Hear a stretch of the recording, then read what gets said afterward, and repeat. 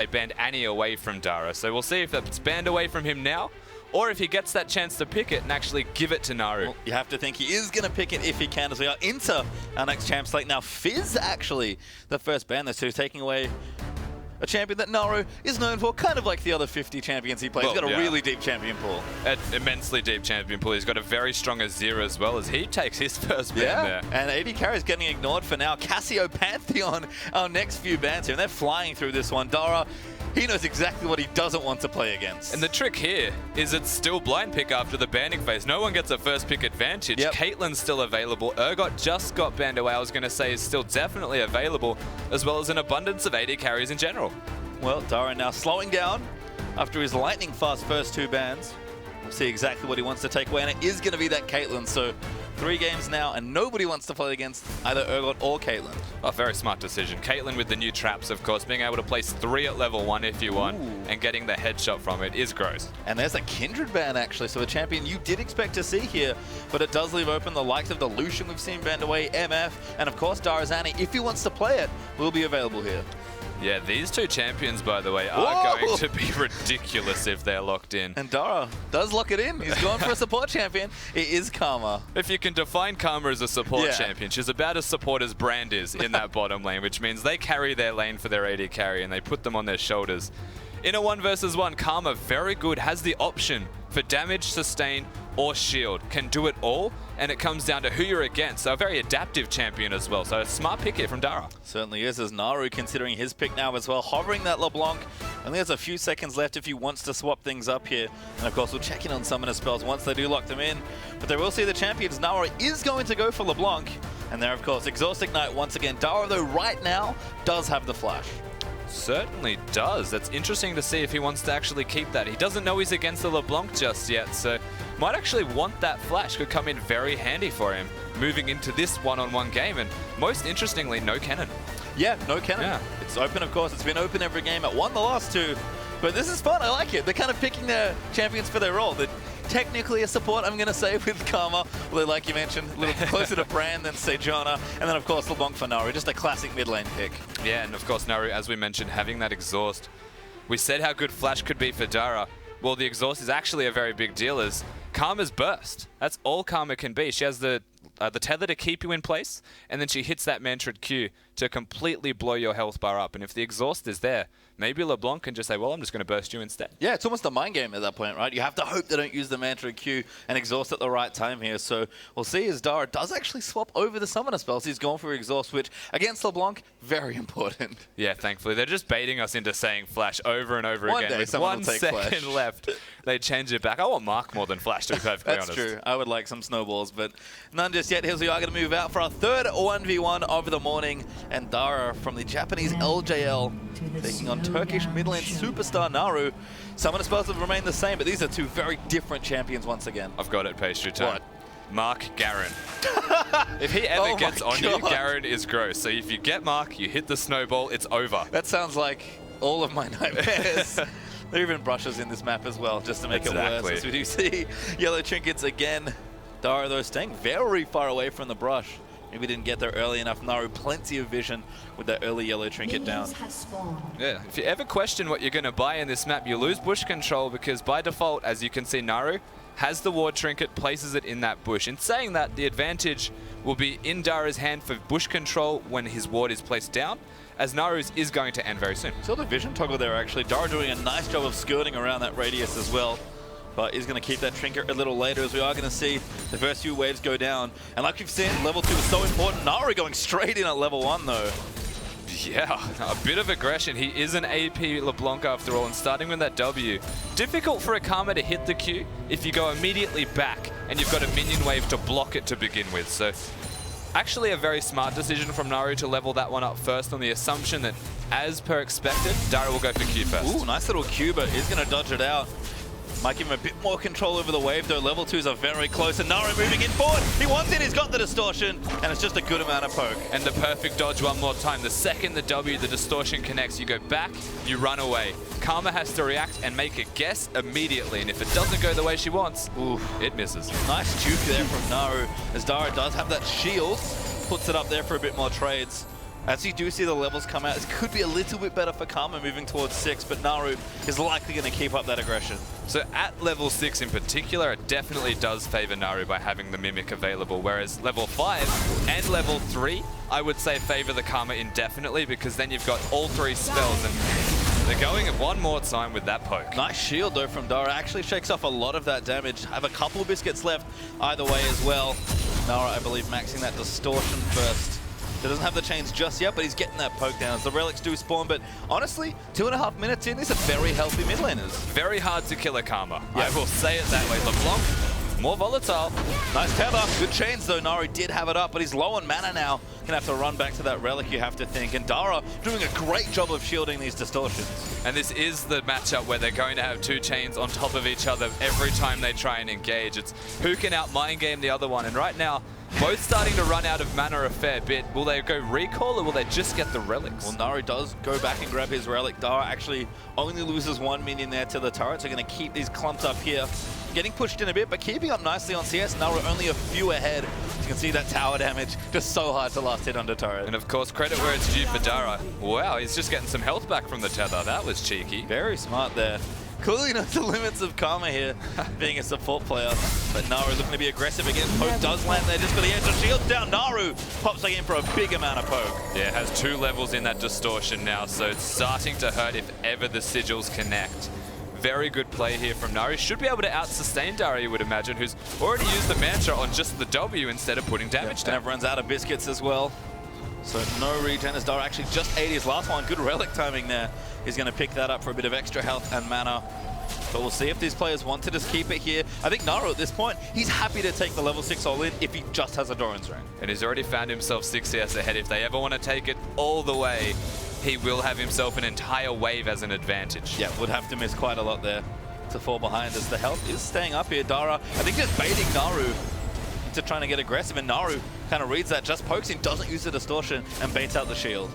Yeah, lots of bait. Still, again, so hard to kill a Karma ever. So in this particular matchup, they have to go beyond all in to make anything work.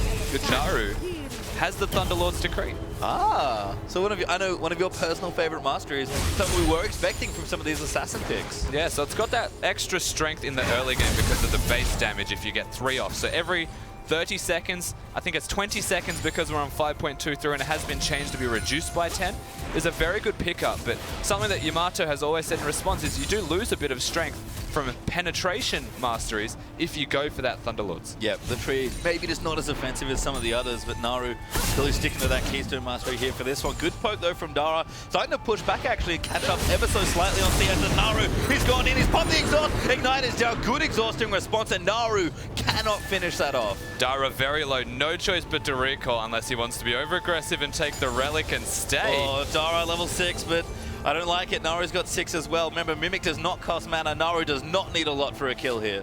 He's actually just going to deny the relic and then go back to base himself. So actually, we're going to see a recall. Oh, no. And now Dara's actually staying. What are they doing? So there's mind games everywhere. He wants this CS. He knows he has to try and keep that up. The damage that the tower is doing is so not the same as someone who's rifted it. Puts you off your game entirely. You can see the cannon being missed there by Dara as well. And our first recall and shop in a 1v1 as we've got Fiendish Codex and Forbidden Idol actually. So normally we'd build in towards a Morellonomicon, but unlikely to see us get all the way there. Yeah, and a 300 gold advantage for Naru gets him that extra item as well. So they've gone for the boots option instead for Dara, being a little bit more efficient with his early game, but potentially missing out on some power with that first item spike that Naru will get. And fairly all in here, honestly, from Dara. A smart choice in general against Karma from Morellonomicon from a bit of that tether healing, but Amptome second Doran and a pair of boots. Dara wants it. Naru though, big damage. Nice chain lands as well. Sigil's gonna proc.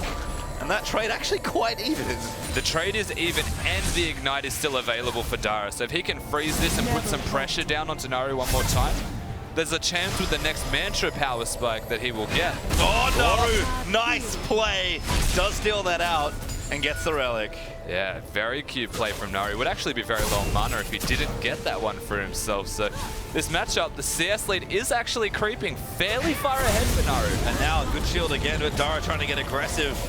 You can see finally 50 minions completed there for Naru. 100 CS is the mark you look for as your, I guess, final victory condition. But Naru's going to go back all in. Dara looks dead here. The Ignite is down for the auto. Should be enough. Dara very nearly gets it, but Naru will claim the kill. A crazy amount of damage from Dara just there. Actually made that so much closer than we expected it to be. I agree. That was excellently played from the Japanese support player, but Naru, strong mid laner, expects to be good here in these solo situations and clutches it out. There's some really cute stuff from that LeBlanc. Yeah, Naru had the advantage, and you have to say it came down to stealing that relic away because that was the difference in health between the two in that last trade. And again, Dara had the Ignite, he saved his cooldowns, he knew he could maybe just survive an all-in, and Naru, who was honestly starting to have mana problems because Distortion's so expensive, did pull it out there in the end. Yeah, I thought he was just going to go all in. By the time he bought the boots and that second ring, it said, I have to win this before the next recall. I'm already behind in minions. I'm starting to get behind in health. This is my chance, and this is my moment to do it. He just couldn't get it done in time. And that's a cool element, I think, of this map as well. You saw the differences in items.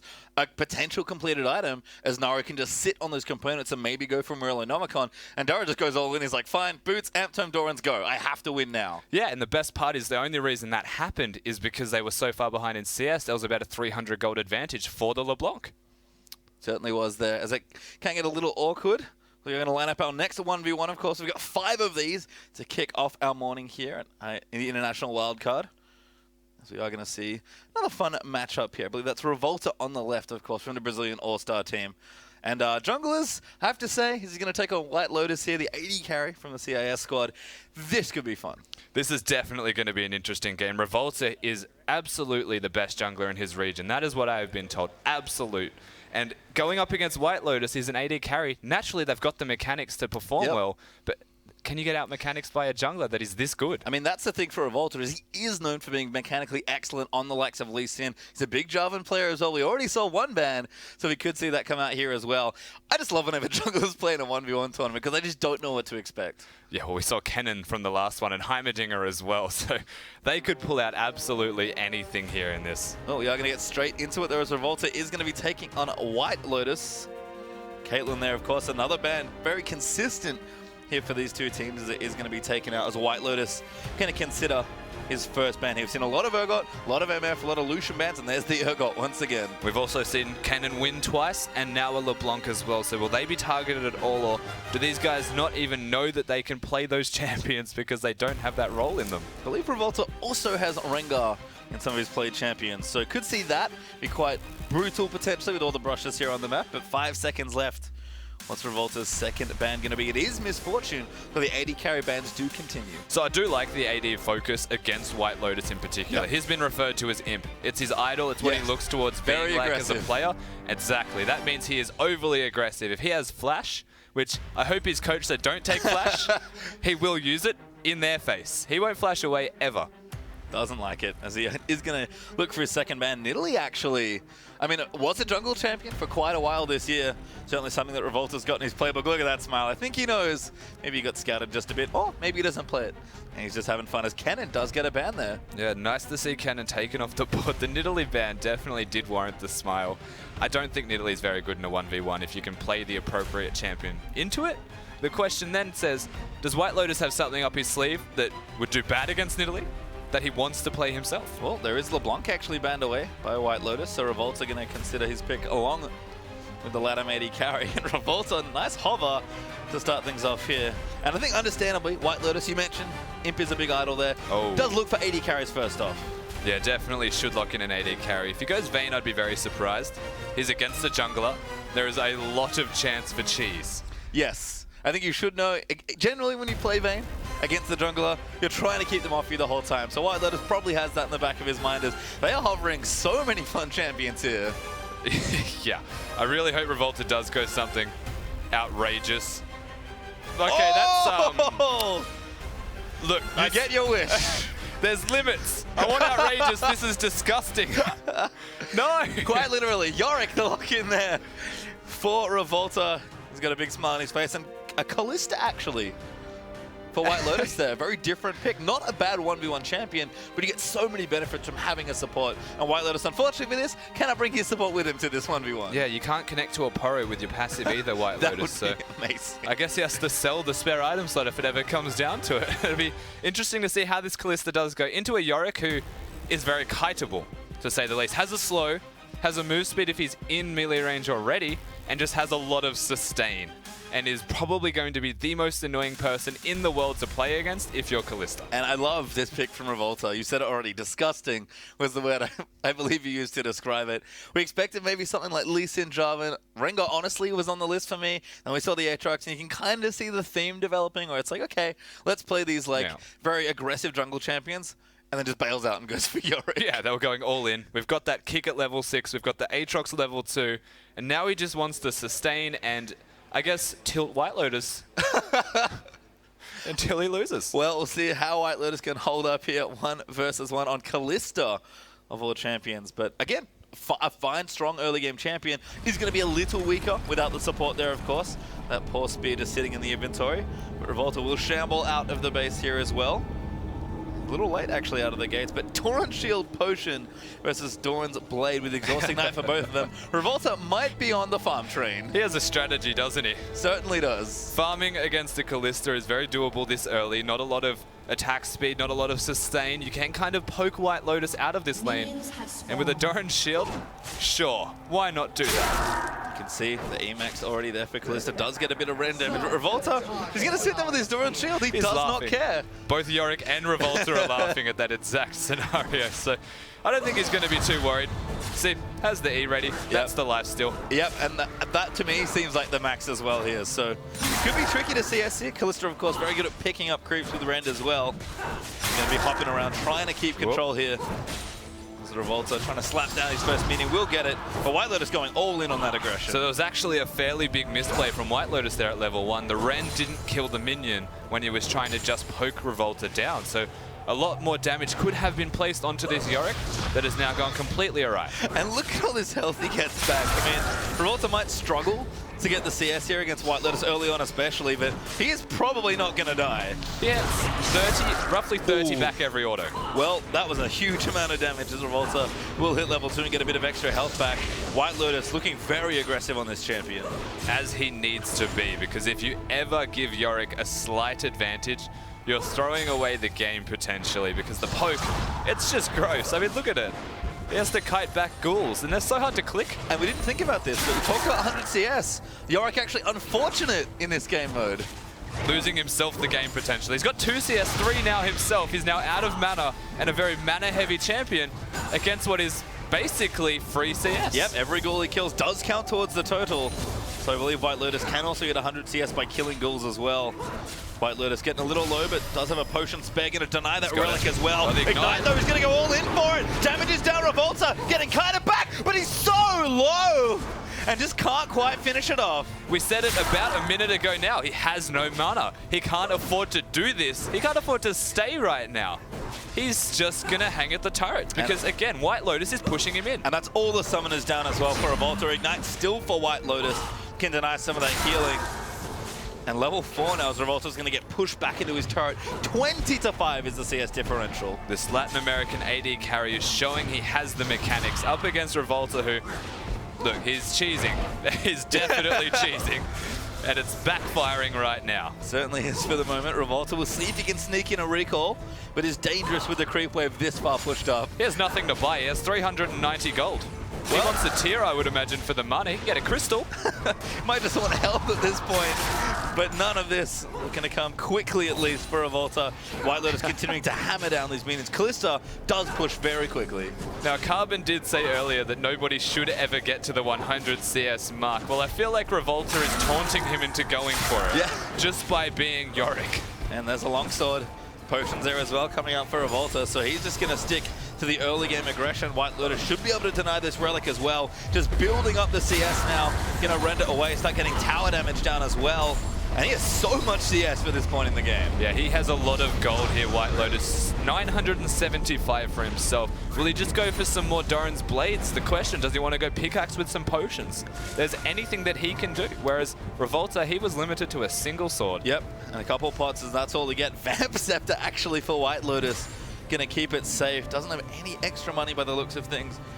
So walks his way back, left his relic there as well, so potentially could get denied here, but Revolta hasn't pushed that far up yet. So I do like the call from White Lotus. He's basically had a win condition thrust upon him, and he now says, well, I can just farm, let's get some sustain so that Yorick cannot push me out of this lane.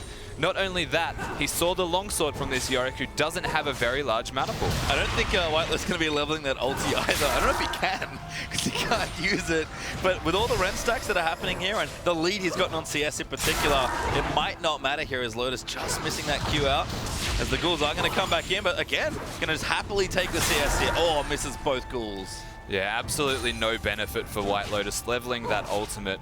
Revolta smartly going to go back to base again, but he didn't get it all the way to the turret. So every single last hit here from White Lotus, except that one, should go to him. Yeah, Kalista, of course, can't cancel those autos, so it can be tricky once you commit, but Ren makes it relatively simple. And you can see 3 points in the Ren, 2 in the Q. Don't need the W either, really, on this map. No partner to help get extra soul mark damage with. So White Lotus, again, Kalista sort of a different 1v1 champion, but working out nicely here. Yeah, super mobile and just happened to be put into a game where he's against someone who he can kite endlessly, and it's just working out very well for him as he is almost halfway. He has so much CS here in this game. About hit 50 as he does just ting it there. Revolta ulti himself, I guess. That'd be hilarious, by the way, if he gets the first blood from Yorick ulti. It's like a Shaco clone, but a little bit different because it's not as good. Doesn't blow up. Well, you can see it is continuing to take damage. Ghoul does live there. Revolta does have a mana crystal, so going to have a bit more here as the AoE's down that wave. Actually, 2 points in W and 3 in the E. So ignoring the Q for now. Probably thinks that he can't get in range to slap her. This is just such a guilty pleasure type of game right now from White Lotus. Every single ghoul, he just says, well, I'm just going to kite them back, try and rend them if I can. And even if I don't, I am still that far ahead in farm that it does not matter whatsoever. 60 CS now at 6 minute 20. I mean, 100 CS does take a while on this map, but White Lotus moving at a very quick clip as he just kites the ghouls back, doesn't get the second one, collects the relic though, and he'll continue applying pressure. Revolta's got to do something here. He is so far behind in CS. He's got his summoners back up again, ready to go now. You can see he's gone for the mana crystal to try and sustain a little bit more, get maybe a prolonged trade in there. And he's definitely doing damage, but it's not enough against the Vamp Scepter out of White Lotus. Yeah, and that's genius buy, honestly, there from the latter AD carry. Having that sustain ready to go. Yorick, of course, needs sustain as well. This might be it, though. Exhaust down, Ignite as well. Revolta moving in for a White Lotus is so slow. And that's it, first blood from the Rend. It just came down to necessity from Revolta. He was so far behind, he knew he had to do something. The summoner spells were available, but he didn't even have the mana to use his ultimate, I don't believe, at the end of that trade. No, I don't think he had it potentially, might have. Yeah, he went all in with the W and the E. There you go. So just wanted to try and get the kill. It was probably a few mana off from that last spell, but that Ren did crazy amounts of damage and does secure the execute there with a very impressive Kalista 1v1 by White Lotus. Yeah, definitely. Showing the mechanics that White Lotus has. He's very good at this Kalista if there's anything we can take from this game. Yorick, maybe not a good champion for 1v1 is something else we can take? I enjoyed it. But if you're giving them free farm, you know? True. I mean, it can be awkward on that front. And we saw 40 CS, I believe, before the kill happened there for White Lotus. Like you said, pretty much necessity there for Revolta by the end of it. Having to go for an all-in. Got it close, but couldn't quite get it done. You know what? He needed Mark. Get rid of the exhaust, go for Mark, and then just ignite and do the true damage. Level Q this time, maybe level your ultimate as well, and just all in with that Mark when it connects. I mean, honestly, if you'd had enough mana for ulti and ulti, that might have actually been a kill for Revolta. I'm not too sure how the mechanics work for dying and then getting revived, but I have to imagine as long as you get the kill in Omen of War, you're good. Yeah, so he didn't level the ultimate, unfortunately, in this one. But if he did, I believe he still dies. Does it count as a death, though? Does it register as a death until after? Because it never usually does. Yeah, I mean, we'll have to see now. So we are going to line up our final 1v1 of the morning. Kami back to play once again. Did say himself in the interview, he's not too confident 1v1, but got a win there with Cannon. He does have a very strong, deep champion pool. So again, mid laners here, I feel like a naturally favored here. He's going to be playing RC, of course, another LatAm player. We'll see how he can get it done. Yes, it's going to be very interesting here. Arce has a very tough run, to say the least, in this. He's not only going up against a very good mid laner in Kami first. If he makes it through, he's got an easier one first, let's say, but Carbon showed he has what it takes, and then it's straight into more mechanics all over again. Yeah, and again, 1v1, actually proven to be, even in these first 4 games, just there's a lot going on here on this map. Like, Yeah, definitely. There's so many things to consider. First and foremost, the masteries before the game even starts. What runes do you want? We've seen a varying amount of AD mixed with AP. Yorick's going all in and not having any mana. Like, they do what they want right now. well, Arce will line up now against Kami. He's going to play another round here to round off our first 5 1v1s of the day. More to come, of course, throughout the tournament. But LeBlanc, Orianna, 2 mid lane bans, very Kami-centric champions banned away as Caitlyn is once again going to be a first ban here from Kami. And rightly so. I'd be surprised if we ever see a Caitlyn in any 1 versus 1 game at all. Yeah, I don't know. I want one to sneak through, but maybe that makes me a bad person. So the answer is Jarvan. Let's be reasonable. There is a way to beat it. It's just not a risk that you need to take. What about the sweet Caitlyn mirror match, Rusty? Or the Mark Garen. Oh, yeah. True. We did solve this already. As Zogot is the other ban. Mordekaiser straight into the ban list though for Kami. That feels almost like a bit of fun more than anything else. That's great. definitely a bit of fun. Being poked back at him. The cannon ban I do like as well from Kami. He seems to know that it's pretty good, and I wonder why. Yeah, I mean, did of course win his first round with it, so not super surprising here. As Kami hovering a couple of different champions. They've actually both independently hovered over Morgana, which is quite amusing, but we'll give these players some time to take their picks here. And of course, I have to say the only consistent thing so far, I believe, has actually been summoner spells. Everyone is playing Exhaust Ignite. Yep, that's definitely the only consistency we've had so far, besides perhaps the Caitlyn ban. And Oh my god!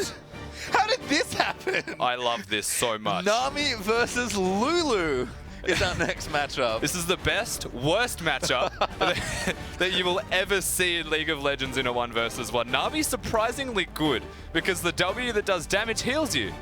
It's just straightforward, it's great. He's pretty strong as well. Does give you an auto attack modifier, quite like Lulu, honestly. And I mean, Lulu, very versatile champion, has been seen top, seen mid, support, of course, way back in the day, it feels like at this point. But Nami is a pure support champion. I know you're a support player. Really? Pure Nami? support, about as pure support as Karma is to an extent, I will say. The damage that a Nami can do is overwhelming. She can single-handedly win the lane. She just takes the option generally of letting the AD carry win the lane because the E Empower does a fair chunk of damage and AD carries usually have that attack reset or something to do a little bit extra. And I like what Arce is doing here. He actually has Death by a Touch as his keystone mastery. Interesting. What a guy. First 1v1, he's playing against Kami, he's like, I got this. And he even has Flash. Yeah. Us is going all in. He knows. He knows something that I don't. He wants to poke. He's waiting for that late game, but he didn't know he was going to be against a Lulu, who in terms of poke, can definitely match it. Yep, definitely Kami going to have a fun time here as we are going to move out for our final 1v1 of the morning. Plenty of League of Legends in the 4 days here of the tournament. It's been a great, fun start to this particular tournament. Yeah, it definitely has been. And of course, the big thing that I want to touch on here is not only has Arce gone for the Deathfire's touch, he's also gone for the Corrupting Potion. Oh, yes. And this is great because if you're using the potion and you auto-attack, you do damage over time with that auto-attack. Not only that, the Deathfire's touch does as well. Yep, and of course, you've got the heal, like you mentioned, the ebb and flow for that really sick trading. Arce maybe just going to try and out-sustain it, even as Flash for a bit of extra security, try and get away from Karma, who, unless he lands a lot of slows, might actually struggle to chase down the Nami, and this could just be a battle of attrition here for Arce and his Nami. Yeah, the real question is leveling up that W from Nami uses a lot of mana. Very hard to actually do well with it if you don't actually start coming ahead. You can see Kami going in. Oh my god, Exhaust level 1! He wants to kill, he's popped the Ignite down as well. It's only Glitterlance here and he's going to keep moving in for it. Pig's doing so much damage though. Not even giving him a chance to sustain through any damage. Kali just puts the foot down and wants that kill, of course. Nothing actually used from Arce there besides his spells and walking away, or I guess swimming away. Yep. But the bubbles, very strong. And Corrupting Potion, level 1 though, Kami going to go back in. Does have level 2, can keep chasing in, and that damage. Seen Lulu in lane before, such a bully.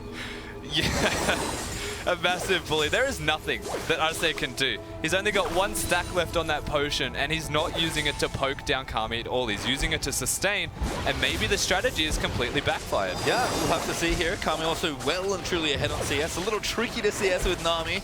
Sure. Try got none of them under the turret just then, so we'll go with impossible. And of course, you got the E and the W maxed up as well. So actually going to try and go for a bit of fight here. Does move out. The auto attack modifier is good. He has his Ignite still as well. Kami fighting without summoners, but he's so confident right now. And this is the big point for Arce if he wants to try and come ahead in this 1v1. He's got sustain. He's now level 3, has the bubble. Relics might be chasing back as well. Gets polymorphed actually, and Kami. Oh, he's going to make it back. I wondered if Arce was going to go for the flash bubble big play. But Kami does go back, gets a bit of mana and some health back as well. I was definitely remaining vigilant for that flash. It can come out at any moment, but the fact that Kami got that relic actually going to help him a lot in this 1v1. I'd say not struggling. You see he's got control. Ooh, it's dangerous. Very dangerous. Nice ebb and flow though. You can see just how much healing there is here for Arce. Don't think he has any charges left on his potion, and Kami actually going to go back, realizes I'm out of tools here. He actually did also good Doran's Blade, and there's a second one. Yeah, of course, smartly recalling in response here from Arce, but Kami, that is aggression. And he's got fervor of battle as well. He wants to get in on that AD Lulu action. Exactly right. Of course, he may want to wait until those summoner spells are available. Arce not actually being able to utilize his and be aggressive and get a kill with it. He was aggressive, did push Kami out of lane, but that may have backfired given the bias. Yeah, bit of a break here, but Doran's ring only there for Arce as Kami gets his second Doran. So now I'm going to play a slightly longer game. Does keep the CS a little more even, but Kami did get back in time. Both level 4 now, going to continue riding that CS train, about a full wave ahead at this point. Don't worry, the Nami's scaling. The Master is in the potion. That damage over time will start to actually favor him to an extent. The problem is, Nami's not a very good scaling champion in terms of ability power ratios. Kami does just take the relic for the mana, so it loses a tad bit of efficiency there, but Arce now starting to push it back. Oh, just for reference. Also full AD Lulu with no ability power at all, yeah. Yeah, figured that one out. I was like, yeah, no, 2 Doran's Blades, that's fine. And a fervor, I'm like, yeah, okay. Just going all in. As Arce does get the ebb and flow damage down. Level 5 now though as well. Big wave into this turret, and a bit of harassment coming out as well. It's just very difficult to last under this turret. It's almost amusing to watch people do. A lot of minion stacks here gives Arce a chance to be aggressive, poke him down perhaps wherever he can. As you can see, he's trying to, but he gets out-traded. Yeah, takes the pop there from Pix. Again, Kami's spell's not actually doing that much damage. It's all the AD. Bubble will land, ebb and flows out. And Arce just has to play the long game here, you feel. Whittle him down with those AP masteries. Impossible though, given the CS discrepancy between them thus far. You can see Kami now almost double in CS, so absolutely ahead there. Summoner spells are back as well. Arce has not had to use his yet, but Kami's going to chase back in. And just look at this Lulu. Starting to do a lot of damage to those orders. This could be it. That's rough. Summoners are up. Going to go back in, ignites down. Oh. Well timed. And a nice flash keeps him safe. The auto attack from Kami got cancelled by the flash of all things. So well done from Arce to keep himself essentially alive from that. Level 6. Up. You can't go all in here. Kami just going to go in for it, but can't close the distance. No. This is, again, there's no flash available. So Arce actually coming out a little bit ahead by having that flash. He lived through it because of flash. Kami can't kill him because he doesn't have it. And he gets a second recall in as well on top of it all. Arce trying to keep this CS out. He's thinking, longsword instead. Might not have had enough for the third Doran's Blade. You have to think he was going to go for it. Oh, never mind. Two long swords is enough. I would imagine Hex Drinker would be the next plan of attack. He may just go straight all in and do more damage. Ghost Blade route. Maybe, but Nami kind of fighting fire with fire. That's a Doran's Blade now on the other end. So honestly, quite intelligently realizes that I have to start winning some of these auto attack trades. They're both, you know, fairly low AD AP champions for the most part, but Arce's got to fight back here. But if you're trying to fight against a Lulu who's got all-in AD runes with all AD items and you're trying to win an auto attack trade battle, you're actually asking to get out-traded. Well, it's certainly been difficult here as Kami just going to juke that bubble. A little short there on that one for Nami as Kami. The damage of this turret. Yeah, continuing to apply pressure. Does get that minion, but it's tricky. And again, still about 20 CS down. They are just perpetually hitting each other in the face, but neither of them really want to say die. The sustain from the Lulu with all of these Dorans and potions and Nami being Nami. This game could go all the way. I'm almost surprised we didn't see wind speakers out just for the real That's what I was expecting. Keely cheese action. but does go for a bit more damage. Kami though, I think he's just resigned to, you know what? If you don't want to fire me, I'm just going to shove every single one of your waves into turret. No, I won't reveal the strategy just yet, but there are champions that use wind speakers very well. Oh, you can see Arce now going to go back in. The healing's good, but Kami more than enough damage to really chunk out the Nami. And Arce just opting not to fight every single time. He's getting outpoked. He knows I can't all in, and he's resigning himself to the bubbles. Bubble does land. Evan flows out, but that's low on mana now as Kami saves his spells and his ulti. He's just going to recall once again. He knows if nothing else, he can win on CS. Yeah, it seems to me that's where he's going towards. Oh my god! That is smart. That is very smart. Grievous Wounds reduces self-healing. Nami, in a 1v1, could only have self-healing. Yeah. Executioner's Calling. A recently changed AD that we don't see too much of. It's been a long time since I've seen this one, but Kami, like you said, a very intelligent buy on that AD Lulu, and he's zooming in. He wants to find it, doesn't get the Nami. Arce actually does find the back. You do see half the minions down now for Kami, 50 CS away if he does want to hit that win condition. But with that blade, Executioner's Calling, I don't think he's just going to go for a kill. Yeah, just not zippy enough there, Kami, to prevent that. It has to be a kill from Kami, of all people, to really take it to Arce. He's gone for 4 levels in that W, so he's opting the sustain route, but he's also losing the farm route. So eventually, if Kami plays patiently, instead of going on it, it's on the Nami to just go. Yeah, he has to. You can see still that CS discrepancy about double now. Kami will eat a bubble. Good polymorph though, just connects on the end. Arce going to keep trying to last hit, but Kami, he knows he doesn't have to do anything other than what he's doing now. He's so far ahead in CS. Just keep shoving the wave and don't do anything silly. That is definitely going to be his game plan. Most of his levels are in the shield as well, so smart play here from Kami. Definitely has a strategy, and is putting that in place. Yeah, and I love the item buys here as well, like you mentioned. Is Kami going to keep going in? Arce does land the bubble, but Kami's just still there with the auto attacks, and Lulu's annoying enough as a support champion, let alone a full AD Lulu in a 1v1. About as annoying as a Nami generally as well, to be fair. I would say he's decided to go that route also and just be a pain in the bum to each other, basically. And at this stage, Kami's being the bigger pain. Now we're closing in on 100 CS pretty quickly. Arce might have to pull the trigger. Ebenflow does land, but a bit of reduced healing there as Kami gets a slow. But he's just committed to the minions. He is surprisingly close to 100 CS. Skirting around the edges, Kami. He's so far ahead in farm that he can go back if he's missing half of his health, prevent any chance of an all-in from Arce, and just farm. And just going to keep it up. Vamp Scepter now going basically a full AD carry build on the Lulu at this point. Hadn't had to use the ultimate either, so even more health. If for whatever reason Kami is worried that he is going to die in some sort of trade. And an exhaust. And it's ignite, correct. I mean, there's no physical way for Arce to actually kill this Lulu, I don't feel like. The sustain is just so strong. And I never thought I'd get to a point in my shoutcasting career where Nami all-in was my recommended strategy, but that's kind of where we're at right now. It's the only recommended strategy. He is slowly losing this game, and you cannot afford to slowly lose this game anymore because you are down so far in farm. I'd say you have no choice. Either you concede the CS or you fight. And I'm very impressed by Kami's mechanics there as well. Again, we know him as a strong Brazilian mid laner. He's done very well to farm. I mean, Eddie Lulu, not too tricky, but he's done a great job of actually just keeping the raw mechanics up. He definitely has been.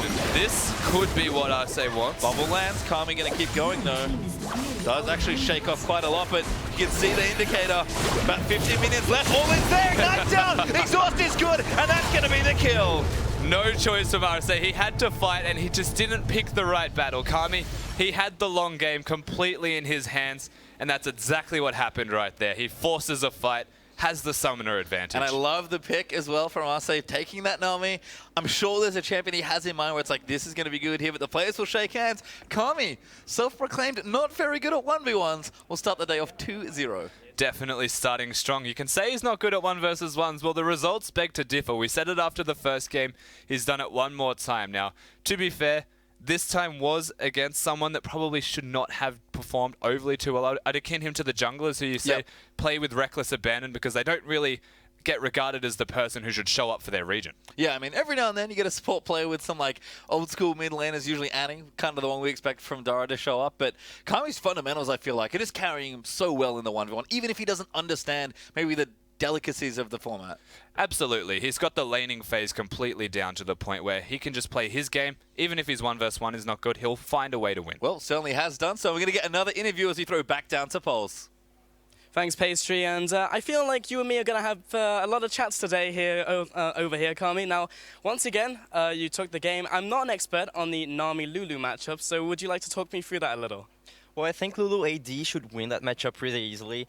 I'm not really sure what I'm doing, what I'm picking. I'm just going like, okay, I feel like this should be good, and then I expect the enemy to pick something that will be good against my pick, and it has been working out so far. Yeah, it has been working out. Do you apply the same theory to your item build? Because we saw the Executioner's Calling coming out there. It was definitely evolving through the game. So can you tell me a little about your item build? Oh yeah, it wasn't expected at all. I just opened the shop and was like, oh, there's this item that's really good against heals. So I just bought it. Well, I like the theory crafting in there, and also saw the Exhaust Ignite once again. Seems like a lot of people are running that, but we did see Arce pick up the Flash and Ignite. Do you think that Exhaust Ignite is just straight up the best summoner spells? Well, I like Exhaust, and especially when I'm planning to all-in early on, because Exhaust can be used defensively as well. While as Flash is, well, you can use Flash to avoid a skill shot or outplay your opponent, but Exhaust is like guaranteed slow and guaranteed damage that you're going to apply. Gotcha, and I also want to look towards the rest of the 1v1 tournament. Have you perhaps looked ahead to any of the other players you're going to be facing? Or has it purely been the players you're about to face and also the matchups between champions? Well, I'm actually a little bit more worried about my champion pool because I'm really still not sure what's good at 1v1. So I'm going to theory craft a little bit with the time I have and hopefully be well prepared for the next matches. Well, good stuff. Thank you very much, Kami. But we are going to send it over to the analyst desk to take a look at those crazy games. Well, how can you not love Kami? And you had it. You said he was going to do it. I said at the start, he's currently 2-0. He's got double the wins that your pick for the 1v1s had. And his first matchup of the Kennen versus Renekton, he ruffle-stomped Lex. Kami, he's going all the way.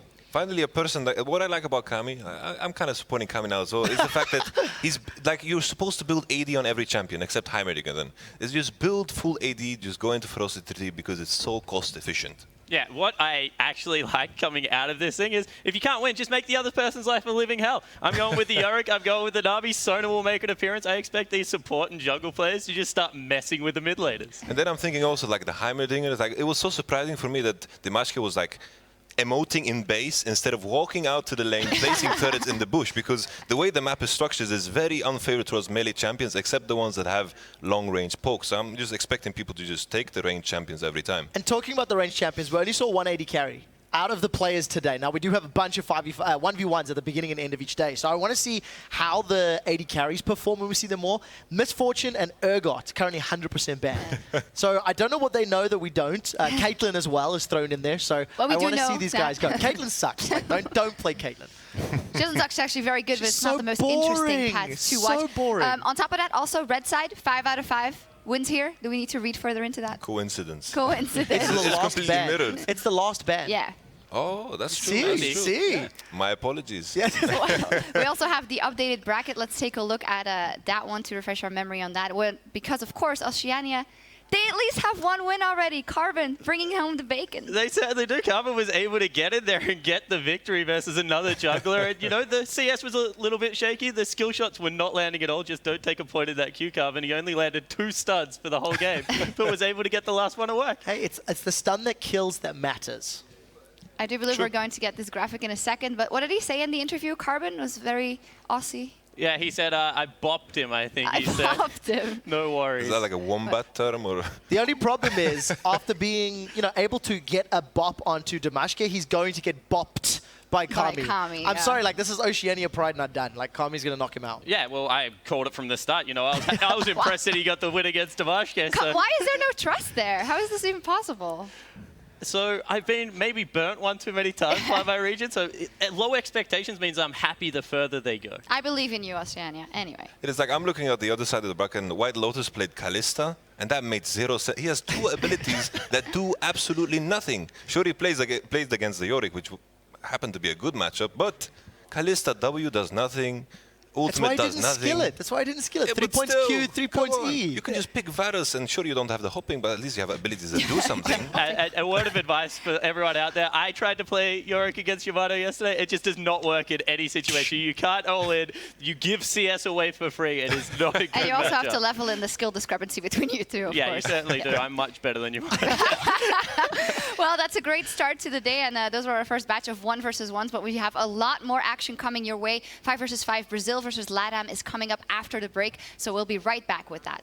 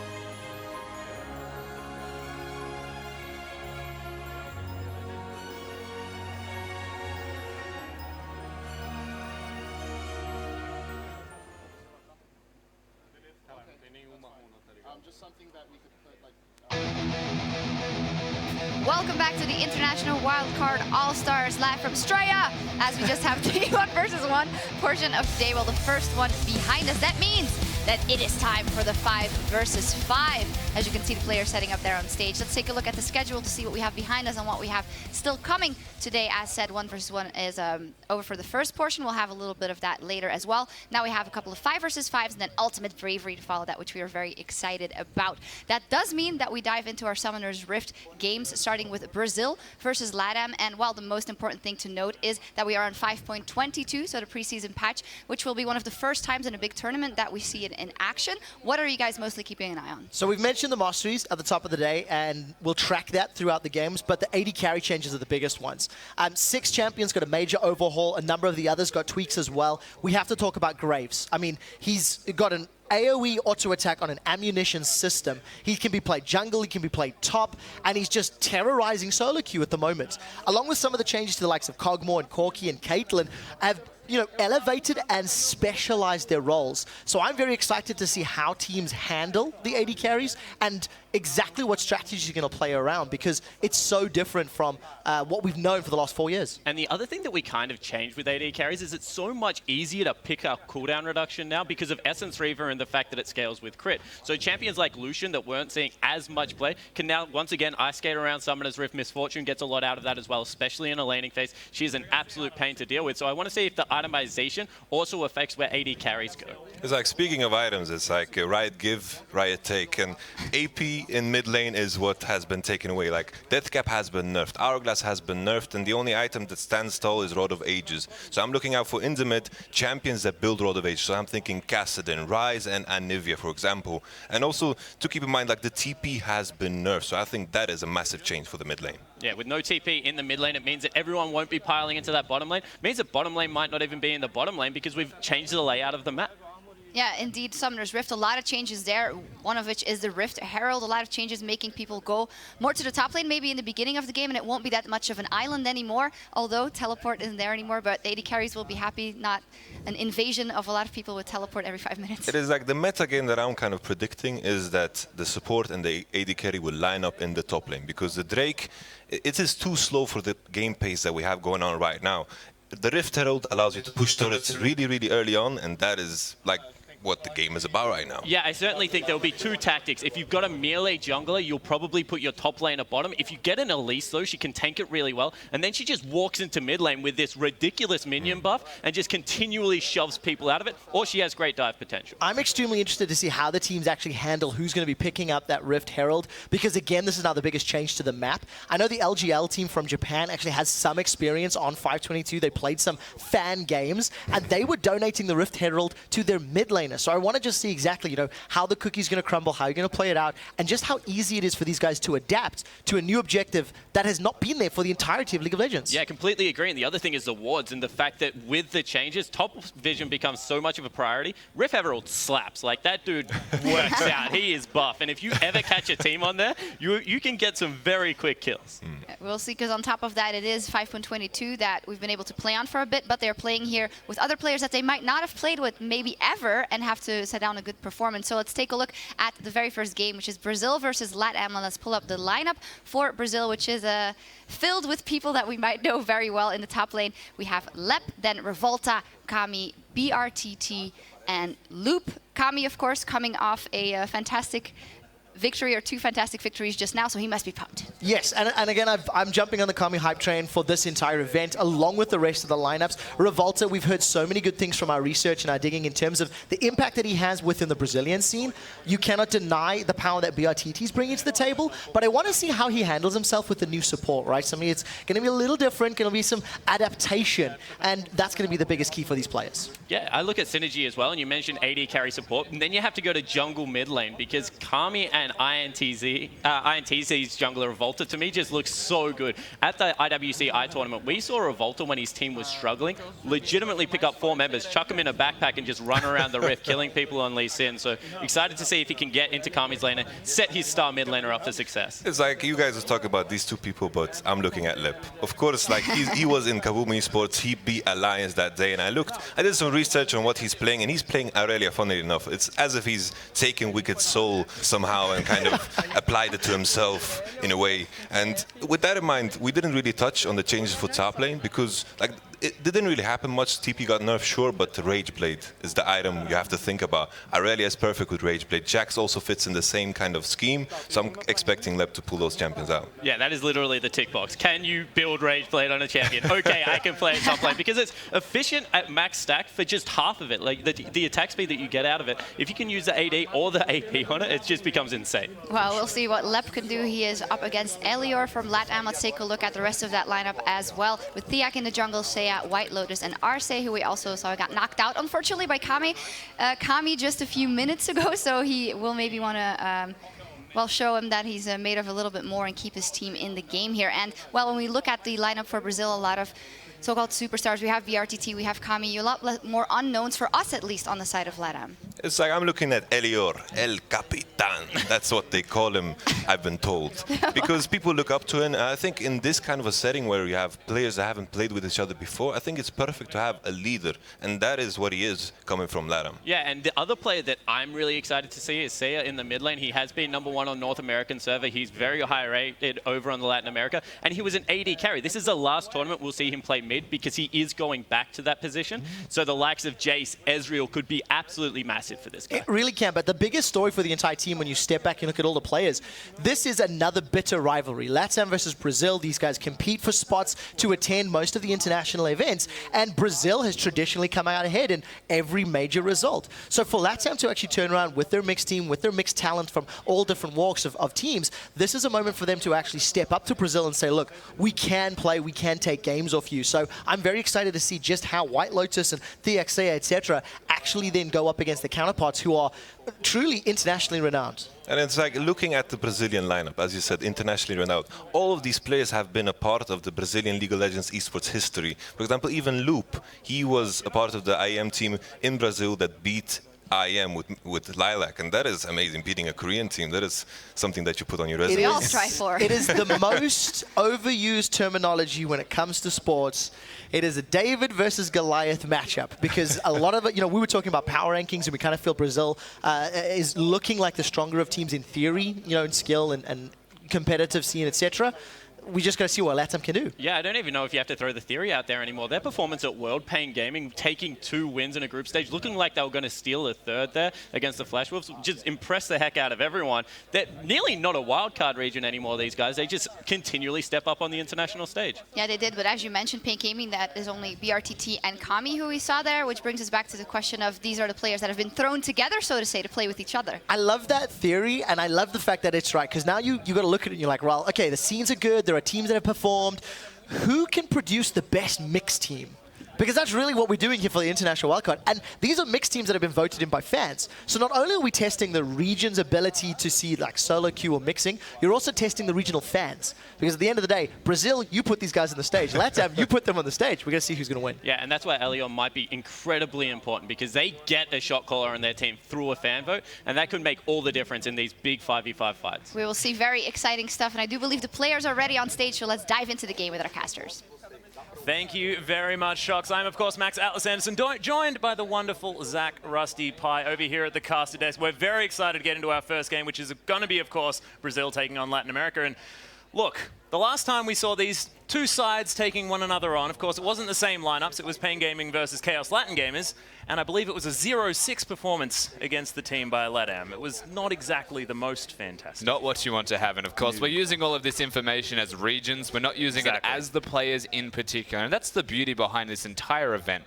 And it was mentioned on the desk, is that you get all of these regions that can perform better than others, but if you take the star players from these regions, perhaps they'll step up and really show on the day. Yeah, it's a very good point. And the fact that, Chaos Latin Game is the team that was up against Pain there in that final, it's only Helior, the captain of the team, of course, but there's only one player from that side. So, of course, anything can happen here. I mean, 80% of that team not actually here. Exactly right. And if there's anything that I do need to consider coming into this, though, it's that at the very least, Kami, one of the big players that we did see at Worlds, has started on the right foot in these 1 versus 1. Someone that says outwardly in interviews that he can't do 1v1s very well, has won 2 in a row.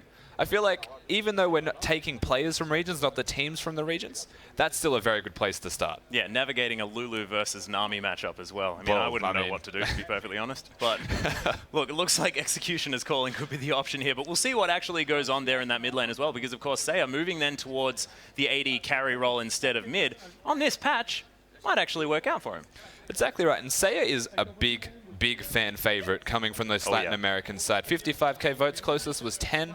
It's unbelievable to consider that he is that popular, and that has to be directly related to skill. If you consider that all of the fans want him in the most, he has to be considered the best. Yeah, and then you look down the bottom lane as well. White Lotus also having a fantastic performance there in the 1v1. Now we'll have actually a lane partner So, in fact, the Callista may work out a little bit better. Well, yeah, you get 2 more spells ready to go, right? At the very least. Ridiculous. Should make him twice as good if he was only no using more 2. handicap, Rusty. Yeah, and one of them's an ultimate. So let's say more than 2 times better. Yeah. Precisely. Well, we'll see what actually goes on there in that bottom lane as well, because, of course, BRTT, another incredibly popular player coming over from Brazil, the other member of Pain Gaming there alongside Kami, and this guy has been a fan favorite for a very long time. He definitely has been. He's been around for so long, since 1.6. He wasn't a pro, I've been informed, but he did play. So to give you a timeline, basically, of how long he's been a professional or attempted professional player for, this guy's done it all, even proposed. Exactly. And was successful in that one as well. So yep. Congratulations to BRTT for multiple things. But look, the Brazilian side only looking stronger for these 2 sort of star players. And if you're going to take 2 players from a team that is incredibly strong, AD carry and mid laner, I mean, that's a lot of playmaking potential there, and late game carry. Exactly right. They got the 2 best possible roles for their star team, so to speak. The team that went to Worlds has performed super well. These are the guys to look out for, no doubt. Can the rest of the team actually work with them? Can they get around it? And most importantly, can these guys actually be a team in what is an all-star event? It's 5 of the best players in each role, but can they bring it all together against another team that has the exact same problem? Yeah, and we're looking down the lineup here as well, and I'm looking at the top lane for the potential trouble here for Brazil. Lep, I mean, not necessarily the top voted just because of the fact that you can't have more than 2 members on the team, and it's been the butt of a few jokes as well. The 0-16-2 scoreline of Worlds, not exactly something you want to write home about. No, but he definitely does still have some kind of semblance of skill to get 3rd in votes. Let's be fair. He would, yeah. He did get voted in 3rd, so you're right. That is something we need to keep an eye on. He could be a very worrying prospect in this top lane. Potentially, but we do have Champion Select, ladies and gentlemen. We'll see exactly what's going to be banned away, and this is so exciting. We're going to see what are going to be the standard bans to come out on this preseason patch.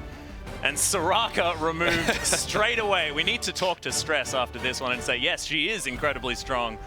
Just so hard to deal with now. That's why her win rate isn't very high, Stress. It's always banned. Let's be fair. Soraka is disgusting right now. Filthy. And it's to do with the exact same reason that Dr. Mundo is, mastery changes. Yes, and of course the Grievous Wounds changes as well. The fact that it's only on that self-healing. Whoever's actually trying to heal themselves with the Grievous Wounds is going to have more of a trouble. But Soraka, she can happily just go and take all her health away and throw it on somebody else as much as she deems fit. But Rex are going to be banned away from Revolta here, of course, playing that a heck of a lot recently.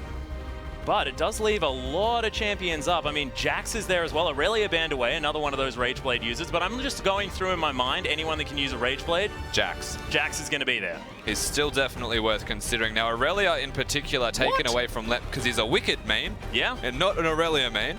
So he's a very smart decision as the rest of the bans come out. Thankfully, Malphite is still available. But yeah, the Rammus, an odd one, might mean that the Brazilian side may want to go towards something of an AD type mid laner, something like that. Of course, Rammus pretty fantastic against the likes of a Yasuo, something like that. But Misfortune was left up and wasting no time. BRTT going to be taking that Misfortune into the bottom lane. And that damn double up does so much damage. And the fact that you can acquire new targets and give them that love tap every single time, if you can effectively swap between a minion and a champion, or both champions in that bottom lane, Misfortune is super dangerous, needs to be respected, and a very, very good first pick. Very appropriate that he was the player that proposed as well, with the love tapping that he can go on. But Thresh and Jax going to be locked in here. Helior going to put on his carry pants here. I have a feeling that there may be a Rage Blade in response, we'll see. But Revolta, if I remember back to IWCI, I think he played an Amumu there too. Let's not count our chickens till they hatch. That's a very good point, but I'm just excited. I do want to touch on the Jax. We mentioned how good Rage Blade is on him. Well, he doesn't actually need another item. If Jax gets a Rage Blade, he can just walk around with 10k gold in his pocket and still be able to 1v1 everybody and backdoor the Nexus, because Jax is just that good with the item. Yep, item efficiency, ladies and gentlemen. That is exactly 10k over efficient for a Jax. Probably not quite that much. I think it's about 2k. Yeah, goodbye Amumu. As 17 seconds down the clock here for the Brazilian side to lock in their next couple of choices. But Arce now with a pretty standard Thresh pickup there on the bottom side. Not going to see any Sonas or anything interesting like that, but it is going to be the Elise and Bard here for Loop. So already with the bottom lane locked down here for Brazil. And remember, 5.22, I don't think it was a hot fix. I believe it was 2.3 where they changed the chimes and when they are actually available for this Bard. So a little bit of a disadvantage, 15 seconds. He might have to be in lane at the start of laning phase. It's unfortunate, isn't it? Yeah. You don't want to do that, not as a Bard. But again, they do lock that Bard in with the Elise, and that is a nice shout out from White Lotus. Yeah. Oh dear. Flashbacks. Flashbacks. Yeah, it wasn't that ideal. No. Saying that? Yeah, there's the Evelynn locked in, and the Kalista, no surprise there at all. Teamed up with the Thresh, of course. So many different skin options now for like making sure that they're as synchronized as possible. But the Evelynn there for Thiak in the jungle. Yeah, they've locked in that Evelynn. They've got the Kalista as well. So the Kalista Thresh in particular, very strong bot lane. Evelynn can have a lot of invisible pressure, as she is invisible when she walks around in the jungle. Well stated. So not only changes the warding patterns of this Brazilian side, it also changes how they have to play, when they can be aggressive, and if they even think they can be, because Evelynn could be around the corner at any moment. Yep, that is a very good point. But, you know, that Evelynn could be Assassin Eve in the mid lane with a Rage Blade. Who knows? I'm not going to write off the Rage Blade. I've heard that it's strong. I tried it. Didn't do very well, but I'm also not very good. So we'll see whether that does come out. But against the Victor might be difficult here, as that's going to be the hover here for Kami. 4 seconds to go. And Lep is going to take away the Malphite there as well. So no Rammus. We're going to still have a heck of a lot of armor. Put that big rock in the top lane, and it's a lot of AoE damage, what with that Misfortune as well. Yeah, but he's gone for a Malphite into a team comp that's already got an Evelynn jungle. They've got a Jax who does mixed damage as well in that top lane. It is almost entirely mixed damage, and it's on them now to pick whatever they would like mid, which does now indicate to me a mage. Yeah, well, why would you go an AD into Malphite? You're not going to, and especially when, you know, the likes of the Yasuo and Zed are there. Of course, Yamato Cannon has come out and said that Zed still fairly strong, but I believe 5.23. 2-3 strong, yeah. Yeah, so 1v1 might be good. Not so much on 5.22, which is where we are now. We'll see what the Latin Americans do decide to pick up, but they're taking their time. Could default to it. Like, he does play a lot of Jace. I would say defaults to an Azir or something that's like a more control mage type of AP. Jace, obviously, as mentioned, not a great idea into that team comp that they have. So Lissandra, something like Azir would be pretty good. Yeah, well, Lissandra is what they're going to go for here. Frozen Tomb going to be available for a lot of extra AoE. Might give Helios some room to move around this map as well. And they've just got a lot of AoE control. Lots of slows, the Qs that can be thrown out. A whole lot there by that Lissandra, as well as that Agady's Embrace from Evelynn really slowing down a whole team. And we'll see whether that means that Helio gets the space that he needs just to thwack on people's faces. So it's a very good control team, but it's very hard to execute. They've got an Evelynn who doesn't guarantee the engage. They've got a Jax who needs to be next to the target to guarantee the stun, and it's not instant either. He needs to stay there for a prolonged period of time or jump at them. Lissandra's the only guaranteed one besides potentially a Thresh Hook, but it's so execution heavy, whereas you have a look at CBLOL's side here, they've got a Malphite to go in, they've got the Elise Cocoon, they've got the Misfortune to follow it up as well as the Victor. So if one connects, they all connect, because not even that, there's still a Bard to boot. Yeah, they just all press their R button and hope that Loop doesn't.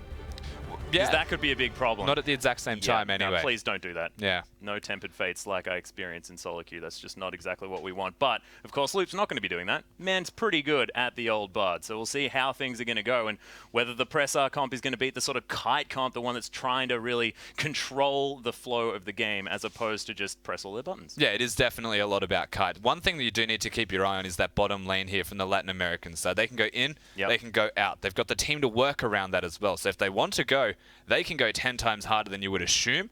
The question then is, can this Brazilian side come back with the teleports maybe from the top lane, get really in their face and bring it to them as well? Yeah, well, we'll have to see. We are going to be hopping onto the Rift very, very soon, ladies and gentlemen. Of course, Brazil taking on Latin America for our first Summoners Rift match of All-Stars here at IWCA.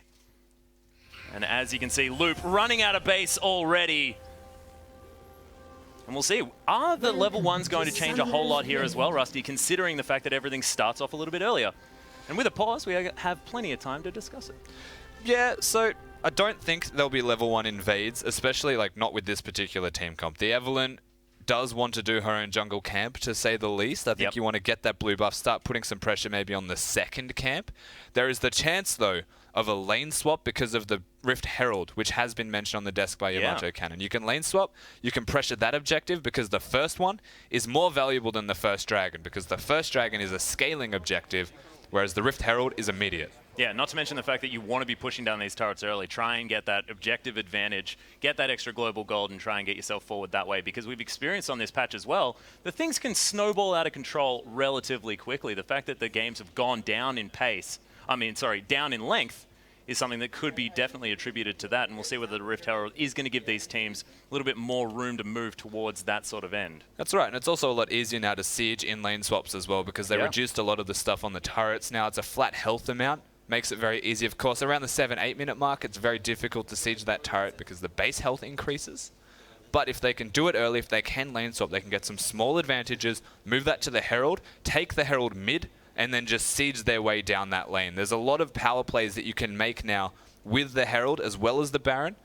If the Dragon is traded for it, you would never really call it worth. No, you wouldn't, and especially considering the fact that the Brazilian lineup is actually fairly well suited to fast pushing down turrets. They have that Elise, the long range auto attack, able to stand next to the creep wave, smack down those turrets with the bottom lane if they do get there. And of course, Miss Fortune, she does a bit of damage at the moment.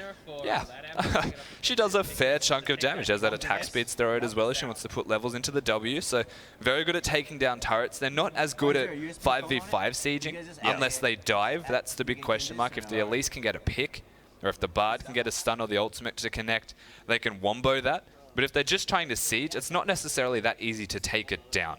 In saying that, if you have a look at the Latin American side, the Evelynn needs to flank. So if they just brute force their way in, they can actually siege very well. It comes down, and I've said this time and again for the Latin American side, if they don't execute well, they will end up going behind in this game. Yeah, and they've chosen a team comp that could be very hard to execute as well. They have a lot of sort of single target burst damage. If they manage to get the warding up, make sure that they have vision of this this Brazilian squad, they will be able to get picks in the jungle. Of course, Death Sentence, pretty fantastic. It's aptly named in that regard, so they will be able to jump down and really try and get something going. But it's same to be said on the other side. The Brazilians, they've got the Bard stun. They've got all sorts of options in the Cocoon. The fact that Malphite's going to have his ultimate level 6 and just jump on someone if they need to. The pick potential from both sides is very, very high, but it seems like there's just so much extra follow-up from the Brazilians. And the question is, where are they going to put all of their focus and control then? Like we mentioned the Rift Herald. Do they actually want to focus around that, use their engage, their pick, or even the Evelynn with that utility of being invisible and try and take down the Herald and then push a lane? Or do they just want to brute force the opposite side of the map because they have a team comp that can siege if it's not being defended? Yeah, it's a very good point. And it all comes down to coordination here for the Brazilian side as well. And when we're talking about an all-star team, these are players from 3 different sides. Of course, you've got a couple there from Kaboom. You've also got a couple from Pain. Oh, actually, only one from Kaboom and the other 2 from INTZ. So these players may not have necessarily played with each other all that much, and having that extra coordination is something that we expect from these top teams, but not necessarily when they've been randomly selected by fans at home in order to come play. And you know, the best part is the top laner is the one from Kaboom who, by default, is not expected to be as proficient as the rest of the team working together. And given the changes to the map now, being on this new patch, having all the new masteries, the fact that you can take down turrets quicker, and teleport not being as efficient, you need to use it optimally, or you run the risk of making a big mistake for a very long period of time. Not only that, top lane is now involved in the game. He doesn't sit on an island. He actually has to play his part. Yeah, and you need to make sure that you have control over that Rift Herald, depending on where the lanes shake up as well. You don't know where these players are going to go, whether it's going to be the lane swap or not. But you look over the side of Latin America, and they've got their shot caller, potentially, in Heliod there in the top lane, on the Jax at this point as well. Very, very strong champion on this patch, able to really mix it up, and we'll see whether he can actually utilize the fact that he may have a potential advantage. Of course, a lot of this is speculation at this stage because we don't know how these teams are going to shake out now that they're all here together, but we'll see whether Heliod is going to be able to make that difference. Yeah, Heliod's very, very good at using his teleport. That's the first thing we ever got told about him, is he is so very efficient at using that teleport. He's just not very good at 1v1 laning. And this is why the Malphite pick is honestly still okay. Because if Heliod can't actually push that advantage, get a 1v1, and then split push, he has to use teleports, which is something that they will be able to do much better with a Malphite. Yeah, and it probably helps that he's Jax in this scenario as well. I mean, he is a little bit attack speed reliant, but like you said, a lot of mixed damage, the ability to level up that Empower, that W, make sure that you can smack people with magic damage as much as possible, means that, you know, you're not just going to be able to build that Frozen Heart or Sunfire Cape and just ignore everything that the auto attacker does. Yes, you're not going to be unkillable. Yes. That is the first thing you can take away from this. If LEP stacks armor, he will die to the magic damage, and that is one thing they do have a lot of. So a mixed build, it'll be a mixed bag of items, mixed bag of resistances maybe from LEP. Could just go ability power, do a lot of damage with the ultimate combo as well with the rest of his team. There are still a lot of options for him. He's just not restricted, and in a good way restricted, to one type of resistance, which is where Malphite shines. Yeah, well, that's exactly right. I want to talk about the AD carries here as well. We mentioned the fact that AD carry is very, very strong on this patch. Lots of changes have happened here. Not a whole lot happened to Callista. Has anything changed now that the new items have come in? Are you going to build her differently, or is it just still going to be Blade of the Ruined King, the Hurricane, and just move on from there? So I would imagine if they're going to change anything in the build, given that the Hurricane can now crit, it would be a static Shiv potentially before the Blade of the Ruined King or a third item. So you can very easily afford to go for crit now, just because the Hurricane works very well with it. Runar's is optimal almost for White Lotus to then get the crit. If he doesn't, if he goes for the standard build, it's still going to be perfectly fine. Callista is still in a very good spot. Wasn't changed a lot. It was just the items. Yep. But on the other side, there has been an abundance of changes. Yeah, we could talk about Miss Fortune until the cows come home, of course. Essence Reaver does stand out in my mind, but flat damage, the fact that her ult now scales with crit means that you can do all sorts of different things now with this champion. Do you think it's going to be sort of the Essence Reaver into maybe an attack speed item, Infinity Edge, that sort of thing? I would be shocked if it's not an Essence Reaver. It is ridiculous on Miss Fortune. Miss Fortune's ultimate can crit as well. Yeah. So if you get an Essence Reaver, and let's say that you crit with your ultimate, you get mana back, and that would be pretty gross. Yeah, it is. It's very strong. Miss Fortune is a champion right now, especially because you can acquire new targets, give them the love tap. The move speed is on the W, the attack speed is on the W as well. So even if you get engaged on, you can press the active and run away safely. And the ultimate actually does a whole lot of damage now. Yeah, ludicrous amounts of damage. If you pair it with this team comp as well, always when Miss Fortune was getting run before she got changed, it was with, you know, the likes of the Malphite, the like a Moo-Moos, the massive Wombo combos. But we'll see whether this one comes off as well, because there are so many other options. But ladies and gentlemen, I believe the pause is just about over. And we'll be getting on to the Rift for our first Summoner's Rift game of day one of IWCA. And you can see Lep and Elliot just eyeing each other off. Yeah, there's not going to be a lot of action again. We questioned just before that pause if an invade was going to come out. Well, if it does, it's going to happen right now. Yeah, well, White Lotus being caught up. Half health already here as BRTT is getting the auto attacks off. They're not going to flash over. I believe that could have potentially been first blood, but White Lotus still had the flash, still had the heal. Yeah, he manages to get away. Very smart use of the auto attack to get over that wall of all things, because I expected the flash. He was super low, and then I did, again, expect the follow-up from BRTT. But it's a very big risk flashing that wall. You have no idea if someone's there. Yeah, it's a big deal as well, the fact that BRTT did manage to make it up towards that turret and stop the back of White Lotus. Minions have, of course, spawned already halfway up the lane. This could be a potential level advantage for BRTT, as he's just hanging around. You've got Loop helping out with these Krugs for Revolta, but it's Miss Fortune trying to hold this wave as quickly as possible. Yeah, definitely holding that wave. Of course, helping out the Evelynn with that jungle pathing is going to be very strong as well. We'll see if he actually wants to invade after that blue buff, something that we did say was a definite possibility. This middle lane battle as well, whilst we're talking about it, is going to be very heated, because these control mages, they do damage. They most certainly do. Loop harassing Arce here on the bottom lane. White Lotus finally making his way back, but already this wave completely pushed up. There's the Counter-Strike actually onto Lep. Fair bit of extra damage there, as he's already down to half health. Very amusing at level 1. There is a Corrupting Potion, so Heliod does a lot of damage if he gets those auto attacks off. That stun at level 1, it does help with trading, but Malphite's attack speed slowed makes it very hilarious to watch them try and hit each other at all. Yeah, well, looks like Thiak was coming in for a potential gank here on the bottom lane. There is a lot of extra pressure, but decides not to go for it. Just going to take the Rift Scuttler. Going to be spotted by this pink ward here as well, as you can see. That's early. Very early. I was going to say, that pink ward, there has to be a reason it's there this early, and that's Revolta being there to prevent it from going down. Not a bait intentionally, but that's what it almost became just there. Yeah, he is going to slink away back into his jungle, though, as Loop did come up to try and harass him out, but Kami takes down that Siege minion, couple of CS in the lead, but as far as this mid lane matchup is concerned, haven't seen Lissandra versus Victor all that often. It's alright for the Lissandra. I would say it favors the Lissandra ever so slightly. You've got a bit of a mana advantage. The difference now is that, keep in mind, all of these mid laners are running Ignite. Yeah. So it's super volatile, to say the least. It could go either way, and I think it comes down heavily to jungle pressure, because in the 1 versus 1, there should be no way that either of them directly die without a mistake.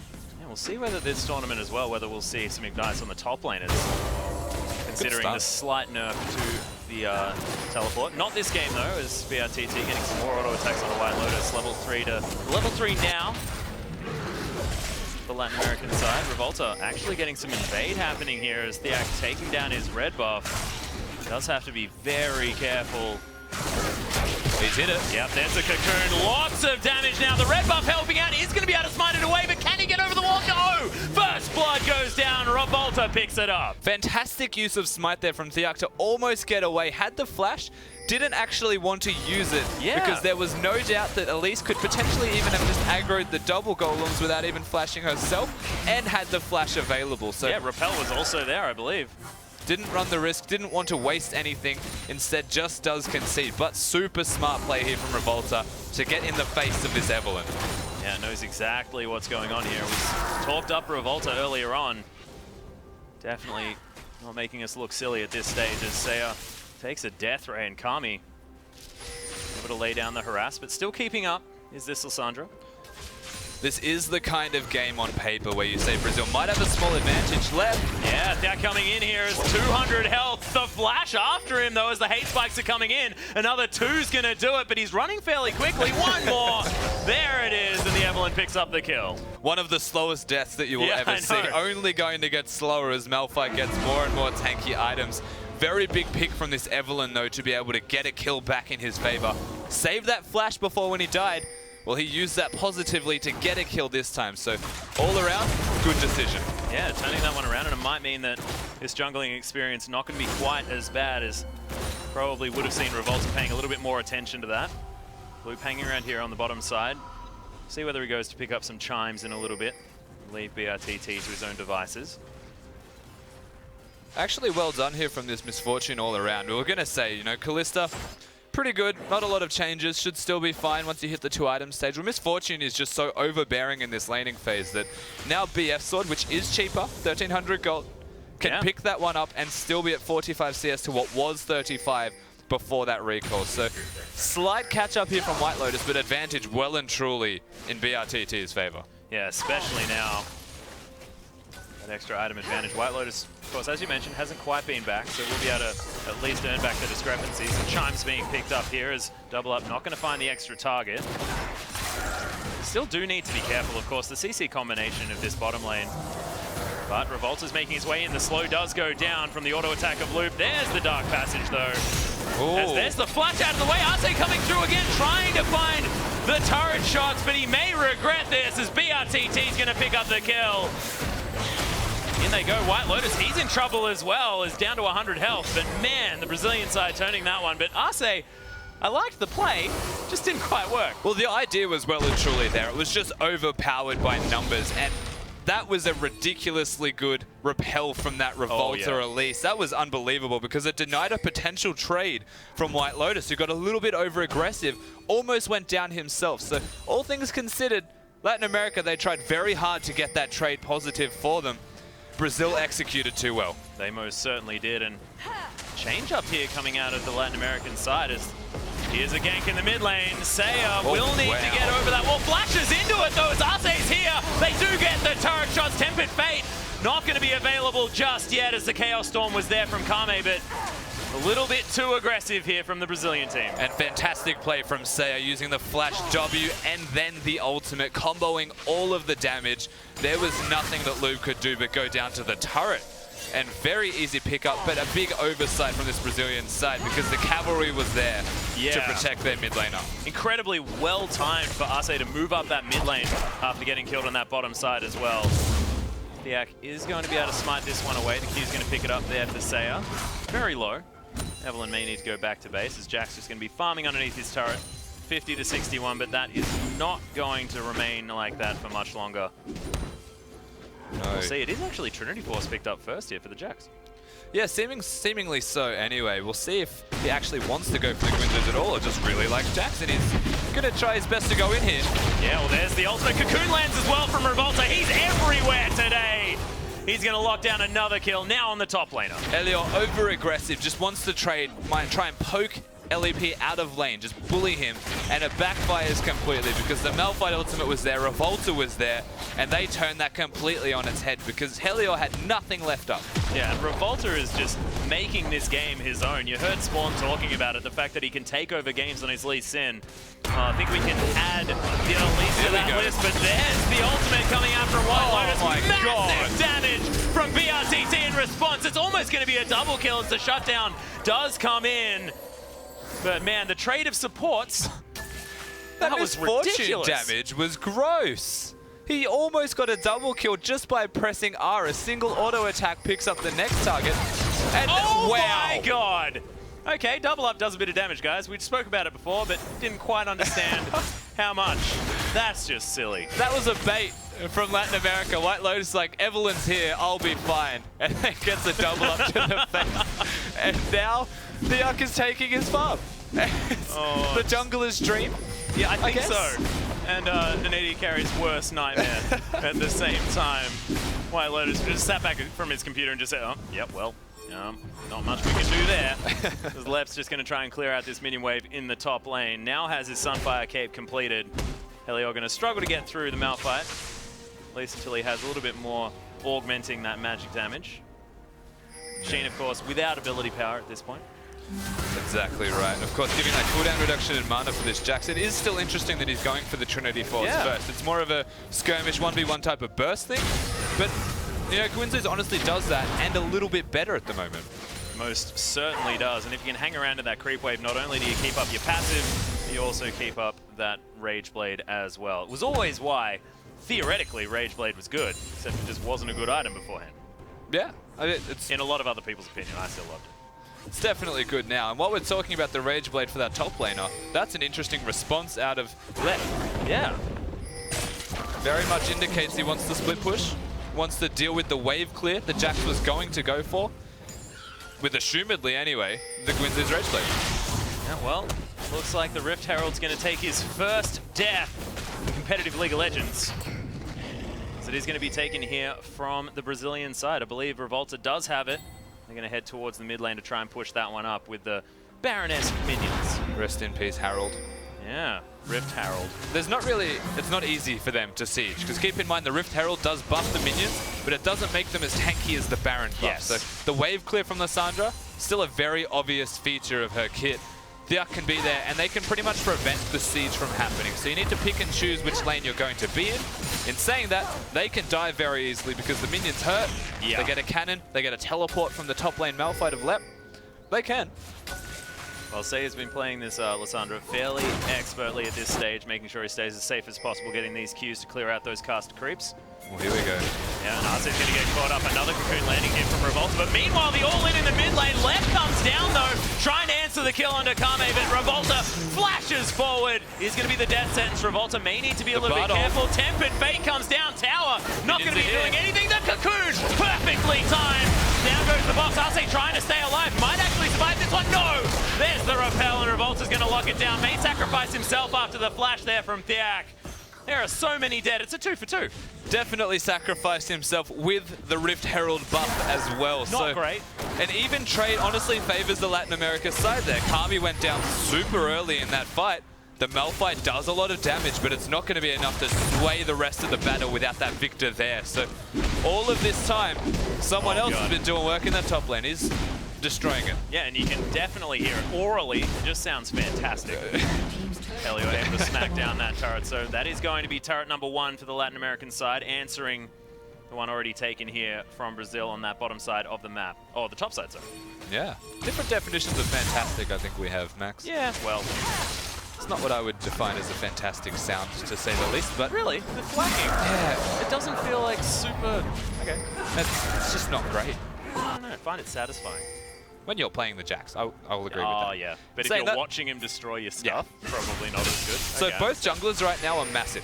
They've got a 3-1 Evelyn, they've got a 4-1 Elise, and Revolta, known for taking over the map, well, now it's on Thiak to do the same thing himself. He needs to actually have a very big presence in the rest of this game. The only problem with that is Misfortune's got her items. Yes, and there's also the fact that Thiak has gone towards that Runeglaive as well when Revolta has picked up the Cinderhulk. So they're going to have a lot of extra, I guess, damage out of Thiak, but he's still incredibly squishy as this Evelyn, despite having that side stone. Revolta trying to get some invades happening here. I believe that was Fate's call. Just thought I heard the sound. Revolta's going to steal away this blue buff.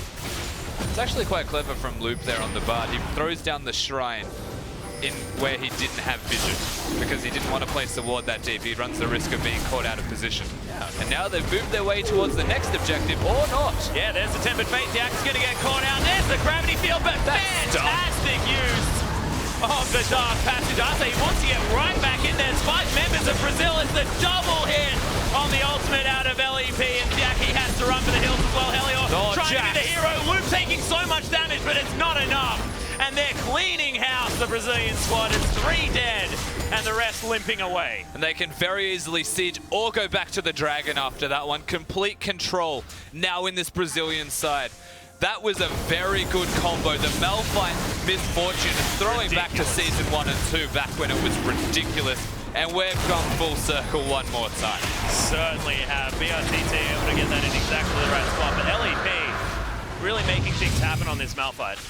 This was very good play from Loop. Watch the stun from Bard as well. It still connects all of that distance. They try and make something happen here. Very good from Archie. Very good from Thiak to try and get some damage down. But this is just gross. Silly. And the crit comes out of Helio. Tries very hard to take someone down. Revolta's destroying people in the meanwhile. This Brazilian side, if they can put it together, and I will say executing is easier than the Latin American side, they should be able to just stay ahead where they are now. Yeah, and Sayer as well, a little bit late to that party, as you can see. Tried to get a Q off, but at that stage it was against 4 members of Brazil, still relatively healthy. And it'll take a little bit more out of this Latin American side to get this game moving in towards their favor. And you can see it's CS advantages across the board. It's 10-5 in kills. 3k gold, so not too far ahead are the Brazilians at 15 minutes, but it's all starting to add up. That is interesting. I was looking at this Kallista's build just quietly. Yeah. And it had a Zeal. So hang on. Why do you have a Zeal with a BF sword? And then I remembered it gives crit now. Runan's Hurricane, first item with that crit. Actually really good if you go in the Warlord's Bloodlust. Yeah, very true. Warlord's in that Bloodlust, cunning mastery tree, because you can crit 3 people, heal 15% every time it crits. And of course, you also hit a whole lot more people when you're trying to clear out a wave as well with that Hurricane. Yeah. So going to be making use of it, despite the fact that it now doesn't proc off minions. Hotfix actually applied here That's for right. 5.22. But in response, of course, you want to have a look at the Misfortune on the other side. That's a BF sword. I would wager an Infinity Edge. Yep. And once that is complete, I don't think there's anyone that can fight this BR side. Yeah, unless they can catch him out straight away. But as soon as he has like positioning in the back of a team fight, just opens up with that bullet time, and I think that's all she wrote really, because it's just doing so much work. I like that they gave the Rift Herald buff as well to BRTT. He's the one who shouldn't ever die. And they're going again. The Bartle. Once again, Dark Passage goes down while Lotus is going to be safe, but they got what they wanted as the Brazilians pick up the outer turret in the mid lane. All 3 outers now down. The bleeding of objectives has definitely started for Latin America. The map now completely open, of course, for them to do as they would please. The Baron's not up for 3 minutes. They have the Rift Herald, though, so they can look to siege a lane. In saying that, we've touched on the fact that it's difficult for them to siege without diving, so here goes Jax. Yeah, there's the flash in as Helios trying to jump onto BRTT. That Make It Rain slows him down enough, and the Jax just can't stick on this Misfortune. Nope. Nothing the Jax can do until the stun connects, and with the flash available to make it rain slow as well. Yeah. Very difficult for a very prolonged fight and stickiness with that engage. And in saying that, the rest of the side, they're here. They are still getting what they came for. Now White Lotus decorating these minions here with the Renard's Hurricane while he takes down this turret. And you can see now it's Helio going towards that Rage Blade, blasting one now in hand. But Arce has been really impressive with his Dark Passages. I have a feeling this game could be so much further in Brazil's favor if a lot of these things were going to happen. But Arce always there to throw a lamp at people. He's also the one with 2 kills, so yeah, not ideal. No. To have 2 of your 5 kills on the support when you've got the Kalista and a Lissandra and a Jax who would all want those desperately. So they're making what they can out of all of these situations. It's not ideal. They did just get 2 turrets though, one after the other, and have started to close that gold lead. Yeah, evening things out here. Of course, we mentioned the 3K gold lead. Now still there, considering the answer of those outer turrets. And we'll see, are there item spikes that we're looking for here from Latin America, or is it all to do with execution? So they've got a big spike in the middle lane right now. They may be wanting the boots 2 out of Seiya. Helior in the top lane, Quinzu's Rage Blade. That's on the way. He's got the Trinity Force ready to go, so he has spiked, and we saw him try and fight the Misfortune as he steals the blue. Yeah, Revolta just claiming that one for his own. Arce going to get caught up. The Cocoon, oh, the timing. Not going to quite be there, but the flash is available from Arce anyway. Very good play from Loop this entire game. The ultimates have connected with at least one target. For the most part, it's who they're aiming for. Therefore, forcing a flash directly after, and Lissandra's in. Yeah, the BRTT getting caught out by the Frozen Tomb. Arce gets in there, triple play comes down. Bullet Time going to get completely destroyed, but left right in amongst the fight. Revolta as well, as everyone's trying to flash away. Back over the wall after him as White Lotus is trying to close the gap. LEP, he's going to sacrifice himself. Helior picks up his first kill of the game. And Latin America really playing that one well. Caught with their pants down in the bottom lane. There was no reason for the Misfortune to be that far out. Of course, didn't have vision in the bush where the Lissandra was sitting. So smart play from the Latin American side. They seem to have been there in it. Oh my God. Okay, Kami just says, no, White Lotus, you're going to go with a grey screen for now. Yeah. Looks like Latin America almost made it back in the game. Let's kill them again. Yeah. That was a lot of damage. Pretty silly. Does have Morales Crystal Scepter and a needlessly large rod there, and it seems like he had needlessly large amounts of damage at the same time. We are going to see this fight one more time. Yeah, so BRTT so far out of position. Arce plays the fight to perfection, hits the 3-man play. This teleport in from Lep was basically damage control. He's going to go down regardless because he's against a Lissandra and a Jax who have a lot of control when they are ahead, and that's exactly what they're doing right there. They were winning the fight. They pushed that advantage. The rest of this Brazilian side run away with their pants between their legs. Yeah, they most certainly did. But Revolta went back, grabbed himself the Dead Man's Plate. 7-1-1 now on this Elise, going full tank at this stage of the game. Frozen Heart now completed here from Malphite as well. But the Rage Blade is done, Rusty. Split push Jax is online. Team fighting Jax is online. Just Jax. Jax is here. Turns out Jax is now online. He's they back, are only really waiting for maybe the Evelyn spike to an extent. The boots are now ready for Lissandra. And the next item for this Kalista, which looks to be an Infinity Edge. Very interesting item build part there, of course, with the added grip. Makes a fair bit of sense. Certainly does. But second Dragon is going to go down with no contest from Latam. They're just going to push down the mid lane. Helio actually making his way around as well. Spotted out by some wards here as Brazil try to go for what looks like a flank, but scattering of Latam is going to get them to safety. The movements around the map from this Brazilian side are just without regard, and they are fighting. Fate's Call comes in. BRTC once again taken down. Revolta going to get knocked up by the Fate's Call. Is going to utilize the jump away, but Helio straight over the top. Loop now in trouble as Kame right in amongst it. Tempered Fate actually going to save a whole lot of members of LATAM, and they all just jump on top. Going to get taken down by one ground slam, I believe. White Lotus is going to deal with the rest and left. Okay, he's going to fall after a decent Dark Passage from Arce, and it's an ace for Latin America. They only lost 3.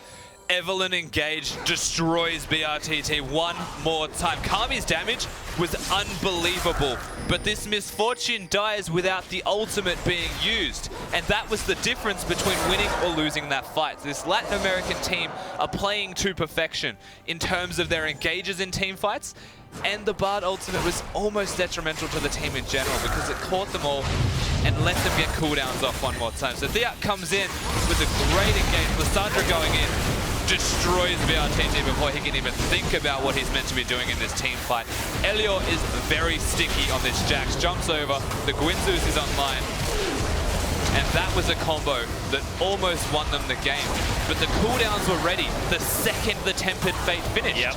Bard did work, but he's not the only person in this team. They needed the Victor to try and put something down, and it just wasn't enough without the Misfortune available, as they basically destroy Brazil.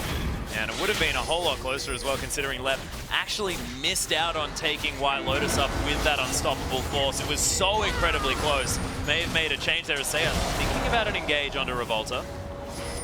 But he does manage to take down that Rift Scuttler himself. There's also, up until this stage, a lot of armor finished by this Malphite with a lacking amount of magic resistance. Yeah. So depending on the engage, if he gets White Lotus, then he's doing his job. So as you mentioned, only just missing on the cusp of the range, essentially.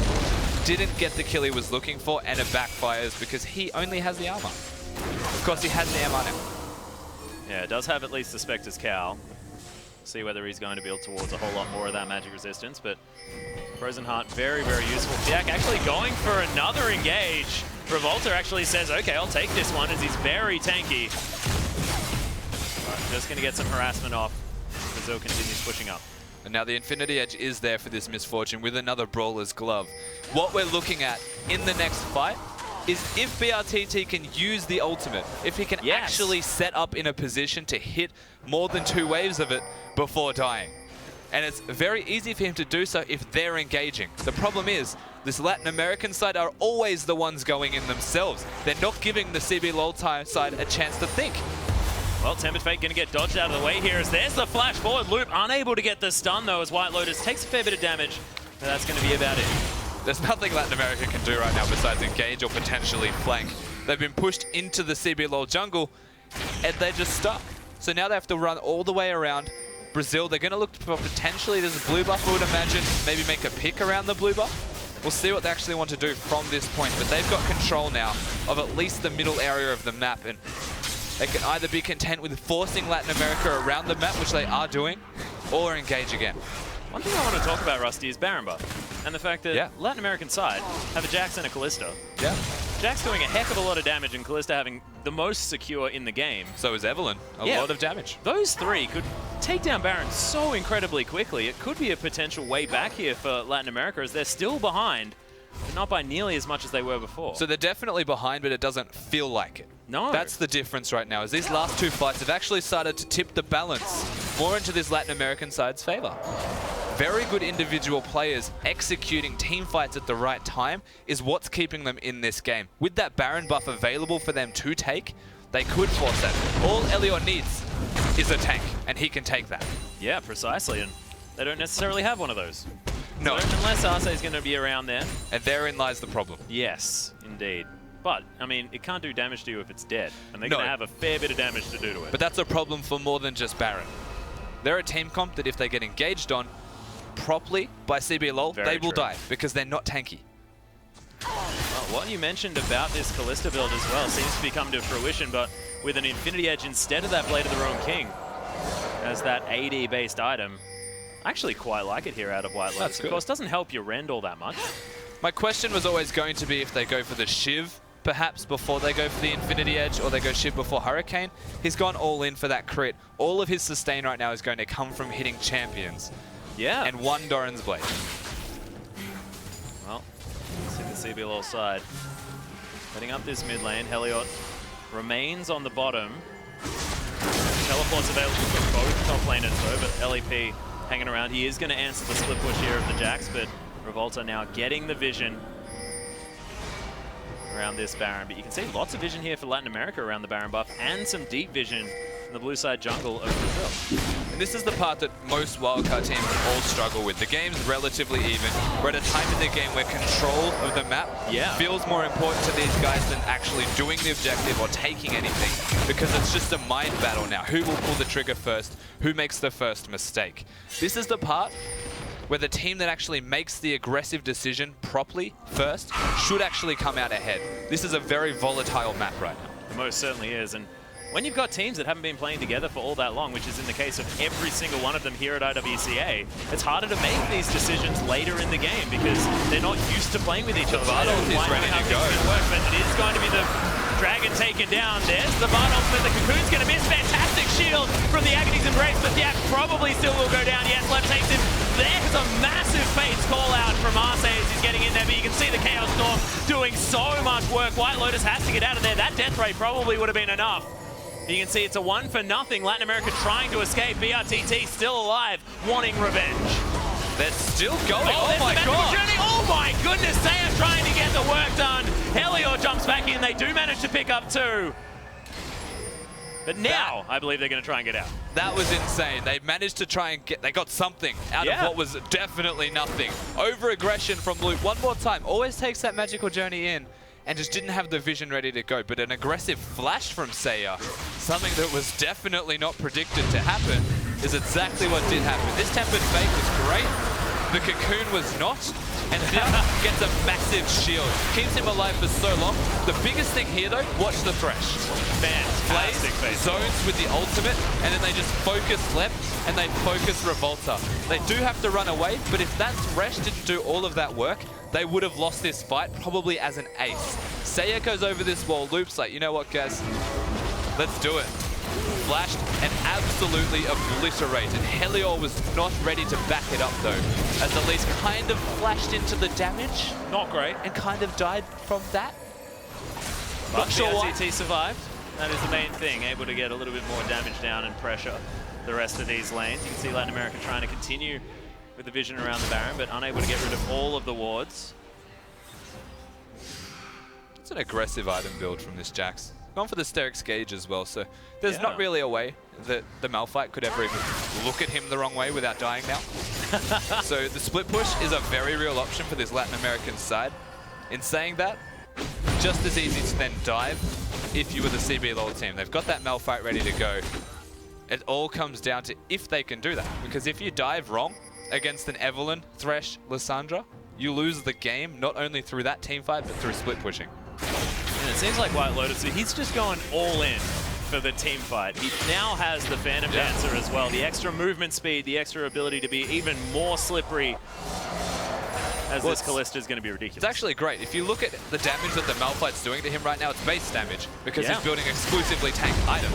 If you reduce that by 12%, that base damage is very insignificant. It's all about the crowd control then. So if he can auto-attack the Malphite before they engage, auto-attack the Elise as well, who's going full tank, then it's actually a very good item. I think Phantom Dancer is ridiculous. It's very, very strong.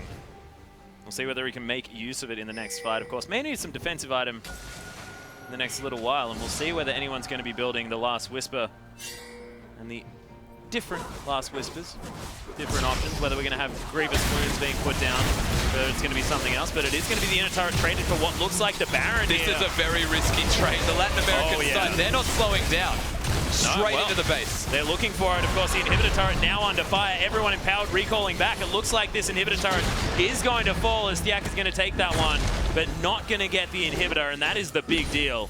It's now Helior continuing the split. They are going to move down. Tempered Fate going to lock down the turret and actually might buy Brazil enough time. It is. It's going to buy them time. They're going to save that turret at the very least. This Latin American side have now opened the middle lane completely to their regard.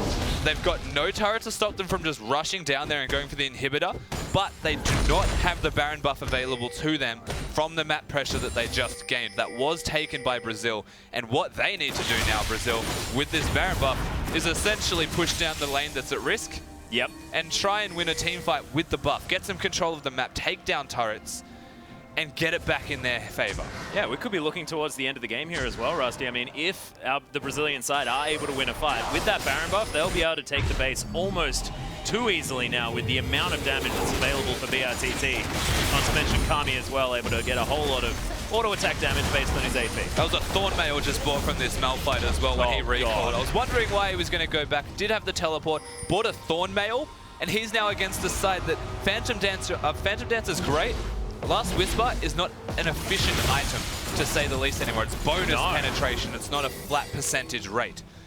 That being said, he's getting a fair bit of value against a 3 armor item Malphite. Yeah, no, he'd be getting a lot of value. Yeah. But it's still very hard to kill this Malphite, who is going to be infinitely more tanky than you would imagine with his very efficient armor items. We'll see whether White Lotus is going to be able to pick up the sort of extra health damage as well that you can now augment your Last Whisper with. But he's going to be very difficult to kill that. There is no doubt in anyone's mind that guy is a bit of a beast. BF Sword now completed on top of the rest of the items for White Lotus. It's coming. Oh, well. Maybe caught out of position. Thiak not wanting to fully commit. As Fate's Call comes in, there's the slow bullet time comes down. Thiak actually flashing out of the way. As the Tempered Fate did come down, you're right, but not too much. And it looks like Brazil really trying to go for a fight, but unable to really get it. Jax is having a bit of a battle right now with the Malphite, which means he's not able to teleport in. Neither of them are able to teleport into that fight. A lot of poke. Thiak felt the need to go in. He wanted to try and find a pick, and he does a lot of damage to Kami. Oh, yeah. Kami reciprocates that damage, though, very effectively. And an all-around disengage as the Misfortune ult was also used in that last fight, but to no avail on either side. In saying that, if there's spells down from Latin America and the Baron buff is still available for this Brazilian team, they could force something in another lane. Well, Dragon is now back up again. Of course, Brazil looking for their third. Some extra movement speed could be good for getting to the right positions for these fights, but Latin America want to be able to stop the storm. The potential 5th Dragon might be there. I wasn't expecting to talk about 5th Dragon all that much here on this preseason patch, but things have slowed down and it is still a 3,000 gold lead here for Brazil. Always going to be a consideration is that Dragon. It sneaks up on you. It does. And it scales very well. The move speed, if they get this one in particular. Evelyn's looking cheeky. Yeah, Jack looking for it. Saya goes in. There's the Zony's Hourglass as well as BRTT trying to get out bullet time over 2 members, but he gets knocked off and destroyed as Latin America are just going to town on the Brazilians left. He's going to get taken out. It's a double kill for Helior, and they only lost Thiak. When Brazil turned that fight around, it looked like it was going to go perfectly well for them. But White Lotus and Arce play perfectly around that Kalista ultimate, pull him in, knock up the Misfortune, and prevent any further damage from that crit combo on top of the Malphite ultimate. All the while, Elliot, the rest of this side are just destroying them. This is so impressive as well. Yeah, he's hitting all of the plays that he could possibly want to. The hooks connect, and just the teamwork that seems to be coming out of these guys it's not even necessarily teamwork, it's individual strength. Yeah, and Helior, he's going to take the Dark Passage to safety. They still have an open inhibitor in the mid lane. And Latin America, the underdogs here, finally with the gold lead. So this is a great flank from Zayn, straight into Kami, but he has the QS set, so the damage is dropped. Left with the teleport, and this is great. But that Fate's Call that comes out of Thresh knocks them up, prevents anything further. Immediately, the second that gets cancelled, any semblance of winning that fight was completely out the window. Yeah, there were so many sort of minor turnarounds in that team fight that happened within about 2 seconds. Love to, like, the hyper slow-mo possibly come out from that one. We'll see whether we can get that one happening. But it is going to be the Dragon taken down. Brazil still have control of that objective now, 3-1. 19-17, so of course still in the lead.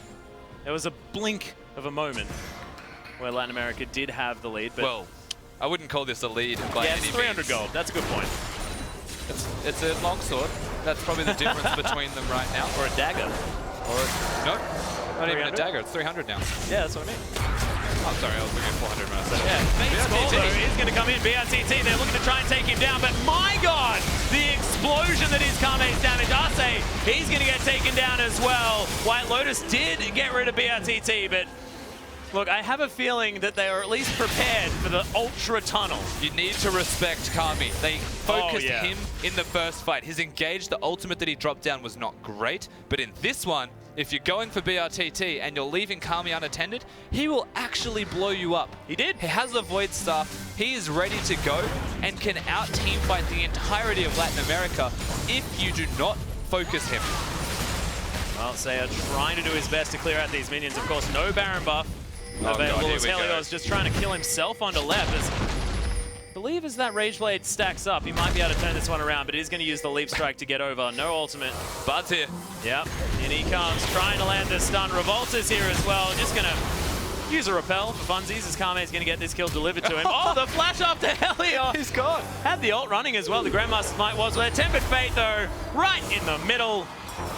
Luke's just showing off at this stage. The jump back in as Helios takes forever to die. He tried really hard to stay alive, but it was just buying time because it was an inevitable fate. They don't push down the middle lane also. Everyone besides Elliot is now alive, ready to go. That Dark Passage is going to be thrown out here as the blue buff steal comes in. Baron is going to be up in another 7 seconds. The dangerous thing is that Helios doesn't have his teleport for when he comes up in 30 seconds. It's going to give the Brazilian squad a whole lot of time to consider this Baron buff. Yeah, and you can see the focus immediately from this Latin American team. Try and clear the Baron, clear as much as we can, and work from there. Pressuring the middle lane, controlling the waves, just doing whatever they can as a preventative measure to stay alive, stay in the game, prevent the Baron from going down. Man, Revolta's so aggressive right there, just trying to get in amongst it. Latin America pulling all the way back. 5 seconds now on this Jax, and Brazil looks like they may not be able to make it happen in Still time. no teleport. No. Looking to try and bait it out at this stage. Nice pink ward coverage here from Latin America. They're just blue trinkets going everywhere. Oh my goodness, the act getting taken down so incredibly quickly. Bullet time soaked up by the Zhonya's Hourglass, but it doesn't matter. He was down to about 100 health. As now Brazil looking to try and close this one. Only one kill though. Arce trying to get out of here. The slow comes in.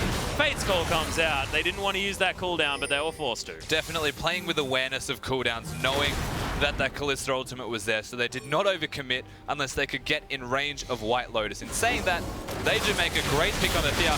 They go straight for the Baron, and this is a big risk if Helios wants to steal it. Yeah, well, Helios looking to try and get something done, but with no smite, it's going to be very, very hard. White Lotus over the backside, wants to try and get a pierce into it. Throws out a rend as well, but I think Revolta pretty much had that one on lockdown. Definitely had that on lockdown. Now another Baron for this CB LoL site. They didn't lose the middle inhibitor, they did lose the bottom one. So the minions naturally pushing towards that. It should be up reasonably soon though, to say the least. So there's still damage control, but they're well and truly in control of these next fights, or forcing them. Jax is just gross. Yeah, he is. Clearing out this minion wave relatively quickly with this Rage Blade stacked up, as well as that passive. So Helios going to at least try and stop the top lane siege. Can't push too far in. He's going to get pinged down.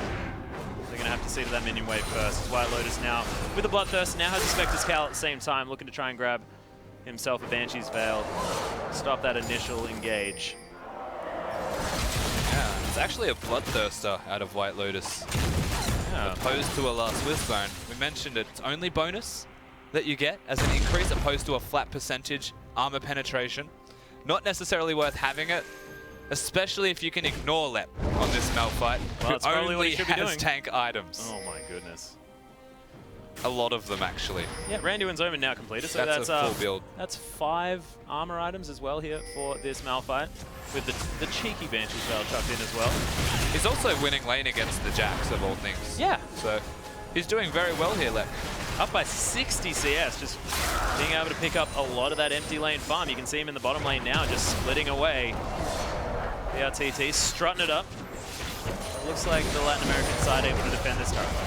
It's at the point now where the Elise has definitely fallen off. Had a lot of early pressure with all of those kills and was a beast because ahead with tank items is always ahead. Revolta, still ahead, still very tanky, but the impact that he's got on the map isn't as high now. So you're looking towards entirely Kami, BRTT, and Lep's ultimate. Well, Helios looking to try and get in amongst it, stop Lep from pushing this one down, but his shield barely got taken off. Brazil are going to be able to siege down the top lane, so the split push working here from this Malphite as he was able to draw down Helios. I would also suggest lifesteal, honestly, if I were the Jax. Yeah. Go for a Hextech Gunblade, you could actually out-sustain the Malphite's damage that he's doing right now, which somehow, with 5 tank items, is poking him down. Yeah, also the Thornmail not quite working here for Helios as he tries to auto-attack through the rock. Fourth Dragon now to be taken here as Brazil uncontested once again. Latin American side, I mean, they've had some fantastic team fights throughout this game, but it just hasn't quite been enough. But stop the CB LoL. Again, CB LoL, they can't end the game. They're struggling to get into the base. They can't break it. It is so difficult for them. Every time they try, they get flanked by Evelyn, and it's an even fight. No matter how far ahead they have been, I think this is the furthest they've ever been. The ridiculous thing as well is that Thiak's still building damage. Yeah. He's got another needlessly large rod. Might be towards Luden's Echo, might be towards something like a Rabadon's Death Cap, just to try and augment the 3 AP items that he already has built up. When that Agassi's Embrace goes down, that is so much percent health damage, especially when, I mean, if he manages to hit Lep before that Banshee's Veil, I mean, after that Banshee's Veil gets taken down, that's still a heck of a lot of damage to the Malphite. It definitely is. The magic damage is the biggest weakness here for this Malphite, so if Lissandra actually puts down the damage, Evelyn... That's a very good point. And I'd say half of Jax, but it doesn't feel that way. There's actually a real possibility that the Malphite isn't as tanky as he otherwise looks, but he is beyond tanky for White Lotus. White Lotus should just ignore his existence, work everywhere else, and try and take people down. But you have to respect a Malphite with ult. Certainly do. And Lep has been able to get in the right positions there with that unstoppable force to try and make sure the Latin American side are having a bad day. Thiak just chilling, watching Revolta. They're putting wards down top lane. They're pushing the wave top lane. They're then recalling and going bottom lane or mid. Brazil are being very inefficient right now with what they're actually trying to do. This is going to be potentially a recurring problem with all-star teams, is their ability to close out a game as a team, set up and do things without having to say to this person, you do this, you do this. They don't have to delegate. But in an all-star game, delegation's actually going to have to be very important. Because right now, they're not on the same page. They can't break the base. Yeah, and if we're talking about sort of what this gold means, at this stage, I mean, that's a 6-item Misfortune. She's never going to get any stronger. 6-item Malphite there as well, and a 6-item Kami, who is literally gigantic in the mid lane. He's got so much AP. The Death Cap and the Riley's Crystal Scepter, not to mention the Lich Bane as well. I mean, he could be selling boots fairly soon. He doesn't have a Voids, sorry, not a Voids, doesn't have a Zhonya's Hourglass though. He's gone for the Lich Bane build. And against this side of Latin America, well, they can blow him up. See whether they are able to as VRTT makes his way around. Dark Passage going to be taken to stop Helior from being in the wrong position. But oh my goodness, the Brazilian team... Of all things, if this works, this is going to be the ultimate patience play. Thank God. I was going to say, there's not even minions to do this. Like, no. What? And yeah, Latin America just go mid lane. We've got an open inhibitor, guys. Let's just move towards Two of them, in fact. Yeah. CB LoL can't afford to make a mistake. This Brazilian all-star team need to be on the front foot. They need to force Latin America around the map. If they can ever get a cheeky engage in or a cheeky push, they will bleed objectives. Well, every summoner spell is available. 7,000 gold is the lead, but at this point, 45 minutes in, gold is starting to mean less this and turret, less. by the way, in the bottom lane is actually starting to get quite low for this Malphite. Yeah, he's actually able to take it down. Yeah, you can see Helior trying to do some work here as Counter-Strike comes in, going to get the stun off. But Lep is just soaking damage. Helior, I don't think he's taken a spell from Get him, Lep, Helior! and he's trying to kill himself on the big rock guy. Bad news. There's another Counter-Strike to come in, and this is the longest battle I've ever seen in my life. Unstoppable Force is still there. Meanwhile, there's a fight in the mid lane. Stack's going to use the Zhonya's Hourglass. Massive shield there as well as Luke. He's taking a lot of damage. White Lotus untouched in the back line. The shutdown on Nakami. Bullet time comes in. He's going to take down Sayer as Revolta. Very tanky. Oh, not quite enough on the Rend. And now BRTT looking to try and take over. They're not done here, it feels like. White Lotus, oh, that was close. Man, that double up. I was actually expecting it to kill him. Yeah, he did thankfully get over that wall. Otherwise, that could have been... He also had full health. But still, part of my mind was like, no, he's dead. Look, probably not. Saying that, 2 seconds till the Baron was up. That is where they're going to look towards, I would imagine. But there are so many people dead across the board. No idea what happened with the Jax and the Malphite. They were just butting heads for a very long period of time. I think Helior gave up. Malphite's ult is down, so... I mean, they butted heads until someone pulled the trigger. Yeah. And in the end, Helior just said, well, I can't kill you, so I guess we're done here. 6 items, though, as the Dead Man's Plate was picked up from the Jax. Luden's Echo was the option here for Thiak. Just wants to augment all those hate spikes. Banshee's Veil as well for White Lotus is actually super important. If you look at what's actually going to engage from this CB LoL side, Malphite and maybe a Bard Ultimate and an Elise Cocoon would be like the ideal engages.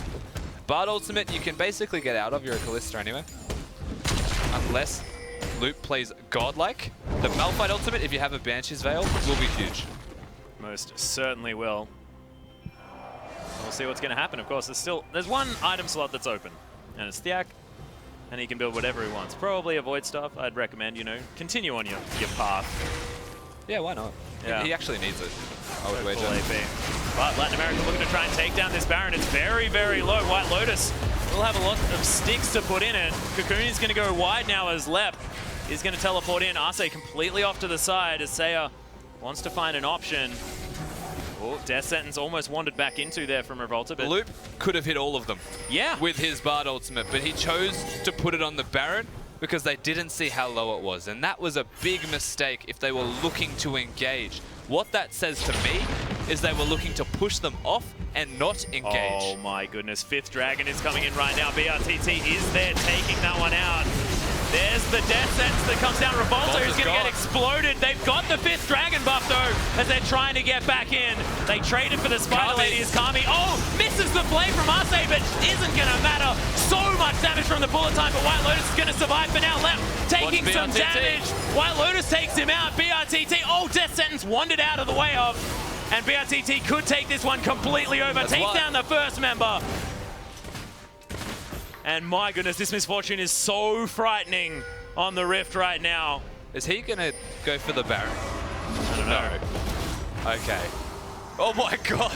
Oh, trying to run out of the way. Temper Fate. Oh, it's going to land. White Lotus has to watch himself get obliterated. BRTT is going to lock that one down, but it is still a man advantage for the Latin American side. Oh, hello. The Axe just going to backdoor the bottom lane. Okay. I mean, Cool. it's going to come down pretty much entirely to Seiya and Arce right now. If they can stop this Misfortune, then they'll be fine. Oh, my that's God. looking difficult at this stage as BRTT has able to get the damage down. And look, there's the Death Sentence. I mean, sorry, the Dark Passage. And Thiak, he's going to take another one. Okay. There it is. One for two. Yep, 1 for 2 at this stage. 9 seconds on Revolta. He's going to be the next one up, but that's going to be 2 inhibitors. Sneaky, sneaky is the Evelyn. Death Sentence going to land on a loop. Not sure what Arce is going to be able to do here. Make It Rain comes down. So it is going to be 2 inhibitors for 2 inhibitors. Making the best out of a bad situation. Thiak, with the back door after the team fight, is actually the saving grace of his team right now. The Baron is still available, and the bottom lane for both sides is actually matched. So there's no direct advantage, besides potentially a minion stack, as you can see where it's sitting at the moment. I'm just thinking about, like, as far as a backdoor situation is concerned, who would you vote for? And I'd probably put me money on a Jax. Yeah, if anyone was going to backdoor right now, a Jax could probably solo take the turret, if not the whole game. They're doing the Baron though. CBLOL, this Brazil so side. quickly as well. Seiya looking to try and find his way in. He's going to get there. Kami's going to get exploded. Not quite enough damage though. Seiya does get the last Q, but they trade each other. BRTT with massive damage. The Abigane's Embrace is there, but Thiak is going to get destroyed. Helior gets caught by the Tempered Fate. The Cocoon as well. And the Jaxu was huge. The possible backdoor threat is going to fall down after a heck of a lot of bashing people. But it is 3 for 1 in favor of Brazil. What an epic battle here for Latin America, but it looks like this might be the last nail in this metaphorical coffin. The sister regions, they've brought it to each other in this first game, but if this isn't the ending, I would be very surprised. 40 seconds on Seiya, and he's the first one up with 3 people dead. This should be the game, unless White Lotus goes out of his mind. Amazing. Yeah, well, there's the bullet time. BRTT looking to try and pick up some extra kills as White Lotus. Oh, Arce! Not quite there because BRTT, he's running forward. He's taken down the Callista and the turrets.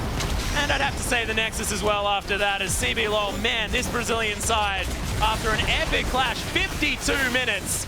And on preseason, we were not expecting games of this length, but man, what an exciting one to start with. The average game is sub 30. Yeah. And we come into the first one at 50 minutes. This was a very, very back and forth game. Brazil, they came out of the gate strong. They looked like they're going to be a fantastic side moving into the rest of this game. But Latin America, they showed They have what it takes. They know how Brazil works, it feels like. And they played around that very well. Yeah, there were like 3 team fights in a row there where Latin America were able just to pick apart this Brazilian squad, make sure that all this AoE that they had at their disposal just didn't work. Exactly right. I mean, Theok going the damage-based Evelyn build actually did so much work. Seiya was unbelievable. This Latin American mid laner showed up massive in that game. Of all things, he kept them in the game the longest. Arce played perfect, but this Brazilian side, they just feel like a ridiculously good team on paper.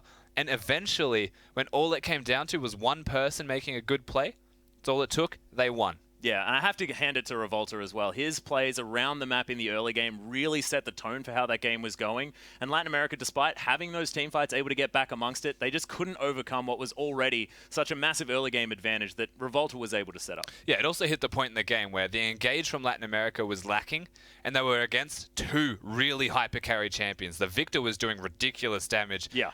The Misfortune, you don't even need to describe it. She went for the 5th dragon.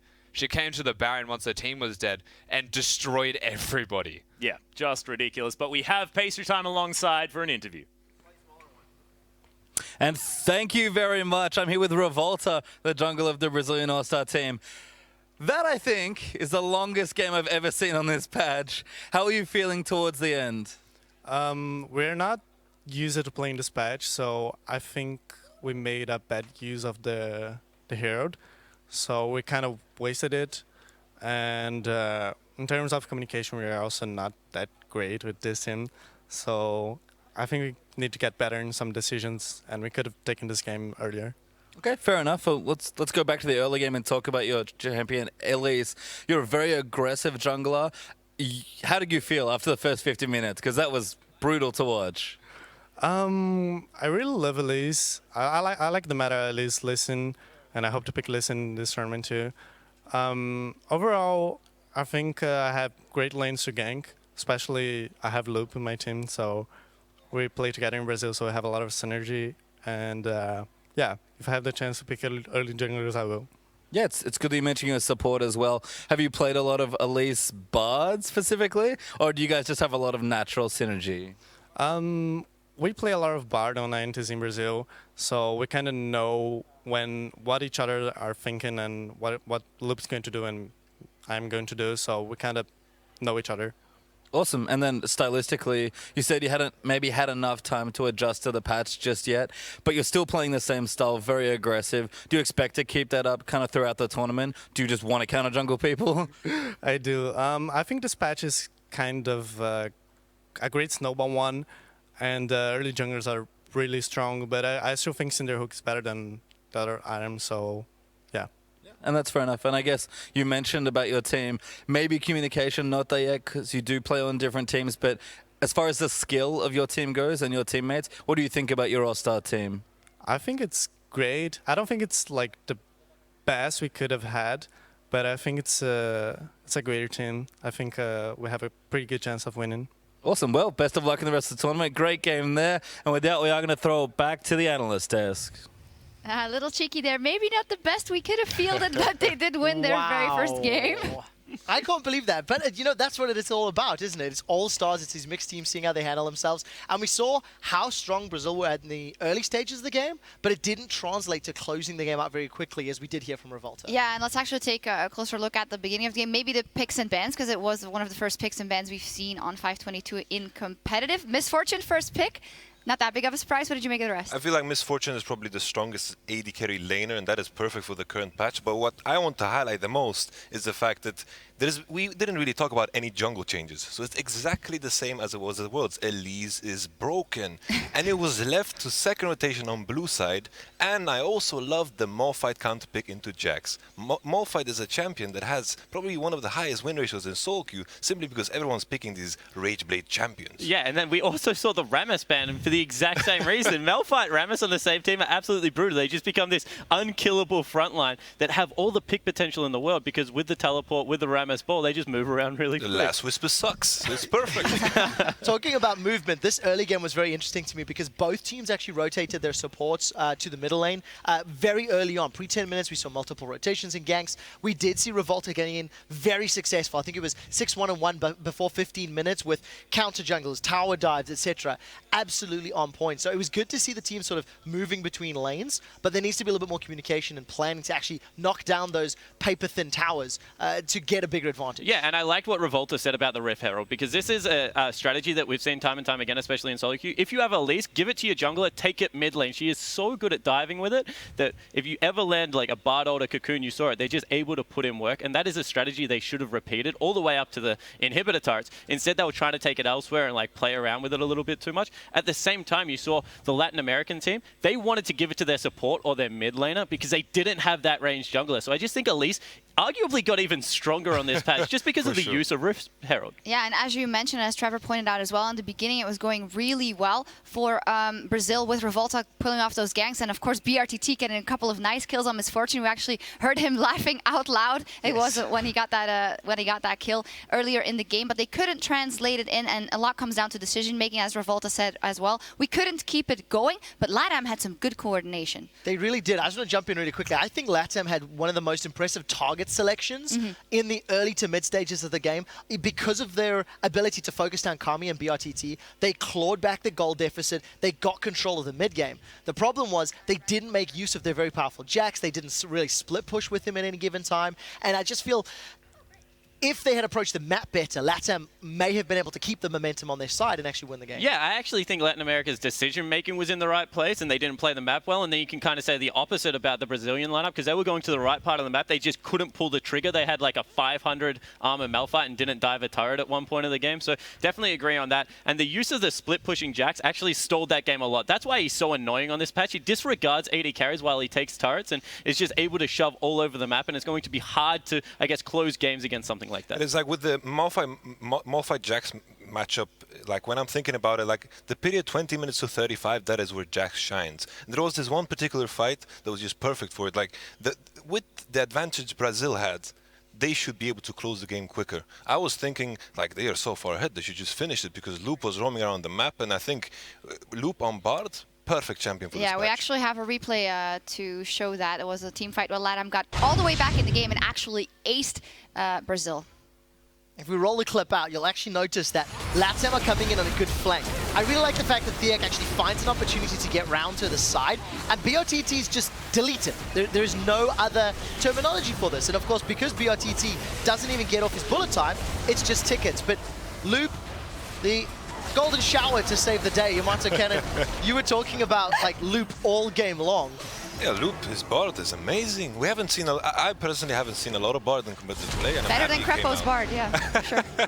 Well, the key thing here is the fact that the Latin American team manages to get the engage off. There's no cleanse, there's not the item, the Mikael, the Crucible as well to remove the Lissandra ultimate. So as soon as they stick onto a target, they can kill it quickly. And that was the gap. I kind of want to point out Saya here because, you know, we said he was going back to an AD carry, and there's kind of two ways that you can play Lissandra, the peel way or like a straight up assassin. This guy was just, he has something against BRTT. Every single team fight, he was like flashing walls, trying to get on top of him, just trying to blow up the Misfortune. And I think that's one thing we will learn about this is if you're going to play Misfortune, they have to stay back and peel for it because time and time again we saw the Jax and the Lissandra get on top of it and make her life hell. What I like about both strategies though is Brazil came out with a very strong sort of lane focus game. If they can get some champions ahead, they can use that to snowball. They didn't use the snowball. What I like from LATAM's answer in terms of their picks and bans was the ability to single out targets with the Counter-Strike, with the Frozen Tomb from Lissandra, and these are great ways to disrupt these mixed teams. Get in, kill a primary target, and then you can win objectives after that. And then I feel like the key point behind what's kind of saved Brazil in the late game has to be Victor. Every time throughout Season 5, it has been about the Victor late game. Victor in the late game one-shots almost anything. There you go, saves the game. Yeah, and the adaptation was the Rylai's Crystal Scepter. It meant in the early game, even though the damage is lacking due to the AP items, still had a lot of control. Yep, and if it's Kami on Victor, then you have to be double wary. We saw good things from both teams, but it is Brazil that takes home the very first 5 versus 5 game here at the International Wildcard All-Stars. As we see the next teams setting up on stage, it is SEA versus OCE. We will take a quick break, but we will be right back with more action.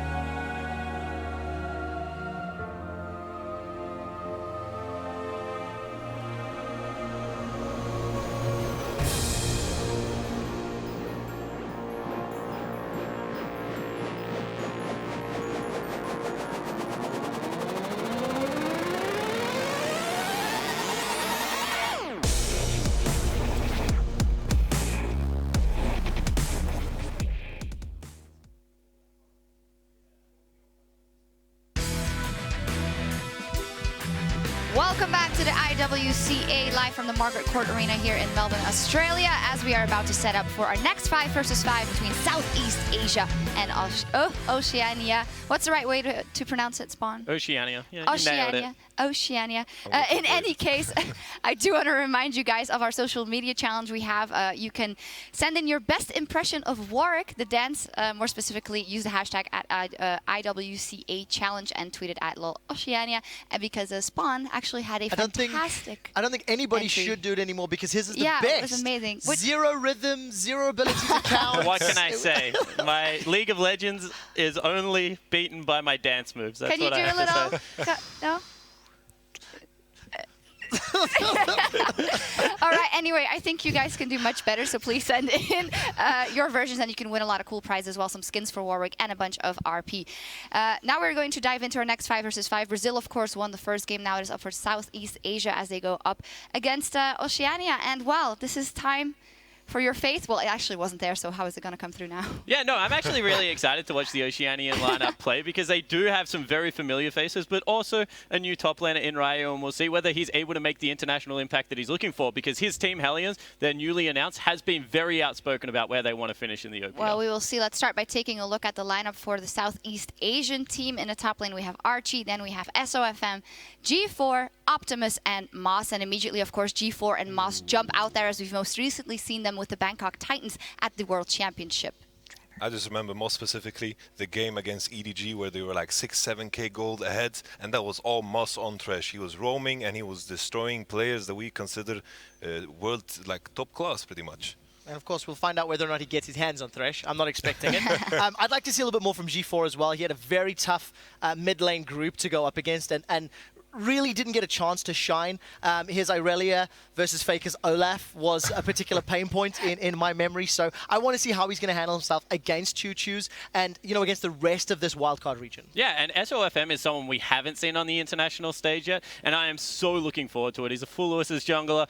What a fantastic name right there. And has an insanely sin. So many players in this tournament do, but with early game junglers coming so much back into favor, I really think in a snowball meta, he can make a huge impact. Yeah, we'll see what he can do up against his OCE lineup. Let's run through that one as well, as you mentioned as well. Ryu in the top lane, Carbon, Choo Choo's, Raydeer, and Ejim. You talked a lot about Ryu already. Carbon, of course, has that first win in the 1 versus 1 under his belt, so that might be helping him as well. The thing is, this is what Oceania do. They get the first win, and then maybe the second win, and then they forget how to win. Because every time Oceania's competed in an international wildcard event, it's gone very good at the opening stages and the opening couple games, and then falls apart when it really matters. Yeah, we're upside down. We think day one really important. We just slowly peter off as the tournament goes on. But in all seriousness, this is a team that 2 legacy players and an ex-legacy player in their support. So their synergy should be fantastic and also very close as a playing group. So that's what they need to bet on. In a map where it's so important to play together as a team, I feel like Oceania can very much use that to their strength. And with regards to Oceania, I also think the format of the tournament is going to play into their favor a little bit,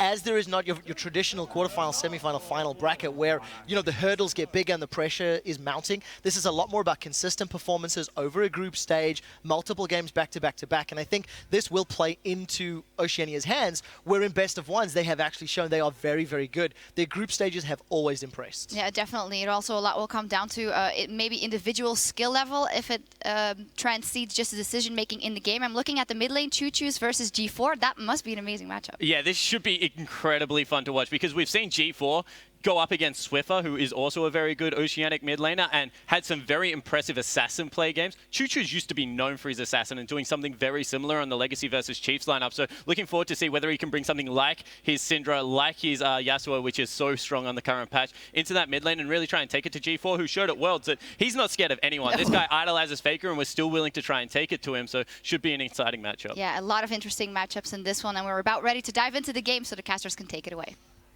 Thank you very much, Shox. I am Atlas. I'm now joined by the wonderful James Stress O'Leary here on the caster desk to take you into Game 2. Of course, Southeast Asia versus Oceania. And if I start crying during, towards the end of the game, you're just going to have to help me because there's a lot of memories here for this particular matchup. Yeah, I mean, some people would think maybe there's a little bit less pride for the Oceanic All-Star team now that Rusty's gone. I'm a little bit shorter and a lot less oxidized than he is. But when it comes to supporting Oceanic regions, I'm pretty confident, pretty happy with that. In the rugby, normally I have to end up supporting Australia and New Zealand after Wales crash out. So there's a little bit of pride. I'm looking forward to seeing how they can do.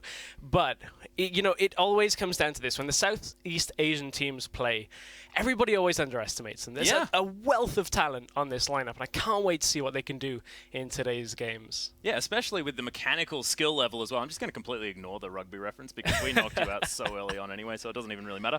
That's okay, but it's just ridiculous watching these Southeast Asian players play because G4 especially, this guy in the mid lane, it's just ludicrous, especially very early on in these games when he can just rely on his massive mechanics. I mean, towards the later stages, does sort of fall off just a little bit, but the rest of it, really, really scary to see. But we'll see how Oceania does go up against this side, because I know a whole lot about these players, and the fact that they do have so many powerful voices on this team in the right places is really fantastic. Carbon as a shot caller, and especially as an emotional sort of control on the team, is just fantastic. We've seen it on the side of Legacy as well. The fact that they never give up in a best-of-5 series ever just means that he's just got all of that sort of emotional capability, the ability to sort of mentor his teammates as well. It's just fantastic. And I'm looking forward to seeing how much of that control comes through into a lot of the changes that came into the preseason patch when it comes to the Rift Herald and, the change to objective focus. And we didn't see too much of Game 1 where we've been seeing duo lanes up in the top lane. We didn't see that too much. I wonder whether we'll see Carbon go from more jungle-focused presence onto the Rift Herald, look to get that quickly after a kill, because I was a little surprised in Game 1 how low the actual priority was on the Rift Herald, because you get it onto your top laner, you basically get the turret first time. And if then you don't deal with that as the enemy jungler, it's incredibly easy to snowball a top lane just from getting 1, maybe 2 Rift Heralds early in the game. Yeah, we'll see whether they actually change up their style in order to prioritize that one a little bit earlier on. But ladies and gentlemen, we do have a slight delay in getting into this game. We've got a little bit of an audio issue here for Choo Choo's trying to get into this one. He needs to be able to hear his teammates. It is going to be very helpful if he does, so we are going to get him onto the Rift and into the lobby as quickly as possible.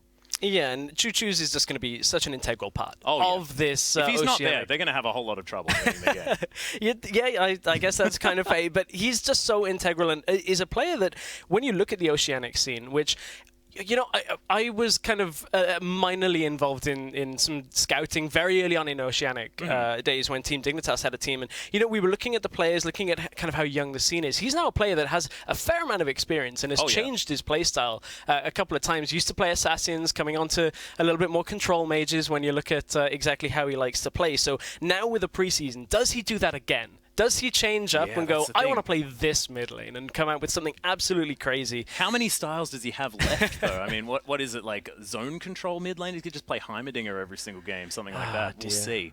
Could be exciting. I'm having flashbacks to that 1v1 with Heimerdinger. I'm like, Heimerdinger should have won that 1v1. But Carbon got lucky. Win all 1v1s, let's be honest. But no, it's Carbon. The guy's a 1v1 god. He said so himself. Oh, wait, no, he was saying that he wasn't very good. That is my bad completely. But no, I actually really like that you brought up Choo Choo's here as well, because he is going to be an integral part, and we'll see whether he's got back onto his Assassin hype train, because you mentioned the Control Mages. This guy's been playing a heck of a lot of Cassiopeia, the likes of Ezreal as well there in the mid lane. Jace is a massive one here for Choo Choo's, but we are going to be getting into Champion Select very soon, and we'll see what's going to be taken away and what's going to be picked up by these sides as the GPL and the OPL battle it out. Right, so we are into the picks and bans. First ban out, not Soraka this time. No, not happening this time. Damn it. I heard your little jabs with Rusty and my Soraka. We'll get to that if we see her. But certainly this time around, this is a lot more standard. This is what I was kind of expecting, looking at the 521 games we saw, with 522 now as well. Pretty standard straight-up bans. Well, it's looking very standard for, previous patches, though, with the Time Kench and the Twisted Fate being taken away from the GPL side. They are going to ban the Elise this time. Dr. Mundo is taken off from the OPL squad.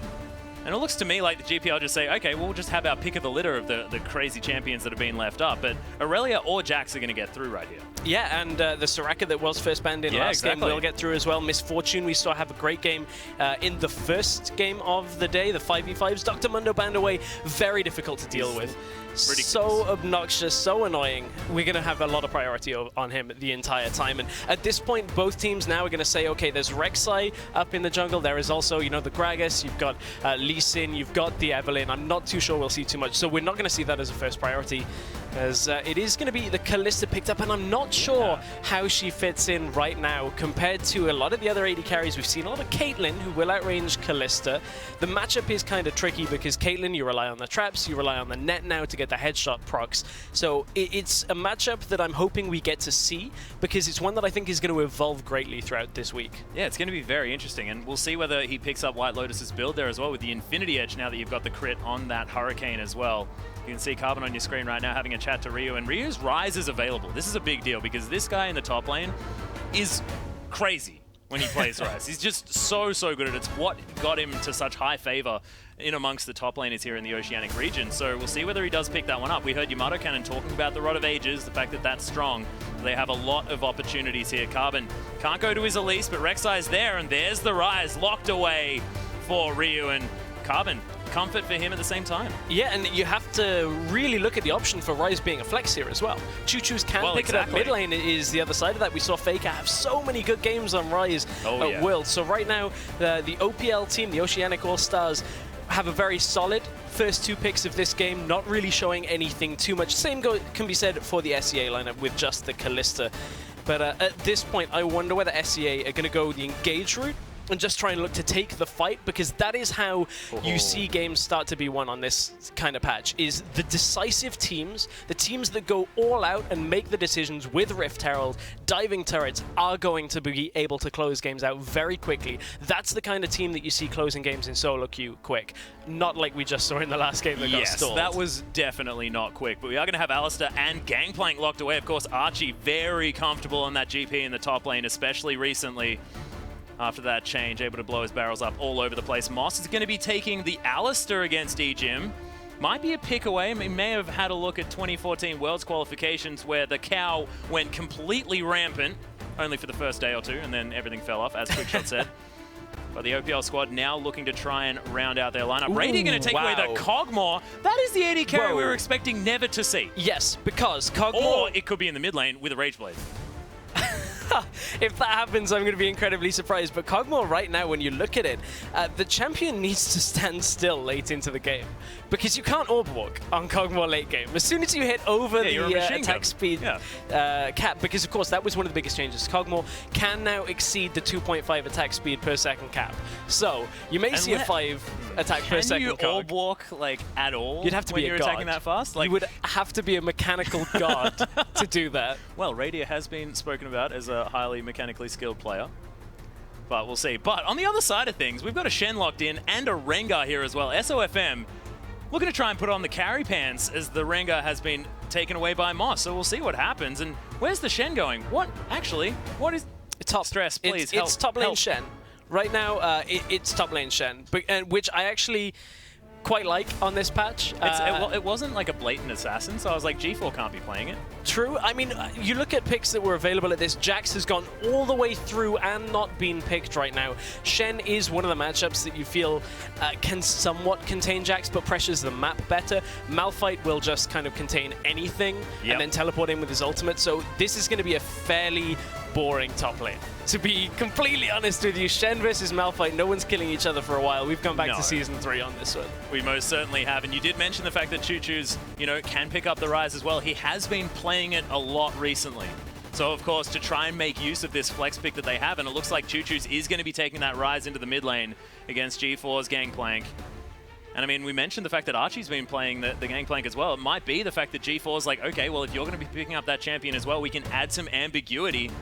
Both sides of the map this time are going to be doing exactly that. I like the thought process here with the Rise, with the Cogmore, and the Malphite is you give the GPL team enough to deal with. The Cogmore just gets to stand there. You have to recognize the Rise late game and deal with him. Malphite is going to be ulting your team. You have to deal with that and split. At which point Cogmore should be able to get a fair amount of damage off, but still, really the difficulty is in the late game, Cogmore, if you don't get a safe spot to stand still, that damage is going to go straight through the floor. And do you ever have a safe spot to stand still when there's Thrill of the Hunt available from SOFM, who's arguably one of the most looked at players on this GPL side? This guy has been top challenger in Taiwan, Southeast Asia, and Korea.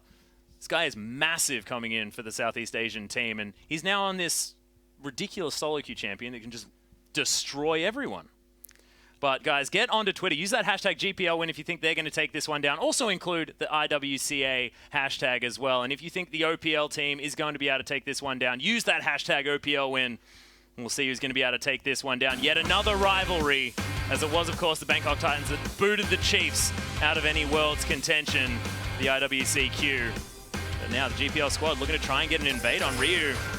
He's going to ward this one up and then wander slowly away from the brush. Just the get the vision and just completely back away and have absolutely nothing happen in the early game for this potential lane swap. I mean, that is pretty much what the GPL team are looking for here. OPL doing exactly the same. Very standard throughout Season 5. Get the lanes down. Now you have to look. Is it going to be the 2 versus 2 top lane? Are you going to opt for 2 versus 1? At which point one team gets a significant amount more control over the Rift Herald and can then push towers very quickly from that? Or do you end up in a standard lanes where it's 1v1 top and 2v2 bottom lane, which is pretty much what we've known for the last 5 years. Yeah, it's very true. And Pinkwood actually started already here for the GPL squad as well. They've got so much control over this top side of the map, and they're actually proxying this wave.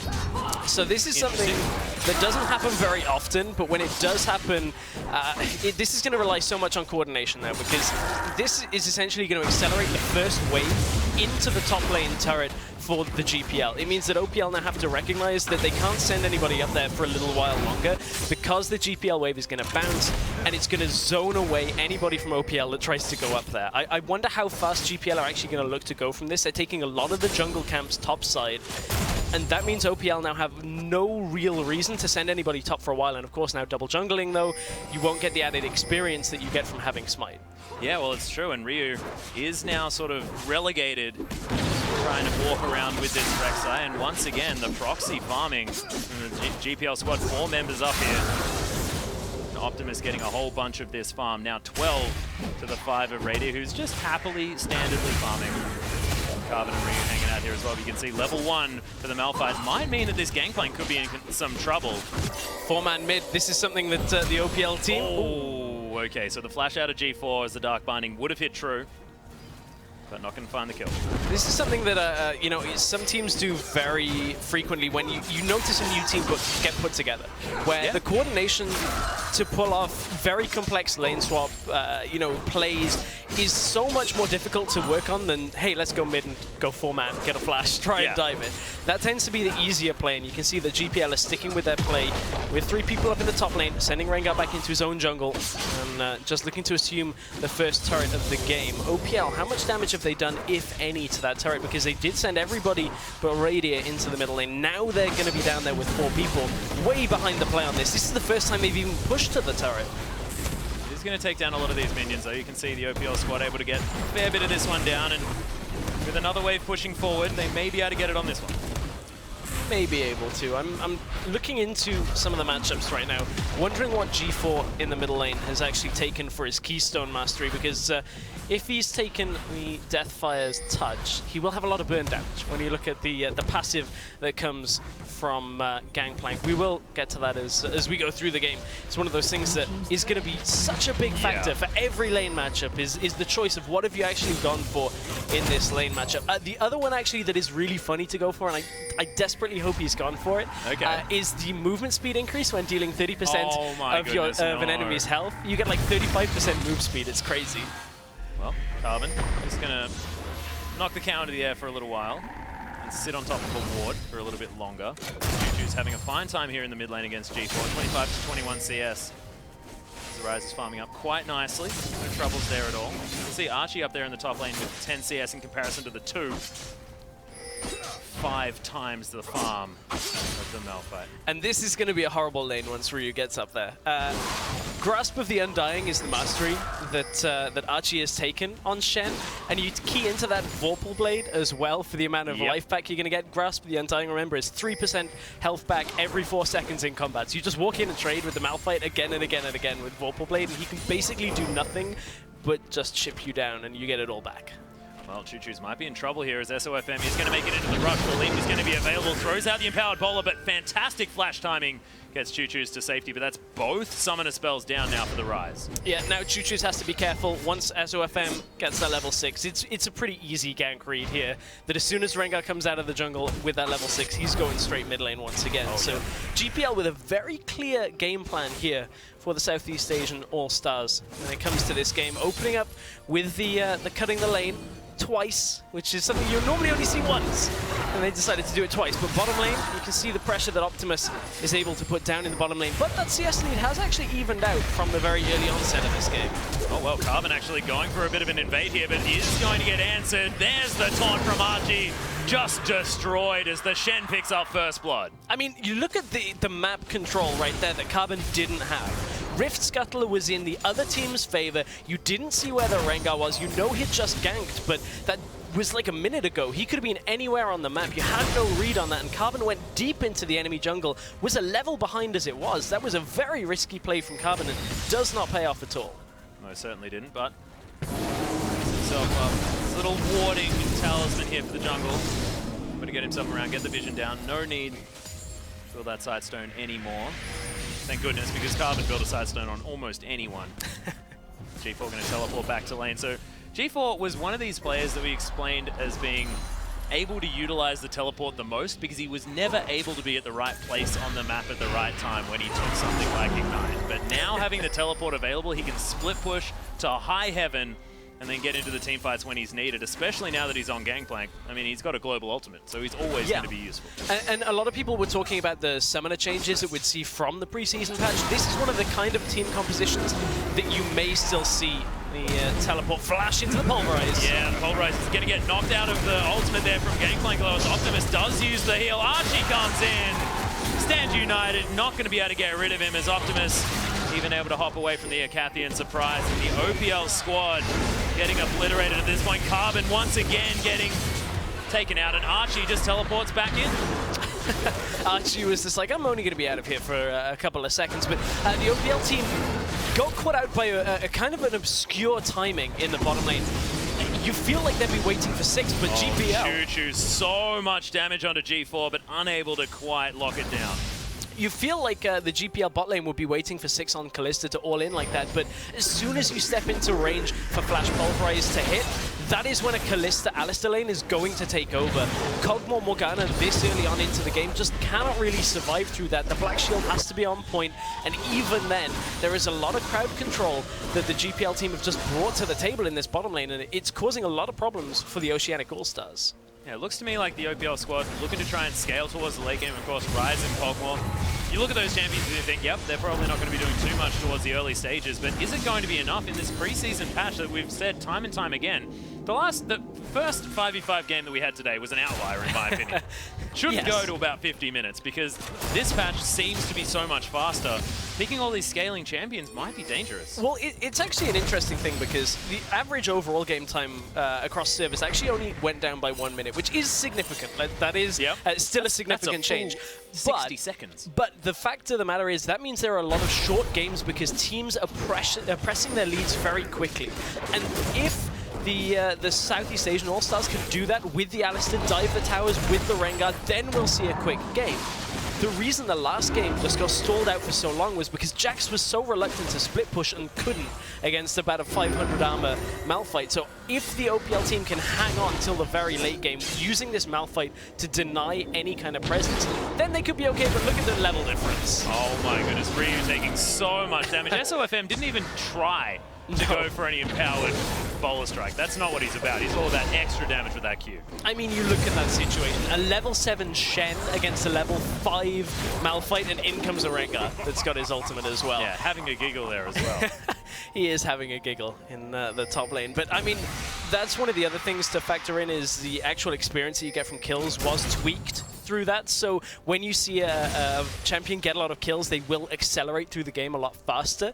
So looking at Archie, he's 2-0-2 right now, been involved in 100% of the kills and has got a lot more experience from that. And they just turned that into another kill onto Ryu. And Ryu now absolutely can't go even past his inner turret here. He cannot afford to push into Shen because Shen is so much stronger than him at this point in the game. And with that extra Keystone Mastery as well, I mean, he can't be shoved around. Even if Carbon comes up there, he's just going to get all of his health back. You can see the OPL squad looking to try and get some work done onto G4. Who will probably eat oranges and will most likely be K. Yeah, I mean, he had no flash, and there is a little bit of crowd control that was there. I guess he had the Rune Prison, but as you said, the Mandarin's going to come out. G4's going to run back away, and it should have been fine. Also had his ultimate, so actually the presence from the Oceanic All-Stars was going to be negated somewhat with the damage that would come from Gangplank. But this is a very interesting setup because I was kind of going to touch on this a little bit earlier with the teleport from mid lane. This is the triple global composition that GPL are trying to run here. When you look at 2 teleports plus the Shen ult and I guess the Gangplank as well. It's pretty old style, but it's one of the only ones we'll see that teleport in the mid lane. When you can actually run 2 very strong solo lanes. Oh, G4 in a whole lot of trouble. Choo-Choo's trying to get the damage done. One last Q. Not going to be enough as Stand United came in as well. Archie saving his mid lane. SOFM Thriller hunts down Carbon, waiting for the knock-up. Not going to let that Rengar get any work done, and man, that was close for Choo-Choo's. It was close, but he had to back away. Couldn't get that last bit of damage out. Now Ryu in trouble again. Yeah, he most certainly is. Big Boy's hanging out there. Carbon trying to save his top laner. There's the ultimate. SOFM in a bit of trouble. The flash after him from Carbon locks it down. Does Ryu. Egypt making his way through as well. The barrels are down as G4 trying to explode that one, but he's going to get taken out. Choo-Choo's so huge in this fight. Not a lot of damage available for the Shen, and the OPL team showing that they certainly can team fight. And this is the difference between the old kind of compositions with Shen's support to a Shen top lane. The global presence is only useful if you're using them to bring more members to the fight. If you're already there with everybody that has a teleport, that's all you've got. In came the rest of the Oceanic All-Stars, and there was just more people on the map for the OPL in that area, because down in the bottom lane, you could see Optimus and Moss were still trying to push onto the turret, and now the turret game is going to get pushed into the advantage of the OPL team right here. Rek'Sai even just going to fly his way straight across the map and help out down in the bottom lane and hold the turret for themselves. OPL coming up big in that fight. And the Rage Blade has been completed now as well for Radia, so part of what I said was correct, but it was going to be in the hands of Radia playing that champion, and I love this. It turns him into this, like, after 8 auto attacks, it turns him into Jinx, pretty much. Because you've got the rockets to do the AoE, you know, but you've just got a bajillion attack speed. I like it. I don't mind it right now. I'm interested to see how it keeps going. How does this build progress here? Because I'm assuming he's going to go flat. Yeah, I'm assuming he's going to go flat AD, or at least AD itemization from here. There's no point to go anything else.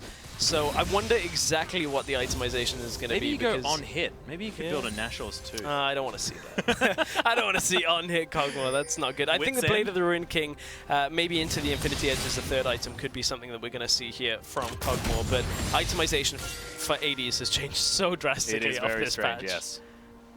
Well, he does have Fervor of Battle, I believe, as well as that Keystone Mastery, of course. Kog'Maw pretty happy just to auto-attack as many times as he possibly can, especially with that Rage Blade, so it does synergize quite nicely. He's fallen down in farm just a little bit, but now has picked up that assist. G4 now going to have to be careful once again. The OPL team moving towards this turret. They've got 5 members here, and able to take down that barrel as well, so no wave clear available for the GPL squad, and that could be something that could be a problem here, because they don't have a lot of long-range wave clear away from, you know, an ultimate out of G4. Yeah. And again, this is the Southeast Asian team really kind of almost misplaying with their globals. You look at Kalista down in the bottom lane, you look at Shen up in the top lane, who did have his teleport and his ultimate, but if there's no real target there to, you know, have presence behind that turret, as soon as a Malphite walks up, as soon as he places himself in front of that turret with the rest of his team and you have the numbers advantage, that tower is gone. Yeah. You cannot fight that without any kind of wave clear there. And yes, Optimus will get a turret from it down in the bottom lane. Keep in mind, though, the OPL team have very quickly just got 3 towers on the map. And that is going to give him a fair amount more map presence when it comes to the top side right now. You can see, yeah, it could look towards that Rift Herald sometime soon. 1 pick is all it should take to take that away, but the GPL team do still have the gold advantage. Yeah, Dragon not looked at here at all either. OPL do have themselves a ward on it, the Oceanian team. Radia just wandering around in his jungle as Choo-Choo's going to get delivered a blue buff. Now with the Rod of Ages stacking the tier there as well, this Ryze is getting to a very scary point. And look, we watched Worlds. We saw what Ryze is capable of. We'll see whether Choo-Choo's can do his best Faker impression. Oh, in this Radia. game. Oh, yes, Moss in trouble. The immediate flash from Radia, but he's got no turret to go back to. It's a bouncy castle for this little Acathian monster. And it's not so much of a surprise as he blows up onto Optimus, and man, okay, that is definitely a kill. Yeah, Radiant knew he had to flash instantly and kind of prayed that he was far enough away. Could maybe have used the heal to get that little bit extra of distance, but I think he was dead at that point anyway, and he knew it as soon as that flash was used. But what is the trade going to be here? Are they going to let the Dragon go down and maybe look for the Rift Herald? Doesn't look like the OPL team are in position for that, so this is just going to be a Dragon going down in favor of the Southeast Asian All-Stars. But pretty much nothing in return right now. Optimus is going to be able to lock that one down. Of course, Ren pretty good at securing the Dragon. You can see there's a bit of a scuffle in the top lane, but they don't have very much damage available to them, and Rio's just going to clear out the wave and scoot on out of there. A lot of different bits of items. Keeping it at the Balmy Cinder there, and then going towards what looks like a Frozen Heart. There's now Radiant. Has to do with SOFM. He's tanking up the turret as well as Radiant might be able to Acathian surprise him to death. He wants to leap out of the way. He leaps into turret range. So much use, but he did survive. My Look gosh. at the impending doom, though. OPL are looking to shut down SOFM. He's once again. Oh, Ejim does nail the Dark Binding. The flash after him, though, as Archie picks up that kill. Carbon may actually be in trouble here at the same time as the teleport. There's the unstoppable force. Ryu says, nope, you ain't getting out of here. Unless you manage to Shadow Dash over that wall. Not going to do it. And Carbon's going to lock that one down. Meanwhile, GPL team say, okay, while you guys are being crazy in the bottom lane, we're just going to take the outer turret in the mid. Very, very scrappy little fight in the bottom lane. That just seemed like it was pretty much for all the marbles when it came to maybe a little bit of ego in the bottom lane. OPL just throwing everything they can at the Southeast Asian All-Stars, just saying, well, we're not going to let you get away from just blowing up Radiator at that point. But again, it's another situation, though, where the GPL team are creeping ahead of these plays. Just a great kind of spot from SOFM to know he has the damage, knowing he had that spike just enough to take out Cogmore early game, which of course this isn't the Trinity Force Cogmore that we were seeing previously, which at least you had a little bit more health from the Phage component of the Trinity Force. This is Gwinsu's Rageblade, which it's very squishy, will deal a lot of damage if he gets there, but not this early on in the game. You're looking at 3-4 items before this Cogmore is going to output damage. He also needs to be auto-attacking for a long time as Carbon just heads in towards the blue buff. Isn't actually dead yet, which is what I wasn't expecting. Able to still get the crowd control off. Flashes out of there as Ejim. He's hanging around as well. Choo-Choo's now flashes on top of G4. The barrel's down, but Choo-Choo's does not care at all. G4 trying to get out. Choo-Choo just says, nope, you're staying here. The OPL squad able to get at least one kill. I don't know how they did so, because that was so optimistic from Carbon. Ended up paying off as now they're trying to turn it around. The GPL squad trying to do some work. Moss wants to go back in for the knockup as Radiant. A Acathian surprise is going to be his only damage option at this point. Ejim now with the Soul Shackles on cooldown. Archie just soaking Choo-Choo's damage. Can't do it. And this rise is so big. Optimus now does have to be careful. Moss is going to die. Choo-Choo's going to come in, and they're going to explode the whole team. Oh, don't even worry about it. What a team fight from Choo-Choo's, just absolutely decimating everything in that fight. At least the triple kill at the end there coming from Choo-Choo's. I thought Archie was just tanky enough to absorb most of that, but I believe Archie hadn't had that Spirit Visage completed just before that. But this was the second half of this fight. This was after running from that top jungler. Just watch. I thought that Archie may have been able to just sit in the middle of this, but Choo-Choo is at full health, still outputting just so insane many amounts spells, of man. damage. Insane damage coming from Rise here. Well, Moss is going to be taken out there as well. You can see on the backside, Carbon was even able to answer immediately. And that Rengar was trying to get out. G4 just hasn't been able to get going in this game just yet. Now has his Trinity Force going towards what could be the Essence Reaver. Oh, actually, no, isn't going to be, because he'll cap himself on the cooldown reduction. Looks like the Infinity Edge as the second item here.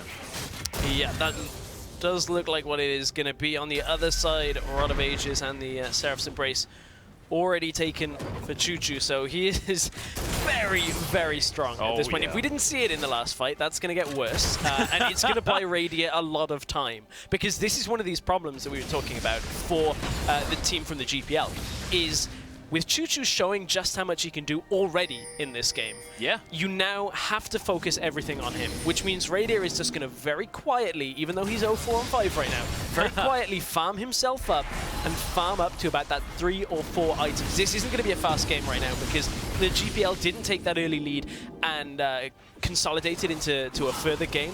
They are trying with these turrets, but they're trading kind of inconsequential tower for now, a middle tower from it as well. So again, GPL now are focused on the bottom side. They're kind of going all in on a couple of dragons to look to win the game from the map control that they have right now. Actually, they're looking for an inhib tower. This is not an inconsequential turret anymore because the GPL stayed. OPL were not pushing fast enough.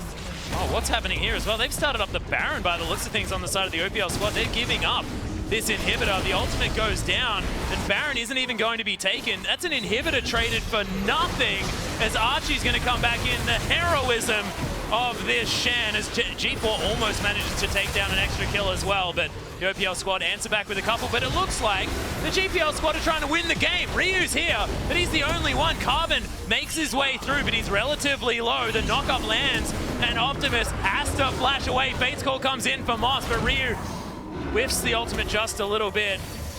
Choo-Choo's now trying to catch up. Will he have his ult available? He doesn't.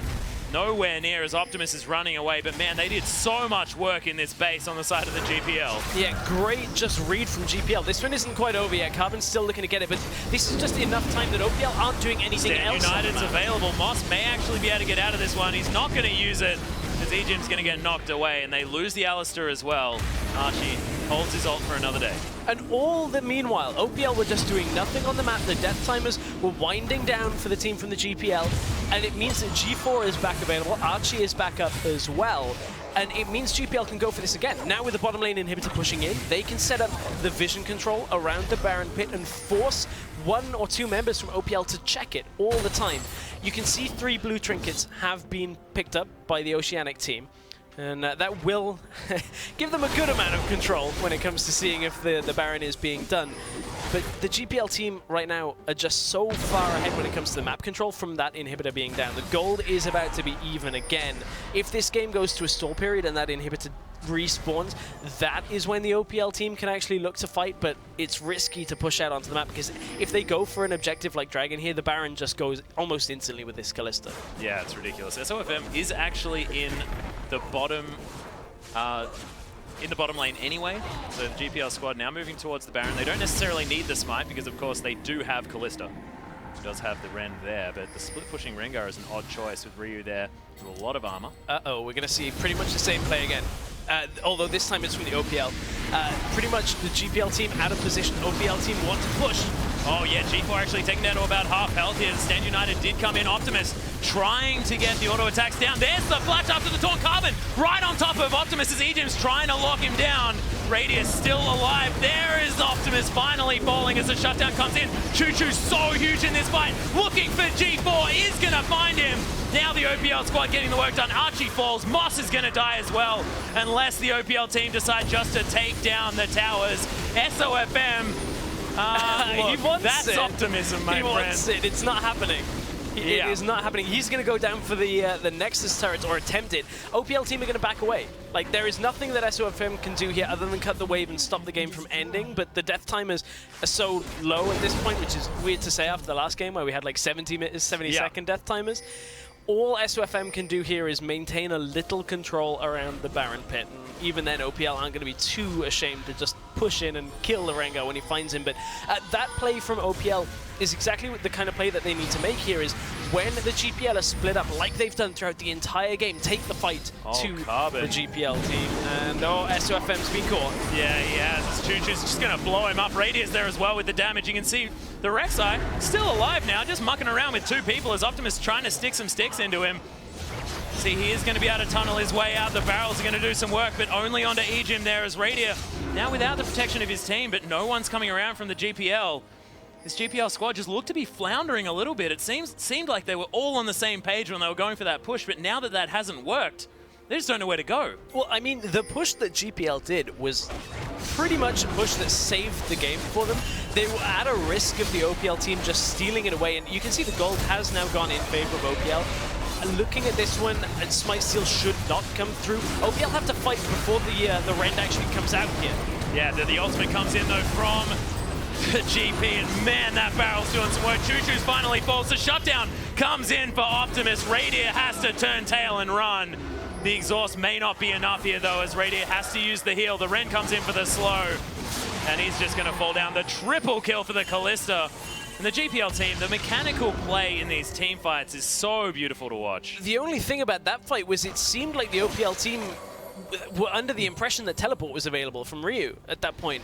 I mean, half of the cooldown left. Had Malphite been there, that is the kind of fight that the OPL team could have taken. Without him there, I mean, that's not really something that's going to happen. You cannot protect for the Cogmore. The Rise is easy to focus down without any front line standing in front of him. I mean, it was the timing was right, but the people that were in the area was wrong for the OPL. And the fact of the matter is they had to deal with the bottom lane. Ryu was saving the Nexus towers at that point, so it is pretty much the only play that can be made. He is pushed up a little far in the bottom lane when it comes to actually saving a tower, so maybe could have looked to have headed over early. But early on in this fight, you can see the damage coming from Gangplank. He had already at this point upgraded Death's Daughter, so massive hit in that fight. From here, there's just not enough health left on anybody in the OPL team to stay alive. And this is a very back and forth game when it comes to actual decision making on objectives, and that one goes in favor of the GPL team once again. And they are going to be able to use it to take down this dragon as well. The inhibitor has respawned for the OPL squad, not quite yet to come back for the GPL there in the mid lane, so may buy some respite for the Oceanic team. But they're definitely on the back foot, especially now. These Marin buff minions. Oh, Radia's dead. Goodbye. Okay, SOFM. Just doing Rengar things. We've all seen those videos. That is one benefit of the Guinsoo's Rageblade, which I don't condone, by the way, but the added AP that you get makes a Cathian Surprise really nasty. Makes it really nasty. It's a nice boom after you leave. Does it fall off by the time? Okay, probably not. Oh, well, I just mean the blasting one. Like, come on, we got to look for benefits coming from somewhere on that item. Does a Cathian Surprise scale? I don't think it does. I don't know. I know it does true damage. I didn't think it scaled. There's Archie is going to get locked down, but you can see he's not taking too much damage. GPL squad able to take down that inner turret very easily. There's a big wave pushing in the top lane, though, as the OPL team have managed to at least get that one organized. Moss is going to be heading back to base, grabbing himself some extra items. Does have the Righteous Glory there. Which is handy, you know, it's got the horns. Already looks like a cow. We have a Last Whisper on Rengar, which is an item not expecting to see too much of. It is, however, helping him against the likes of anybody that isn't a tank. Yeah. Because not a whole lot of survivability on Radier and that, so it will help him kill the Cogmore pretty quickly, but it's not going to help him all that much against pretty much the Malphite. I mean, he's not really looking for that as a target as it is, but certainly Last Whisper as an itemization choice has started to fall off just because of the change that it was made to bonus armor when it comes to overall armor. So I guess it's fine in this situation, but if SOFM doesn't blow somebody up, his role in the team is kind of small as it is. It seems like he's trying to patch up something that he shouldn't be doing anyway, which is odd. But he's got a lot of different AD items. I like that, you know, pickaxe, longsword, hanging out, warrior enchant there, as well as the Youmuu's Ghostblade. This is the one-shot Rengar we all know and love. Hurricane onto Cogmore as well. So if you want to stack it quick in fights at this point. So we could actually see Radier output a lot of damage in this next fight, if again, he is safe. If he's ever left able to get auto attacks off stress, I think he might be able to get some work done. The problem has been this Rengar that we can see on our screen right now, who's just not let him. Yes, it's been a fairly good game for SOFM in that respect, catching out the squishy targets, looking for Radier, just take him off the map as soon as he can, and it reduces the OPL's ability really to actually contest any objectives. This game, however, feels a lot later than it actually is. It's 28 minutes, which, you know, we're still expecting games to be well over this length at this point. Still looking for that 38, 37-minute mark. But it just feels like GPL are running out of options for themselves. OPL are kind of like, well, we'll just wait this one out because we got a Rise and a Cogmore, and we don't really have to make any proactive decisions. Well, we'll see whether it's going to pay off for them, because of course Archie's only going to get tankier and tankier. G4, he's building another Infinity Edge. He's probably just going to keep stacking them from this point onwards. And he's going to blow up minion wave after minion wave, getting all of that cash money. And he's now taking the CS advantage as well. I mean, it was at a point where Choo-Choo's had almost a 20 CS lead. The G4, with his standard G4 ways, split pushing things up. Able to get himself. What the heck, Radiant? That is a lot of auto attack. It is a lot of attack speed. He is sitting at 2.1 base attack speed right now. So goodbye attack speed cap. Yep. If anybody hasn't seen a 5 attack speed Cogmore, by the way, it's the most hilarious thing. Watching the animations try and catch up, he just doesn't move and just fires out a million attacks. Yeah, it almost like he's actually vomiting in a stream. Well, we'll see whether he gets to that point or whether SOFM is never going to let him.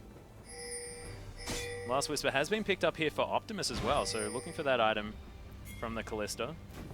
Does have to deal with Ryu and Carbon a little bit more. Yeah, and this is a little bit more towards what we were seeing in the last, not in the last game, but previously. We saw the Infinity Edge in the last game, I believe it was, on the Callista, which is a big departure from what you used to build on Callista, not a crit-based attack damage carry as it is. So this time, I wonder whether we're going to see the Mortal Reminder or the other one, which one applies Grievous Wounds, the other does difference in max health damage. I always want to call it Lord Van Damme's Pillager, but that's like the Dominion item. I'm like, bring Dominion items in. Yeah. Okay.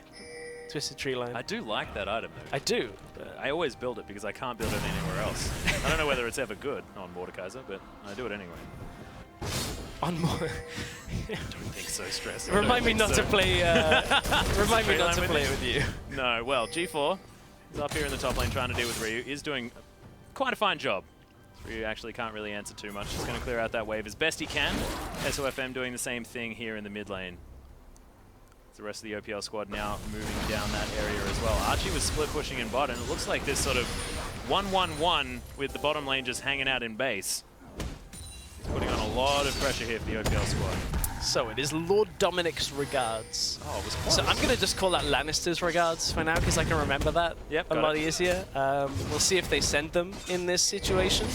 Of course, as we said, that does difference in max health between you and your target. It stacks up to an additional 500, so can be fairly significant. Stan United used to get himself out of this. Yeah, but he's not going to be able to get out of there just yet. Now going to try the teleport, and that one's not going to work either as Choo Choo's makes his way over. So Archie now completely out of options, going to get slowed down, uses the flash, and is going to get zapped to death by the turret. No, Choo Choo's flashes forward. And the Rune Prison, you can't dodge that one, buddy. The rest of the GPL teams, though, they're going to be able to take down this Baron. This relatively no contest. No, Ryu doesn't have his ultimate. The steal comes in over the Rend. How did that even happen? The OPL squad now trying to take down the GPL team. Ryu right in amongst this back line. Radius still alive, wondering how that's even the case. And Carbon, what? Massive, massive steal is what it was. How does that shouldn't happen. Like, straight up shouldn't happen. Callista should rend that every single time. And you can see Radiant did have the space to get his attacks in. Yeah. Because everybody from the GPL team was locked inside the Baron pit. So between Choo Choo's and Radiant, the damage just shredded all the way through them. G4's got so much work still to be done here. I don't think this is going to be the end of the game, but the OPL team have just done enough to blow this wide open with that Baron buff. Yeah, they could be able to pick themselves up a Dragon here as well. And those 6% stats now at 33 minutes could be something that they're looking for. SOFM not going to be able to find his way in with that Thrill of the Hunt. And that's another big cooldown. Actually, the OPL squad decided to go back in on this one. Choo Choo's taking a lot of damage from that barrel. The slow comes down as well. SOFM gets flashed on by Carbon, but a massive knock-up with the face call. Ryu in with the ultimate as well. They're not going to be able to do too much as Radiant is still alive, trying to kite as best he can. The taunt comes in. The barrels doing so much work.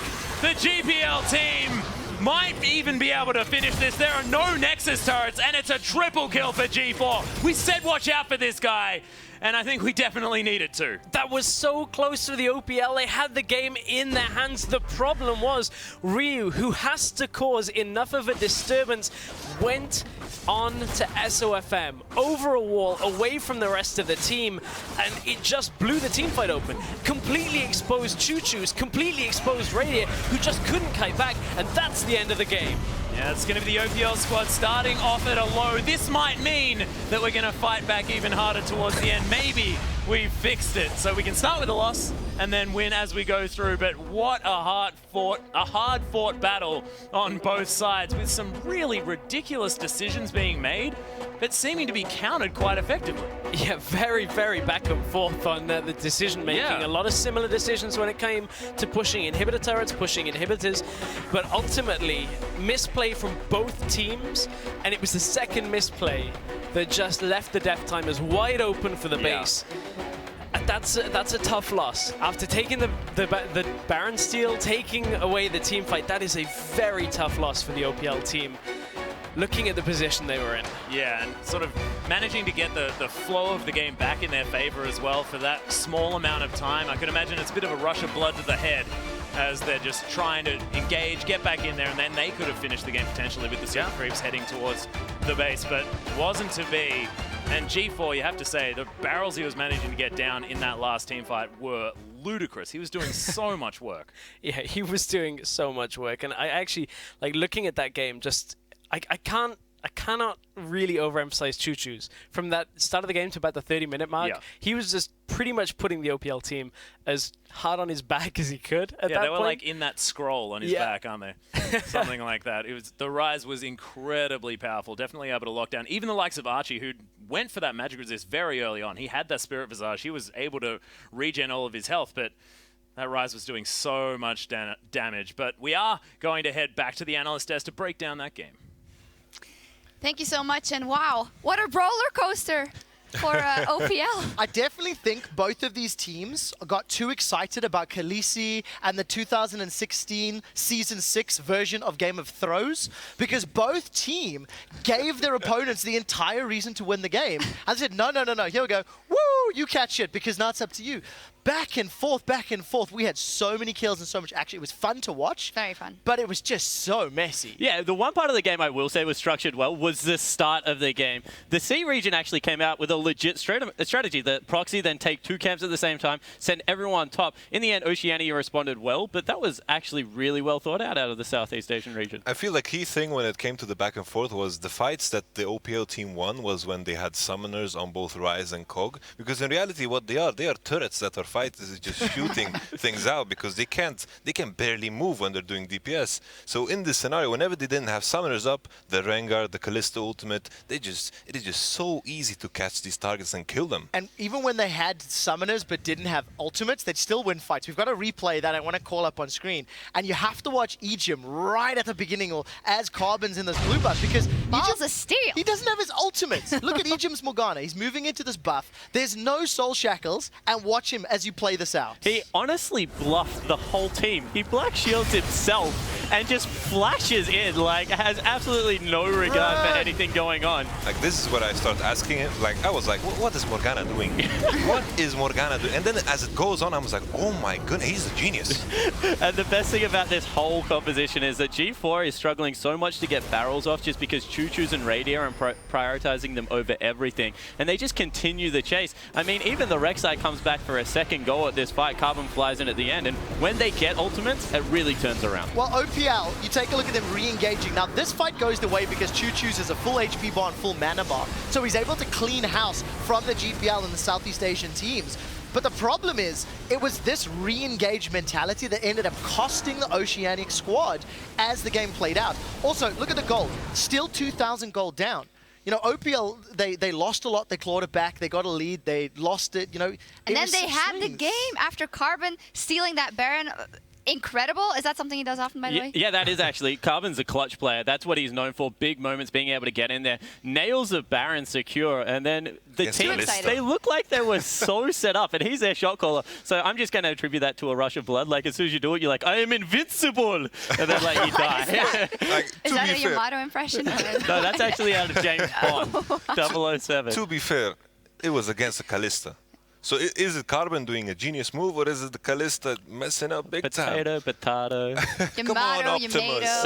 In any case, let's look at what happened after the Baron, because OPL, they had it. They just had to keep cool, try and finish out the game. But as we see on this replay, that's not what they did, and they went right back in.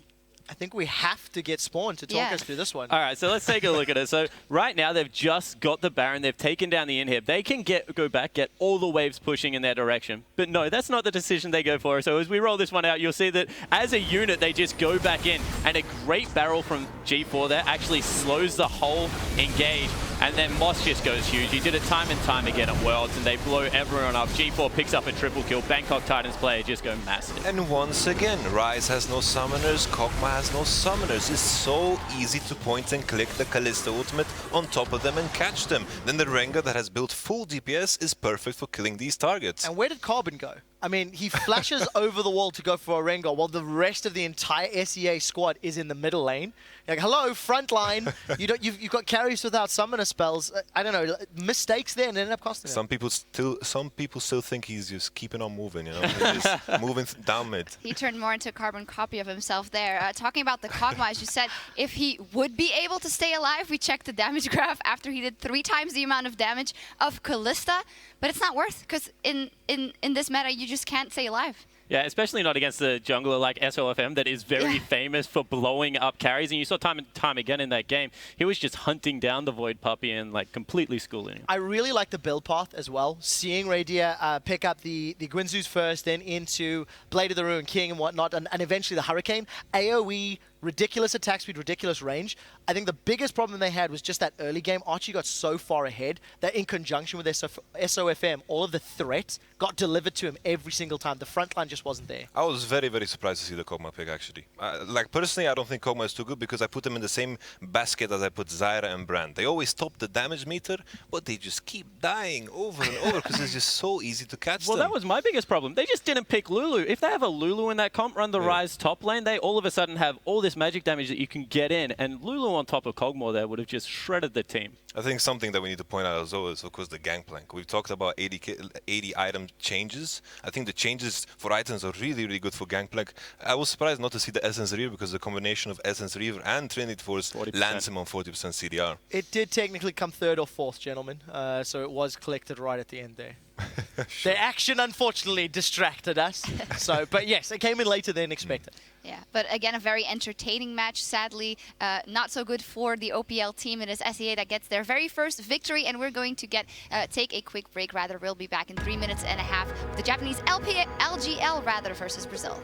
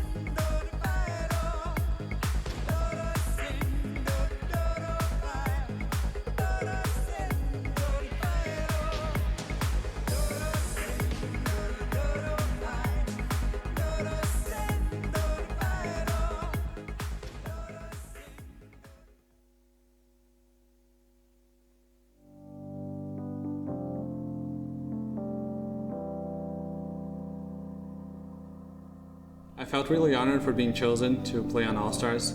I have always dreamed of representing my country in an international competition, and I can finally accomplish that. I felt very proud, and I was the only one who won the votation against someone from Paint, so yeah, I felt really good. Da equipe da PEN, olha o Túlio, tentando ir pra cima, vem chegando com tudo, zero absoluto, o Kami fica com uma, com duas, já garantiu o double, vai partir pra eliminação, triple, quadra kill, vem pro penta, kill do Kami! Eu fiquei bem feliz de ter essa nova oportunidade de jogar lá fora.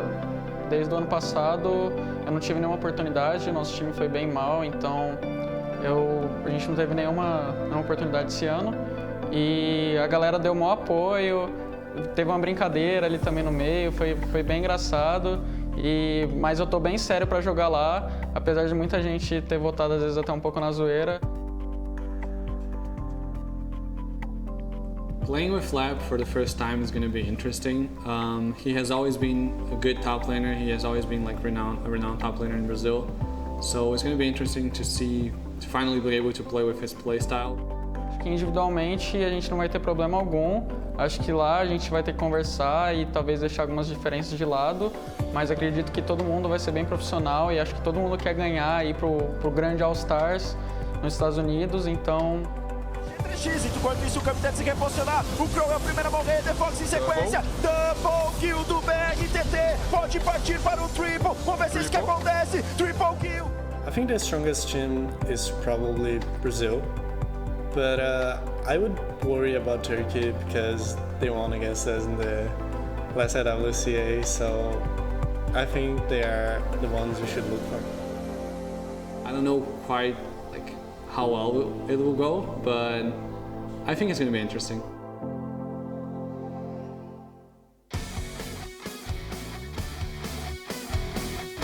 Welcome back, everybody. As we heard from the Brazilian team over there, it was very interesting, saying how they put their differences aside, or they were in the process of putting their differences aside. A lot of history there. I actually like that, and I respect that a lot, because, you know, if you follow the teams and the players, you know that they're all from different squads. There's very big rivalries, even within the same team that's on the All-Star, but they all want to go to LA. They want to prove their worth against the 5 major regions, but you got to win here first to do it. Yeah, and they started off great in their first game where they were up against LatAm, as said by Revolta. After, well, our decision-making could have been a bit better. We could have closed it out, but he did a fantastic job specifically in that game 1. Yeah, that guy is an absolute monster early game. He just completely takes over the whole map, and how he actually effectively jungles and picks up camps on the way to good gank paths just means that his first 15 minutes was unbelievable. I hope in the upcoming game that Elise doesn't go through as easy as it did, because Elise, to me, is still best jungler in the game. Well, trust me, man, his Lee Sin is just as good. He's able to really utilize the high mobility junglers and junglers that can turret dive quite well and just be able to get in people's face and makes them uncomfortable.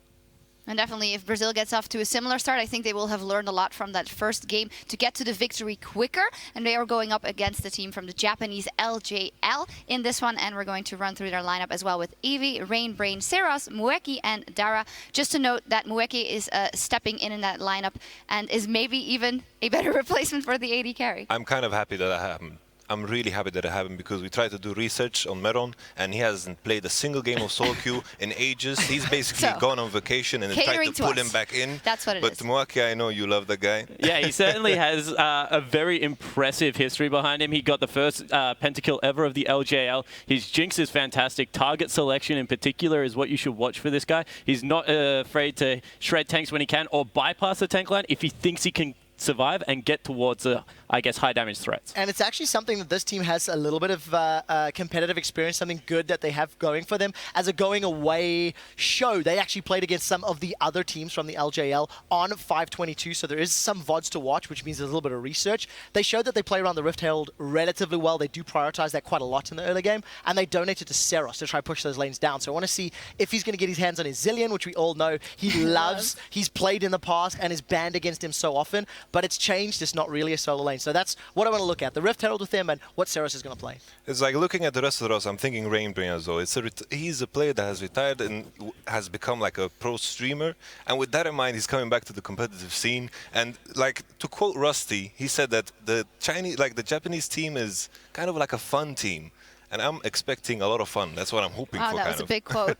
I think that, like, you're exactly right. Like, when we were looking through his recently played, it's like his main champion, LeBlanc, question mark, because he plays a lot of mid lane at the moment. But hopefully they are able to put together something that I do want to point out is that Seros is a player that is all into zone control. And that's why he really favored the Zilean, but he also plays a very good Gangplank. And it was a champion that he got a pentakill in the first time he ever played it at the IWC tournament. Unfortunately, they went on to lose that game, but has shown that time and time again, he can put out these huge damage numbers. So maybe a team that they can run some supports around him and really get their mid laner going. It's going to be difficult against the Brazilian squad, though. So the theory here, in terms of individual ability, I think is sound. But going up against the likes of Kami, BRTT had a great laning phase with Loop in that bottom lane on his misfortune earlier today. So I want to see how LJL are going to perform against, you know, as the youngest IWC region against what is the oldest and most successful IWC region to date. Yeah, and that's what I'm really looking for as well, because IWCI, the Japanese came and they weren't used to the ping. They were having some issues there, and they honestly didn't have a great tournament. I think they picked up the one victory, but when they came into IWCQ, they looked fantastic, and the growth that they had in that period was really impressive to watch. So as we continue through this, hopefully they can take another big step up, start trying to challenge the likes of the Turkish team, of the Brazilian team. Well, we'll see what the Japanese team can do in this one. I think the players are ready, so let's get into that game. Thanks a lot, guys. Welcome back to the caster desk, which is getting progressively shorter as the day goes on, now that I'm subbing in for Atlas. I'm, of course, Richard Pauls Cam. Alongside me, James O'Leary, my partner in crime from the EU Challenger Series. Yeah, and it's a long way around the world here down to Australia, but having an absolute blast already with a lot of these games. And I think one of the real key fun little storylines coming into this is the one that Quickshot just touched on, which is the oldest and arguably most successful wildcard region. I mean, you even look at their results from Worlds for the CBLOL Brazilian region. Now we're going up against the absolute youngest region in the IWC, you know, the format of regions. And, you know, the Japanese scene is so young still, only a handful of really splits to their name, and some of the things that they're doing though is really cool. I love watching the Japanese teams play because they're always unpredictable, always exciting. Always exciting. You even heard it on the analyst desk as well. They were talking about the Rift Herald, even going to Seros as well, seeing how he can use that in the mid lane. And on top of that, you look at the Japanese scene, how they've done over the last couple of tournaments in the international wildcard tournaments alone, and they have gotten progressively better. That was only over 2, however. So was that a blip in the radar, or are they getting better every time we see them? That's the question I need answered both today and the next 4 days. I think you're going to get it, Pulse. I think you're going to get that kind of answer. They are going to be facing a bunch of teams to kind of test their skills. Teams even against like the Brazilians who have gone up against the best in the world. Yeah. So this will be a very good benchmark to see where the Japanese are standing. I'm really looking forward to seeing this mid lane matchup. Kami against Seros, because Seros, in the couple of games that we could find from the farewell party in Japan, he played Ezreal AD mid lane. Which I don't think is particularly great on this patch. He also played Rise, which we've just seen is great. So we've kind of got this coin flippy, like, is he going to go for something kind of crazy? Is he going to go for something that is very standard and very good? Whereas Kami on the other side, I think you just look at and you say, okay, well, he can play most things. I'm really anticipating, hoping he picks Lux. Because he's an old Lux. Lux at the moment, it was the old story about Kami, but I actually think Lux is pretty strong on this patch as well, so it does suit him down to a T, but he is a player that showed so much versatility at Worlds. Yeah, we should be getting into that champion select soon, but of course Seros as well, if you don't know him as a player, big Zilean player, and you heard that right, in the mid lane, so we're going to see if that comes into play. The true wild card of this champion select is going to be that Zilean here, Stress. And the first ban has been Soraka. Okay. So the bananas are off the table. Misfortune has also been banned away by the Japanese. And Dr. Mundo will be the next ban from CBL. I love that the Brazilian team is just like, I don't want to deal with any kind of healing team. Yeah, Get that out of here. Nope. Don't want any of that, which has been very effective in solo queue, but there are ways to play around it in competitive. The first way to play around it is ban it. Yeah. So that's not going to be an option today. Step one complete. The LJL. And, you know, they did show us... in fact, the LJL didn't really play either Soraka or Dr. Mundo. They actually banned out a bunch of stuff, like had Brand banned away from them in the farewell games. I kind of taking them with a pinch of salt, because a lot of those bans and the plays in the games were a little bit less than, you know, competitive level serious. So there is a lot of freedom on this patch. A lot of the standard bans we're seeing come out here. An interesting one, Malphite, Scream's first pick Jax coming out here. Jax or Aurelia, I would imagine, is what Lep is going to look for here in the top lane. So it's all down to the Japanese. What's their final ban going to be? Will it be that Jax? Will it be Aurelia? No matter what they ban, there's going to be a Guinsoo's user up in the top lane for a Brazilian team. The other thing is if they don't, Kindred will be available for a first pick, or the Kalista will be up. There are so many blue side high priority picks that could be picked up here by the CB LOL team that, honestly, it's now down to what do they prioritize the most. Do they want the Kindred out of the jungle for a high damage based composition to look to close a game early, plus have that extra utility from the ultimate, or do they go for a stronger AD carry? We haven't delved too deep into the AD carry pits here at the 5v5 tournament, or the portion of the tournament for IWCA, so I'm interested to see where that goes. Yeah, there's a lot still open. Jax was the final ban, so Japan did read that out from Brazil. It's gonna put them in a bit of a loop just while they wait for what their first pick will be. You mentioned how many picks are open, actually. In fact, Kindred, of course, is a big pick, but Rek'Sai will be the choice for Brazil here as their priority, and that has just left open many priority picks for the first two picks coming in for LJL. Yeah, Rek'Sai was not the pick that I thought they were going to look for there. I mean, Kindred typically in the games that we've seen, specifically 521 with IEM, a lot of the tournaments that happened just between Worlds and now at IWCA, Kindred was a pretty much first pick. If she was up, or if they were up, was a first pick priority. So Rek'Sai being taken is very strong on 522, is one of the warrior-based junglers that we have seen, although in the last game Carbon did go for the Cinderhulk. So a little bit of a different change-up out of the OPL team. I'm looking forward to seeing how Revolta is going to play it. Of course, we saw his early game presence in the last game. We did indeed, and how effective that was, but we're still waiting on the Japanese first two picks. They are utilizing all of the time available to them to decide on what they want, and it looks like we're going to be seeing that Lucian come out. Many AD carries are regarding Lucian to be the strongest, if not in the top 3 AD carries right now, and Gragas is going to be coming back in as well for the jungle. Of course, Gragas was a huge pick before 522. You have to see how he adapts to the meta. If you actually went back a patch and just said, this game is from the last patch, this wouldn't, you know, confuse you too much. Maybe the bans would confuse a little bit, but Rek'Sai, Gragas, and Lucian being prioritized, maybe not so much. I like the priority here from the LJL team. They're looking for lane dominance in Lucian right now. Expect them to pick up something like a Thresh, I would imagine, coming out here just for absolute dominance. And then they're going for disengage out of the jungle. They're saying that whatever you throw at us, we're just going to push back and allow our lane presence to win the fights that we want to take and stop you from ever fighting us when we don't want to. That's what they have so far, but there's a lot of room to maneuver in Champions League. They have another 3 picks ready and available for them. Still waiting for Brazil's next 2 picks. We're toying with the idea of something a little bit different, but they will lock in the Caitlyn and Bard. Caitlyn, again, going to be sitting in that top 3 of trifectas when you look at the AD carries. Caitlyn is just mental right now. You can almost match Graves damage and burst in laning phase with the classic combo that's now evolved with the headshot, the E, the Q, the headshot once again. So we'll see how well BRTT has practiced that champion. And from what we saw earlier today on Miss Fortune, I'd probably say pretty well. Yeah, it seems like he has prioritized a lot of the upcoming AD carries. I mean, Caitlyn now has a significant range advantage over Lucian. A long time ago, he had 50 range shaved off his auto attack. So now Caitlyn, being, you know, significantly longer range, will pressure Lucian. It is now going to be a battle of how do the piercing lights line up. It's on BRTT to just avoid as many as he can and then just return fire with the damage. That is exactly what that lane is going to do. Bard is an interesting one because we did see Bard in the beginning of the day on loop. And it worked very well. He was catching people very effectively, comboing it with the cocoons that came from Revolta. This time that's not available. It's going to be on the Rek'Sai to tunnel in and follow up. Yeah, that was very much a wombo combo comp that we saw earlier today. This is something a little bit different. The next 2 picks have come out from Japan. That will be the Morgana and the Hecarim. And Hecarim is seeing some more play nowadays, both in the top lane and jungle. I've actually seen it now. Morgana could be in that support role, could also be mid lane, try and neutralize Kami in the mid lane, depending on what he goes for. And the final pick well, they have multiple flexes, so we're not sure quite where Japan are going to throw that one. So Hecarim Blind seems like a bit of a weird one until you start looking at the champions that are left. Normally Aurelia as a Rageblade champion would be a high priority here, looking at the top lane. The problem is Hecarim is such an effective champion into Aurelia.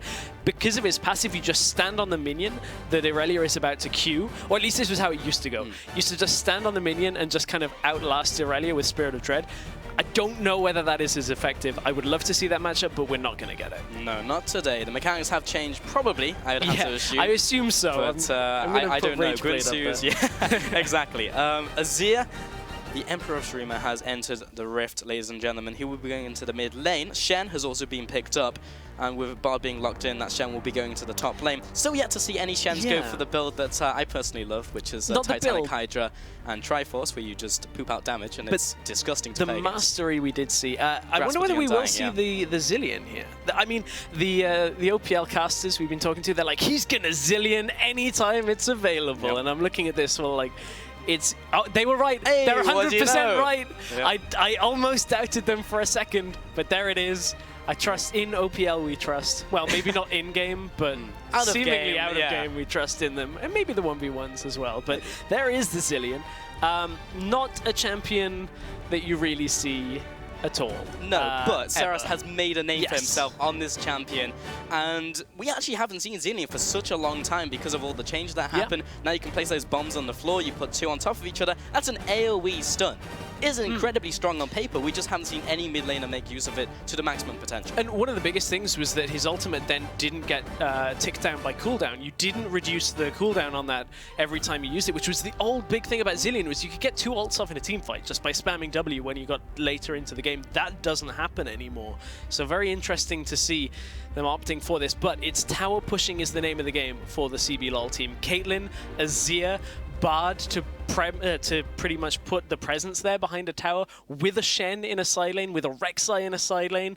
This could be a very effective fast push kind of strategy coming out from the CBLOL team. Oh yeah, there's no shortage of support either, as you mentioned, the Shen on the top lane. Meanwhile, you've got the Zillion with the Hecarim combination, speed up that pony, throw him into the front lines. Lucian as well, on top of the Morgana. Morgana's just going to shield everyone all day. That is an initiation you cannot stop. Hecarim jumps in with Black Shield and Zillion on top of him, plus the potential of the Chrono Shift. What are you going to do? Hecarim runs at you, you kill him, he comes back.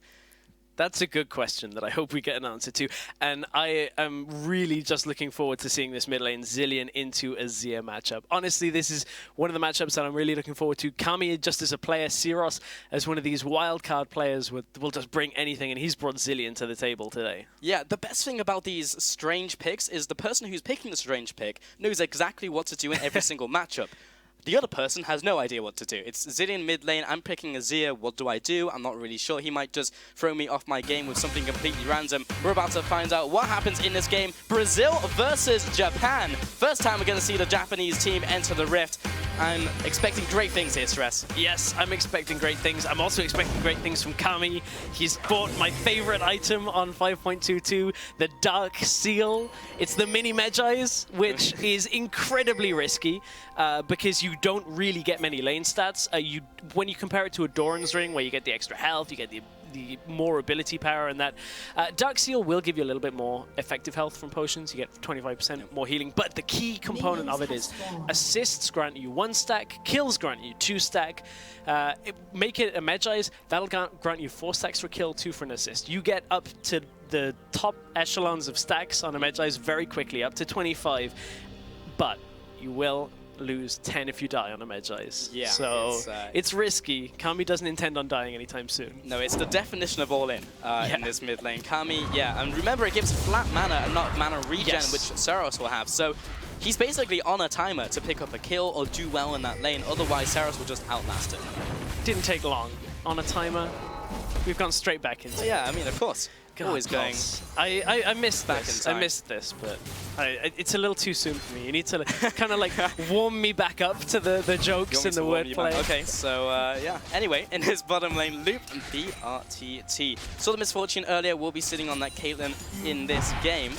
And speaking to a couple of people are generally saying that the second match from the second max ability from Caitlyn, people are starting to max the W, using it as like a mid mid-game kind of siege comp type pick. Also around objectives, you can just start trapping up an entire area, actually just block up whole sections of the jungle. It's like, well, what do I do now? I literally can't go through here. It's great. When you get to 5, you can actually cover pretty much the inhibitor. In where the destroyed tower is in front of it, you can kind of put 3 on one side, 2 on the other, and say, okay, try and walk through. Because as soon as you try, I'm going to kill you. Although if your inhibitor tower's already down, you're probably not going to walk too far through there, but it's just those little nuances on the map, areas that you can cover. Very, very true. In the top lane, though, I'm actually very interested because you look at this Corrupting Potion coming out from Evi versus Lep, who's gone for the Doran Shield. Some debate on whether Doran Shield is actually worth it now, because you have the health regen. Okay, sure, you have the passive, which reduces auto attack and single target damage to you, but then you look at like a Doran's Blade, which gives you the same amount of health, which you want as Shen. You also get the lifesteal if you're auto attack trading against the minions, and straight up, it just kind of seems better. But we're still seeing a lot of Shens up towards the Doran Shield regardless. It's almost as if you played a lot of Shen in the preseason. Really? I can tell you he has gone Grasp of the Undying, but interestingly, mid lane, Kami getting a very early blue buff given over to him by Revolta. So that will compensate for the lack of mana regen that comes from having Dark Seal. Also, the fact that Azir in this kind of matchup, where you can just shove in the Zillion time and time again, force him to use his own mana, Kami should be fairly safe when it comes to his laning phase, so shouldn't get punished too hard for picking up Dark Seal. So far from what I've seen from Saras is he literally just double bombs the wave, and if Kami's caught in there, great, whatever. Otherwise, I'm just going to shove it towards you.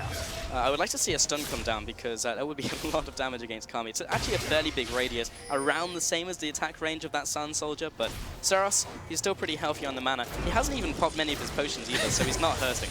And Kami just gets hit by one of them. It's like, okay, well, I'm just going to take one of these bombs and I'll avoid the other, and doesn't really mind how that's going at this point. But this mid lane matchup, it's going to be a later game mid lane matchup. Azir into Zillion, you need a couple of items under both of them to really start hurting.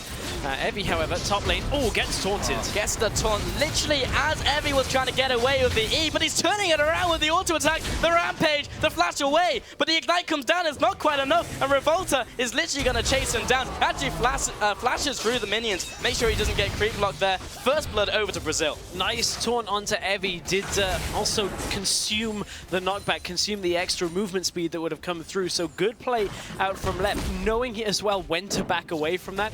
Obviously, Grasp of the Undying gave him a little bit more health. I think it was barely enough to keep him alive. That is the difference on Keystone Masteries, is if he didn't have Grasp of the Undying, he potentially could have been dead there. Those really meaningful choices that come up when you're putting in the Keystone Masteries, you can see just about affected that top lane, the ending result. Yeah, no potential about it. He would have been dead. Yeah. He was on single digits of HP, but we do have Gragas. Rain Brain is coming in from the side. That's a very short range. Shifting Sands coming out. I'm not sure that's going to save him. Flash away and the barrier burn. Oh, it's actually enough. That is disgusting. Saras in the mid lane picks up the kill onto Kami. That's a really important first kill onto Syros as well, because now Kami has to respect everything that Syros is doing in this lane. Syros hits the level 6, means that Kami right now isn't going to be able to all-in him, cannot really get anything from this lane, so has to now stack up this Medjay's or the Dark Seal in other lanes on the map. He cannot get that from mid lane, and at that point, that's when the itemization comes back to bite you. I mean, this is a very small and bad silver lining, but dying with no stacks doesn't harm you on the itemization. So if there was a time for Kami to only die, if he finishes this game with 1 death, it's worth. However, as long as he wins, of course. Yeah. I'm not sure Kami has faith in Kami at this point, though, because he hasn't gone for the Medjay's, he's actually just gone straight for the Stinger. Oh, so no, he's going you never straight. You never upgrade? In my estimation, you don't do that. That's risky. That is like, I'm 5 kills already in this lane, I'm just going to snowball But isn't even hard. picking up the Dark Seal in the first place saying that I'm just going to win this lane?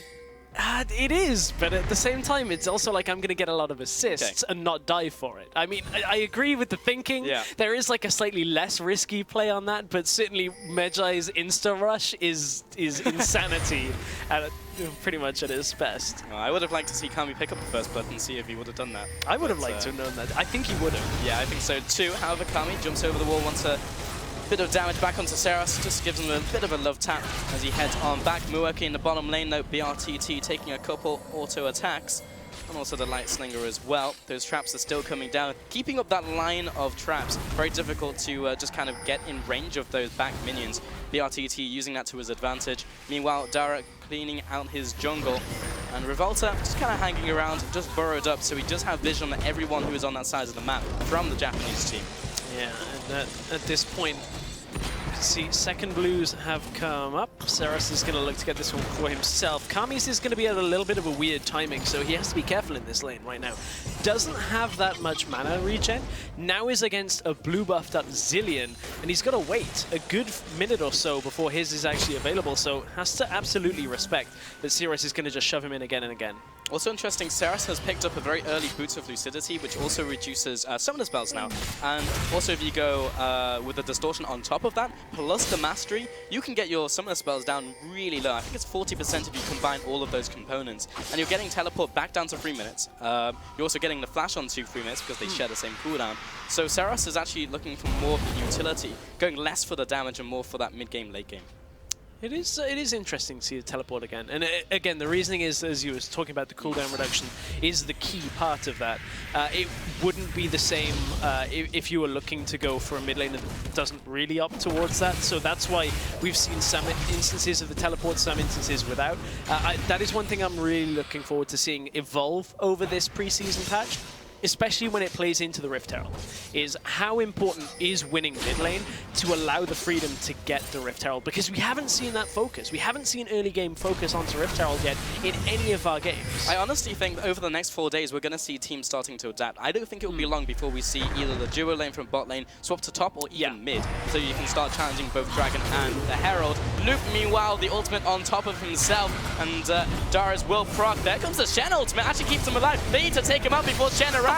Actually, he comes down, gets the taunt coming in, but Seras, his teleport also comes in. He gets the Chrono Shift. No one is dead just yet. Lep dodges the first bomb, not even sure if it was meant for him. Doesn't get the stun out. And after all of that, no one dies. Loop survived that entire fight by kind of just faking out what was happening there. I think he was trying to just fake the play with the magical journey and just try and exit out to the lane, but he just walks through, flashes and walks down through the lane. That is just Loop outplaying in that situation. Yes, okay, there's a lot to be said from the Stand United that came out from that as well, but that was a nice little tricksy play. Yeah, genius or just super stupidity that they just didn't think would happen. But 1-1 on the scoreboard, and we've had so much action in the first 10 minutes. Just not a lot of kills have gone down. And when you have Zilean, no one can kill you in the Zilean, or anyone else in the team apparently. Yeah. So not too much going to happen there, but we're going to see the Sand Soldiers once again push out. Despite Seras going into the bottom lane, he still has the CS advantage in the middle lane over Kami. He did die once, but it wasn't a huge minion wave that hit the turret. One thing I love, and it's the reason that Seras is going to be able to keep this CS lead, is realizing they're against a tower pushing team. Seras has gone, okay, I'm going to go tier into instant level 3 Lucidity boots with teleport. So I'm always going to be in my lane. You've got to try and find opportunities elsewhere. Okay, great onslaught of shadows will fear Lep back into Rainbrain. Fantastic flash coming in from Lep. That will actually be catapulting himself away using Rainbrain and his ultimate, so he'll be going back to tower, but he will have to go back to base, has the teleport available, and Stand United is about a third cooldown left, so he's good to go. Actually very difficult to get anything of value from a Shen gank unless you 100% have the kill. Yep, yeah, unless you know you're absolutely getting it, good luck, because you're going to get taunted, and there's feint, and you're just going to run after him down the lane. But it does, however, open up the priority for Rift Herald. Doesn't go to Seras, it goes to Evie, and I think that's the right play here. Seras is doing well enough in his own lane, is able to just push through, and then never going to push to the turret safely. Put it up onto the Hecarim, already going to be able to help him out in that top lane. Yeah, Seras doesn't really want to get closer to Kami, because that's when Kami will start murdering him. So Mueki in the bottom lane, still farming away. Caitlyn has a large CS advantage, which, to be honest, is kind of to be expected with the large range advantage, and Mueki not really getting those big all-ins that he'd like from the ultimate as well. Still has his flash, doesn't have the heal, but neither does the BRTT. We're looking at Loop and Havolta right now, going into the jungle of the Japanese. Mueki taking away the Grump, and still has that Tremor Sense. We're going to see him going into lane, but they know the support is still stuck up and away from his AD carry. Luke comes in with the kill, actually. We're going to see if he starts building AD carry. Will stop that turret from activating, and Mueki has to go off to the left-hand side to try and escape the assault coming in from the Brazilians, but it's not going to be to any effect, and they pick up a second kill in that engage. I like it, the makeshift Dome Wrecker, but mid lane Kami's in trouble. He is in a whole heap of trouble. There comes the Emperor's Divide, and the Channels bit comes in. Lep is looking for blood, comes in with the auto attack, gets the key strike down. Lupa is now right behind him, giving him the movement speed boost coming in from the Caretaker's Shrine. It's not quite enough to chase down the Hecarim. He's still faster on 4 feet. Meanwhile, BRTT in the bottom lane takes the tower in response. Another fight with very little in the way of casualties coming from it. And BRT taking the tower is pretty much the significant thing here, because now it frees him up to go elsewhere. And if you thought Caitlyn was difficult enough to get off a turret as she's pushing as it was, is building by the looks of it, or it could be a static shiv, I guess, but is looking perhaps towards the rapid fire cannon that we've seen a couple of times. Could be static shiv. I kind of hope it's rapid fire to see like an 800 plus range Caitlyn, where you just run up to a tower and hit it from half a lane away, but that is remains to be seen. Has opted for Infinity Edge first, though. So that is something we actually were expecting to start falling off a lot. Yeah. Just because of the way the numbers were changed on it. It became less of a first item, more of a third item. Once you have some attack speed, once you have some extra damage, then you can start applying the extra crit. It definitely feels like a comfort build, you know? Like, just going back to what worked before the patch and not thinking too much about the future. But still, the Infinity Edge coming out will be a decent chunk of damage. Remember now, it does give slightly less AD, but it's still an Infinity Edge. It still does a lot of damage. Rain Brain and Dara gonna head towards this dragon. Has reset very briefly, but should get control over the Rift Scuttler. Crab down. And Havolta, waiting over the wall, still sees them under the Tremor Sense. Rain Brain starting to head into this jungle, try and take out all of these outside tunnels, just to try and prevent some of that mobility from Havolta.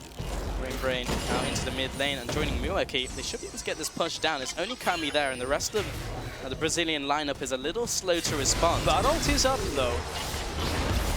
Catches Gragas. He's going to drink it off. He's out of there. Taking some more auto attacks, taking a little bit more damage, but there is the calling coming in from Mueki. It's kind of a lot of poking, war of attrition right now, but BRTT caught right in the middle of the Venn diagram of those bombs. And there's a lot of poking coming out. Both these teams have a lot of tools to chunk down their opponents, soften them up before a fight. 4v4 in the mid lane is well underway, and both teams are just going to clear this away. Next time this happens, the CBLOL team, the Brazilian team, may be in a better position to look to push the turret, but they're going to opt for the easier objective right now, get the first dragon of the game. There's no real other objectives for them to take right now. Good spot just being like, okay, dragon's us. Doesn't matter that they've got the Rift Scuttler, let's just take it. Yeah, swift rotation as well. Even the Japanese had the vision over the area with the pre-taken Rift Scuttler coming in from Rain Brain, so just weren't really feeling a fight right there. They have a lot of disengage, whether they have a lot of damage without Hecarim is kind of remains to be seen. Well, more like the answer is no. But 3-1 right now. CBL are leading this game by around 2,000 gold. Do have that tower and the first dragon. And honestly, before heading into this tournament, I was like, are we actually going to see people prioritizing dragon at all? Because you don't really get that much on the first 4 dragons. And if one is disrupted, then you're probably never going to hit 5. Then in the first game of the day, we saw a 52-minute game. Yeah, I mean, the thing that remained to be seen with a lot of the discussion about the patch 5.22 was we didn't see competitive games. You didn't see games with a lot of communication where objective control is a lot easier to do. And you let 2 Rift Heralds go away, 2 towers go down to your top laner, suddenly you're in a commanding position of the game, and the other team don't have communication to react. However, in a 5v5 setting, games are going to go longer, and then Dragon becomes more effective. It's still the same as it always has been. Earlier Dragons mean for less, and it's obviously a stacking mechanic, but Rift Herald does have some early game presence, and teams will have to be aware of that. It's just what your team composition actually wants to go for. Nice sidestep coming in from Havolta. He will be tunneling away from the action. Rain Brain very fast to take away that tunnel, making sure there's less options to be tunneled to with Havolta's ultimate. Evie still sticking around this top lane turret, does not have a lot of health points left. Bombs on both of the mid laners, still being chunked out by these Sand Soldiers going towards the turret. It will be timing out a little bit faster. Evie with the ultimate now coming in, gets the fear backwards, and has to flash into the body slam from Rain Brain, looking for the ultimate, finds Loop, is enough damage, it is, takes him out just before the journey, but what? Where's Jen? He actually went through the magical. He's just like, I'm out. See ya. That may have been a miss. Where are you going? Your team needs you. I just saw him fly through the magical journey. Oh dear, that's going to be the turret going down towards the LJL team. But they're not done yet. Brain looking for engage number 2. This one is not going to go too well. Soros had his ultimate as well, but apparently Gragas was not valuable enough to use his ultimate on. And there comes the ultimate now onto Evie. He's the priority target. Havolta's going to limp away. Meanwhile, Cammy taking some damage in the back lines, but he's still good to go. Looking for the ultimate to come through from Caitlyn, but I believe it was interrupted coming in there. However, she's still got her sights on Muaki. Eventually, that ultimate is going to come through. Eventually, it'll take a while. Now they're looking to push the turret as BRTT is pushing that through. Has a significant amount of damage right now, pushing down on that turret, and has a significant CS lead as well. I mean, that is where a significant part, and I've said significant a lot there, that's where a large part of the gold lead on this game is. 1,600 gold between the AD carries. Is a massive amount when you look at the fact that it's only 1 kill really on an AD carry. That is mostly from farm, and it was a higher value just before that fight started. So really BRTT is showing up in these sets of games, is looking pretty good. Was on Misfortune in game 1 of the day and did get caught out a couple of times just by getting blown up before his ultimate went out. This time Caitlyn far less reliant on just an ultimate like bullet time. All he's got to do, position at the back of the fight and just keep dealing damage. And it's also an ultimate here that you could use before a fight as well to start softening up your opponents, so will not be as much of a problem. Plus the extended range is going to be way happier in those back lines. Lep and Evie still at the 1v1 in the top lane. Only small CS differential, basically the same right now. And also has the Sunfire Cape already purchased. So Lep is pretty much good to go in the top lane department. He can basically contain Evie for the next century if he wants, as long as it remains like this. As soon as Evie starts picking up kills, starts hitting those item spikes like the Triforce, it'll be a little bit harder for Lep to deal with. Evie was trying to recall, but he was doing so on top of a ward. And Luke will be taking that one away real quick. And Evie will have to back off and pick a little bit of a better spot to go back to base. But it has delayed his timings overall on where he wants to go by around 8 seconds. Going into the bottom lane now, he will be pushing it out. But the wave is already away from him and pushing towards the opposing tower. So we'll see what he does around the bottom lane.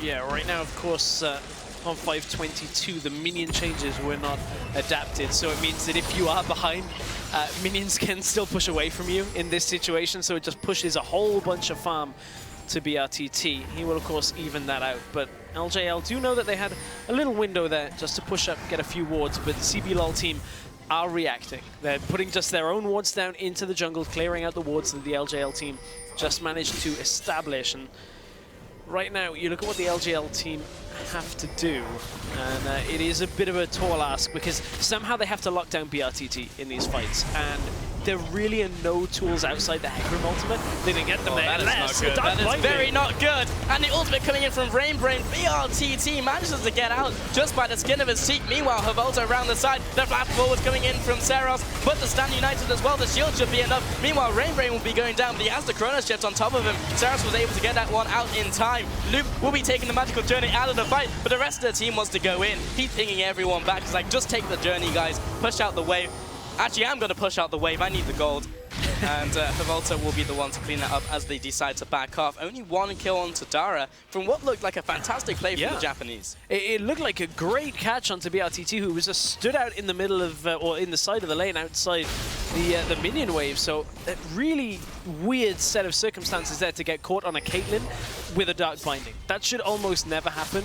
Provided that minion wave is there, you just stand behind the minions. That is what makes Caitlyn so very strong against a champion like Morg, is you can never lock her down if the Caitlyn is playing correctly. Unfortunately, in that situation, Caitlyn gets caught, does survive, but it did force a fight in that situation. However, it doesn't really mean too much for the CBLOL team, as they're just going to take the second dragon in the game for themselves. And they should get away from this. They have the magical journey available.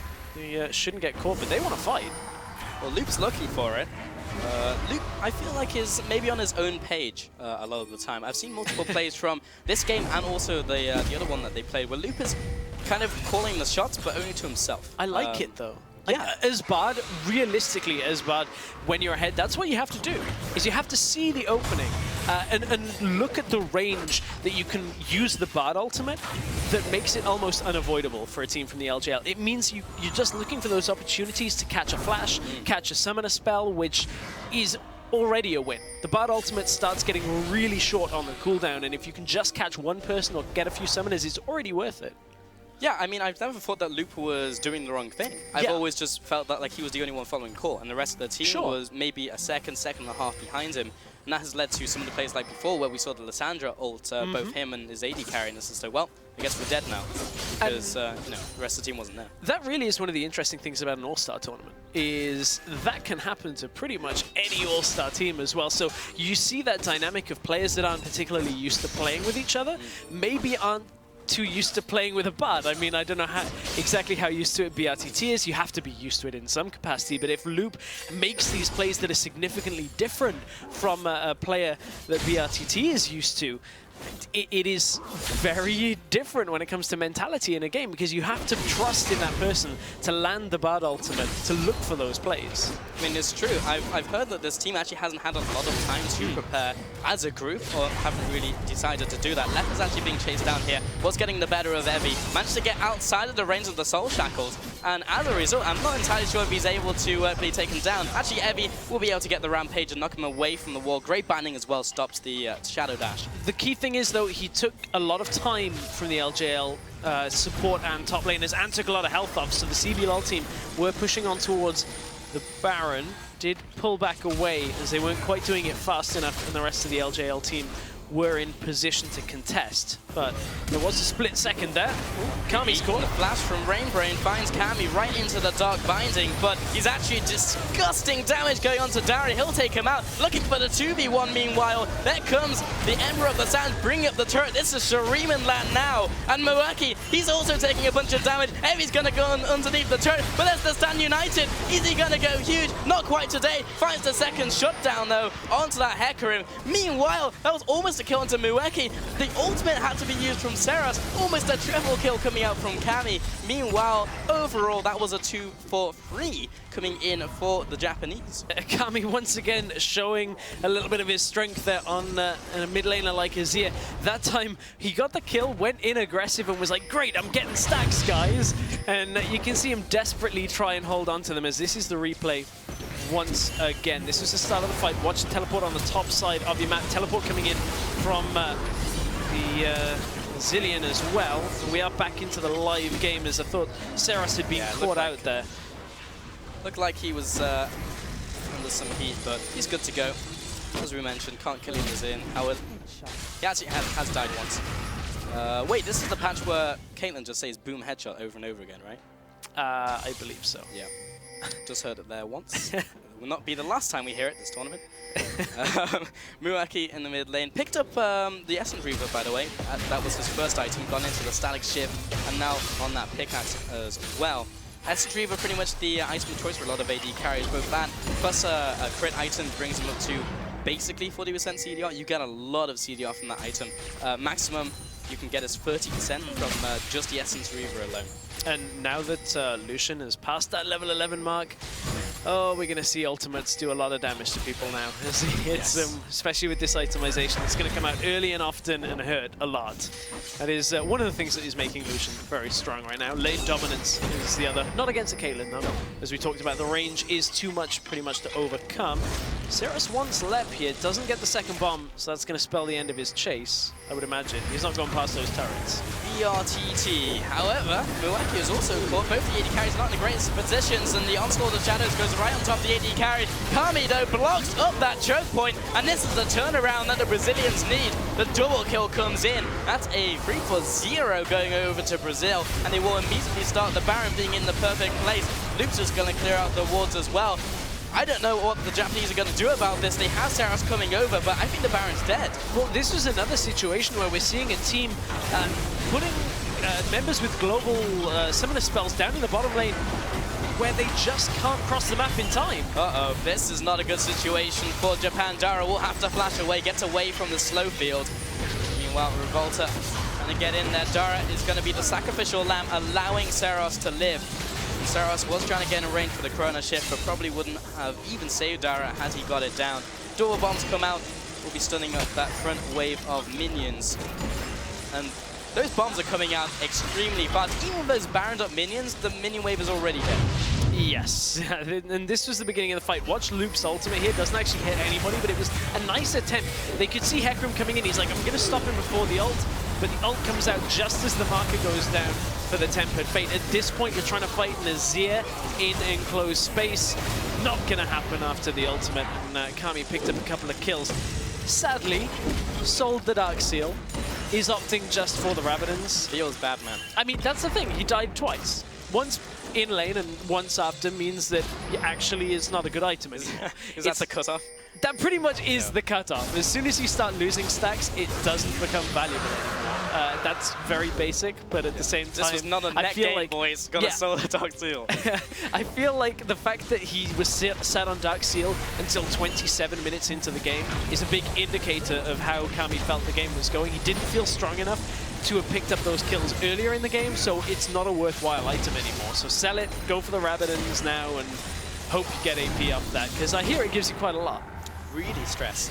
Not have known. Not I know, at right? all. 5-2-2, Kami. And kind of a sign of respect as well to the Japanese that they have done enough to shut down Kami from snowballing out of control. The Brazilian faker himself. But 250 farm also under his belt. That was an AoE stun coming down. Volta will be tanking up that culling. And that is a bouncer of command coming in for Luke in that bottom lane. That minion, the hero minion. Look at the AoE damage. Absolutely amazing. Saras will be ulting himself there. And actually didn't die, so he has to go back to base. Actually, more valuable to die at that point.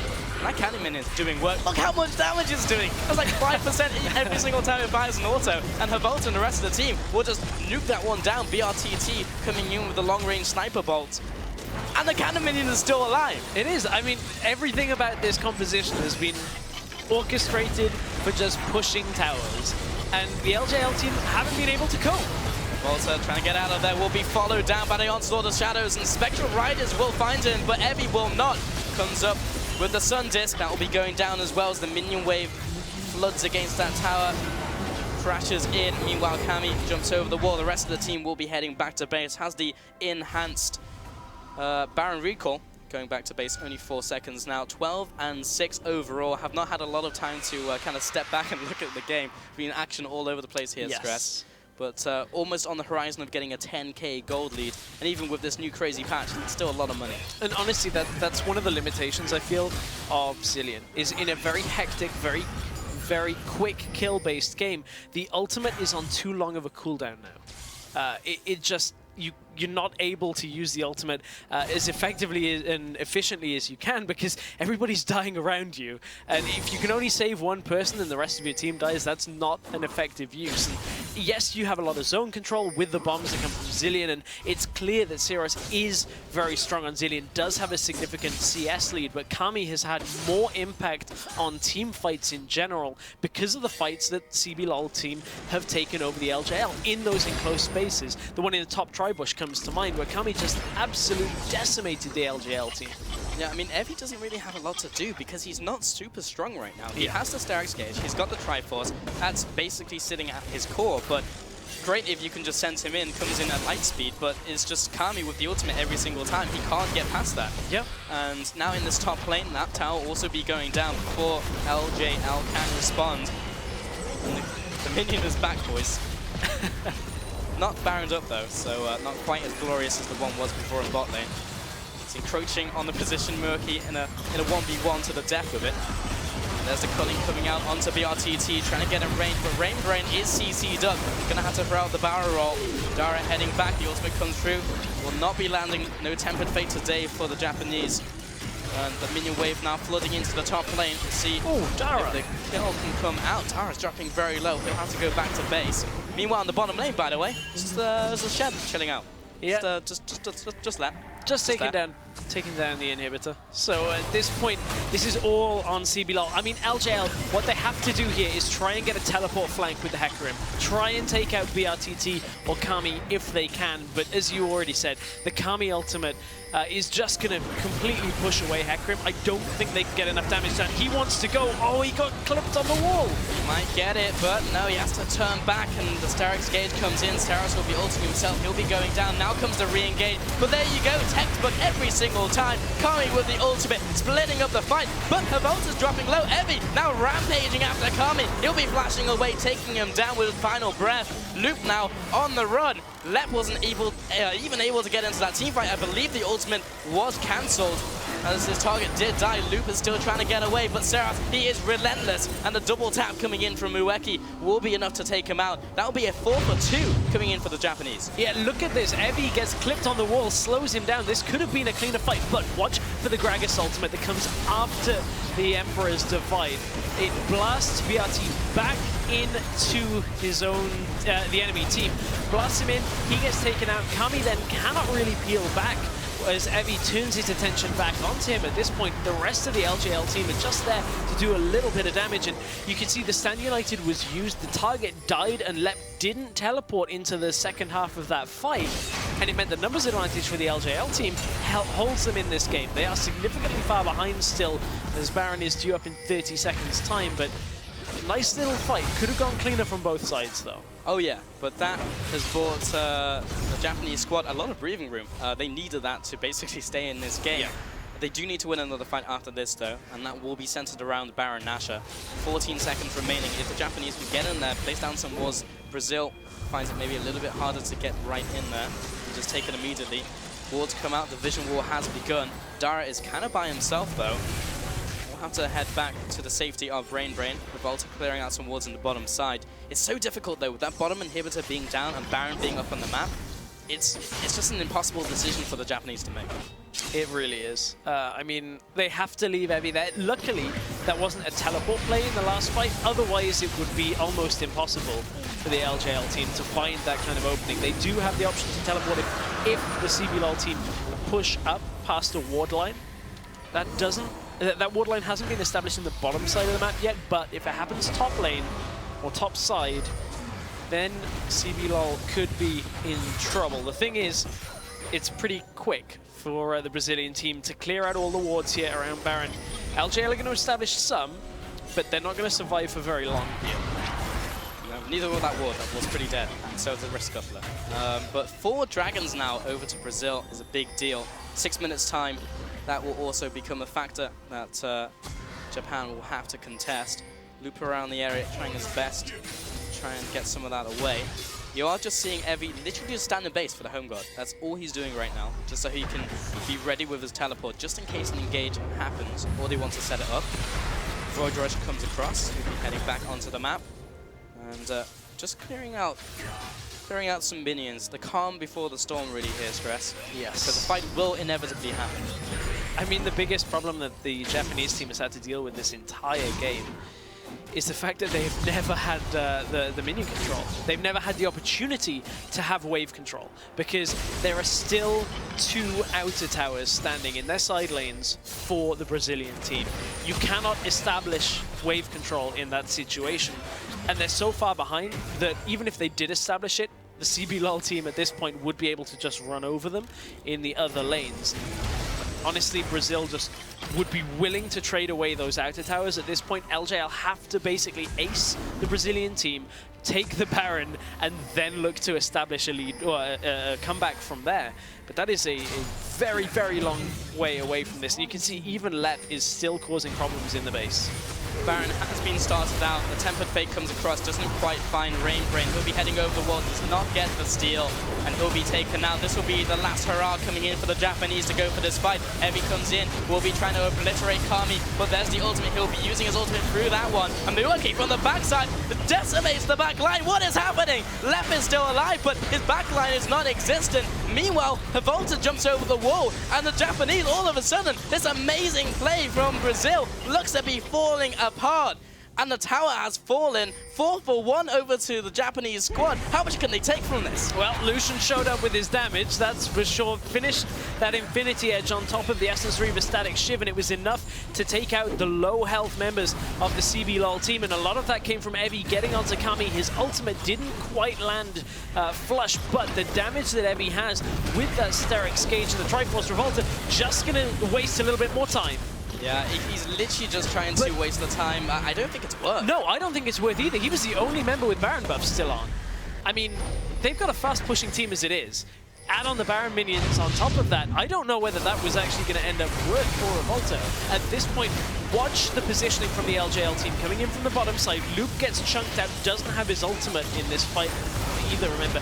BRTT cannot find the right opportunity. He's trying to decide between Evi and Mueki to attack. He picks Evi and lines up. Oh, it was actually a bomb that came from Zeros that did it. Oh, dirty. I thought it was a piercing light that did that much damage, but that was a massive, massive hit from Zeros inside the pit. There's the Venn diagrams in action. From there on, solo queue was destroyed as mid laners from all over the world picked up Zilean. I mean, that's happened before, and it was one of the worst timelines. Yeah, the darkest timeline. Yeah, Zeros is going to be chasing after. He's picking up bombs, he's throwing out bombs. Bombs everywhere. Ziggs, eat your heart out. Rainbrain heading into this fight. He's basically by himself though. Mueki is there behind him. The jungler's already dead. Kami actually gets tagged by the binding even though he goes for the slide and glide. Mueki going to be in this back line, still good to go. Evi using his ultimate onto BRTT, but instantly has to back off. There is the Tempered Fate, but the shutdown comes out onto the Lucian. BRTT still alive and kicking, and Dara will be taken out before he can even get to that priority target. This was looking so good from LJL, but now Evi will have to head back to base with literally his tail between his legs, and Zilean trying to defend this with the minion wave, but the bannered up minion is going to say no to that, takes out that turret. This is going to be difficult to defend. Oh man, BRTT is going to be so happy from that ultimate that came from Luke in the middle of that fight just to close off an entrance, because BRTT looks at the map, sees only a Lucian in front of him, takes a step back and just starts unloading damage all the way onto the LJL team, takes out Lucian and looks to take out more. And at this point, the CBLOL team getting a little bit greedy if they overstay here. Look at the health buzz, got to be careful. Evi can look to maybe run someone down very quickly here. This is a bit risky. Yeah, that inhibitor should be falling though. Revolta on those front lines. Evi looking to try and get in there. Great Shadow Dash will go on towards that Hecarim. Revolta trying to get out of here. Lap as well will be sitting on top of Hecarim, making sure he can get him just as he comes up. I don't think the taunt landed there though. Just overshot just by a little off to the side. But they are good to go. No deaths in this engagement. The inhibitor, I believe, did die though. It does look like the middle inhibitor died, the bottom lane inhibitor did not. Oh, wow. So only the one inhib comes through from that. Kind of greedy from the CBLOL team at this point. That they could have been punished a lot harder than they were, especially with Dragon coming up. It delayed their recalls, now delays the actual control of that area. They weren't able really to get too much more off that other than the middle lane inhibitor. Now LJL are just going to storm down looking for BRTT. Yeah, got to go fast, but does not get the fear into his team. BRTT was able to get away. Had to use his flash for that privilege though. So that is a flashless Caitlyn for the next fight. And AD carries, their value goes up exponentially as the game goes on. Evi going to be tanking up the ace in the hole. This Dragon is going to be going down. It just matters to get it. Which team is going to pick it up. Mueki has been caught out. The spike comes out. Revolta gets it down. And now LJL has to be on the run. Rainbrain once again is going to be the sacrificial lamb. He'll be trying to get away from this squad. Dara is extremely slow, and Saros will be using extra movement speed basically for himself. He needs to get out alive. The double kill. BRTT is literally death incarnate coming into this game. Mueki with the thought comes out. Not enough damage. He'll be going down, but Saros did manage to get his ultimate out to him just in time. It's not going to matter because Kami still has his ultimate, and he divided Mueki a 4-0, and this should be the game for the Brazilian team. All on a great steal from Revolta at that point. Now they're going to be able to finally crack the Nexus turrets, and that is going to be the game going to the CBLOL team. They're going to take their second win of the day. 2 games, and neither of them have been easy. The first one, 52 minutes, the second, 41. But always, Brazil comes out on top, taking the second game. As you said, both of them haven't been easy, and a lot of it has been decision-making, getting stalled out throughout the games. LJL putting up a good fight. I mean, there were a lot of moments there that Zeros around that Baron pit. Man, the damage that came from that, the bombs in the Baron pit, very impressive, but it just wasn't enough for the LJL team not to fall behind early. The massive lead that was accrued in the bottom lane by the CBLOL team went so far in finally closing this game out. Good to see the smiles on the faces of the Brazil team in the bottom lane. Dara, Rainbrain rather, was actually just still looking at the damage graph. Guys, look at how much damage I did as Gragas. Rainbrain just sat there like, I thought I had it. thought I had the smite at the end. Didn't realize the game was over. He was like, guys? Stuck in the moment, frozen in time. Wasn't able to get the smite, but that's more of Revolta, just picking the right time, tunneling under, ignoring the fight, picks a 5th dragon for his team, and turns that little fight on its head. Literally clinched the game for his team right there. In another 6 minutes, I'm sure we would have seen another fight, but the Japanese were definitely coming back into that one, and that was getting more and more sketchy for the Brazilian team. However, that's what I thought in the first game of the day as well, and then they won that one as well. Yeah, so, the same. I was looking at the first game of the day like, just engage, dive turrets. Just do it. That time it was just push turrets for the CB LOL team. Good strategy out by them. Just take as many things that can push, no armor, no no resistance turrets in the early game, and just go, we're going to just take 6 turrets and then try and take the game from there. Impressive beginning of the game. I'd like to see them maybe work on mid-game shot calling a little bit more. It seems to be somewhat sketchy. Yeah, me too. I think the biggest takeaway from that game for me, though, was getting to see the Zillion. Saros did manage to get that pick. It's usually banned against him, so we actually saw that in this game. We saw why it was so strong. That Baron fight in particular, had to slow that down to 0.25 speed just to see how much damage came out from those bombs, but glad we saw it. And I think even with the results of this game, we're going to see teams starting to take that away from him. And on the Zillion, he killed the Brazilian Faker. So is that like the same as killing Faker in middle lane, 1v1 kill? He got it on the Zillion. Yeah, I mean, one of those things is like Kami greater than Faker, therefore Saros greater than Faker. You heard it. Who knows? But anyway, we're going to send it over to Pastry Time, who has stood on stage with one of the players. Thank you very much, Pulse and Stress. I'm here with BRTT, the AD carry Brazilian all-star here. First of all, you played Miss Fortune, you played Caitlyn, you're playing all the new champions. How do you like AD carry on the patch, just in general? Então, até agora você jogou de Miss Fortune, jogou de Caitlyn. Até agora, o que você está achando para o AD carry nesse novo patch? Eu tô achando que é um patch que tá bastante divertido jogar de AD carry e o AD carry é uma role que vem vindo muito forte. Com as mudanças nos AD carries, tem tipo muitas builds para você fazer, então eu diria que tá bem mais divertido de se jogar. And this new patch is really fun to play AD carry since there's a lot of different builds that you can do, so it's a lot of fun and it's really, really hard, and it's really, really nice. Well, that's 2 different champions already. Is there maybe some other stuff you've got, maybe secret stuff to play? Você já jogou com 2 AD carries em 2 jogos, tem mais alguns outros segredos que você vai mostrar nesse torneio? Eu não diria que tem algum segredo assim, eu sou um jogador conhecido por ter a Champion Pool muito grande, então acho que se tiver oportunidade eu vou pegar o que for melhor para o time, seja lá o que for. So I'm known to have a really big champion pool, so either way, if my team needs anything, I'll just pick it. All right, very excited for that. And speaking of your team, how have you found playing on a kind of a mixed team, an all-star team? You guys are 2-0 already, which is pretty good. But Revolta earlier said that maybe having some trouble talking to each other. Just how have you found the team and how do you like your teammates? Então, você é a primeira vez jogando junto esse time. O Revolta disse antes que no primeiro jogo teve um pequeno problema de comunicação. Como que você acha que o time está vindo? Eu acho que o time vem vindo muito forte. Nós temos,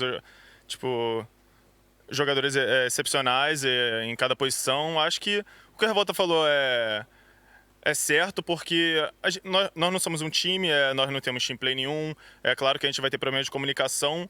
É só questão de ir jogando e aprimorando essa comunicação e melhorando que a gente chega. Yeah, we have really good players in every lane, but as Revolta said, of course, we would have some trouble communicating since we've never played together. So step by step, play against after play, we'll still build our confidence and build our communication on it.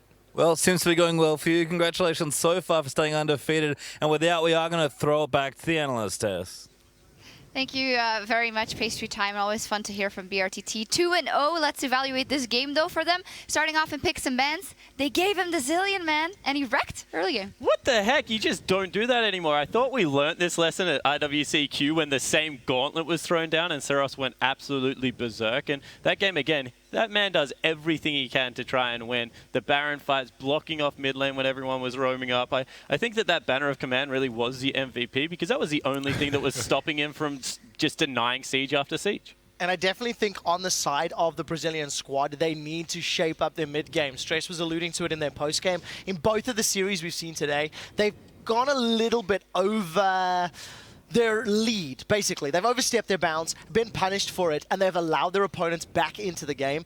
Both times Brazil has been able to regain control, but you can't take those risks and expect to not expect to lose games at some point once these other squads also find some synergy. I feel like even though BRTT plays phenomenally in lane, every time there's a scenario he gets caught once again after like all the time getting caught. And sometimes it works out because the enemy team kind of misplays, but having that mindset that, oh, I just baited them, it doesn't really work in competitive play. So I just want him to kind of step up his mid to late game because that is where the issue lies. He keeps getting caught. Well, and this time NA I isn't piked the here, bombs. so he's cosplaying maybe for Wild Turtle a little bit in that one. But I think it's a very valid point because we have said that Brazil could be the team to take the whole thing here. We, of course, have seen a lot of regions not play yet. But then I beg the question. Revolta said, okay, communication issues, obviously. This is a team that has been put together of All-Stars. But if we look back at Pain's gaming performance maybe over the entire time and Ints on the international stage, this is not something that hasn't been gone away in the regular teams either. So they'll have a lot to work on. Yeah, something coming into Worlds was the fact that Pain had the longest win time at IWCT, and that was a 3-0 against KLG. So we have to look at how they play that game, and it is a lot about how they get caught out, and they rely a lot on their mid laner to peel for that AD carry. That's why Kami plays a lot of control mages, and you saw time and time again that he was trying to keep BRTT safe, but on Caitlyn, you can siege from so far away, especially with the new mechanic of traps and nets. Your range is phenomenal, and to be able to be pushed through a Zia wall time and time again just wasn't great positioning out of the AD carry. It's like based off these two games, what I'm expecting, like if I expect Brazil to win, it is simply because of the synergy between Loop and Revolta, because they are dominating the early game. The strategy is to put Revolta on a strong early game jungler. This time he got the Rek'Sai and it shows, and that is the biggest reason why they're dominating the early game. And he was like 2-0-2 and 20 CS up this time, so he did the opposite. He just went like Cacao style and just power farmed until there was a point where the other jungler couldn't go into the same lane as him because he was like 2 levels up and just all these items. So once again, credit to the early game, I guess, synergy between those two guys being able to move towards the top side of the map and doing a great job. And if you look at the LGL squad, their mid to late game was very impressive. They found some team fights that were good. They were down 9,000 gold, and they still managed to win a team fight against Brazil up in that top lane. We've actually got a replay of that. We can pull it up onto your screen. And, you know, if you look at Seros's bombs throughout the entire game, they're incredible. They're going to round out this team fight. The one thing I would say, I would have loved to have seen some more of these aggressive plays from Rainbrain earlier on, and maybe it would have avoided them in this hole as we roll this clip out, Spawn. Yeah, Yamato Cannon called it right. Why was he saving the ult for late game? Because there's just so many times he doesn't throw it at the start. You see that the whole Japanese lineup wants to go in, and Seros gets a really nice play here. This is what I'm talking about out of BRTT. He gets knocked through the Zillion wall, and from there it's just up to Mweki and Seros to continually clean up the fight. This bomb was beautiful. Kami thinks he can get the kill onto the Hecarim. Unfortunately, bomb on top of him does explode and take his life. And we saw earlier today when LATAM was playing against Brazil, there was 1 or 2 moments where players would engage, but they wouldn't have the support of the rest of their team. And in this matchup, especially in the earlier stages, the LGL squad would get into these skirmishes. One guy would go in, or they would land a stun from Seros's bombs, and there was no follow-up from a Dark Binding or the explosive cast. So you're seeing these individual plays that land and that are great. But because of the inexperience when it comes to playing with your team and playing with a Zillion, for goodness sake, you're not seeing the follow-up. So it's my hope that as more games get logged and more games are played, we have a lot of games over the next 3 days, that we're going to start seeing some refinement. And that's going to be the most exciting for me. Yeah, and for my solo queue experience sake, I hope that Seros doesn't keep getting Zillion, because last time it happened, like, the whole office is just like, Zillion's this awesome champion. They take him into solo queue, and it's just honestly Seros that can do this on the champion. He controls the lane at level 2 so well and gets that CS advantage and just is able to burn summoner spells, and the slow is obnoxious the later the game goes. And this was also against an Azir. Kami is famous for his Azir. Azir got the blue buff in the early game. He got the first blue buff from the first clear, and he still managed to end up ahead, which is super impressive. Well, he managed to get up ahead. He did get killed there, and he had the Dark Seal. He went and sold it after he died for the second time. I meant the Zillion end up ahead, of course. But couldn't push it through to the end game. That means that Brazil is now 2-0 up already. What are we thinking? They do have the issues, but it might be very possible that the other teams have the same issues, just worse. Well, we haven't seen all the teams yet, so that's number one. I do think Brazilian squad is showing on an individual level they are very good, and their laning phase is to be feared, but they make a whole lot of mistakes. So for all the other teams, it's now a matter of, okay, let's play damage control early, play for the 15 to 20 and not be in a 7,000 gold hole, and then we can outplay them, because we've seen LATAM do well, LJL do well, so there's realistic chances here. Yeah, and I think on the other side of the map, we had that big question about the Japan squad, like how far are they jumping in between these wildcard tournaments? And the answer seems to be they've made another jump, because they were able to consistently go at the Brazilians, even with a 10,000 gold deficit, and their team fighting is just very impressive to watch. Yeah, Japan All-Stars definitely have something to work with as they prepare for that next game. We are going to take a quick break, and when we come back, it will be the first appearance of the CIS team versus LATAM, so don't go anywhere.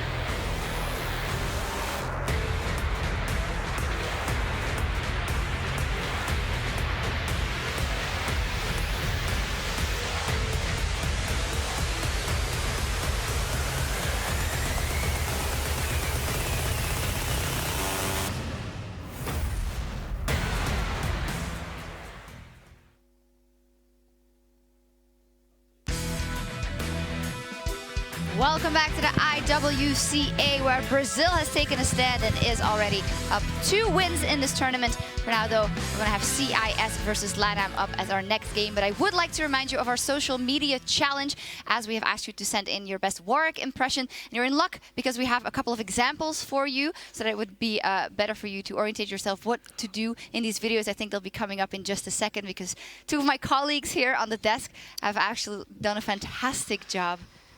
Only 2? So bad. I was just all so bad. You know what? Is the best. You gotta believe in yourself. I'm owning it. They are fantastic. Let's roll the You clip. have some moves. There we go. There we go. Oh my word. That's good. That's good. I like the chicken neck. Oh, the chicken neck, huh? Yeah, the chicken neck makes it. I said I liked it. Oh, wow, that pose afterwards as well. That was a blue steel and a half. Petrifying gaze. In any case, great examples from our guys, but we of course want to have your examples as well. Send them in with the hashtag IWCA. Challenge your best Warwick impression, and you can win a bunch of RP and cool skins for Warwick. So thank you guys for doing that, by the way. Good job. Very stylish. There are no words to describe how horrible that was. It wasn't. Come on. Anyway, back to the action. As said, CIS. We've taken on LATAM, and this is the very first time that we'll see the CIS squad in action. So let's meet them.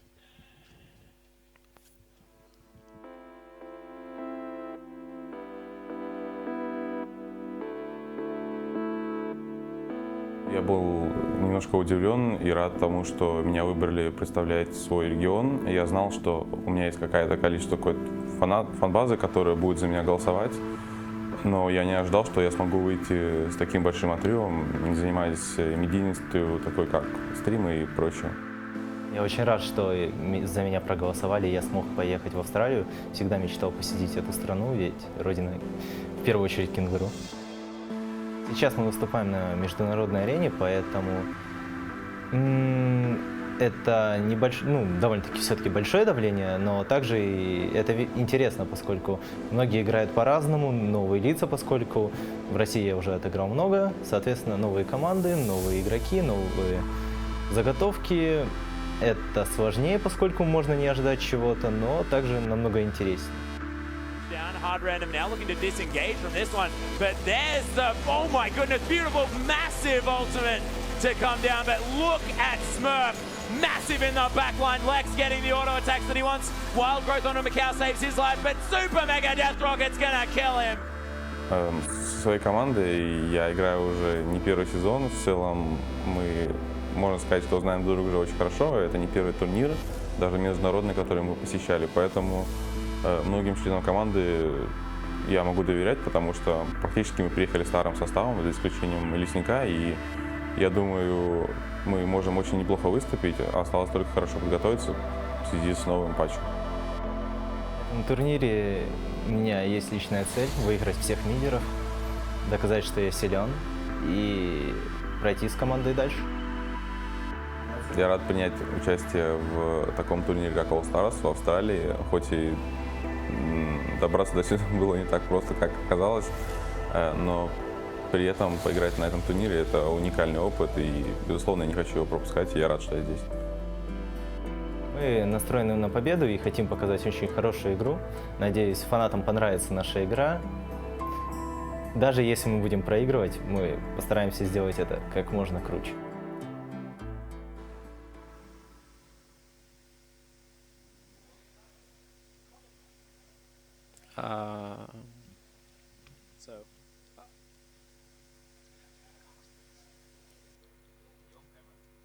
Yeah. There we go. Hello! Okay, so welcome back to the Harbour Casting Desk here in Australia. Down Under, it was great to hear from some of the players there. Just a bit of personality. I actually hear that, well, Kira himself was saying it's great to be in the land of kangaroos, and I actually believe Kira is actually named after the character from Death Note, and I hear he actually has a Death Note. So I actually want to see if he actually has that on stage and just write something in Champions Stage and just see the enemy mid lane and just keel over. That would be a little, probably against a lot of rules, if that was the case. But honestly, this team is a little different from a lot of the other teams that we have, because they alluded to it. 4 members of this team are either on hard random or were on hard random altogether at the same time. So when we come to the communication issues that we've talked about for other teams, that in theory shouldn't be as much of a problem for this team. The jungler is the one that is different, so it is still objective based. Could cause a problem in that area, but certainly could be a big boon to the strength of the StarLadder team. Yeah, the synergy should be up there, and at least for me, and you at least, Stress, this brings me back in the day that we used to cast StarLadder. Yes. So I recognize some of these names for sure. Although, I'll be honest, the setup is very different to how we used to cast StarLadder. It used to be in our bedroom, Stress, when we were just in different parts of the UK. But yes, Azia, Tam Kench, and Jax will be the first couple of bands coming out. Damajka and Damonko, 2 of the names that I do recognize from back in the days of StarLadder, where these teams do hail from. Dr. Mundo will be the following band coming in from that CIS team. We're just waiting on the last band, which will be Lulu, coming in from the Latin American All-Stars. Old school, so locking down any kind of, attempt at one Cogmore comp that we saw earlier. I think it was Yamato that was talking about perhaps pairing those two together again. So not going to be an option here. What's available? Elise is up. That has been high priority. Kindred now banned away means Callista is up. We've also got the Rek'Sai that is up, and hell, Soraka's up as well if people really want to go for that. I'm waiting. I want to be proved internally wrong by a good Soraka play. Well, 2 out of 3 games have featured a Soraka in bans or picks so far in those bans. Waiting on that first pick, what will be the priority? Because we saw the priority being Rek'Sai in the last game. Yeah. And that threw me through a bit of a loop when there's so much available. Misfortune's up as well.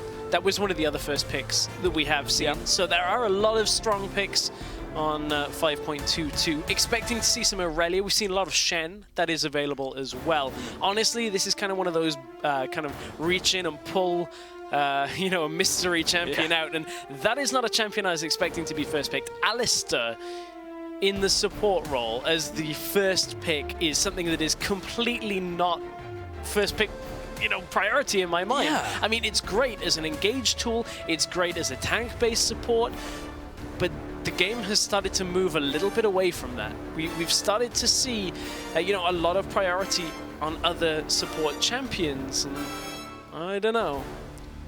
I don't know. Difficult to kill, though. That is one thing. With the changes to Last Whisper, difficult to kill. Yeah, very true. I do want to see what the first 2 picks are from the Star team, which Graves is currently being hovered. Would love to see some Graves and cast some of that. End of the line does some pretty crazy damage. If you step near a wall or any piece of terrain, you are going to lose most of your health bar. Elise is also being hovered over, as you mentioned, was that pick that has been prioritized so much during the day so far. And those will indeed be the first 2 picks. Now, we are seeing Graves, not just in the AD carry role. No, we've seen him in jungle in a lot of solo queue games, but I think it was in the HCC Ascension tournament. Saw Graves up in the top lane.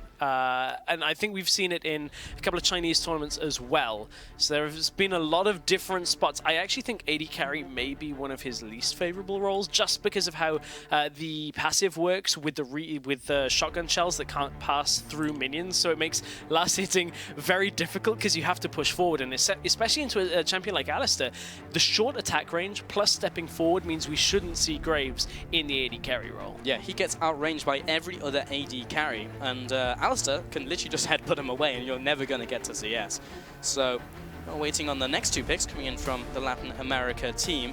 Just depends where they want to sit. Vayne has been locked in for certain, and the Evelyn once again, so we're seeing that coming out onto the Rift. And Vayne, there is this new build where you go for the rapid fire cannon and the static ship, and it is absolutely mental. It gives you the extra range and the crit, and you literally just max over bolts and you just shoot people and they die. And yeah. That's pretty much it. We'll see if we see that. I hope we do. I'm so hyped. Honestly, how does that build affect Vayne when it comes to... Normally she's a very late game champion, need good few items. Is that kind of the spike when you get pretty much those spike at 2 items. Okay, that's interesting. I wonder how that interaction is going to go now, because she has a lot of peel on this with the Alistair and the flank potential to start a fight from the Evelyn setup here already for the... LATAM team. Oh, yes, I'm so happy to see a Brand, because this is one of the champions where some of the mastery changes are insanely good on. Brand has enough burn as it is on his passive. Then you take Deathfire Touch, and you take a Corrupting Potion. It means that you end up burning your opponent for about 8 seconds after an ability hits. It's Yo, dog, insane. I heard you like dots. Let's have some dots with your dots, and that's Brand. Support. It could be support, and probably will be support, actually, looking at this lineup. And Brand support is so infuriating to play against, because if you don't have extra movement speed, if you don't have that from like masteries, or you don't have that from boots, then you pretty much can't dodge a well-placed Pillar of Flame. You are going to take damage, and you are going to take a lot of it. I wonder what he's going to start as well. Will he just go straight for the Corrupting Potion?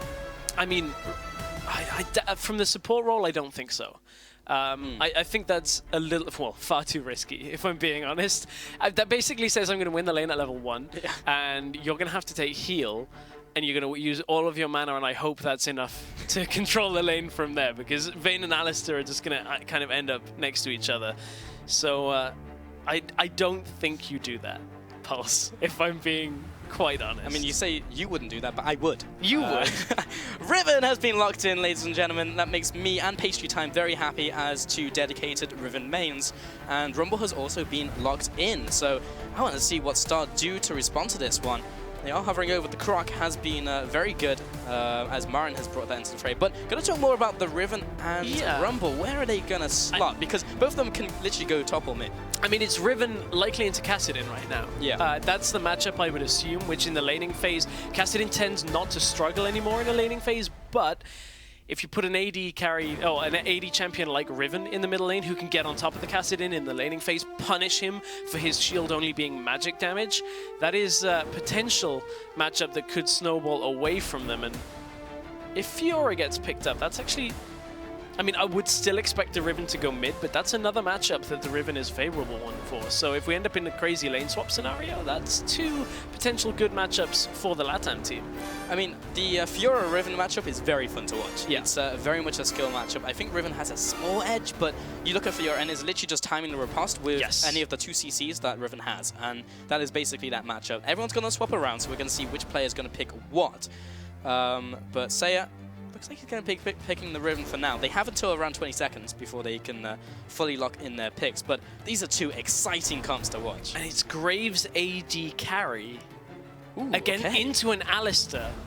I feel like it's already difficult enough not to disrespect the Alistar Flash Pulverize coming out. I guess the brand does now allow them to harass from a significant amount of range, so I'm looking forward to seeing that. But both teams, very short range, a clear focus on the top side of the map from the LATAM team onto enclosed space team fights. You look at a Riven, you look at a Rumble, they want to fight in very small areas where you can get maximum damage coming from your abilities with an Evelynn flank.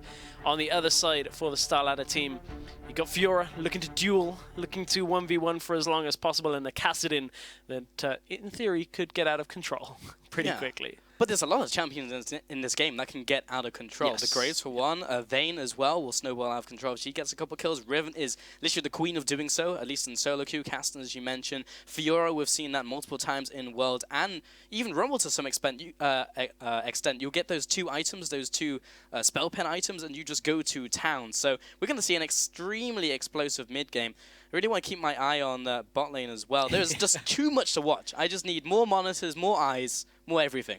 More everything. I mean, we did start seeing brand support. It was tried at Worlds. I think it was IG, perhaps? Reaching back into my memory, it was one of the LPL teams pulling that out. And it was okay. It wasn't amazing. Typically does well against champions like Tahm Kench, who you want to burn through a lot of their health and don't have the sustain. Against Alistar, you're going to force out a lot of heals from the Alistar, so that is one thing to keep a track of. Well, we are about to get into this game. It will be the Latin American All-Stars versus CIS All-Stars, hailing from that Star League. Which team is going to come out superior here? LATAM looked very good earlier on, as we saw them in one of our earlier games. And this is the first we're seeing from CIS. What do they have to offer? Well, Kira has not written any names in this Death Note so far, so we're actually going to have a 5 versus 5. I mean, that's just kind of cheating. Is it really? I mean, that's like, to be honest, you know when you watch anime and stuff like that, and that's like the final move, because you don't want to use that right at the beginning, otherwise there's no point in doing the anime, like the whole show. You know, that's why they had to charge up on Dragon Ball Z. But nevertheless, like maybe we'll get episodes. to that point if the Star Ladder teams start falling behind. But one thing that we were discussing earlier, actually during the first LATAM match, that we were in the cast room just talking about the way that Thiak builds on Evelynn. Or at least Evelynn builds in general, and the way that an early corrupt Hunter's Potion came out, that's not going to get annoying. Early Hunter's Potion came out just to sustain around the jungle and look to counter gank and gank efficiently. I wonder whether we'll see that again in this game from Thiak. I just realized that was a conversation we were having. That's what I mean. That's why I said it was a Yeah. conversation we were having. I mean, it's, Yeah. I like that it plays now into this, and I'll give you a lot of the credit for it, Pulse. It was, you know, you were bringing up the thinking, so there we go. I was looking at you and like we were having this conversation. I was like, was that a spawner swing? I guess it was. That was really smart. I was like, wait a minute. Yeah, that was you, Pulse. You were talking about that. I Good was just stuff. listening. I figured I'd try and kind of set you up for that one, and you're just like, Went oh, wait, right that was over my me. head. Man, I said something smart for once. Yeah, unreal. Was not expecting that to happen. Mid lane, it's going to be that Riven versus Caster matchup. So as you mentioned in Champion Select, the Magic Shield not going to help you too much against Riven, who deals pure physical. Has gone for the triple pot and longsword, and the Hunter's Potion has already been picked up. So once again, Fayek has gone for that item build. And as you mentioned, it looks like he'll be going for those heavier ganks. And the first game, it looked like he was just trying to snowball that Jax. There is no snowball Jax in this game, but there is a Riven. Yes. So I want to see how many times he goes into that mid lane now with the Hunter's Potion. Yeah, there is a Riven that is pretty much a key thing. But against a Kassadin, if you don't kill him before 6, you're not going to kill him in that matchup. There's not enough crowd control and burst to actually shred him down once he gets Rift Walk available. So they're going to have to make use of that fairly soon. For people that maybe aren't as familiar with the Hunter's Potion, every time you kill a large monster, it will regain a stack. So it is a refillable potion just by jungling. Yeah, super refillable. Yeah. Will keep you sustained literally for all of your jungling needs. Majka looking for a gank into the bottom lane on Elise. Lex heading forwards, has kind of given up the game just a little. White Lotus put some damage on to the Elise. Demonco gets the stun off onto Arcee. But Lex is there, just trying to farm away, just giving an extra bit of breathing room to the Graves, allowing him to get some of that CS. And actually right now he is slightly ahead in that measurement. Yeah. Heading into this bush, places down the ward. I actually don't know if that would have spotted Evelyn. I'm going to go with no, since he's staying around. Great knocker. The flash into the combo. And that would be the flash coming in from Brand, looking for the flash from Lex as well. Has already popped the heal, turns around, blasts them with the auto attacks. And Demonco will head back into this bush. Actually going to hold for a second. Actually did not see that ward go down, I don't think. Lex will take the damage coming in from the Silver Bolt. The blast back with the Condemn as well. Damashko was thinking of going for a gank, but that has now been warded up in that bottom bush, so we'll be heading back into his jungle. A lot of action in the bottom lane so far, but the minion count has just evened up just a little in the bottom. I'll say in that little engage, I mean, brilliant knockup. That's what this Graves Brand lane is going to struggle against. The distance, the spacing in the lane is so difficult against an Alistar, but now his flash is not available. So that means that that's not going to happen again anytime soon. Double laning mid lane as Dimashka's like, well, you're a Riven, I need to get my Kassadin to 6, I'm just going to sit here. I like it, just get Kassadin through safely, allow the recall. Very interestingly, and obviously against the Riven you want to take Exhaust in general. No teleport on Kassadin. A big departure. And this is, again, you cannot let that laning phase snowball away from you because of the presence of Rift Herald. If a Riven all-ins and gets the kill, teleport's going to be nice just to get around the map, but the Rift Herald onto a mid laner or a top laner is just too much to actually deal with. It's such a big deal because the local goals you get from towers now is so massive. If you take that tower before your opponent, before they can get that down themselves, it's so much. It's like getting almost a double kill. Actually, more than a double kill. And that's, it's difficult. But bottom lane, once again, Lex is actually holding his own despite the short range of Graves. As his mini wave resolves though, White Lotus will have a slight advantage. Back in the middle lane, putting that down a bit of damage onto Kira. He's not going to pick up the kill. Just trying to give Saya a little bit of help. But this Riven matchup in the middle lane is essentially even. Has the level 6 advantage and he's going to capitalize on it. Trying to get in with the combo. Didn't quite get the Execute combo off. Waited just until the exhaust had gone down so he could use the Wind Slash. Needed one more spell, one more auto.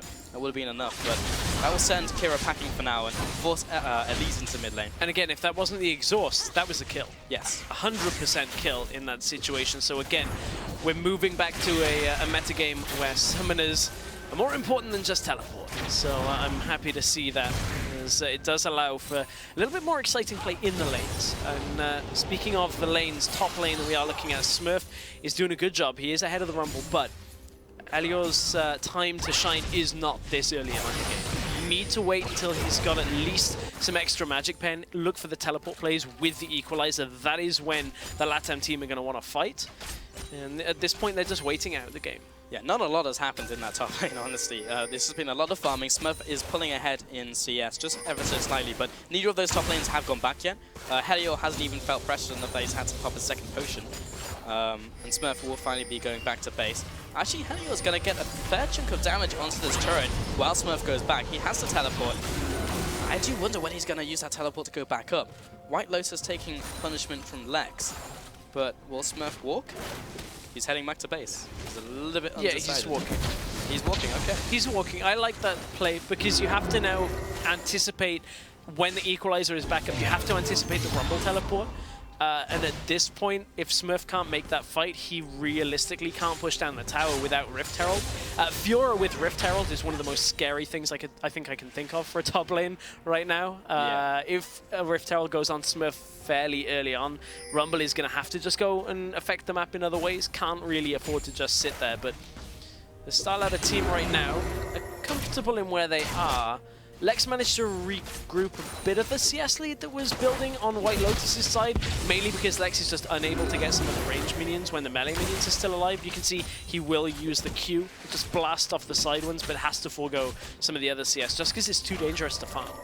The interesting thing is this game is made up of champion picks, which are probably the most aggressive we've seen today, and yet we haven't had first blood yet. Yeah. It's 8 minutes into the game. But, I mean, Saya tried to in the mid lane, but we should be getting kills very shortly. Like, all these champions are made literally just to blow up someone on the opposing team. And Lex started to, looking for an engage. He is level 6 over the 2 level 5s of White Lotus and Arce. And Demonco continuing to be annoying, continuing to be a pest as Brand. I don't think he's gone back yet. No, he has. He's gone for the second upgrade of the Frostfang. And White Lotus will carry on farm. So, basically, we're just playing Farmville at the moment. Yeah, at this point, that is the case. I mean, that benefits of Babe. She's going to be fine. Smurf is potentially in trouble. Flash is the equalizer. So that is the end of that one. But that is the Flash used now may even force the teleport, because Smurf is going to have that wave pushed in towards him in the top lane. Bottom lane, there is a trade.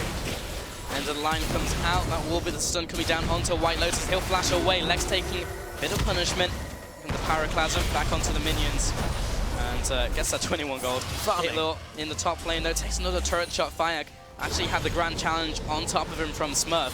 They still want this kill, but they are too low. If either of them take a tower shot, they will go down. And that could be converted into a double kill for Smurf, which is not what they want. Kassadin's roaming up. He can clean this up. He's looking for Akira, putting down the damage, gets the W on, and the ultimate as well for the first blood. Cleans up the Rumble. Meanwhile, Fayak was able to get out scot-free, going back to base. So the first blood going over to the God of Death in the mid lane on Kassadin is actually quite a big deal. I really want to see what happened top lane. I mean, you look at the situation that Smurf was in. We saw a brief glimpse of Smurf on half health backing away to his turret. Then the next time we see it, Rumble and Eve are both under half health, and Smurf is still alive. Yeah. That looks like Smurf put up a massive fight under the tower, or it was a misplay by the LATAM team. But Kira, at this point, no teleports on either mid lane. That means Kassadin wins the roaming game every single time. I mean, Saya didn't even try to go top. He went into the bottom sides of the map and tried to contest just in case. CIS decided to go aggressive down there, but actually didn't in the end, so his roam did essentially nothing while Kira went to the top side. We're going to see that one once again. Smurf's heroic defense under the tower. So what happens here? Just miscommunication. Fayak goes in, takes so much damage, and Helio finally goes in, doesn't quite follow up. Miscommunication all the way around there from the LATAM team, and they know at that point they can't really afford to go back in. So nice play by Smurf to just hold this composure, but that was mainly just LATAM not being on the same page. Yeah, Fayak didn't even stick around. He was like, see you later, mate. This is now you. Helio was taken down by Kira. Mashka putting down some wards, and this will be the dragon attempt by CIS, but LATAM, they're completely blind to this, and this will be the first dragon of the game going down. Not super significant as the game goes on, but still is a nice advantage to have. And you can see the difference in communication here. The orchestrated play bottom lane by the StarLadder team and the whole top lane compared to the LATAM team, who these are from different teams. We talked about StarLadder being 4 members from Hard Random, or previous Hard Random. So Arce goes in. Demonco taking a lot of damage. We'll have to flash away. The crit coming into Lex. That will be the kill from Fayak onto Demonco. evening up the scoreboard real quick. And Sally's ship has been the first item from White Lotus, so they will be pushing down this turret. Is he going for it? I hope Is so. it going to be the We have no build? indication just yet, as he hasn't gotten any other components, but after taking this turret, he should have enough to go back to base. We'll see. There's still time. There is still time for the rapid fire cannon static ship. I believe in the build pulse. I look forward to seeing it, which could be the point at which, for once, Vayne is actually a valid AD carry in the early game, or at least mid-game that we're getting into. We're about 12 minutes into this one. One of the first towers is about to go down in the bottom lane as well. So Latam's still hanging on here. But the Starladder team in that bottom lane, that has really been one of the only issues so far in this game. And I feel that maybe is a little bit harsh. But they picked themselves a very non-standard and a difficult-to-play bottom lane. Short-range AD carry with a funky reload mechanic that can't farm as easily as it used to. And then an off-meta support that likes to deal a lot of damage, but against an Allstar and can't. It's a weird one. They kind of picked themselves into a corner, but it hasn't gone too badly for them just yet. Yeah, I didn't know what to make of it. I just didn't know the lane was just gonna completely collapse, but they took the tower in the bottom lane. That's now even better. I mean, the theory behind it is they do have a fair amount of burst when you look at the damage that comes from a Brand and a Graves, if you can get the explosion off the wall. But the Latam team just haven't really been in the position to have that happen, because every single time there's been an engage, it's either been from an Evelyn gank or a Flash Pulverize coming in the middle of the lane. And that is the key thing, is if you can't get that instant explosion coming from Graves, you just walk away. You get out of the T and you don't take the follow-up damage. So that's that lane in a nutshell. Like, Demonko, literally, their engage potential is so conditional and situational, where he has to land the stun for them to follow up, otherwise nothing happens at all. Yeah. So, I mean, still they help their own, which is fine, but we just need to see what the Graves can do throughout the rest of the game, because it's really reliant on someone messing up from Latam. And Arce, speaking of that, Seiya over the wall immediately with the exhaust coming through. Smurf will be heading back to tower. Took a bunch of damage, but the riposte blocked most of it. Lex now coming in and heading towards this wall. He will be doing a bunch of damage with the end of the line. Meanwhile, coming back into the fight will be Seiya on that Riven. Kira now turning around, will have to use his ultimate to get away. The Rift Walk immediately finds Helior though, and he is going to town onto Lex and also Kira. A 3-0 over to the Latam team. The Starladder team just do not have the point in the game where they have enough damage to clean up these fights on the Cassidin. Still need a little bit more time before they can do that, and the Latam team have a fair amount of damage with this Riven, with this Rumble who came in to clean up the tail end of the fight, but it was a weird position because Vayne came down through the jungle, and Arce took enough time from the Starladder team to just force the fight to go longer and longer, and more people from Latam just ended up joining, and that was the way that they were taking it down. That went to Evelyn. They're taking the Rift Herald. It's not the worst thing in the world to have it on the jungler, but it's certainly less optimal than somebody who's going to sit in the solo lane. This was the beginning of the fight, so Arce takes a lot of time here to actually even drop low. Great riposte, by the way, from Smurf, otherwise he was 100% dead. At this point, Lex, look, he's trying to get in and deal damage, but he gets pulverized. Again, it's a short-range AD carry into an Alistar. He will get hit by that, and the rest of the Latam team just come in to clean up. Gotta say that the damage was juggled so well by the Latam team, by the way. Like, as they all split, literally, Arce tanked so much damage as the Star team believed they had the pick there. But, I mean, Alice is always going to be Alistar. He's always going to have the unbreakable will. Lex clearing out these minions here. So, that was just a bit of a misplay. And just believing he had a little more than they had. The other side of that is using Grand Challenge on an Alistar. I mean, yes, you get increased damage from hitting the vitals. The thing about that is if you don't get the kill, Alistar is obviously one of the more difficult champions to kill. You don't get the heal, you can't stay in the fight. So it is risky making a play like that, to go onto a tank with the Grand Challenge if you aren't 100% sure you can kill them. And that is what happened there, and Starladder's just kind of team fight fell apart. As soon as Smurf had to back away, it's a massive amount of damage, not in the fight. If you rewind as well and had the Grand Challenge on either Seiya or Helior in that fight, would have been way different. Yeah. Literally would have been enough damage to make that happen. Demonko drops low, the immediate engage, and he just disappears off the map. Smurf comes into the fight, teleports in, but just a couple seconds too late. I gotta say, from the top lane, Remember now that the teleport is half a second slower. It's now up to 4 seconds, and that can throw off the top lanes just a little.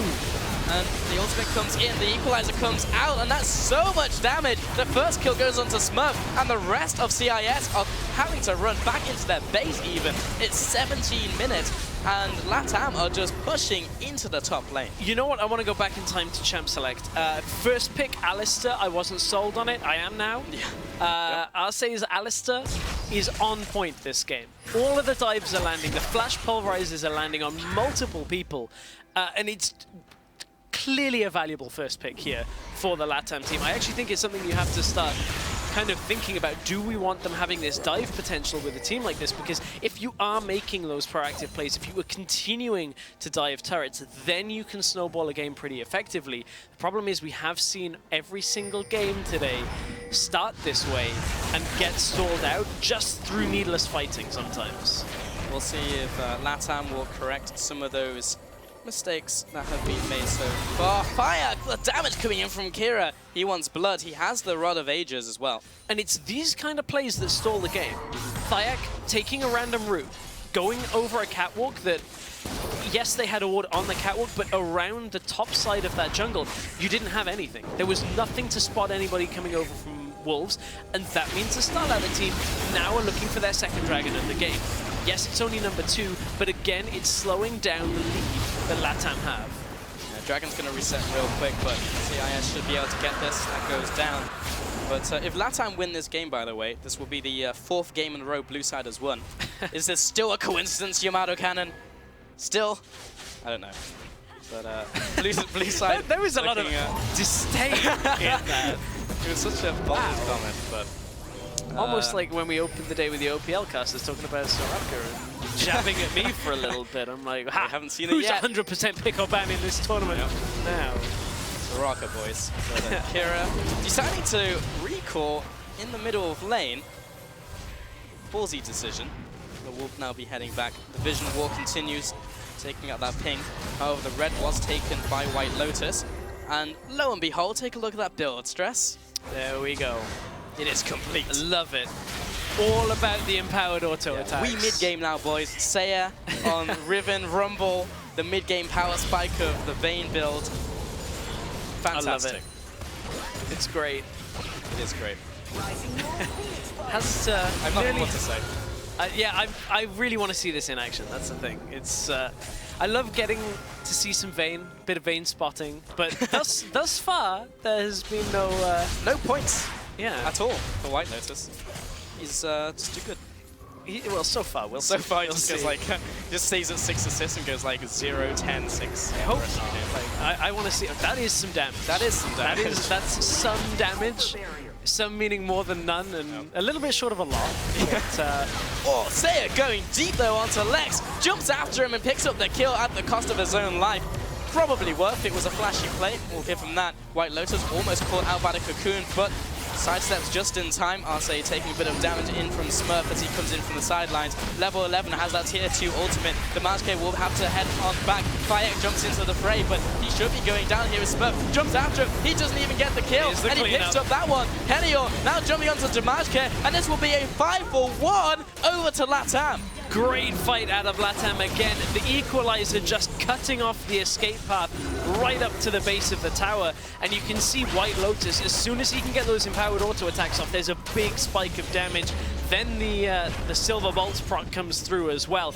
Really nice play and a great adaptive build onto a Vayne. I really like seeing this kind of adaptation with the preseason.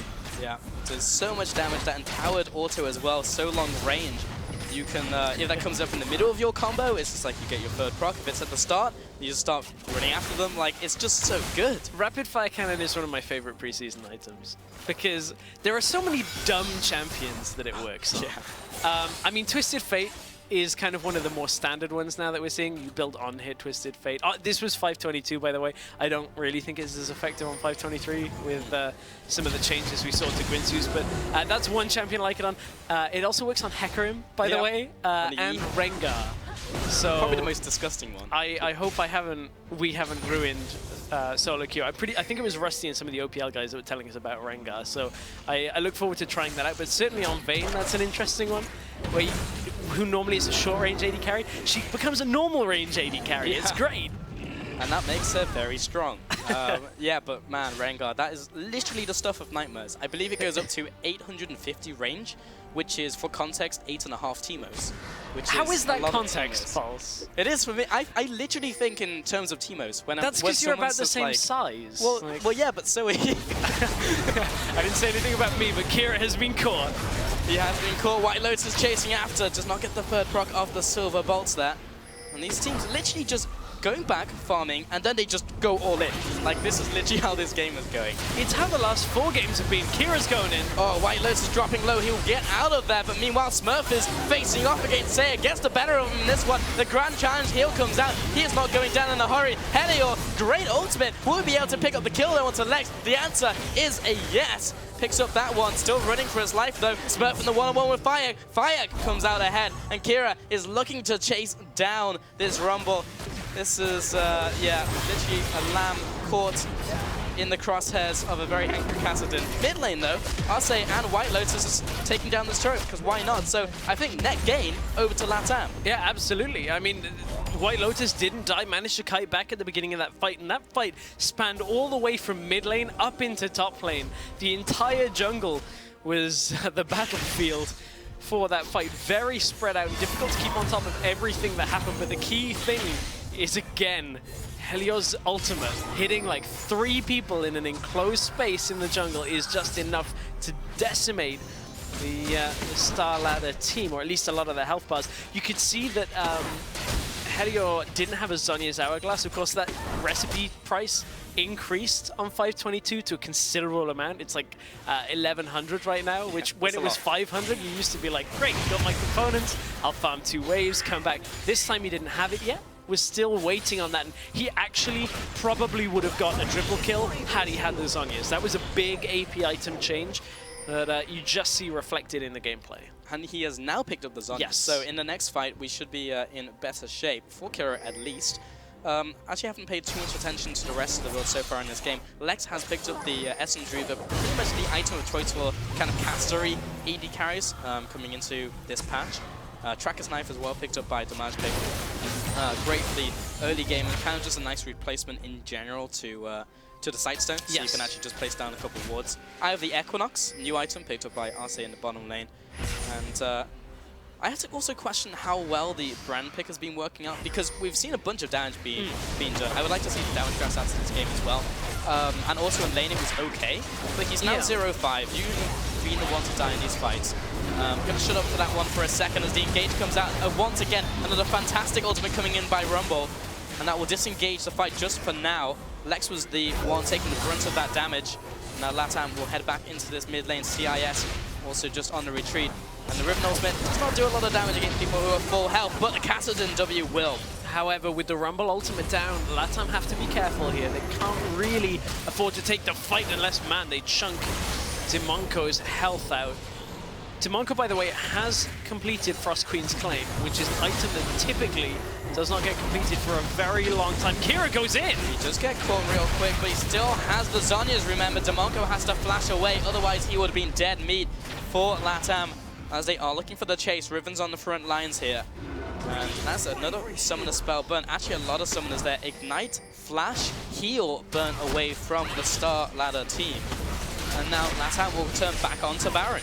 This brand support just isn't working. You've admitted defeat by picking up a Giant's Belt on top of it. Frost Queens was just used. They're going to try and engage. Oh, Helio just caught in enemy lines, and now Kira jumps in as well, but he has gone into the Zhonya's. Smurf jumping into the back lines. He'll have to flash away as well. Kira looking for the assassinate onto Allstar, but unfortunately he has the ultimate up, but there's the Grand Challenge and the heal. Everyone from the Star Ladder team will pile into the heal just to allow them to be a little bit healthier for this chase. Dimonco looking for the stun. The jump back in from Saya does not quite connect onto the right target. Wind Slash comes out, but a first kill onto Vayne. A shutdown comes out, and this is quickly turned into a bloodbath. And CIS come out dominatingly ahead. 5-1 in that trade, and Helio just caught with his pants down. It's again another example of a team not being prepared to fight. The Rumble ultimate was still not available at the onset of that fight. They turned back to the Baron buff thinking they've deterred the Star Ladder team for just enough, and the LATAM team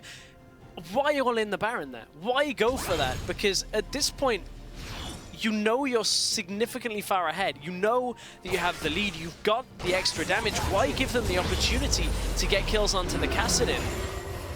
Very strange. And what was Hellion doing up on the platform in the jungle? I'm a little bit surprised. He died before he even managed to get his Zhonya's off, so he was just way caught out. Yeah, I'm not really sure. I think he was trying to get vision, maybe, deep vision by himself, but as a priority pick and Rumble coming into these fights, you need to be in the back lines. Sacrifice Arce for all they care, really. I mean, Arce is usually fine. He had his ultimate still available, so he would have been good to go, but still, we'll see what happens in this next fight. Dragon is still up, remember, and the first two have gone over to CIS. This Scuttle Crab will go down, and it seems like preparing for another fight once again. Zamanko is going to utilize that giant spell going towards Aurali's Crystal Scepter, which is standard, but giant spell first was basically saying, well, I don't do damage, so I'm going to continue to not do damage, and then I'll get damage with the needlessly large rod, and just hope I can burn enough people to enough and land those stuns. He is only level 10 though. He is hurting quite a lot. Alistair level 12 right now. And that pretty much the position results in a dragon going to Latam. That is the first dragon of the game. It's going to slow down the ability for Starladder to look for a 5-dragon spike, which we saw in our last game pretty much turn things on its head. Yes, I mean, that game was literally just rotating all over the place. Like, you couldn't really just tell who was going to win that game until that smite came out. Fantastic steal coming in. But Damashka will be the only one clearing out the Baron wards. Taking the Scuttler is also quite a big deal, because the fight could erupt at any moment around this area. I'd like to talk a little bit about trinkets as well, because just in general, the blue trinket right now is really quite good. Places down a ward at the target location from long range. Doesn't disappear until attacked as well, so literally infinite if no one catches the ward sighting. So super good. We're seeing most teams pick up 2. In this game, we're only seeing 1 coming in from Starladder team. Smurf potentially caught out here. Arce on the front lines trying to get in range as the Iron Solari coming out, but it's not quite enough. 2 kills over to the Latam team. Just in a pick, Smurf and Zamanko, quite a big deal heading into this fight. Kira will try to turn around, get an exit kill. Kira has to jump away, still has the Zhonya's Hourglass, but there's no one to go into Zhonya's right here. Elise may be going down, and that Spider does get fried, and the shutdown goes over to White Lotus. There's so much damage behind the Latam team. Oh! Going back in once again, Fayak did not even go down, and Lex, he's got burst, but White Lotus had even more. Triple kill coming down, the triple item AD carry, 5-1 and 11. That build is definitely paying off. I mean, I can see what they were trying to do there, but they're just 2 people, 2 squishy champions at that point, trying to go aggressive onto 5. Not gonna happen. That's the Baron going over to Latam team, and you know, you were talking a little bit about trinkets, and that was actually something that I'd be really interested to see different team dynamics. In some of the Chinese tournaments, we actually saw 4 blue trinkets and 1 red trinket, which I think is a little overkill. I think we're going to start to see the progression of probably 3-2 when it comes to red trinkets and blue trinkets, or 1-2-2 with 1 yellow trinket mixed in there. And the reason I think that is, it's highly dependent on what your jungler has gone for. Do you have trackers? Do you have Sightstone? If you don't have an option for another ward, that's when the number of yellow trinkets goes up, because there are no green wards to be purchased anymore. And that is where I think we're going to see the biggest disparity, is it's highly jungler dependent. Okay, we'll see if that theory rings true, as we have a lot of games to go. This is only day 1 of the IWCA. And still have another 3 days to go after this one. Still a bunch of games today as well. The 1v1 tournament will resume later. And CIS are just hunkering down in their base, just trying to wait for the oncoming storm, which is Vayne, which is dealing a lot of damage right now. Also has a Quicksilver Sash, so it's going to be so hard to pin down. I mean, Latam have problems pushing up to the turret unless they dive, which is kind of risky. Rumble comes out, there goes the turret. That's enough to push through. That is the play that they needed, but now they've got to get this inhibitor and back away.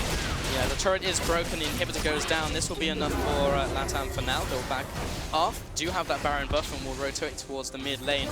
But they can siege those turrets fairly effectively. Okay, you have a Vayne, and before this patch, usually you say, well, Vayne isn't able to siege very well, but when she has rapid fire cannon, actually sieges fairly well. And when she has Baron minions. Kind of like the flowchart for this whole sieging situation for LATAM is, do we have Rumble ult? And Allstars ult, kind of in with that. Do we have Baron buff? If any of these, or both, are yes, siege and dive. If not, don't do it, back away, prepare for other objectives. That's pretty much the LATAM flowchart. Yeah, the flowchart. But Theak steps up, not too much damage put onto him. Ooh, Kira, that was not worth for that trade. That was not a lot of damage. I will say that much. Doesn't have a void staff yet, doesn't even have the death cap, so the amount of AP he has right now is not a whole lot. Not usually seeing a lot of Rod of Ages either, just because of the length of games, but we've seen the games today going fairly long, or at least long enough for them to stack up and be really valuable. Helior just gets CC'd up here. Fayak from the sidelines though, looking for the flank. Arce on the front lines, has the ultimate available. Fayak has the grand challenge on top of him, and Smurf wants him, but he's instantly exhausted, down and taken out. Arce still right there, tanking up for his team. Helior jumps forwards onto Demonko. Not sure if the flash is worth it for the support, but Seiya, CC'd underneath this turret, will be jumping away, cleanses out of that one, and the repel comes up. Damashket's still alive, but Kira needs to try and get out of here. He goes down though to Fayak, and man, Starladder, they are just bleeding out in this game. The two big carries are down. LATAM are looking to push in for the win. Another double knockup by Arce. They're actually going to pull back by the looks of it, play it a little bit more conservatively perhaps than they need to. I mean, okay, Smurf is up soon. Pinkward stays. Well, I mean, it's a risky one. The rest of your team are recalling. You don't want to is there any reason to try and finish right now? I mean, no. it would be ending the game, but if there is the slightest chance of it going wrong, then why not just back away? The result is going to be the same regardless of when they fight again. Perhaps. I feel like they, with a pick, they probably could have looked for more. They are I think so too. So far ahead that it's a possibility. I want to pick up on something, talking about Rod of Ages, actually, that I actually agree with Yamato on, something he's been talking a lot. The AP item reshuffle on preseason patch, where they all got kind of a cost increase to kind of compensate for the cost decrease and adjustments that came earlier. I actually feel like Rod of Ages is a pretty strong item right now when it comes to mid laners specifically, and not to the point where you just build it on everybody, but the champions that do use Rod of Ages are going to be very strong. I pretty much tie into Yamato's point on that. Like, we're going to see a lot of Kassadin, I feel like, on this patch. Yeah, I mean, when it's fully stacked, it has crazy efficiency. Yeah. Like, not quite Quincy's levels of efficiency, but up there. Like, really, really good. But yeah, once you can get that stacked, it is pretty damn good. Mid lane, actually no Tiamat picked up from Riven. We actually do see kind of one or the other. You see like the Tiamat build or the Black Cleaver build, because you rack up stacks so quickly on multiple targets with all your broken wings. Like there's so many ways to do that. But it does not allow you to get the animation cancels in from some of the combos, which is a little bit annoying, but still, it's fine as like more of a team fighty build. I'm still hesitant on this Graves. In the AD carry role, Starladder are going to look to set up a pick. They only hit RC with the stun, so that is not the target you want. That's an Allstars. He's just going to throw on Unbreakable and just kind of just stand there. I feel like there's been a lot of focus actually from the CIS team onto the Allstars in this game. Smurf was going one-on-one against Fayak, did not get the better of him in this duel. Fayak jumping onto Damashket, he will be jumping away. There comes the Rumble ultimate once again, just zones them away back into their tower. Kira jumps in, tries to get the kill onto White Lotus, doesn't quite get it. The shutdown comes in onto Seiya though, and this is looking like a better fight coming in for the CIS team. And they should be able to pick up Helior as he comes out of that Zonias, and then indeed they do. A 2-for-2 is good enough for now, but they have to play tower defense because all of these minions are doing so much damage to that tower. Yeah, they're going to clear them out though before it actually takes it. Very weird choice in this situation. I mean, the LATAM team consciously backed away about 2 minutes ago in a position where there were fewer people there from the Starladder team to actually then get caught up in a fight when the equalizer didn't quite land flush. Yes, it zoned away, but Helior just didn't do much damage with the ultimate, so they really are relying on that to keep them safe. Well, I say keep them safe. Keep them safe by killing the enemy. Because best defense is a good offense. I mean, that's the composition right Yeah. here. Like, it's literally just go in, press some buttons, hope it works out. That's basically League of Legends, actually. I was gonna say that actually. Go in, press some buttons. Just press buttons. It's great. Like, any buttons. But at this point, Starladder, they're hanging on. We're seeing a lot of these games get stalled out. And again, this is something that I expect out of some of the All-Star teams. It's just the communication when it comes to mid and late game shot calling is so difficult. I mean, you see LCS teams struggle with it. Oh yeah, Bayek has found Lex though, will be going into his own Zhonya's. This is a member of this game who does not own Zhonya's. Smurf gonna go down actually. White Lotus jumps over the wall, finds himself a double, looking for the triple. He gets that one. That's another kill going up to Seiya. And just in the blink of an eye, that actually could just be game. Arce is just gonna start headbutting away Kira. Nice rift walk. It doesn't really matter because I'm just gonna keep headbutting you. And actually there's no minions, so this is gonna maybe take a little bit. But as soon as those minions flood in, this could be game. I mean, that's just decisive calling in the middle lane right there. They knew that White Lotus was exceptionally strong. Kira's trying to hold on with the minions pulling them around, but that is going to be the game ending here. Kira's going to hold on, gets a kill for himself, but it's not enough to keep Starladder in this game. Valiant attempt, but that 5-1 will seal the deal, going over to the LATAM team, securing their first win. I like what their comp was showing us. I like it. A lot of fighting a lot of strength in fighting. If you're going to take random scrappy fights, bring a Rumble. Yeah. Realistically, bring a Rumble. The Fiora wasn't enough to shut him out in the early game. Rumble manages to go huge the entire game, and he wasn't the only one going huge. I mean, credit to the bottom lane duo from LATAM. I actually think they're a force to be reckoned with looking at that. Alistair and the Vayne. I mean, Alistair 0-1-26, Vayne 8-1-15. A lot of those were picked up at the end, but still, a great performance overall. Yeah, in the words of Huni, I love it. Riven and Rumble as well is the composition. This is the Huni comp. Yeah, it just needs a Hecarim in there. What else? A lot of things, but as well. what it did have was the ability to fight and take the fight to Starladder again and again. And as much as they were trying to clean up with the Kassadin, I feel like they were hamstrung by the Brand and Graves a significant amount. I mean, the Brand, yes, they were getting stuns. Yes, Graves was able to do damage, but I felt like that lane pairing fell so far behind very early on that it was so difficult to recover. Yeah, we were a little confused by that lane, but you also have to remember that Allstars was that first pick. Yeah, And Allstars did so much work in this game. Definitely As you was. mentioned, just 1 death and 26 assists was absolutely insane. But that's enough from us. We're going to send it over to the Allstars to take a look at that game. Well, thank you very much, guys. We did say after the Brazil game, LATAM was going to have to regroup and work on it a little bit, but they just looked incredibly impressive, and you especially were really enjoying the way they played this game. Yeah, for sure. Like, I want to start off like at the beginning, right? In the pick and back. That is usually a good plan. And we had the Kassadin Rivet interaction, and Kira here, he wrote the wrong name in his death note. For those who watch anime, at least, he should have put the Kassadin, or they should have put the Kassadin against Rumble, because this is a match we've seen in the past in Korea, and it's super good for Kassadin because the magic shield actually does something, but against Riven, it's so hard. Yeah, and you know, you got to give Kira some credit. He did leave the lane, try and roam around, got first blood up there in the top lane, but I completely agree. And if Worlds taught us anything, it's this Fiora Riven matchup is very versatile, and Fiora is a great mid laner. Just because she has that dash so early on, you cannot gank her, and I honestly feel the same. If they had to set up that matchup in the top lane, sent some jungle assistance up to help Kira out, he was set up to snowball this into a pretty big lead. Instead, just didn't work out that way. And also on top of that, Dimashke on the Elise, he has to do more in the early game. The Evelyn got to farm up and eventually got the item, the first buy needlessly larger, which I thought was hilarious, but it worked out in the end because she was doing a lot of DPS and Elise just fell behind because she is kind of built to be strong in the early game. Yeah, definitely not the Elise play that like we saw it from Revolta, who is absolutely wrecking on that. Evelyn doing all the work. And then the early game, Kassadin, as you said, did get the first blood, got going, but couldn't capitalize on it. And then a team fight happened. Let's get that up on the screen. And I think that that is something that we really have to commend.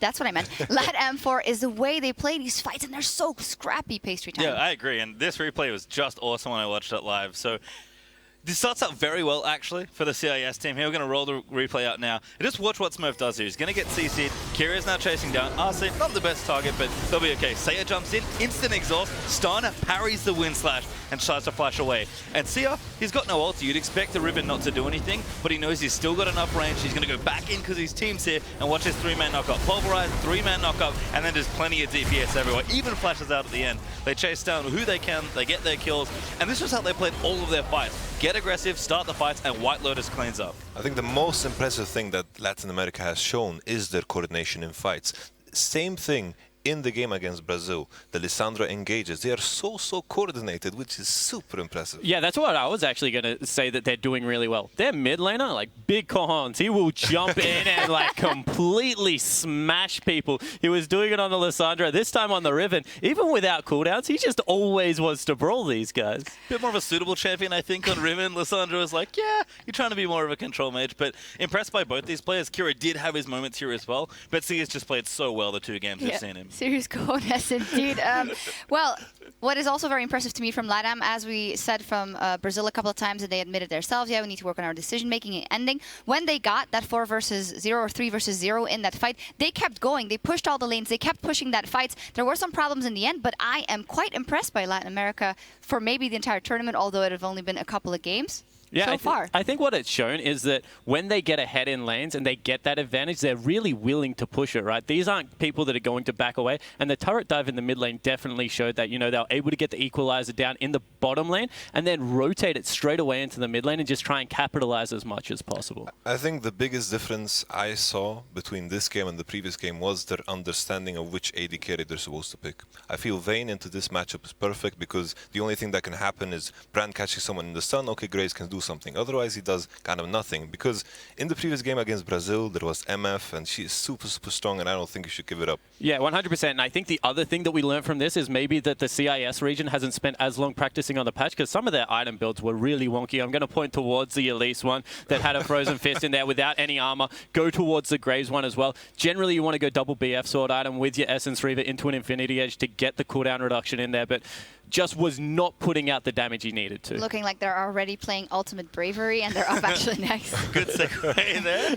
And yeah, on the other side, the Rapid Fire Cannon Static Shift build that we heard Pulse talk about at the top of the cast, that's a very 5.22 build. On White Lotus, he made it work. Not only did he play well with his carry and his items, but the way he plays just kind of suits his team. It's so aggressive. Yeah, and let's dig into that build and what it gives Vayne. It gives her 80% crit when she hits the Infinity Edge. It means that you can transition your lifesteal item into the QSS and the Mercurial Scimitar. And on top of that, double passives from the Static Shiv as well as a cannon just means that with the ultimate, because of all the bonus AD you get from that, you don't have a weak part of the game. It really smooths out a power curve. Yeah. Well, we'll see. CIS has some work to do, and LATAM looking very, very strong in their second game here. We're going to take a quick break, but when we come back, it's time for Ultimate Bravery and South America versus Europe in that one. So don't go anywhere. It's going to be dope.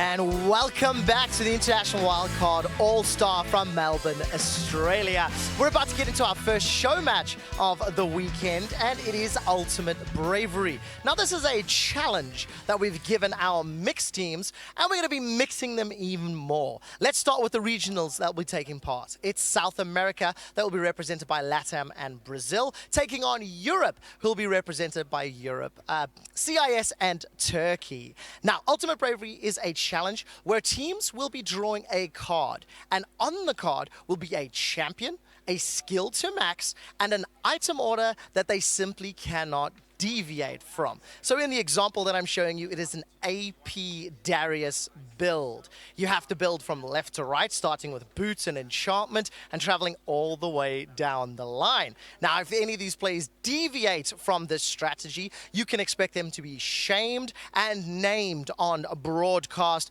because that's the name. It's about Ultimate Bravery. The players are setting up behind me right now as we speak. They have been assigned their champions, and then we'll be deciding on exactly how they're going to play this game in a moment. To talk about those champion builds, of which the 60 unique champions appear only once, we're going to head over to the analyst desk with Shox and crew. Well, thank you very much, Trevor. I'm very excited because I've actually never seen Ultimate Bravery in action, but you have a lot of experience with it, Yamato. Well, I have experience with it, but in a different way. Like back in the day when I played a lot of solo queue on the EOS ladder, whenever someone was like, whenever you flamed someone for building improperly, oh guys, he's just playing Ultimate Bravery. That was basically the phrase people used. That is my experience with it.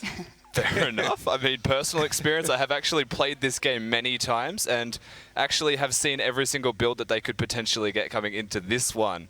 And it's not like EUS solo queue, to say the least. There is a lot worse, believe it or not. You can see the players on the screen. So look at his card. That looks like Caitlyn. Oh, let's one of look the at... CS We players. actually have our list right here, so let's see what that will make Caitlyn do. I see 2 support items on that card, just at a Lich Bane glance. Hurricane into IE. I think it's late game Kate.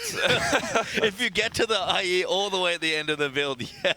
And obviously the talisman for some mobility All right, there. so it's with Summoner's Heal and Exhaust, Boots of Lucidity, Talisman of Ascension, Lich Bane, Rune's Hurricane, Miguel's Crucible, and Infinity Edge. Well, I mean, at least there's one full lady item in there. Crits. Yeah. I mean, Hurricane Change actually going to help here, yeah. Oh, Rune's as well. There we go. If you make it to item 6, it could be considered viable, I guess. Like, place the traps, run With fast. Talisman, you can just chill in the bush and you're accumulating gold anyway.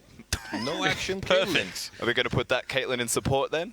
I also just heard that Max prep. BRTT will be playing Annie in this one. Annie with Teleport and Ghost to max Q first, with the Onion Boots of Lucidity, Static Shift, Nashor's Tooth, Zeke's Harbinger, Sunfire Cape, and Banshee's Veil. That started off so well. It's Yeah. like, yeah, teleport, ghost. Oh, Max's Q, that's not bad. And then it just went horrible. And that's the fun thing about Ultimate Bravery, is that you have to do what the card tells you to do, and it's just so much fun. Rusty, I know you've got a lot of experience, like you mentioned. As AD Annie? No. But Ultimate Bravery, yes. I was going to Give me say... an Ultimate Bravery, thank you. This particular build, if Annie was about a season ago when the auto attack range was a lot longer, maybe it would be very good. We will see. We got a new one in here. Lep has drawn Katarina with Barrier and Exhaust, W Max, Boots of Swiftness, Captain Enchantment, Blade of the Ruined King, Rage Blade, Essence Reaver, Archangel Staff, and Zeke's Harbinger. That actually He sounds should like be a real happy. build. Yeah. He should be happy. Like any champion that has AP scalings and AD scalings are super good in Ultimate Bravery. Yep, and a Quinzu's Rage Blade to boot, but having to build Blade of the Ruined King first, it'll be okay because it's a W max, I guess. I keep forgetting that you also have to do the right order, which is actually and have the really same messing summoner it up. spells and have the skill max. It's everything in Ultimate Bravery. But talking about that, White Lotus has drawn Warwick with Cleanse and Flash, W, Sorcerer's Shoes with Home Guard Enchantment, Luden's Echo, Phantom Dancer, Black Cleaver, Yuma's Ghostblade, and Static Shiv. Now, that was There's legit. potential. There's potential. That's legit. Once again, a champion that has like some synergy with AD, some AP, Luden's Echo for the proc, Static Shiv. The burst is insane on that Ultimate. And a dance. Let's not forget. No, not the dance. You know all that all too well, I should say. And White Lotus to boot is a mid laner, if it's worth anything. Going AP first. Perfect. Yeah, might help. Totally makes sense. I mean, I guess, Russ, again, you've played quite a lot of this game mode. How much of it is just like knowing the champions and just feeling it out and being like, just honestly using your mechanics and your knowledge? I think it'll just come down to how you can play your individual champion, so all of it, I think, basically. If you know that Luden's Echo does a certain amount of damage with each 100 proc. You can use your ultimate, maybe time it, get a Q after, get some extra damage. I feel like it's big, but not that big. One question though, Zach. When you've played it, is it like in a normal game that you just queued up and you just explain to your teammates, guys, I'm playing Ultimate. You have to do it as a team. You have to go in as a 5-man lobby and say, all right, we're all doing it. Get your build. You get the build ready to go, and then you just try your best to win with it. It doesn't ever really work. Well, we've got another one in here from Sia, who's actually a mid laner, and he has drawn Ziggs. So far, so good. But with Barrier and Ghost, I mean, it could be worse. W Max, Mercury Treads, also not terrible. Frozen Mallet, Talisman of Ascension, Bloodthirster, Infinity Edge, and Archangel's Staff. A little bit of AP. He's the guy that chases you down and slows him. You tag him with an auto attack, no one's moving. Talisman for the gap closer. Exactly. Maxing W for the CD for the gap, another gap closer. Ziggs tank. That's what it is. He's all about this. Control make Ziggs is what you're telling me. And then the Frozen Mallet to boot. That is absurd. What a slap. As a note, by the way, when you play Ultimate Bravery, Zach, does the other team also obey by the rules? Oh, they don't play it. Yeah. They play standard. They might decide halfway through when you've gone for this Ziggs build with a Mercury Treads first item maxing W. They might go, oh, it's got a little bit easy, maybe, but they don't often do it all. Another one we've gotten in is Arce, who will be playing Lux with Heal and Exhaust. That's not too bad. Emax, Boots of Mobility, Runan's Hurricane, Lichbane, Death's Dance, Phantom Dancer, and Zhonya's Hourglass. That's wow. legit. So the thing is, Yeah. when you think about it, maxing E first, with the Hurricane, you apply your E on like a mini wave, you auto-attack once, and you just, poof, your passive explodes. Genius. But that also means you get your Lichbane faster if it's worth anything. You do get to farm effectively, and then double on hit style of play. It can be an auto attack based. I don't think it's brave at all. I think it's genius. Maybe attack Look up speed your roots. next game. This Lux build, I'm like, what have you done? All right. Well, excuse me. I was getting in the players' choices. Holy Phoenix, of course, fantastic AD carry from the Turkish region, and he got his hands on an AD carry, Graves. But now it's to see what he has to build. No awkward silence, please. I'm trying to look for it. The other thing to note as well is that the players can tune their runes and masteries. That's the only thing we let them choose. So, Graves, Ghost and Flash, E, Boots of Lucidity, Hextech Gunblade, Manamune, Zeke's Harbinger, Warmock's Armor, Death's Dance. That doesn't sound, that's not too bad. Yeah. That's perfect. We're done. Super. But honestly, what more And could Holy you want? Phoenix. Yeah, and Holy Phoenix is aggressive. What He's a got a tryhard. Warmox. Yeah, seriously. There is no bravery in this. Ultimate unfairness. Yeah, I can feel that. RNGesus. Pulls the right card. Why not? Another one, Dumble Doge, the famous Dumble Doge who Oh, man. killed Faker. Did he get Thresh? The Faker Slayer. The Faker Slayer? No, he got Trundle, actually. So Basically, I mean, it's the port. True letter the same.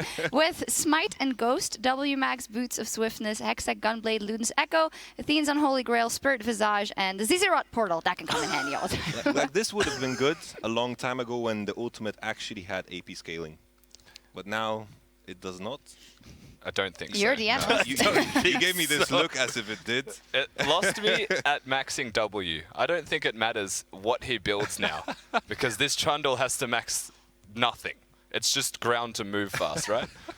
How's it going to affect him at all when he has to go for a Hextech Gunblade Trundle the first? Terrain Master. Does the 2 give you tenacity? There you go. Get out of the way. Sure. Max Easy. the tenacity build. Makes him run away better. He can get away Totally from do. that In an Ziggs we were area. talking about. With the frozen mallet. It's going to be necessary. The other one we've got is Thaldrin, who got Gangplank. Wow. So at least it could be played top. Cleanse and Heal, W, Boots of Mobility. No. Face of the Mountain, Did he? Crucible, Righteous Glory, Locket of the Iron Solari, and Talisman of Ascension. Did he go for a black letter Ultimate Bravery build? Is that what I'm seeing? Mm-hmm. He's That's a man. amazing. He's actually gone for a build which is designed to lose you the game. I'm not kidding. We made these ourselves. Mad scientists apparently crafted these to make you have a very hard time. So Max in W, I think this is the type of gangplank that is just designed to annoy people. And usually being annoying doesn't win you games. It's probably pretty brave. Speaking about annoying, Smurf got his hands on Tom Kench Oh, man. with Teleports. That is pretty good. Teleport, Ignite, W, Mercury Shreds, Manamune, Archangel Staff, Lichbane, Banshee's Veil, and Bloodthirster. Manamune and Archangel Staff. The mana synergy. At least he has a mana pool. Could have been a lot worse. Does go for Lichbane as well after. So let's say 3-item power spike for the Tom Kench. I've seen that AP Tom Kench. I'm ready.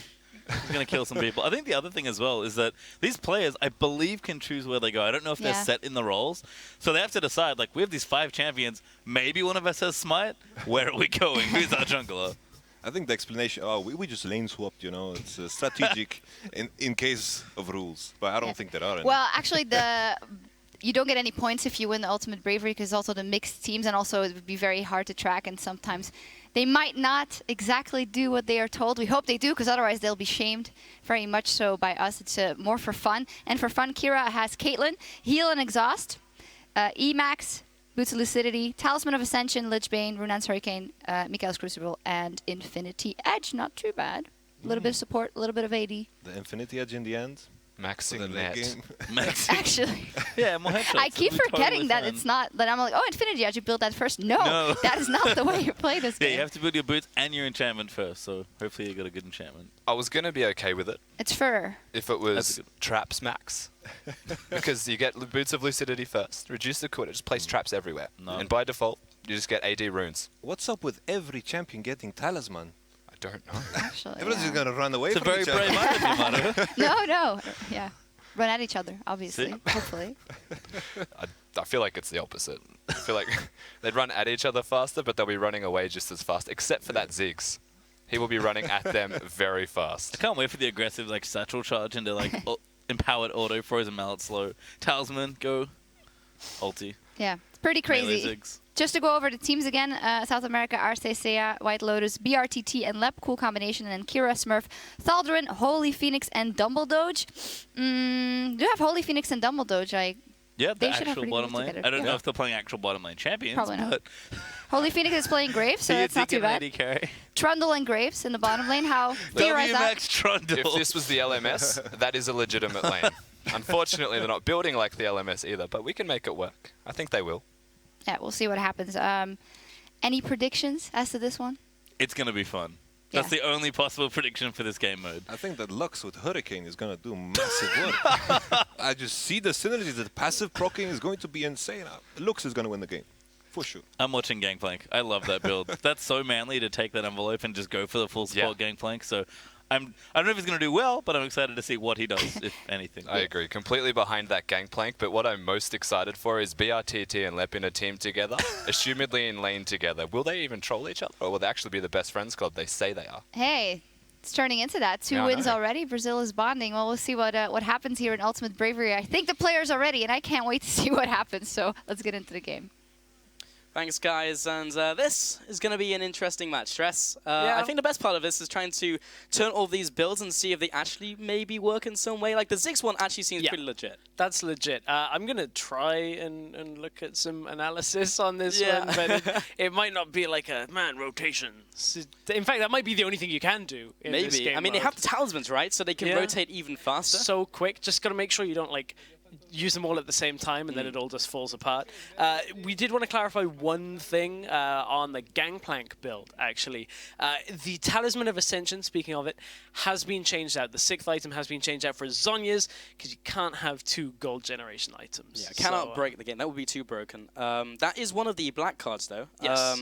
There are 5 black cards, which are even harder, as Quickshot mentioned earlier today, than all of the others. One of them includes Fiora, where you build 5 Nash's Tooth and 1 Boots of Swiftness with Fiora. I like that. Fiora? Yeah. Fiora for your Fiora.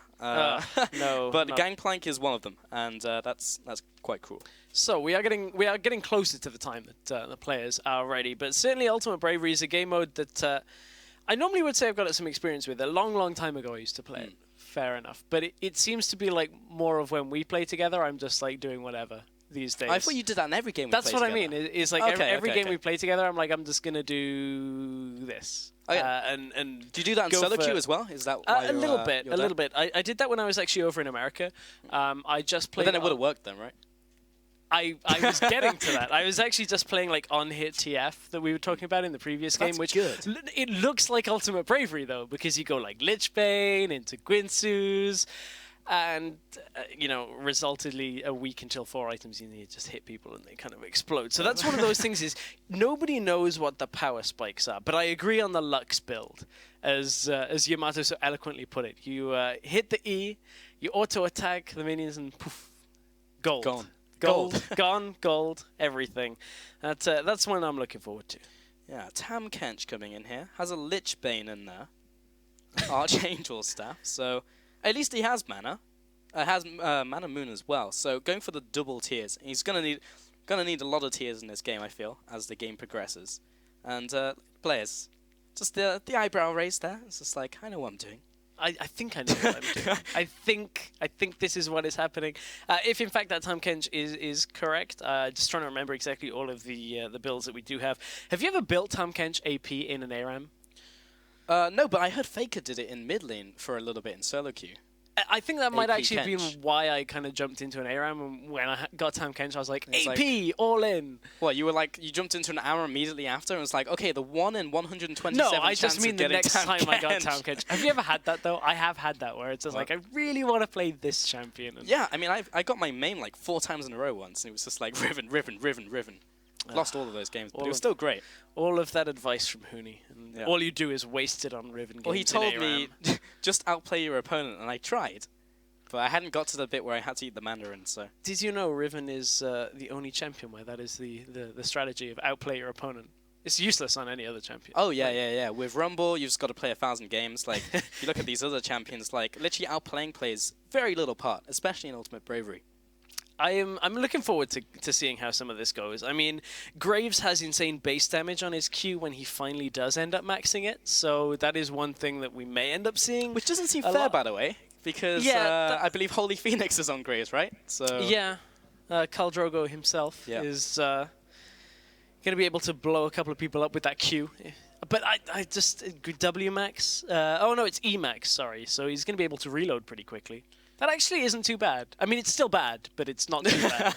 I'm actually a little sad it's not Smokescreen, because if you do that in an ARAM, that's actually legit. Like, it has like 0.6 scaling, but actually like a fairly decent AoE, so you just poke people from super long range. It's like AP Nasus if you ever run that in ARAM. Well, so that's good. because AD Nasus is useless. You can't be in an ARAM and just like, be hold like, on, guys, let me wait, guys, don't kill I've the got minion this.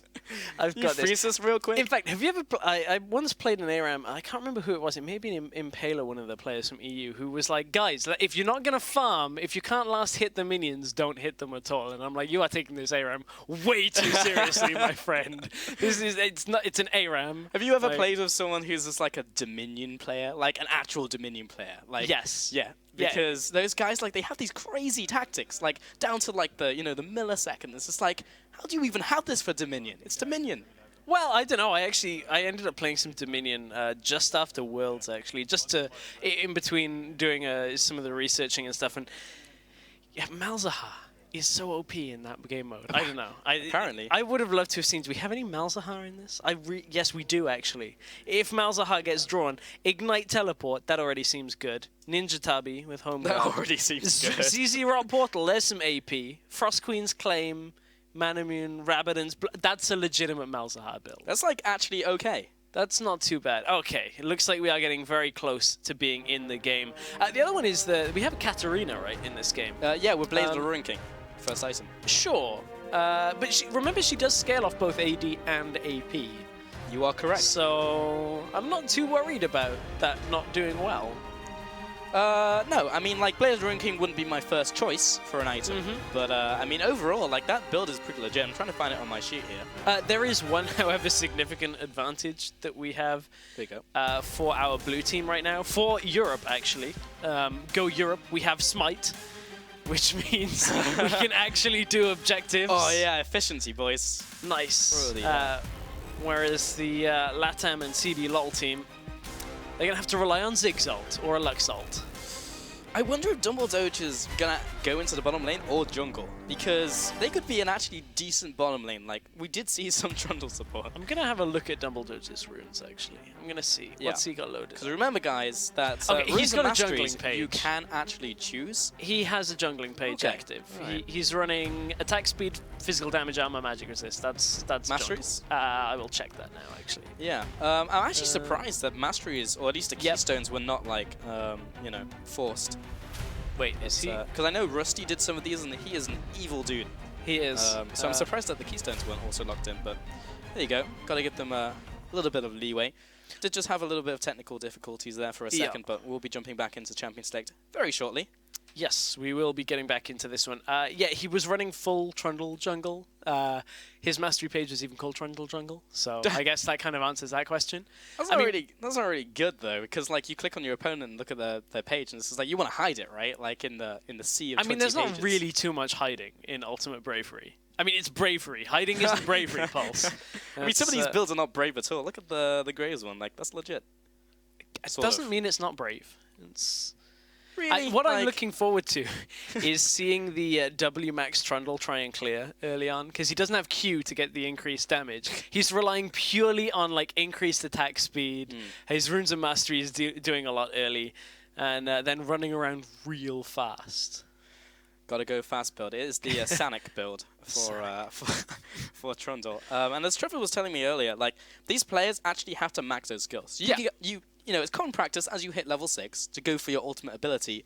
You don't get to do that. If you do, we're gonna name and shame you. I really hope like our observer team keep an eye out for that. I mean, it is difficult to keep track of 10 people maxing one thing, and honestly, there's no like official reprimanding. We don't like march them out on stage. Shame. Shame. Oh, we should get that. That should if someone gets a bell, we can. I expect chat if you see something like that. Just shame. I mean, half of you have to do the ding, ding, ding, and the other half the shame and get the synergy going. But that's really difficult. Like it is. Yeah, organizing. I think you and I would struggle to do that with the two of us. So let alone like however many thousand people are in the chat. If you really like, I know you're a king of Twitch chat in some regards. We'll make it happen. That would be a superpower in its own right. It would. I mean, Bob Ross did amazing things to Twitch chat, so I'm sure Ultimate Bravery can do the same. I have faith, guys. Well, we'll see who can beat the devil out of the other team right now, and see which region is the most brave. Yeah. And we are literally just seconds away from getting into this absolutely incredible game. I wonder if we're gonna see a level 1 actually, if these two teams go for it. Wait, what is the Lux build? Hang on. Does she go Hang binding on. first? What is this? Arce does... you'll get into the game in just a second as well. You'll see what I'm seeing, but we've already got a Shame Bell coming out here. Yeah? Yeah, we do. There we go. We're in game. White Lotus has been caught to start this off. Double Dodge going ham already. Swinging that bat. Putting the damage onto the Hyena Warwick. And a couple wards come out. They're actually going try hard. Trying to put down the ward, getting the early information on the junglers. Shame. Ding, ding, Shame. Ding. Dark Seal, Lux, that is not the Lux build that is listed. What is this? The Lux build is Boots of Mobility Fura upgrade. Into Maxing E into Runans. That is none of the Dark Seal. What is this? This is as if I was playing Lux and I'm just like, nah, guys. This is what happens. This is when one person wants to try hard in a game and it's like, it's a fun game, guys. In-house custom game. Somebody always try hard. Yeah, rule breaker. And Annie, you can see the build there. It is the Teleport Ghost. Very common summoners on Annie, of course. You will be going Static Shiv into the Nash's Tooth. Of course, no build would be complete without the Zeke's Harbinger into Sunfire Cape, which of course does synergize with Burning. And the Banshee's Veil will top that one off. And the max skill will be Q, which actually is okay. I would have maxed E personally. I think that would have synergized very well with the Sunfire Cape.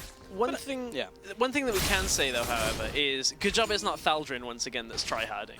If you remember MSI, he was the player that like in the show match with casters just ended up just going ham on LeBlanc and tryharding completely. This time it's this is not happening. He's gonna have to recall and just take like the little camps until he's strong enough. Holy Phoenix though. Going big in the bottom lane, dropping Lep very low. Still don't know how I feel about Holy Phoenix being on an AD carry. But Kira in the middle lane. TV has more success on Caitlyn than he did on the Kassadin. I've got to admit, when we've got a rule breaker like Arce on Lux, I'm happy, be dominating that lane. No, right? I'm happy he's against a Caitlyn, because good luck with that one. You're never proccing light passive on a Caitlyn. Like, you are never going to catch him. Good luck light binding or eating in that. Caitlyn's never going to get hit. This is one of the black cards, the Gangplank build, now finished off by Zhonya's Hourglass, of course. It was the talisman of Ascension before. Cannot build more than one support item, but there is a lot of support going on in that GP build, and we're no longer in the meta of support GP, which was once a thing. Also, the pre-reworked Gangplank, when you could go full AP, that actually hit onto Kira. It did, and they're going all in. White Lotus, he couldn't take on the blue buff, but he's going to take on Kira, and can't do that one either. He's going to be taxing the mid lane like a good solo queue jungler. Yeah, pre-rework Gangplank, AP Gangplank, you could actually afford to put a lot of points in W first because of the scaling on the Mandarin. Just kind of like, you'd take half of your health, eat the Mandarin, and be back at 90%. I used to love that because you just end up building like Avarice Blade into full AP and just get 1,000,000 gold off just proccing Parley, and then your ult would destroy people for 1,000,000 damage. Oh, first blood! Kira with the first blood onto Warwick. Arcee, can he get the return kill though? This is extremely valuable because of the stacks he'll gain. But Kira, the auto attacks are coming in. He just needs one more, not quite in range. Arcee, he walks back into it. What were you thinking, man? That's 2 kills over to the mid laner there, which will be Kira. Holy Phoenix going toe-to-toe with Lep. He needs to recharge. He doesn't have it, but he's maxing E, remember. He'll have another one in no time at all. And Valdrin, I don't even think he's playing. He's just playing kill the minions. Like, he's not even going after the bottom lane. As soon as Ziggs gets the next empowered auto, it's about to come up. Does he throw it at Thaldrin? Oh, he actually just used it. Yeah, he just wasted it on a minion. Yeah, he just wasted it on a minion. I was like, that is like 90% of your damage output. Yeah, you can do damage like once every 12 seconds. Oh dear. But the gank is coming in. The level 2 Warwick coming into the spot lane. Remember, he does have Cleanse, which will not help him at all in this engagement. Holy Phoenix taking a bunch of damage. Meanwhile, the nice chain of the barrels does very, very little. But White Lotus should be able to not get this auto. Left with the resets. Nope. Saya taking the damage from the minions. Caster minions come in. Make that a double. That was an execute against minions. I can't remember the last time I've seen that outside of an Aaron. Oh my goodness. This game is just... Bot lane, Warwick tries to run in. This is my attempt at analysis. Cleanse Warwick tries to run in. It's Cleanse Warwick, so he doesn't do too much. And then Holy Phoenix is the epitome of bravery and manliness with that giant Khal Drogo beard. Yeah, Cleanse Warwick is probably the Magikarp equivalent in League of Legends. Trundle, you can see his build on screen. Hextech Gunblade into Ludens. A lot of synergy there, straight up into the Zerat Portal, which will be the final build, which I really think will clinch the game if we do hit max items. I'm still mad that Lux has a Dark Seal thing. What's he got now? He's got the boots now on top of that, so... But I can't tell whether that's a strategical option, just to try and auto... This is an okay build for Warwick. Okay, yes, he has Cleanse, so I guess this is okay, but... Well, it will be okay if he builds stuff, which I actually don't know if he's actually going to get there. Holding out bot for a second because Saya coming in for this classic Ziggs gank in from the bottom lane, and he tried. Arcee will be supporting his ally, taking another couple headshots. 5-0 right now. Caitlyn, despite doing very well, has taken her ultimate, however, so minus points for that one, Kira. Shame. Shame. Shame. Shame. Yeah, the reasoning behind that, by the way, is, or at least why that's a bad thing, is you have to max the ability at all points. Yeah. So it means you don't get an ult until level 7. White Lotus. Oh, look at that. Back cheating to the fountain. in action. Cheating. I do wonder whether White Lotus has spent more time dead than alive in this game so far. He is 0-3. He is. He is also level 4. We'll see. Ziggs, of course, with the Frozen Mallet build. Yep, that's a build. Holy Phoenix, still chugging away in the bottom lane. How's he actually doing compared to Leb? He is farming very well, actually, in this bottom lane. Yeah, he's not doing too bad at this point. Looking back at mid lane, Kira is 4-0 right now.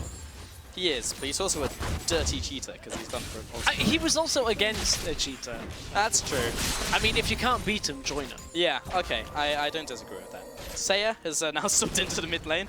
Arcee was not having a good time against Kira. Ghost has been bombed. Holy Phoenix He's got that Emax. Doesn't do a whole lot, it turns out. Arce will be returning fire. Has a lot of damage coming out. Whoa, gets a stun underneath the turret though, Smurf. Will he be heading down? Down under? Not quite today. Dumble Doge will be assisting. Air quotes, assisting. Faldrin looking for the dive. Left will jump in. There's the ultimate. Another dirty ultimate skiller in the bottom lane. Faldrin, another dirty skiller. Arce will be the one in the 1v2, has the exhaust, it's gonna pay dividends. The nice flash out of the way of the dark binding, or the light binding rather in this one. Meanwhile, somewhere on the map, the Cleanse Warwick picked up a kill, and Holy Phoenix caught in no man's land. The ward comes out. This is a battle to the death. There are kills literally happening everywhere, but we're looking at minions. Gotta get that farm, man. Also now, stacks onto the Lux. This is 3 stacks more than should have actually been there. Gotta get that farm with the ult. He's going back to base, it's fine. He'll have that back up in 2 minutes or so. 6-4, this game is really evened up here, Stress. Yes, Pulse. This game is getting way closer between these two. Gold is about even, as you know. It's to be honest, I think just whoever reaches a 6th item fastest, I'm going to be like, that's the team. That's how you win. Just get the items faster. Yeah, but you could just like funnel the gold into like one person. White Lotus with the counter jungle. I mean, it's not like he has too much else he can be doing right now. Not a whole bunch extra. No. Tom Kench is on the road, though. On the hunt, he is ready for some culinary action. Is sat on the chef skin. I believe he has found White Lotus. What happens when a hyena meets a catfish? We're gonna find out. Catfish will eat the wolf. And here comes Annie, Kira from the mid lane. The Shinigami himself, will he find the kill? No stun comes out, fantastic charge. That was probably the best E I've ever seen from a Caitlyn. Into the wall, into the death chamber. I mean, just because you got to max different things doesn't mean you can't start throwing abilities around randomly at this point. Sia could be caught, but there is the light binding coming out from Arce. Sia with a lot of shields coming from his summoners. Oh, Smurf into the action. The laser comes in, takes him out. That's another kill going over to whatever that team is. And the shutdown comes in. Tamkench, another one onto Arce. And EU, man, we're ahead by 200 gold, 100 gold. Oh, yeah, regional pride. Let's do it. I'm sorry. It's EU asterisks. EU asterisks. I mean, we're not fully EU here, but we're close enough. We'll take it. Oh, analyze this one, okay, I've got this. Holy Phoenix dies. Nice. I mean, it was a good kill by Lep. I mean, you're maxing W on Cat, you've got a little bit of damage coming out. Easy peasy. I mean, that's basically Canarine. You max W, you build some items, and then you get pentakills. Yeah. So Lep could actually penta you. He actually could. Faldrin into the bottom lane. He's going to be clearing out these minions. Of course, usually the big damage spike that that most Gangplanks get is the Trinity Force into the Infinity Edge. In this game, the big item spike will be Face of the Mountain, Mikhail's Crucible, which is fairly similar. Fairly. A little bit similar. Bottom lane, though, here's Lep's time to shine. Can he kill Faldrin here? BRTT with the stun, but the Mandarin comes out. Faldrin will be making his way underneath this turret. No matter what happens, he's going to get the 1-for-1. And indeed he does. The shutdown onto Annie. Mid lane is the next point of trouble here for Kira. Oh, the combo! But Kira manages to survive. He will walk up to his opponent and promptly E him just to send a message. Dumble Doge showing that he is indeed a troll. Holy Phoenix, he's looking for some kills, but he is immediately exhausted. I mean, why wouldn't you be by Lux? Dumble Doge now heading underneath this turret. He's going to pop his ultimate. He's going to put up the pillar, and he does set up the kill for his AD carry, Holy Phoenix. You can see the synergy in action. White Lotus pressed R, picked up a kill. That is a 2-for-1. Europe have lost the lead, Pulse. No! The gold has gone behind. One thing that you kind of keep a track of is Lev is about to get stunned up after getting thrown onto the barrel. Would you like to take this one, Stress? Yeah, I'll take this one. All right, Lep is on the way. Faldrin's actually just going to give up chasing him, so... That's actually pretty boring. Yeah, that wasn't too good. But, you know, what I was going to say is Dumble Doge, through the jungle, clearly showing his expertise, because with that W max, the 20% increased healing he's just able to just go through the jungle and not lose a whole lot of health. That's true. What has that turned into? A build water cutlass. Is that actually in the build? I feel like that would actually Is just it really? be good. Like, Hextech you Gunblade. find it? It is. It is. Okay. It's swiftness distortion with Gunblade. That's legit. I mean, it's half of what Trundle would normally build. It's going to take him a while to get there, but once he gets there, it's going to be Value City. The RTT. He's got the stun. He's found Holy Phoenix. He's going to kill him eventually. The laser comes in, though, from Arce. That will be picking up the kill. Dumble Doge is hammering away on his target. He is eventually going to kill him. See, what is this? This is a broken. legit Trundle build. This is broken, Stress. Bilgewater Cutlass. All we need now is a Gwynsues. It's actually good. How good would that have been if these builds were written before that? Like all the changes, it was like give Everyone everybody builds Gwynsues. Oh dear. Alright. Bloodset will be speeding up Warwick. That can only be good things coming for the SA team. In goes Cat. Lep's on the R. It's reset town, boys. Lep looking for these kills. He's going to try and jump over Faldrin, but Smurf will eat him. Gets satcheled. And Smurf will be heading back to base while he cooks up a meal. Faldrin trying his best to clear out these minions. That was a legit White chain. Lotus. It's gonna queue him real quick and laugh my way out. Just stopping the recall. But you can see Lep just is... Lep could be the carry right here, just in general. Oh, not if he does that. Lep, no! Oh, Lep. The carry they didn't need, but the one they deserve. Smurf, he's coming in. He just needs these stacks. That's all he needs. Whoop. He's got it. I mean, Kill, that's boys. the thing is, like, base damages on some of these champions are actually ridiculous. Like, Oh, yeah.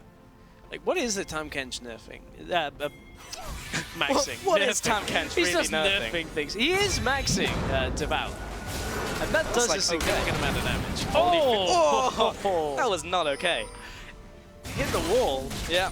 You walk near a wall and you die. I feel like every League player knows that pain by now. Yeah. Certainly the first time I ever played with like a jungle Graves, I'm like, oh, mid lane, Graves. Graves comes into my lane, kills the enemy laner. I'm like, oh, okay, jungle Graves does that. Okay then. Okay, sweet. You hit the wall and everything around it dies. So what do we got? We got some of these first items being completed here, Stress. Luden's Echo on Warwick, of course. And Annie has picked up the Static Shift. It's time. The first Talisman of Ascension is here. Is everyone building a Talisman of There's Ascension? like 3 of them. There's in a this lot game. of them in this game. It's the gotta go fast team comp with Trundle increased movement speed, Talisman of Ascension. That's probably the lowest damage Ace in the hole I've ever seen. Annie with the half 80, half tank build. You can see on your screen. I like it. I love it. I love it. Smurf lands the Q. He's See, got look at that 2 damage stacks. coming from Q. Just needs one more. Auto, Tahm Kench is hungry. Has he got... I was got going to say, flash. has he got flash? Of Doesn't course even he have it. doesn't. He's got TP Ignite. Does any... Yeah, there are some flashes here. White Oh, Lotus. Kira's got him. Whoa! Did not expect that. I literally looked away for a second. I was like, he's away. He's definitely not away. Come on, EU. You Round got this 6. tower as well. Yeah, evening of the turrets. EU Pride. Holy Phoenix. Ooh. That damage, man. You immediately go near a tower. Boom, headshot. Thank you, Caitlyn. White Lotus coming into the fray. He is currently out of mana. And eaten. So, yeah, he's pretty dead. Lep is going to be heading into the bottom lane. Oh, meanwhile, mid lane, everyone is dying from SA. Oh, Ace in the hole. That's not going to do any damage. Oh, you're right. Oh, but Dumble Doge, though. Use that movement Basically speed. the kill on Faker right there. I've never seen a more hype place into them. I don't know whether that translates. Also, look at how much difficulty Holy Phoenix is having there, trying to auto through minions on the new Graves. Whoa, it's Lep time. Holy Phoenix, run for your life. He's actually just gonna dodge into the base of SA. Lep, he's gonna take him out. Arce is gonna be the one to pick up the kill here. Holy Phoenix, just gonna farm some minions on his way out. This might be a kill. Oh, he gets it with the end of the line and will take one with him, just like the cinematic. Wasn't Nautilus, but still, I'll take it. I'm kind of tilted. Why is that? By the Dark Seal. Is it still there? It's still there. It's like 5 stacks. He's not even trying to hide his crime. Oh, Smurf. He was so close to eating Arce there. if you just needed a refresher from Trundle, that is his build. Warwick as well. The Phantom Dancer, there's a new one you can see. The third item coming in here.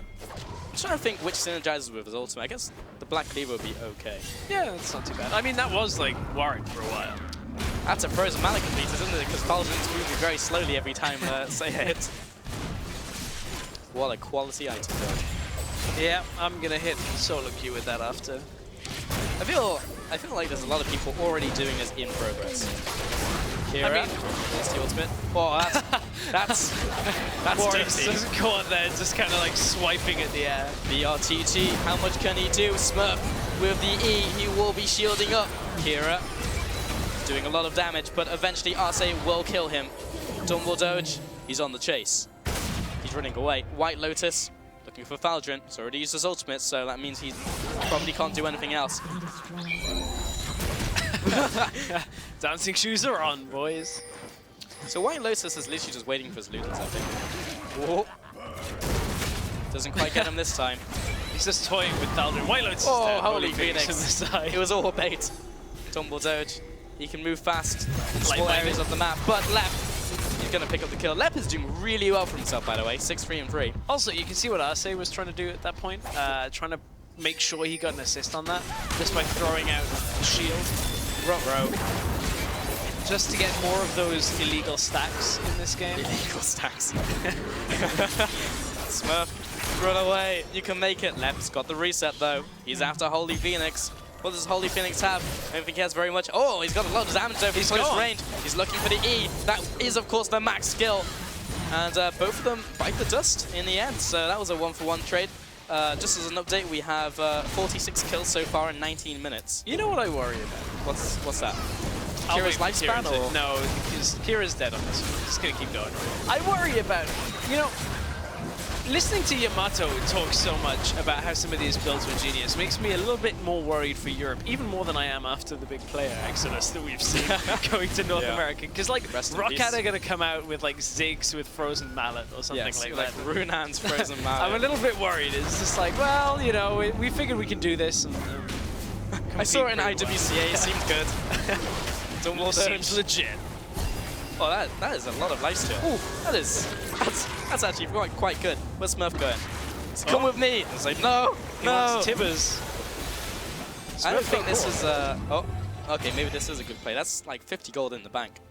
I think that was actually like the most useless Tam Ken shot I've ever seen. Well, not really. What else are you going to use it for? Flanking?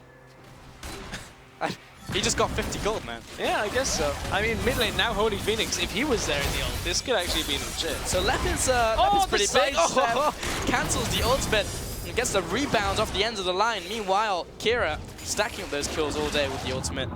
Smurf, he's going to be wandering around. Look how happy Holy Phoenix looks at himself. Is there ever a moment that man is not happy? If you were like Khal-Drogo 2.0, would you not be happy like every moment of every And you got day? an AD carry this game. I know, right? Sort of an AD carry. Boom, headshot. Please stop. Can I get Tell Pulse Caitlyn patch that. 5.23 with a hot fix? White Lotus just hot fixed Tam Kench. And Kira, he's got the stutter step mechanics as well. He's going for it. Oh, couldn't quite get Sia. Close, but no cigar. Needed Graves on that one. Please stop. Tumble Doge.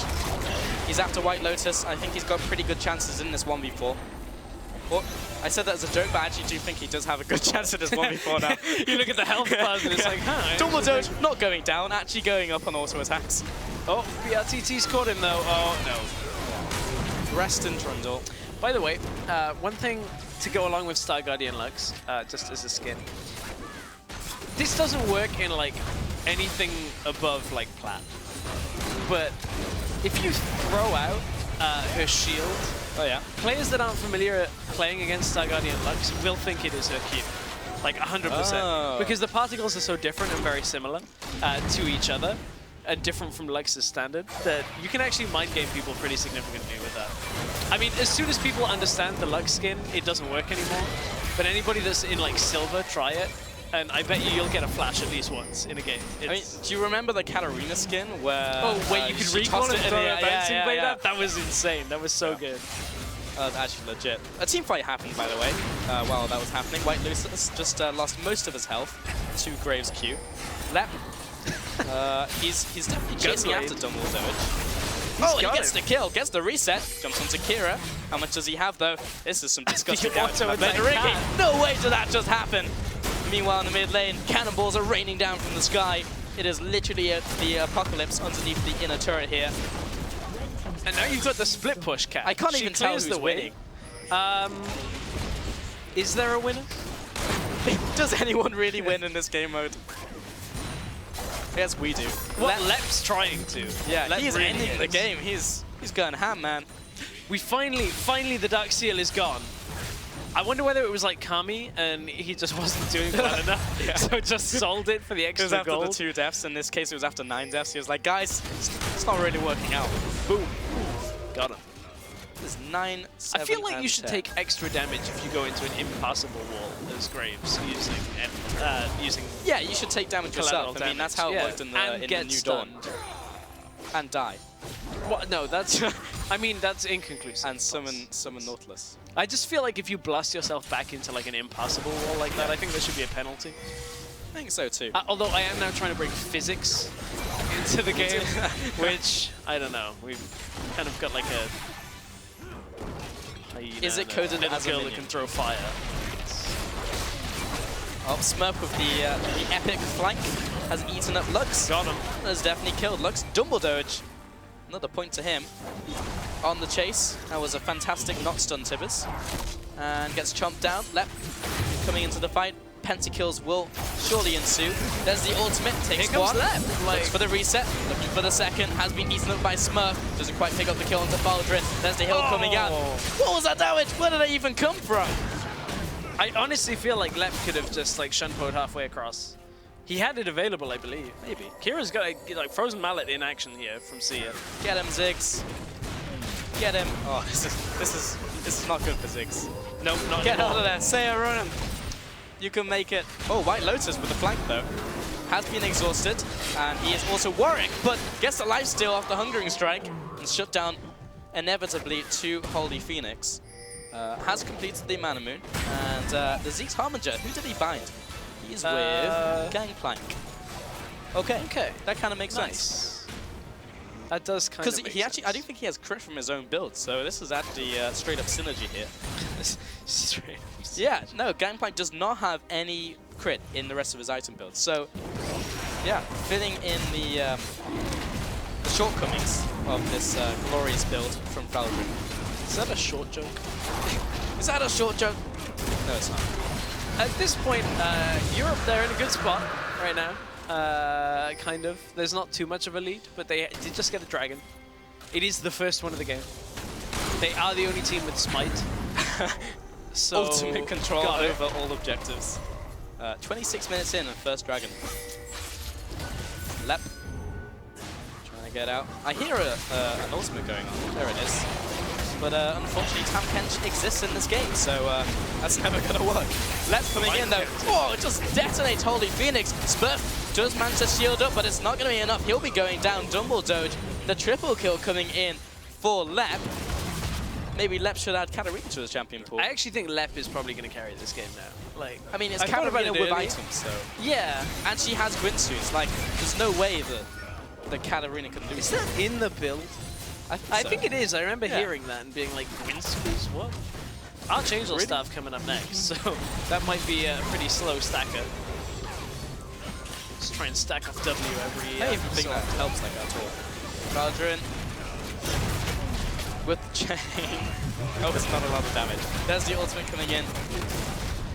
Baldrin. Oh, he's in the hole. Saya tries to block that. Actually surprised he didn't Satchel Charge out of the way. They are actually trying to win this game. Baldrin. Oh, in comes epically Smurf. low damage Qs. Smurf comes in from the side. Once again, Smurf has had some pretty sick flanks this game. He has. Gotta say. Saya is chasing after Baldrin. Throwing kills left and right. I literally can't process what's going on in these fights because it's like Dumbledore with just some random item. It's like, oh, okay. Dumbledore's just hit him with the Luden Front. As it happens, Saya kiting back. Left probably doing more damage with his auto attacks at this stage. Smurf Gonna spit it back out. He's gonna be shumpoing away. Takes the tongue to the face. And Smurf goes down without even activating Tough Skin. Leb really is the true carry in this game. 16, 7, and 5. I thought it was 15. He is the true carry. There's also a lot of items being completed over the last couple of minutes. Got the Zeke's Harbinger also on BRTT. If he wasn't AD carry, he'd be loving it. Bloodthirster on Ziggs, just completed. I mean, means he's going to hit not very often, but do but some when damage. he does. Lux has completed the Runan's Hurricane. That was not as impressive as I thought it was going to be. Seeing it proc the light passive. I mean, it sounded great in theory. It does, and then you remember that Lux, actually, the passive scales up AP, so in order for it to do damage, you have to have damage. That's true. Kira, pretty dead. And Holy Phoenix is making other people pretty dead, such as Seiya in the mid lane, as you can see. White Lotus in his natural habitat of the jungle. Oh, in comes Time Kench. He's on his way. Left. He's also attacking. Whoa! That was a Holy Phoenix. That's quite some damage. BRTT is being drained slowly by Dumble Doge. Got the stun off. This is the Great Escape Mark II, League of Legends Annie on her way out. Not really sure where BRTT is going. But just anywhere that he can. Anywhere that is not around Holy Phoenix. BRTT turned around. Will he get the turnaround? Yes, he does. Takes them out in the showdown, the one-on-one. 1-for-1. White Lotus. White Lotus has given up on life and is now just split pushing lanes. He's like, I'm just not going to fight you. I'm going to fight your turrets. He's like, this is a fight I can. This is not a fight I can win. There's a Gangplank build, as you can see in the bottom of your screen. Ace in the hole shouldn't be enough. Nope. That's not a full. I mean, why would it? I mean, Faldrin. Oh no! Does he have enough damage? I didn't. I'm not sure. Faldrin, do not play Zillion. I mean, Siros with the Venn diagrams was good. Okay, that one hit. If you place down enough barrels, 1 out of 2 one's ain't gonna bad. hit. That was no, that's 1 out of 4. Yeah. I love how you took a moment just to double check your maths, even though I was like referring to the Venn diagram as a whole. Oh, okay. See, I'll put you on a technicality, it's fine. I don't have any shame in winning on a technicality. And Lux, he's got a Lich Bane. He seems like good. What's the rest of his build? What's he at right now? Lux has a Lich Bane, the Hurricane. That rhymes. Good Sorry, stress. you just catch yourself like, huh. Our item You're a designers poet, you didn't even know it. Very, very clever. A lot of items, right? Oh man. We are 30 minutes into this game. There have been 88 kills. We're about to crest 100. We're about to have a full-on team fight, ladies and gentlemen. Arcee will be the first casualty. Seiya and BRTT on the retreat. Ace in the hole is going to scratch the backside of Annie as she retreats. Dumble Doge, he's on the chase. Smurf was thinking about being on the chase, but quickly gave up. Seiya with the ultimate coming in. He'll be taking him out. And you were saving that one, weren't you? I was. I had that one How about long were 10 you sat minutes. on that? Like 10 minutes, Pulse. 10 minutes. Just waiting for him to pick up the kill. Didn't get a kill with his ult. I watched like 4 fly and I was, 92 kills. Just cast a thing. Just 2,000 gold separating these two teams. And 2 turrets as well. SA are slightly ahead in that regard. Currently, this is minute 31, no ends in sight. Day 31. Still nothing. They still suspect nothing. Smurf misses the tongue. He's going to turn on White Lotus. White Lotus going to jump on Kira here real quick. Has been exhausted. And the GP is here. GP has arrived into the fight. GP is kind of derping around. Doesn't really have too much to do with all the support items. There's a lot of buttons to press. Screen damage. Hex Tech Gunblade. Nice. White Lotus. Uh-oh. Death has arrived. Get him. Oh, style points. Hey, it's Baron time, boys. It is, well, they have Smite, so although Dumble Doge can't die here, that would kind of take away the Smite. Yeah, you can will we see a Ziggs steal? How good a support's it using Smite? That is a question. No ultimate up available for Ziggs. Well, Does he have vision? Is he No, going to try? he doesn't have vision. Can he do anything? No, he's getting to. No, Okay. this isn't happening. Got it. Ultimate objective control with Smite. I actually think that kind of just wins them the game, to be honest. I think so too. Holy Phoenix is doing quite a lot of damage. You know who I haven't seen in like 10 minutes? It's like Lep. Like he was killing everybody. Now I just don't know where he is. Well, there this he is. this is like, you know when. Okay, this is a weird one, but you know when you got somebody that you're playing a normal with somebody that's like very high ranked. Yeah. And they like go 10 and 0 on Lee Sin. Yeah. And then they end the game like 10 and 11. Because they're like, I can carry this, guys. That's what Lep is kind of doing here. But this is a big fight. This is a big fight. I can't really tell what's going on. I think all I know is Europe is winning. Oh yeah, good job EU Asterix. The 5-0 and the tower and the inhib and the death timers are 40 seconds. And all of a sudden, EU just kind of won. That's it. Ship the win, boys. Ship it. The first Nexus turret's going down. Saya desperately trying to hold on. And in true EU fashion, more hungry for the kill than they are for the Nexus. The second Nexus going down. There we go, Smurf going one-on-one with the Fountain turret. But I think the Nexus is going down. And I don't think that team could have been any more ecstatic to have won that game. They won it. They got it. That was quite something Europe to proud. behold. God bless Europe. I mean, this basically goes on the list of accomplishments. I mean, Europe, we had 2 teams in the semifinals at Worlds. Basically, you know, did incredibly well in group stage, and then like the third one on this is beat the South American team in Ultimate Bravery. I guess I think the only way is is down from here, Stress. Like, I don't really see any way Well, I mean, up. all of our players are gone now, so that's true. Yeah, just got to turn on the stream to see them now. NA equals EU these days, so there is no more greater than or less than. But what we do know is that Ultimate Bravery EU Asterix is greater than SA. It's like the Borg, you know? They kind of just assimilated Europe. Oh man, dear. that was quite something. That's not the only show match that we have for the rest of the tournament. We've got plenty more coming. And if that one's any to go by, I'm sure the rest of them will be quite amazing. I'm just waiting for the one where they take just a lot of the super hard challenges. Like, I think there's like a ribbon with like 7 tiers. I mean, you can't even have that many, but... I wouldn't be surprised. Let's check real quick.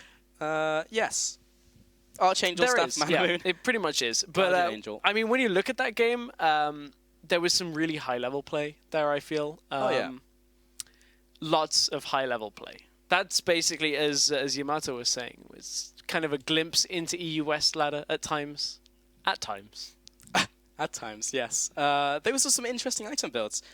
Some of them were actually quite good, but yeah, nice. Anyway, we're gonna send it over to Atlas, who is standing on stage with one of the winners. Thank you very much, guys, and thank you so much to Dumbledoge as well. Picking up his Trundle, he has played it as support, so I actually think that he's cheating just a little bit. Already had so much practice, but how was it hopping into the jungle, Dumbledoge?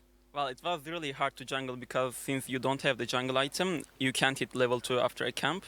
But after all, it was really fun. Most certainly was, and I think you had a better time than Mr. Warwick in the jungle as well. You just sort of sat there and farmed, got through it, and everything was fine. He was just dying all the time. Yeah, I was kind of full tryhard, I guess. Maybe I should play like Warwick to have more fun. Oh, potentially, but you did manage to get to your Gunblade. You know, you were shooting people. What did you feel about the build? Did you think that it was like something you might try in solo queue? Well, it was actually really useful because when I use the Hex Tech, it also procs the Ludan, and it was really good burst, so maybe I should try at least once. Yeah, maybe even if you're playing it in lane as well, you play the support Trundle. Do you think that, you know, this is something you might pick up? Maybe Swiftness boots, maybe some Gunblades? Yeah, as first item especially, it's really good. Fantastic. You don't need any gold generation, guys. You just need gun blades. That's exactly how it works. But how are you feeling moving out of this potentially into some more games here, playing in the All-Star team? How are you feeling moving forward? Do you think that you'll be able to learn anything from this? Well, I think this really added to me personally. I think I learned a lot, and I'm looking forward to use it in more competitive scenes. Fantastic. You heard it here first, guys. Trundle in the jungle, played by the support player of the All-Star team from Turkey. This is exactly how everything's going to go, but we are going to throw it back for some more analysis of that game to the analysis desk. Thank you very much, Max. And what analysis we have. Well, the first thought that comes to mind is the composition on the red side, of Max, course. oh God. It is this, Never mind. it is this one-shot composition with the Annie, the AP Warwick. They need to stick on a target, preferably Tam Kench, because in the early game we saw Warwick ulting other people and Tam Kench was like, full terminate, come with me if you want to live. And I think they should have figured that out earlier. I think Yamato's a genius. Some of those builds actually worked out really well. Smurf did actually absurd amounts of damage. He would like get them, stun them, slap them, eat them, and then as soon as you come out, you get a free Lichbane proc. So, like, you talked about Lep being the carrier of that game, potentially couldn't quite get over the line. Smurf honestly was carrying that game by the end of it on Tam Kench. We do have to call a couple of people out who we noticed it from That's that broke true. the rules. First off, Guys, and come on. most blatant perpetration, Lux. Dark Seal, just out there for anyone to see. That was not on your item. He gets the paddle. Yeah. It's just not okay, is it? It's not okay. There's rules in place, and we get to name and shame him endlessly from this. Yeah, definitely. I want to give out an honorable mention to Kira on Caitlyn. He's a mid laner, chose at AD carry. He did cheat a little bit. He didn't level his ultimate. He did level his ultimate on level 6, which we know that he's cheating. That should be at level 7, but we do have a replay to show that he was doing really well on Caitlyn. Some suave moves, honestly. I think you have to give some credit to Smurf here as well, because the combination of it, I think this is what the composition is about. Just creating picks with this amazing Caitlyn that has the talisman already to just boost the movement speed, pick up. We can roll the clip already, because I'm running out of things to say here about this particular replay. There's the combination, beautiful. I want to frame this and put it up on my wall like a Harry Potter picture, you know, that moves. Beautiful.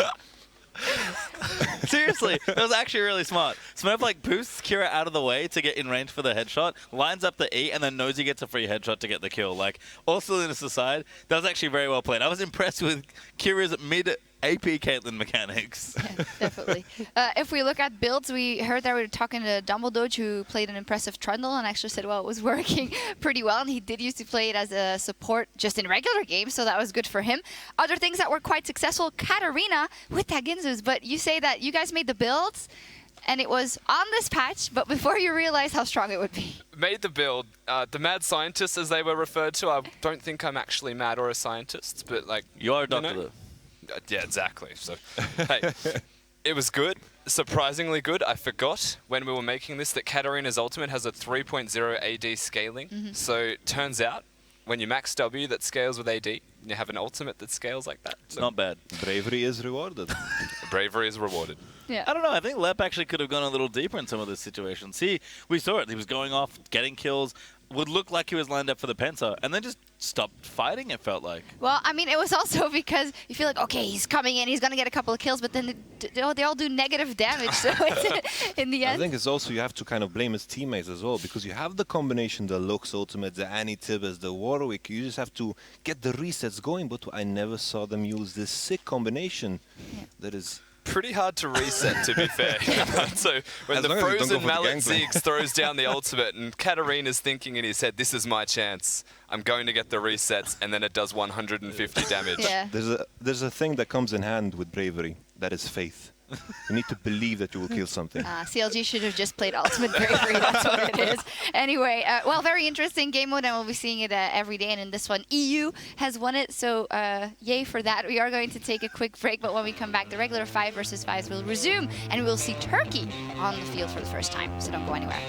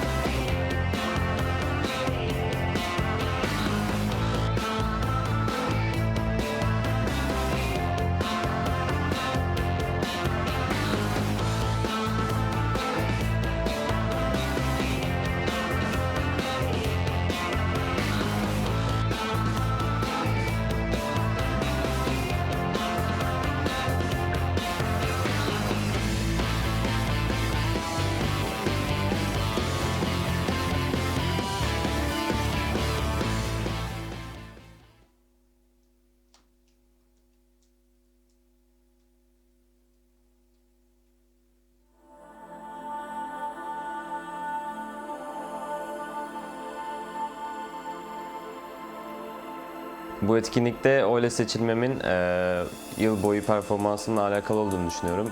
Bu da gurur verici bir şey. Aynı zamanda ülkeyi temsil etmek de çok hoş. I don't have any goals coming into the event, but I'm here for a new experience.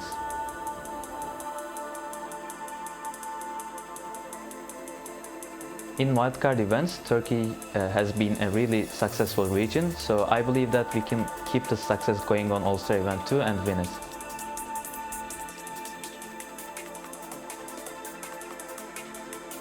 The wave completely missing. Oh, Holy Phoenix jumps around the side. The exhaust is on, but only for so long. Archie gets taken down. He gets the reset, comes in towards them. It's a support for support, and it's the damage dealers going in. Ripwalk, false ball straight up towards them. Double kill, triple kill. Goes in towards Darker. Gets the quadra, gets the pentakill, and Holy Phoenix just cleans out the Russian forces. We couldn't find a time to train together, but I believe our synergy is going to be really high. Açıkçası bu sezon orta koridorda çok rakibim yoktu. Herkese ezip geçtiğim için rahatça seçildim.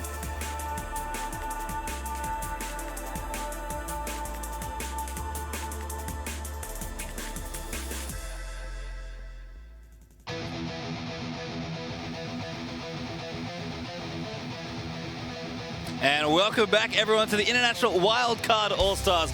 My name is Julian Page-Timecard, taking over for Shocks here on the Allstars. Joining me are James Stress O'Leary, Jacob Yamada, Kenan Memdi, and Zach Rusty Pie. It has been a great day so far, but before we get too involved in everything else that's happening, we have to remind you there is a contest going on that you guys all at home should be a part of. You've seen some of our entries, well, interesting to say the least, but if you want, go ahead, get on Twitter and give us your entries. We want your Warwick impressions, I believe, your best impressions of Warwick and his dance. I'm glad none of mine have come up yet. I mean, the Warwick, when we saw Spawns here earlier, and I was like, man, compared to mine, that is actually good. I mean, and Spawns was bad. Don't get me wrong. Like, you know, Spawn, I love you, but mine was horrible, horrible, horrible.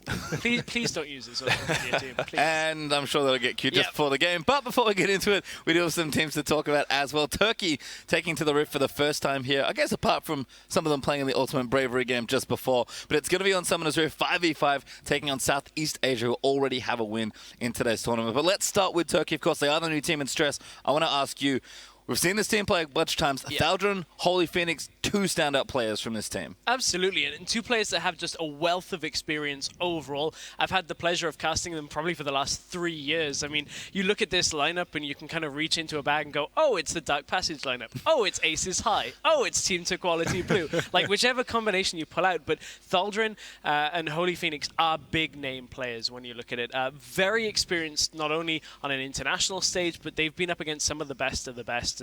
And honestly, they're players that are very, very confident and very consistent in their roles. I mean, we saw Holy Phoenix Graves in the last game. I mean, imagine if you had a real build. Exactly. I agree. And also like the player that fits in that category as well, together with Thaldron and of course Holy Phoenix, has to be Naro. These are three players that have played a lot of European solo queue and have had a lot of success. Naro, in my opinion, like mechanically, I think he's one of the strongest mid laners in this tournament. And with that in mind, it's like Turkey as a region as a whole, it's like they have the players that are pretty good, and they have the backing and the infrastructure, but still they haven't had the same success that Brazil has had in international competition. That's the big question. Can they actually step up to the plate and finally get themselves where they need to be, which is at least matching Brazil, who, as you said, seem to just be this upper echelon of performance when it comes to the day, opposed to that of Turkey. And something that's actually going to hurt them even further in this particular tournament is that they're no longer in Turkey. If you think back to all of the other events that they've actually had, they've all been at a hometown, and they haven't made it out of group stages, or they've lost in a finals match. Now that they're not there at all, they're actually in Australia. It could be even worse. Well, could be better. Could be better. Melbourne, mate. Exactly. Well, hasn't helped Oceania just yet, unfortunately. But let's go through the Turkish lineup real quick. Starting in the top lane, of course, it is Thaldron, their jungler, who's looking real strong there as well. Crystal, sorry, thank you very much. at the end. It's alright, man. Kira them mid You changed name a bunch Holy of times. Phoenix, their AD carry, and of course Dumbledore, who I would never forget playing their support. It's a pretty all-star lineup when you look at a Turkish team. Like, honestly, and that sounds really strange because I don't think a lot of fans maybe from North America, maybe European fans will be familiar with the scene in Turkey because there are big-name sports clubs that football clubs like Besiktas that, you know, are invested in the Turkish infrastructure. And it really makes a team like that never want to stray outside of Turkey. And that may be one of the things that makes it a little bit difficult for the Turkish teams to compete. I'm interested to see how they can do here at Wildcard. Well, we'll have to find out soon as you are going to take the lift. Let's sort over our casters for the play. Thank you very much, gentlemen. Quick shot here, joined by Spawn as we take over the caster desk, elevate the height just a tad, and we'll be rounding out the 5v5 for the day. It is Thanksgiving in at least East Coast, so welcome to Turkey and to our American viewers if you are still watching. Turkey, what are we expecting here, Spawn? Yeah, I'm expecting big things because, you know, the lineup that they sent to the IWCI at least performed fantastically, had a little bit of a letdown at MSI and trickled off after that, but this is a proud region full of very proud players, and the man on your screen right there, Tholdren, went off at IWCI, so I cannot wait to see if he can get back to that level. He's going to be playing up against Archie this time around, of course. Southeast Asia picked up a win. They beat the locals, Oceania, earlier today, but let's be honest, they kind of gave that game away. I mean, they let Carbon get the Baron steal, and Southeast Asia were maybe a little lucky to punish a mistake. Yeah, definitely were, and that's one thing I will say, that they started off with a game plan. They looked fantastic, but as the team fight started, maybe a little miscommunication or uncoordination came through, and I want to see whether they can clean that part of their game up, because that's what C is famous for as a region, being able to smash people in team fights. So let's find out if Turkey can match that smashing power. It's, of course, the first time we're seeing them. This is the 7th and final region from the IWCA. Straight out the gates, taking GP off the table. We've seen, honestly, a whole plethora of champions across the entire day. There's not really a standard when it comes to the ADCs or top lanes, mids, maybe the junglers to some extent, but even then, not really. Yeah, it's funny because, you know, I was watching an LPL cast, an NEST cast on this same patch, and one team went all AD carries. They had a Graves top, they had like Kayle, Caitlyn. The other team went like Rammus, Mundo, like Zed, and just went complete anti-AD carry. So there seems to be so many ways to play on the current patch, and each team is going to irk something different out of it and see if they can get that advantage. So we'll find out. One of these teams decide to lock in their champions in a moment or two. No big surprises. Mundo off the table again. One of the highest bans today. Soraka's 2 for 2 as far as bans are concerned. We want to keep track of this for the Stress versus Yamata Cannon, Soraka versus OP or not OP. But these teams are taking their time. They certainly are, and one thing I do want to point out from GPL is that they've banned Twisted Fate again. And this is something that Oceania, I guess, imposed on the C region. They played it a couple of times in the group stages, then once in the final, the Chiefs versus the Bangkok Titans at IWCQ, and from that period onwards, they've just gotten it off the table. They don't like the global pressure it provides and prefer to allow G4 to split push and pull people around the map where he can play those assassins. So we'll find out if G4 gets his hands on a comfy assassin. Southeast Asia ban out Tom Kench as their final champion. Second time, so they banned it on blue side, they banned it on red side. Maybe they just don't like that champion. Again, up against, of course, a different squad. And for Turkey, Rek'Sai is available. We've seen when Elise is taken off the table, Rek'Sai raises in priority. We've not seen Kindred. Yeah. Banned once or twice, but not actually seen her yet. That's who I was actually going to point out, because Kindred is one of those annoying AD carries that if you get the Rift Herald onto her, maybe with a tanky top laner, you start shredding through these turrets. And once again, with the ultimate at level 6, very easy to turret dive. So surprised we haven't seen it, but there it is. So we are a little bit figuring this one out. Are you expecting this in Holy Phoenix's hands or Crystal's? That's the real question. So from what I know of Crystal, he does like to go a little bit deep sometimes. He is an initiator for his team, and I think it'll be very fun to watch him play a new highly mobile jungler. So looking forward to seeing if he does pick it up. In saying that, Crystal is so famous for his Rek'Sai. When you think of Crystal, you think of Rek'Sai, and that is still available, so maybe it can be changed around. Yeah, SOFM could take that away, deny that opportunity, but I like the power of the flex, right? It gives you that a little bit of doubt. Southeast Asia will lock in Kalista Thresh, their bottom lane. Moss went to town on EDG with his roaming Thresh. He has death sentences for days. and Turkey have to figure out how to dodge those. Yeah, and Moss had a great first game. I think he took the Allstar away from Egypt in that set versus Oceania and did great things. And we'll see on his signature champion this time whether he's able to have a similar performance. Optimus, we've seen a lot of Kalista. I actually thought she would fall off with the changes to crit, but people just seem to sub in the Infinity Edge instead of the Bloodthirster after a couple of items and go to town with the Hurricane still. It's just so many things you can do with the Kalista.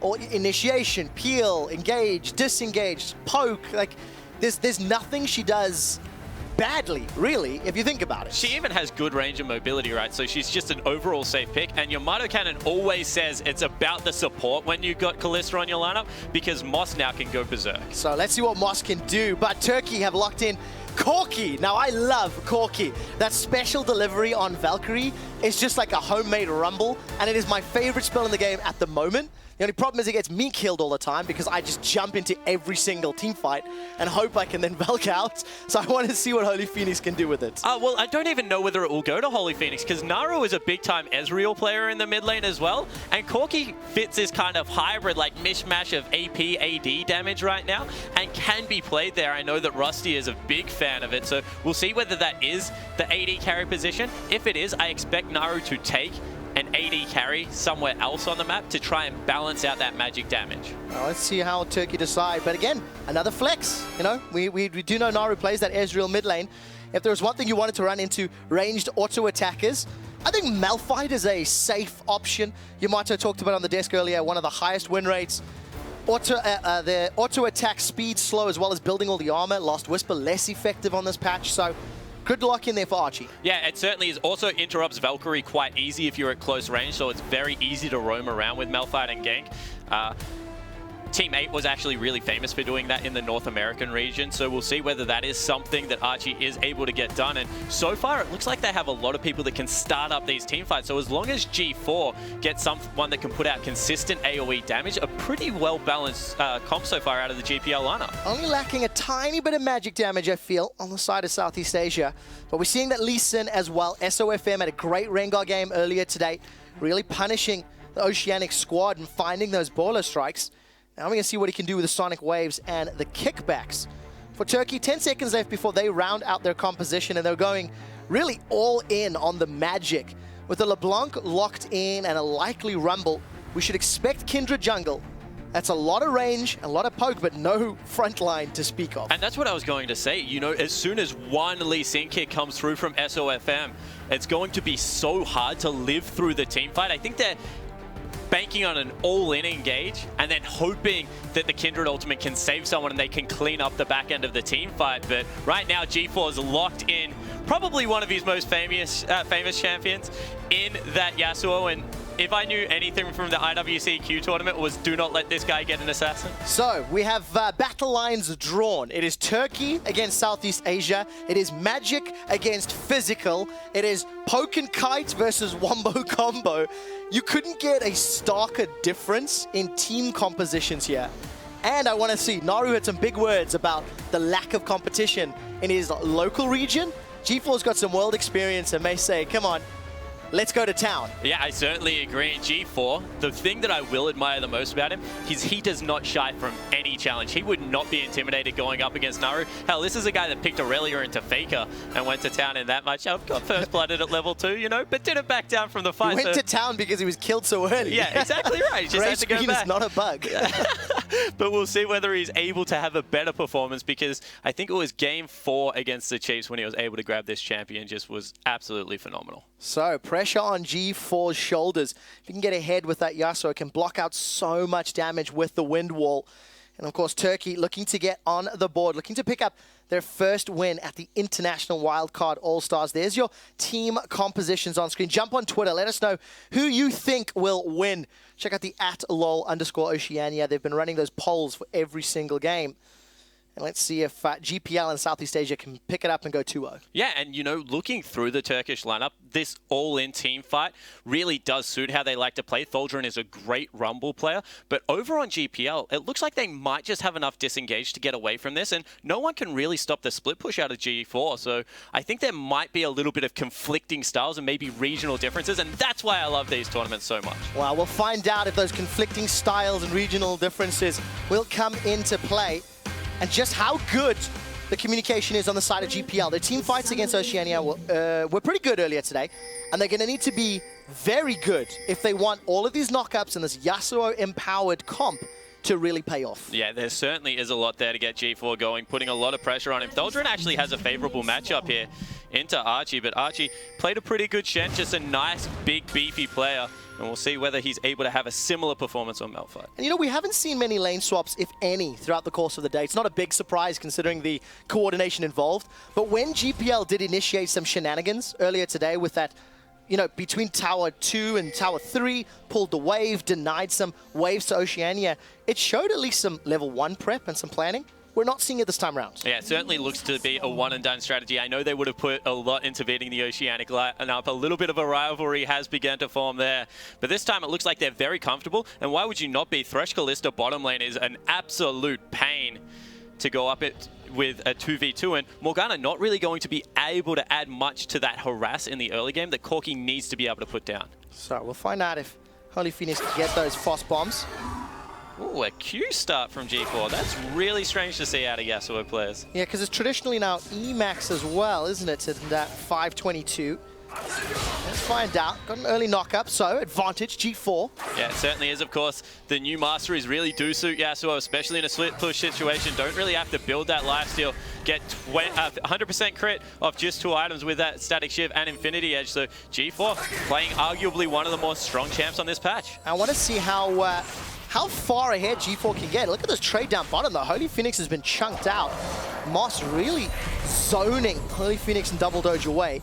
Well, this is a thing about the Flay auto attack as well as the Soul Link passive that comes in from Optimus's Kalista. Just means that the auto attack trades early on in the game are always going to go in the Thresh Kalista lane. Now they've got level 2 on Dumbledore. He wants to go aggressive. Well, the Dark Binding doesn't connect, but nor does the Death Sentence. It is a comedy of errors as every skill shot goes wide. We'll pretend it didn't happen, all right? Get there, Iron. Exactly. You miss 100% of hooks you don't take. A little bit of an invade coming in right now as well for SOFM. One thing I do want to point out, he took Exhaust, so he wants to fight in the jungle there, especially against Crystal, who is going up on that Kindred. Well, I'm glad you pointed that out because I didn't actually notice that. But I guess there are more rewards easier accessible on 522 for SOFM. So at least we'll allow those ward hops to work out in his favor. And we've actually got a little bit of a jungle steal here from Crystal on that Kindred. I want to track his marks. We do need to keep track of how many of those marks and those hunts he's able to secure with Wolf, because those empowered autos could become difficult for GPL's team to deal with. Yeah, it certainly is relevant, especially when that Baron does start to come into play. The longer the game goes, as once again, Tholdren trying to push Archie and maybe setting up for a dive, although action in the mid lane. Oh, G4 manages to get away from those chains, but we did see Archie. He's being pushed out quite heavily. A Flame Spitter from Tholdren shoving the wave in, so the CS deficit will hurt a little for Archie, but I think the matchup is going to be tough until the team fights start happening, really.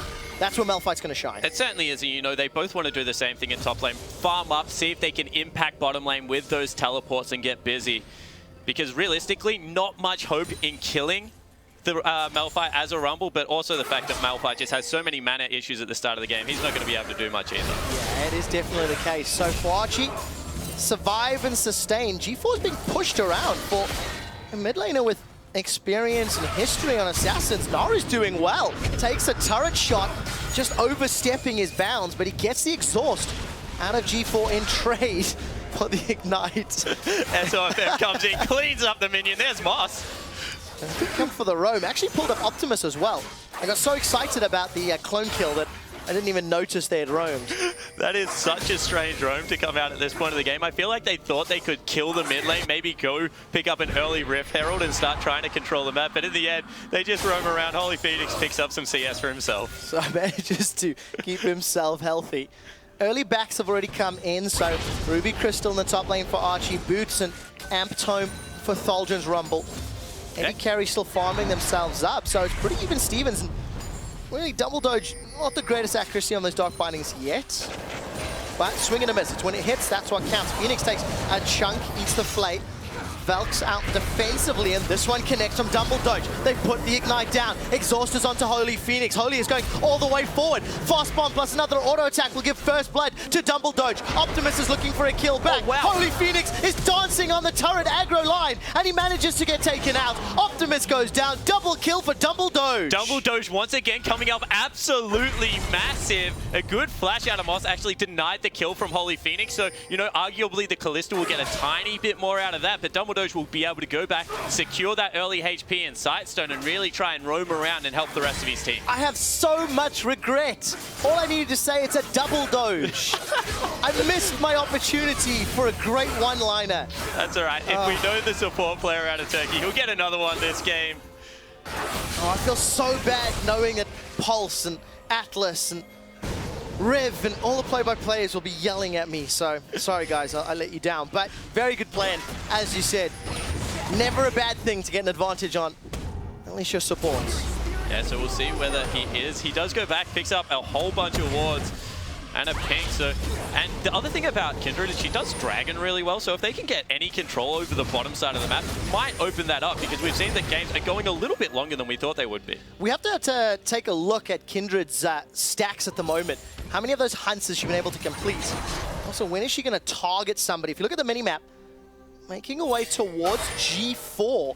Let's find out if any CC can connect. Wolf's Frenzy comes down. Naru's looking for the chains. Will miss, but still force out the flash. Holy Phoenix is going, holy crap, because he just got dunked in a 3-man dive. Yeah, but the exhaust came out of SOFM. Maybe a little bit of overkill there. Didn't really need to burn the summoner spell. Might give the Kindred an advantage in a 1v1. They're still going. Well, Crystal and Dumble Doge in a 2v2 for the time being. Optimus is nearby.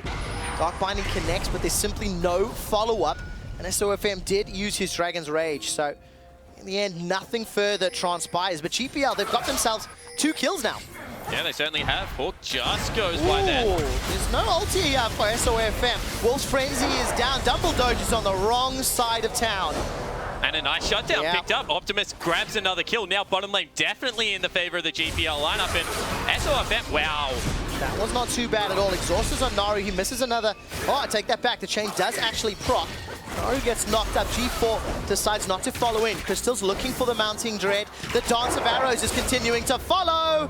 And he manages to pick up the kill. Yeah, and a little bit of a strange wind wall in the end means that it doesn't block anything. Crystal able to dance in there, grab himself a kill after a little bit of an ambitious 1v1, you have to say, from G4. And this is a very scrappy fight at the start of the game. Well, scrappy I do not mind. IWCA has proved to be action-packed and bloody. We heard the World War II alarms, which means Holy Phoenix can go pick up that special delivery on the minimap. You can see them.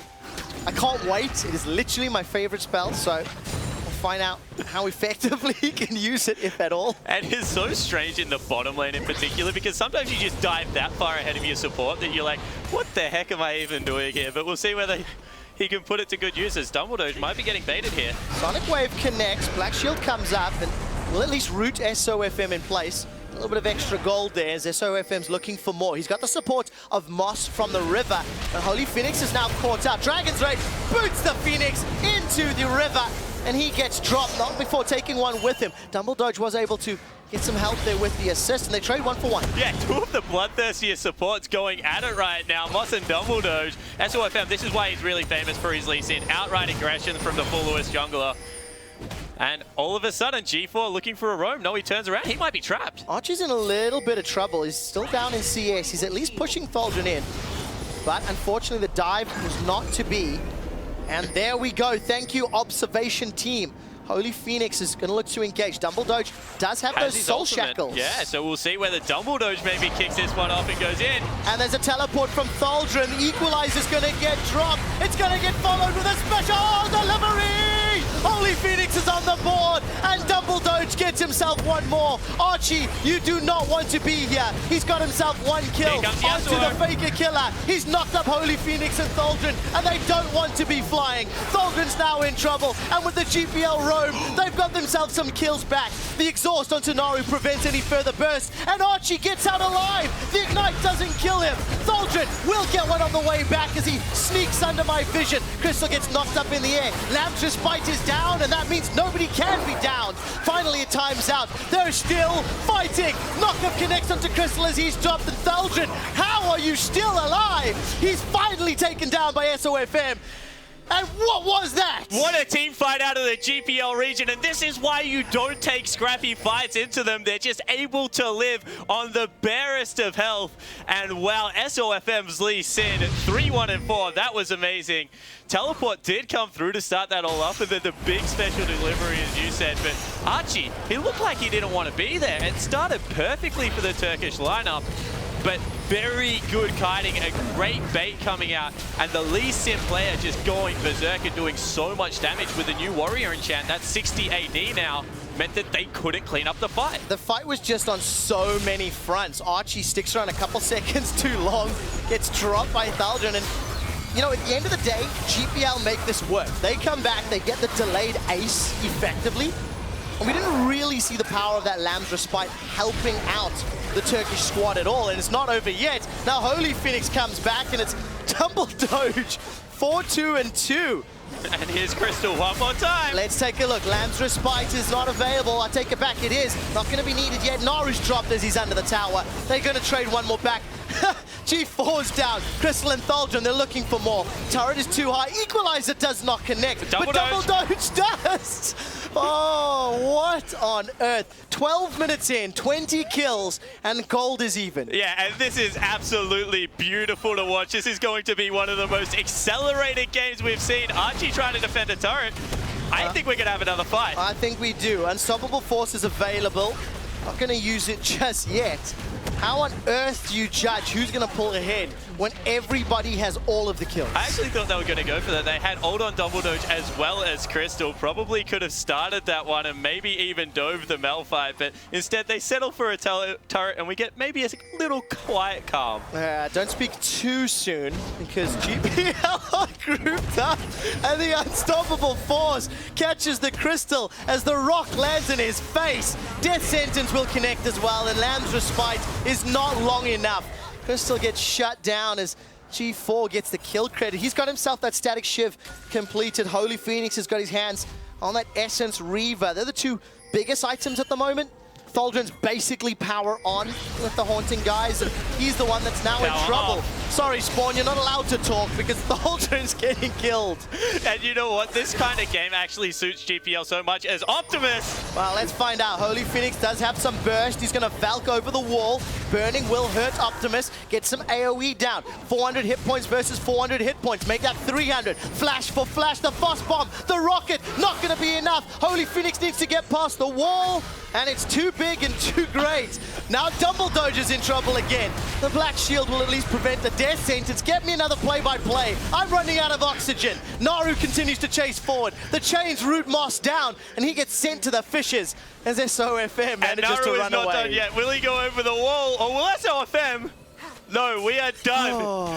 And what I was going to say is that Melfight, because he is so accelerated, 3-1-1, is going to get tankier against this AD carry lineup so much quicker than you would expect in a normal game. And that just means that Kindred, the Corki, are going to start slowing down in their damage. And LeBlanc has always been a mid-game carry in that AP assassin role. So honestly, the later this game goes, and it's going to get late very early, the better it is for the SEA team comp.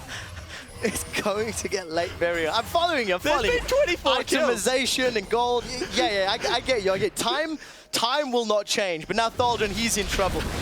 Guys, buy some wards. Thaldron is going to get dropped. We removed them from the game. This is what we wanted when we made the change. So they pick up another kill in the top lane. You see that exhaust coming up huge. I love it. He goes exhaust and blue smite instead of red smite to get all of the resistance shred on there. Optimus taking a look at Holy Phoenix, but he's okay right now. And 24,000 gold apiece. Only one turret taken. That's the most mind-boggling thing. Towers have been made basically paper thin on this patch, and you'd think that when your team would get 14 kills, you'd have a tower. But no, GPL are showing they want at least 1 kill a minute. Turkish TCL squad needs to prove their worth because they are currently 4 kills behind the time to limit. The thing that impresses me even more is there was an ace right in front of the Dragon Pit. And Dragon wasn't even looked at. It's like, nah, that's not our jam right now. Are there any more humans around? Who can we go PvP against? PvE is not their game. And once again, looking for Thaldron. Well, let's find out. This is a 1v1 that I think Thaldron may be able to win with an equalizer, but he's taken too much damage. The overheat is there, and wow, he just melts SOFM. He needed to be some support, or he needed his exhaust up. G4's looking for Naru. The chains connect. Naru's going to dash over the wall and not play with his fate. Yeah, and this is one thing that Tholdren is very good at, is making sure that he balances the overheat very well, and he got in there very quickly, got some nice auto attacks down, and will be able to defend his turret. So, Tholdren's going to get in, pick up a bunch of the CS, while Crystal finding an set his sights on this dragon. There's no support. Naru's got knocked up. Last breath comes out. G4 kills the clone. Naru does have flash. Oh, very nice juke on that distortion. But he also went back towards a creep wave. He needs to be careful here because one will be coming up quite soon. There's some support there from Crystal. So if G4 went too far, maybe. Tholdren's been poked out a little here by Archie, but look at the damage in return. Yeah, returns the favor. Looks like he's heading towards some more penetration. Maybe even a death cap at this rate. And G4 starting to farm up in the mid lane, has created a 20 CS lead, but SOFM wants to get busy again. SOFM is... he wants revenge. Come on, do it, Phoenix. Do it, Phoenix. Everybody... oh! Yes! Holy Phoenix is powered up. Now, the alarm would have gone. Where is he going? Where is he going? This is the question. Tell me, Spawn. There is no teleport available is what I was going to point out, so I don't think they can actually engage on this one. Bottom lane turret falls at the same time as top, so all of a sudden the GPL have opened up a gold lead and maybe just an accelerated way out of base. Now, if you remember the replay, the last time we saw that, it's about a screen and a half worth of distance on that special delivery Valkyrie. He's look at Phoenix. Looking for the mid lane gank. I believe. No turret there. He probably could have made it. Yeah, he could have, but now it's just going to burn out. 2/3 of the time is burnt away. Rapidly increased movement speed, so we can still catch up that wave in the bottom lane. And we've had about 3 minutes of gameplay with only 1 kill. This is complete change to what we've been experiencing, but it has allowed the teams to settle into their lanes, complete some of the major items. Leandri's now for Tholdren, Spirit Visage for Archie. And wow, a straight up Leandri's Torment, so probably going to go into a Rylai's Crystal Scepter after that. Moss may be caught. A little bit of trouble, has a lot of support though from the rest of his squad. And that will allow the GPL to push in on this tower. I don't think there's enough wave clear here for Turkey's squad to clear without that equalizer. GPL though, they're not committing. Oh, Double Doge gets a ghost out actually, looking for SOFM. And it's going to find a Raptor instead. SOFM is going to smite that one away. 66 gold in his back pocket. The tower still somewhat under pressure, but... and you can see that Crystal's already had enough of SOFM. He's like, that's it, mate. I'm marking you. You are now my new target in this match, because he's been in his jungle at every step of the way and really has started to get those kills on the board. He's part of 10 of 14. I can't believe that at this stage of the game. Very impressive numbers. We'll find out whether or not it's going to impact the rest of the fights. We're about to hit 20 minutes, 2,000 lead, the gold for GPL. He's got Home Guard boots and he's going for another offensive item. There's probably going to be a Yomu's Ghostblade you'd have to think coming out. Maybe actually a more Malmortius. Does SOFM know this is not Ultimate Bravery and this one counts? Oh, he's got him! Phoenix, he's getting chunked. So I go back to my original question. Maybe I take it back, because that build just does a heck a lot of damage. So you saw it right there, especially with the exhaust reducing resistances just means that no one can fight back against him. You don't do enough damage, and he's a legitimate assassin on this lineup. Well, that works in favor of the GPL. Extend their gold lead. I'm waiting for the time he goes for an insect, but just one-shot someone and they don't go through the team, and he's like stuck waiting there. Like, why did I even do that? I'm pretty sure he'll be pretty happy. 5v4 will still work out. You can see Crystal still targeting SOFM, but he's too slippery. Yeah, and this is something that the Bangkok Titans like to do a lot. They move Warlock into the mid lane to just hold down the farm and try and elongate G4's lane. And you can see Archie playing a very similar role here.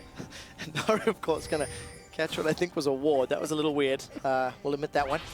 But not going to matter at the end of the day. Archie had a lot of hit points to play with. And GPL have got themselves 3 of those scrying orbs. We've been noticing 2 is somewhat of the standard. This one is a little more. Archie takes a bunch of poke, but nothing really going to deter him from pushing this wave in. Nothing is going to phase the Rock at this part of the game. As we said, he just got so many kills that he's very accelerated. All of a sudden going in on G4. And the wind wall says nope. Yeah, exactly right. At this stage of the game, 100% cooldown reduction, already has Merc Treads. In a 1v1 situation, no one can really go up against Yasuo because of all the mages. No, not the case. And with Archie's MR and HP, he's even able to withstand some of this all-in from Naru, some of the poke from Holy Phoenix. But it will add up, it will stack up, so we can't just keep taking face tank shots if they want to try take that tower down. SOFM, I believe, is still the target of Crystal.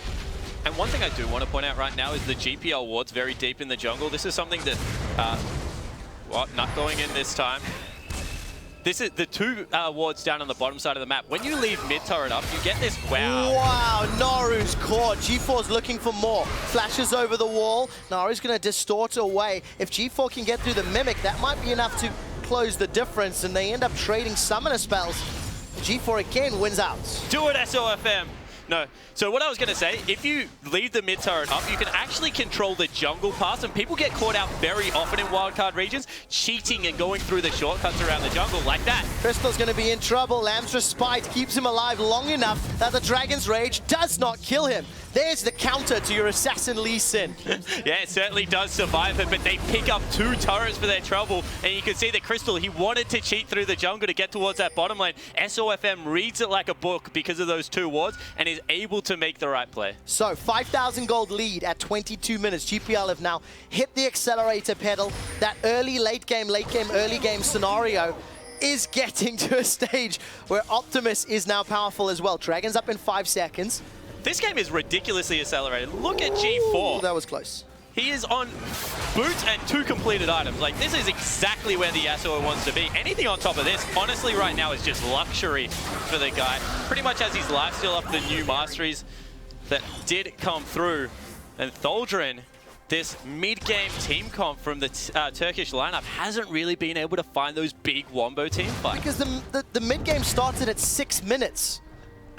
I don't even think he had his ultimate really when it started. It's been chaos. And the funny thing is, it was the play that they started in the bottom lane that really unlocked this scrappy team fight kind of style. And as I said, maybe it was a little bit of an overstep to continue that fight. And of course, if we step back and we look at Southeast Asia and the GPL squad, they did the same thing to Oceania earlier today. They had a great early game. They picked up a ton of kills. They really punished the Aussies.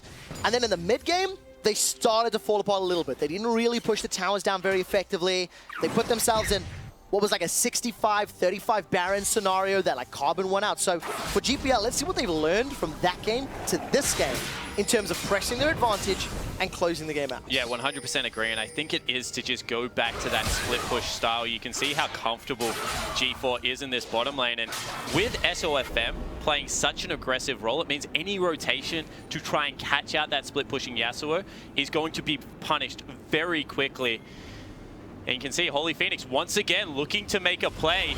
See what he gets this time around. And there is a teleport from Tholdren, but Phoenix did get spotted out. So Southeast Asia will be aware of the engaged power that Holy Phoenix can put down. GPL on the other hand, here. They're going to look themselves for a kill. Steel Tempest does not knock Naru up. Therefore, G4 does not have an easy engage, but there is a flank opportunity. The Black Shield has been used. Crystal's put down. Wolf's Frenzy looking for a target. That Valk goes so far with a special delivery. Lamb's Respite keeps Crystal alive, and look at the heal. That brings him back up. Naru's been dropped on the backline somehow, as is Double Doge. Moss is following shortly thereafter. 2 members of the Turkish squad are down. Tholdren's already used the equalizer. He's been exhausted by SOFM. That serrated Dirk is doing damage. The knockup comes in from Archie, and G4 closes it out. That's an ace for the GPL. And once again, SOFM gets 2 kills in that, cleans up Naru before he even gets to the fight, and then takes out Tholdren as well. Turn their eyes towards the Baron with the Kalista, with the Yasuo. This should be so easy. The only cost was Moss's life, and Turkey opted into that. GPL were challenging them in the mid lane, and instead of falling back, Turkey engaged. They ended up losing their entire team and the Baron. Yeah, so once again, Turkey now 10,000 gold roughly behind, and it's over these fights. They picked a scrappy team fight comp and just are not able to get it done. That was without Archie, the big tank, arriving until the very end. Let's take another look at it. Crystal gets completely destroyed here, and once again, Optimus flashing out of a lot of the magic damage. and SOFM just deleted Naru. I don't know how that happened, but as the team fight continued, Doldrum wasn't there, not enough follow-up damage, and SOFM and Archie just able to clean up. And if the only target you can take out as a support, it simply does not matter. Optimus stays alive long enough to re-engage, and Moss the only victim. So Turkey, their team fights are being left in question, and they now need to deal with Baron-empowered minions and this ridiculous, ridiculous power that GPL has. Frozen Fist actually picked up there for Archie in the top lane. That's not traditional at all. No, it certainly is not, but the reason I think he went for it is because Doldrin looks to be answering his split push, and you can get in melee range of the Rumble quite easily, but Rumble cannot deal with these creeps at all, and SOFM... Wow, Doldrin's in trouble. Doldrin's dead. SOFM is... Well, this is what you wanted to see, Spawn. You wanted to see the Lee Sin, and SOFM is putting on a clinic. G4 engages, doesn't get the knockup, is going to get away with that Quicksilver Sash before the range poker Phoenix takes him down, but it's worth, because Optimus gets 80% of the mid lane tower down. Optimus is in a little bit of trouble. Death Sentence catches onto Naru. Boss gets pulled up, knocks up Double Doge. They've got themselves a kill. Optimus is still alive. The barrier keeps him up before Holy Phoenix drops him. Lamb's Respite will keep Moss up for a few seconds before Holy Phoenix gets himself a double, as Naru's got himself some kills. Tower dropped, I believe, in the top inner lane, and Naru's now in trouble. SOFM not going to get the kill. It's another one to Holy Phoenix. Defensive flash from Crystal means the Unstoppable Force doesn't connect. And Turkey finally finds some mechanical outplays. And you saw the incoming pings from Moss, because he's like, Archie, where are you, buddy? We're fighting here. Instead, he was taking the tier 2 turret. But once again, Turkey finally put together a team fight that actually looks okay for them. But they just lose so much control over the map. Sure, that gets rid of the Baron buff, but now they're on the bare minimum. Mid turret so low, everything else knocked down, and this was so funny. This is a 2v4 that Optimus and Moss opt into. Naru trying to get as much work done as possible. But look at the Malphite in the top lane. He's just not moving. Hashtag gotta get that tower. Double Doge is in trouble again. G4 though doesn't manage to connect with his Tempest. Actually uses the exhaust. There's no Unstoppable Force from Archie. The one irony I would say from that fight, if Optimus had gone into the Lamb's Respite, he would have stayed alive. But obviously not all that much experience against Kindreds, as G4 was dropped in the background. At this point, I have to stop talking about single kills, because there's other stuff to talk about, Spawn. All of a sudden, Archie also caught out. All right, let's see. Crystal wants to chase, but he's alone. Doesn't have support of the rest of the team. And the true assassin, SOFM. He's still alive, man. Dragon kicks that pink ward out of the pit. That will be number 2 for the GPL. And as you said, there's just these little picks happening left, right, and center. But GPL are that strong at the moment that they don't really care. G4 can die, and they will still take the team fight. 40 kills in 29 minutes. Play-by-play dream. My word. There's still 2 more games to cast after this, and I'm already losing my voice. So, GPL, you're killing me just as much as you're killing the Turkish team at the moment. All right, cool. Another item I really want to talk about is Merc Scimitar, because they gave it... Oh, don't do it to me, SOFM. They gave it some lifesteal. So as far as the likes of Kalista and Yasuo go, actually really helped them out, because along with that passive, it is enough to really sustain you through the mid part of the game, where Bloodthirster used to be kind of mandatory. And we'll see whether, now that they've reached those cleansed power spikes, they will be able to get the team fights going again. Well, GPL haven't needed a full team fight, because they've been able to find those skirmishes so effectively, so often. We did see Holy Phoenix being pushed away from the mid lane there by G4. And look at that bounty board. I believe that is a max bounty Holy Phoenix. So if he does get dropped, all of that team gold will be valuable. G4's in trouble. All the cleansers in the world are not going to save you against 4 members from the TCL. And holy hell, Holy Phoenix goes deep. It delivers the package to Moss before SOFM boots him to bout. And it'll be a kill onto Moss though, regardless. GPL now making the mistakes Oceania made earlier in terms of positioning and map placements. Yeah, they certainly are. You know, they need to take that big, deep breath and just slow the game down a little bit, because they are so far ahead still. But if they keep giving gold over to the Assassins on the side of Turkey, it will eventually come back to bite them in the backside, because the game will even out. We've seen that all the wildcard teams are struggling to close. And That's this game no real doesn't look big to be surprise. different. there's no real surprise for that one when you consider that these teams don't necessarily have the same, you know, practice, the same training. But when SOFM can just do this to an AD carry, that's your way into the game. SOFM took a lot of damage in return and needed the exhaust, so that is a good sign for Turkey. And a global gold from that bounty is an even better sign for the GPL. One thing I will say is that Holy Phoenix kind of panic used summoner spells there. When SOFM had already committed, Baron is up for it in a minute. He needed to hold them if they have any hope of being able to contest that objective. Now he's an AD carry without his escape summoner spells, and that could come back and bite the Turkish lineup. Let's take a look how Holy Phoenix positions. Good damage onto Optimus. But may not be able to deter him. He's got lifesteal from that Merc Scimitar and Blade of the Ruined King. Couple seconds of some minions, and he'll be right back to healthy. Crystal with the long range. He was kind of tentative. I don't really want to hit you right now, just in case you kill me.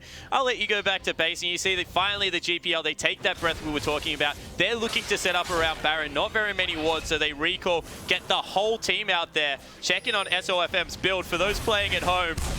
He has a Dead Man's Plate. I guess that's technically a defensive item, but the rest of it's just full offensive. I absolutely love the more on this patch with some of the changes, and we'll see if SOFM can keep using it. Movement speed is great from those Moby boots, plus the Dead Man's allow him to find more targets to kill.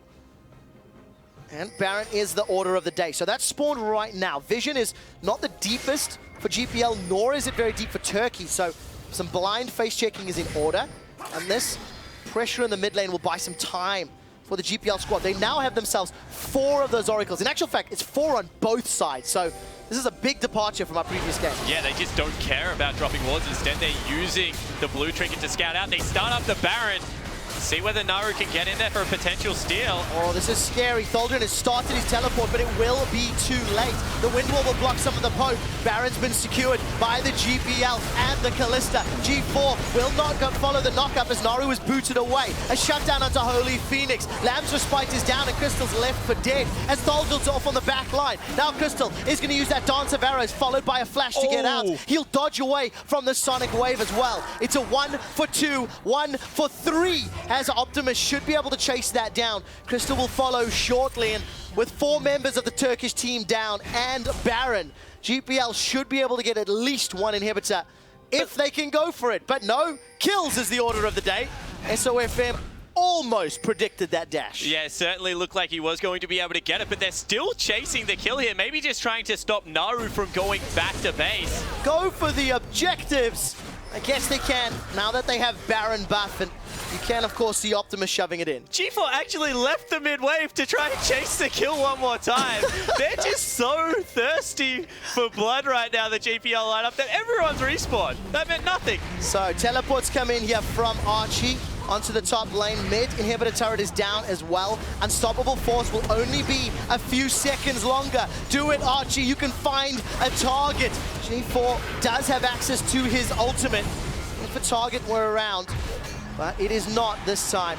I want to point out that they spent like 30 seconds chasing Naru and still got 2 inhibitors. They probably could have ended the game off the last team fight, but 33 minutes in, Baron buff, double inhib, certainly looks to be going the GPL way as we take another look at that Baron fight. Great flash there from Optimus, but Moss's timing was even better to throw himself back in and catch Crystal out there with Holy Phoenix. And from there, the team fight was just over. Yeah, it definitely was. The moment they split up, the strength of the skirmish from GPL, simply too much to overcome, especially with the lead they'd built up. And thanks to all the gold, GPL now super minions in 2 lanes.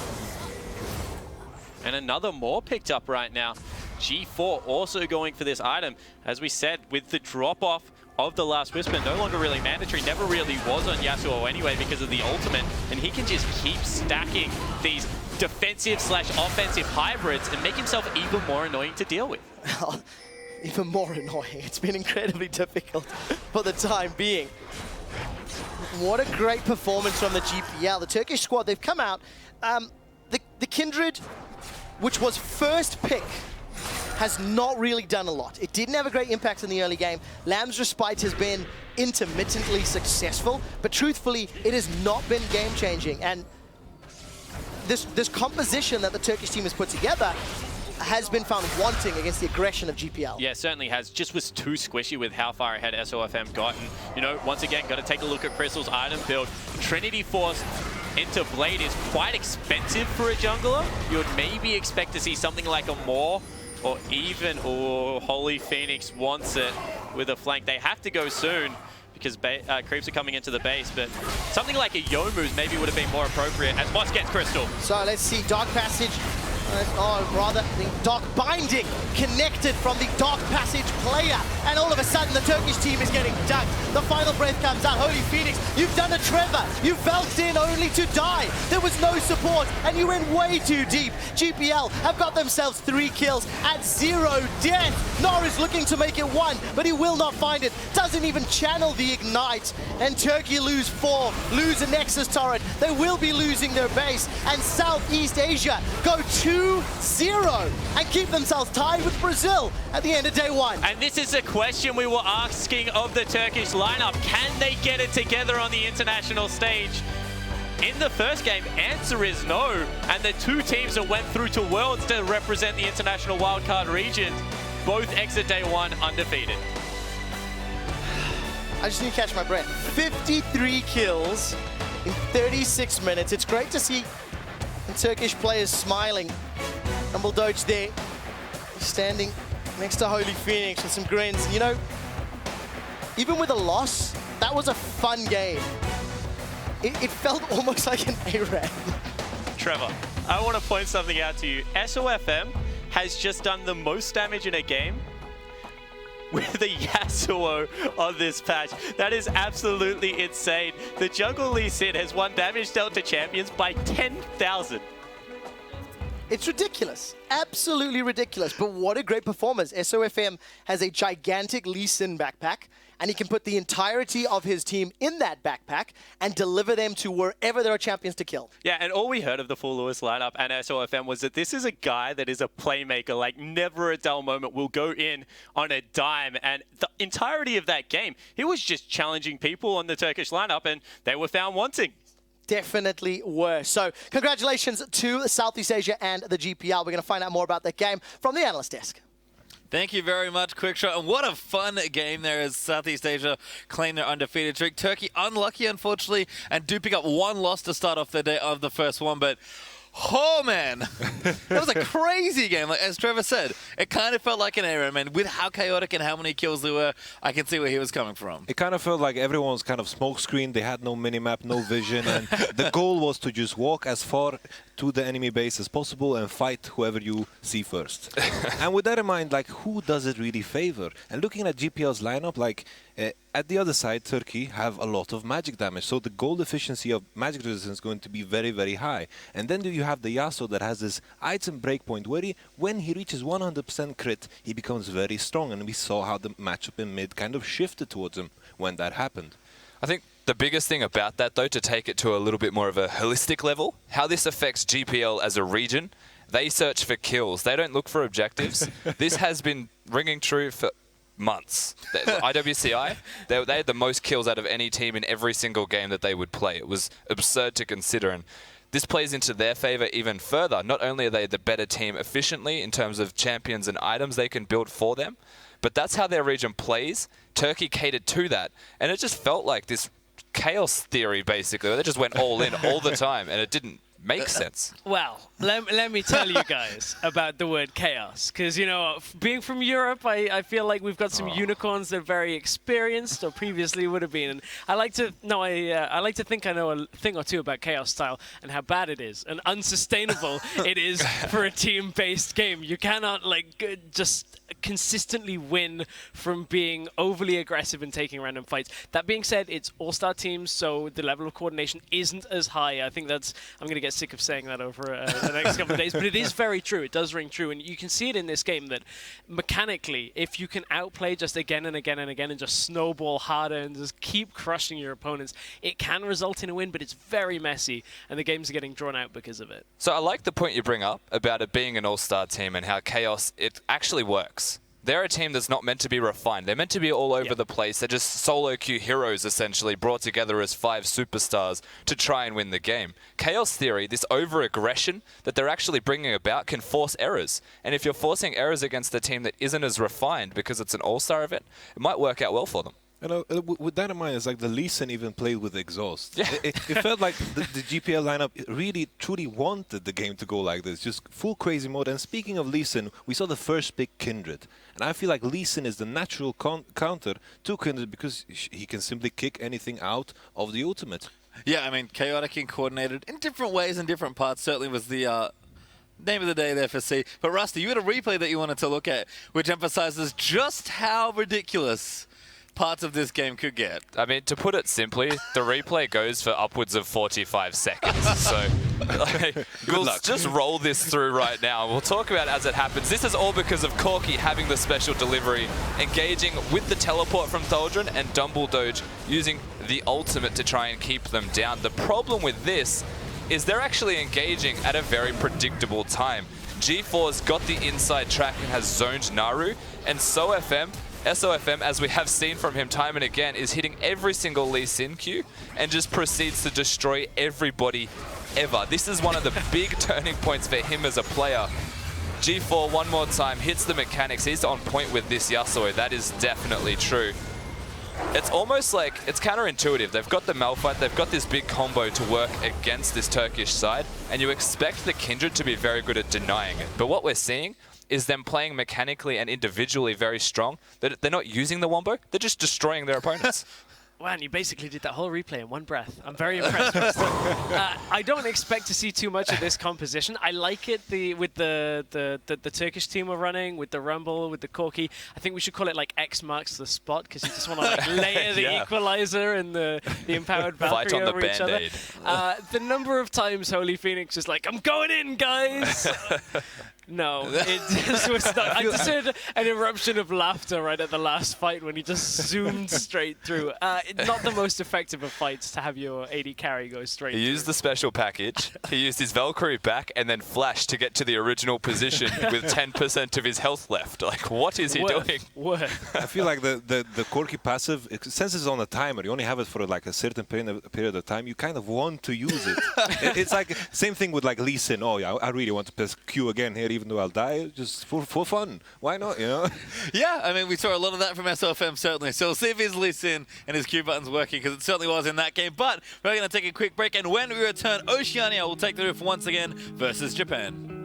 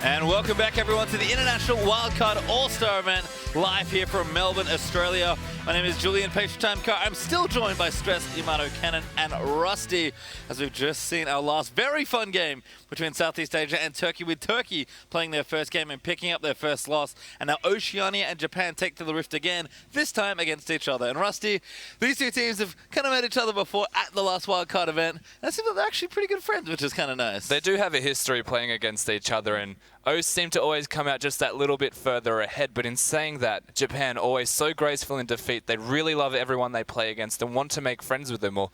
Oceania were very happy to do so, to the point where they've even swapped jerseys after tournaments. They are a best friends club.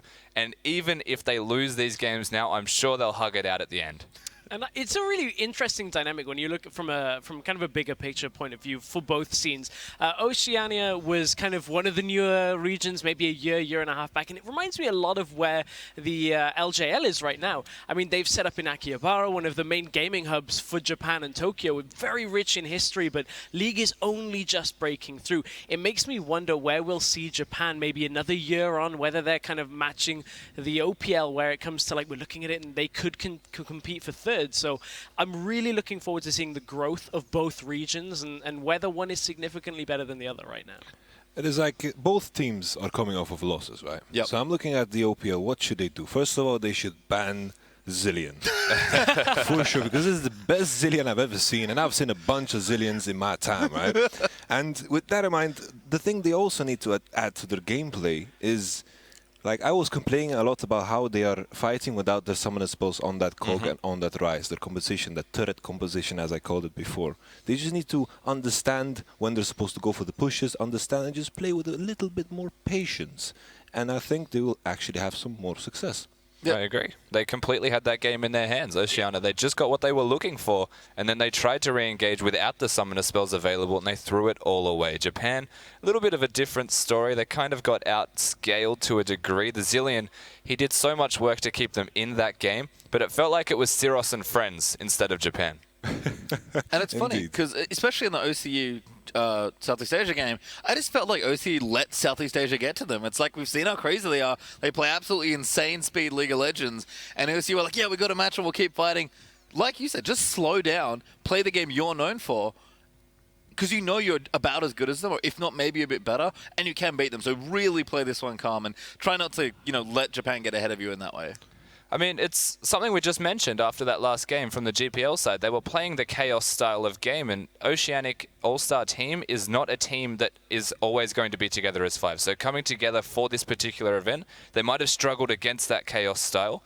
Up against Japan, they're a little bit more standard. They play a little slow. Their jungler hesitant to engage. Might raise some questions on how they can perform and if Oceania can do well against that and push an advantage. And as I'm looking at the Japanese side, what should they do to improve their gameplay? I'm looking at one specific player. It has to be Rain Brain. And with that in mind, he just needs to replace his Twitter finger with a trigger finger, because he was just holding his Gragas ultimate throughout the game. Yep. He had opportunities to do good engages. I just want him to find the confidence. Even though he's retired, I want him to find that confidence he had at the end of his run. For sure, and I'd actually like to see maybe the OPL and LJL teams maybe take a page out of some of the tricky little compositions and plays we've seen. We've seen the wave cutting top lane to open the game. We've seen the tower pushing strategies, which were just good at getting a lead at the beginning of the game, and it makes decision making so much easier. If you play for the early game, win the lanes, you're able to create like dive compositions, which are very easy to snowball a game through. And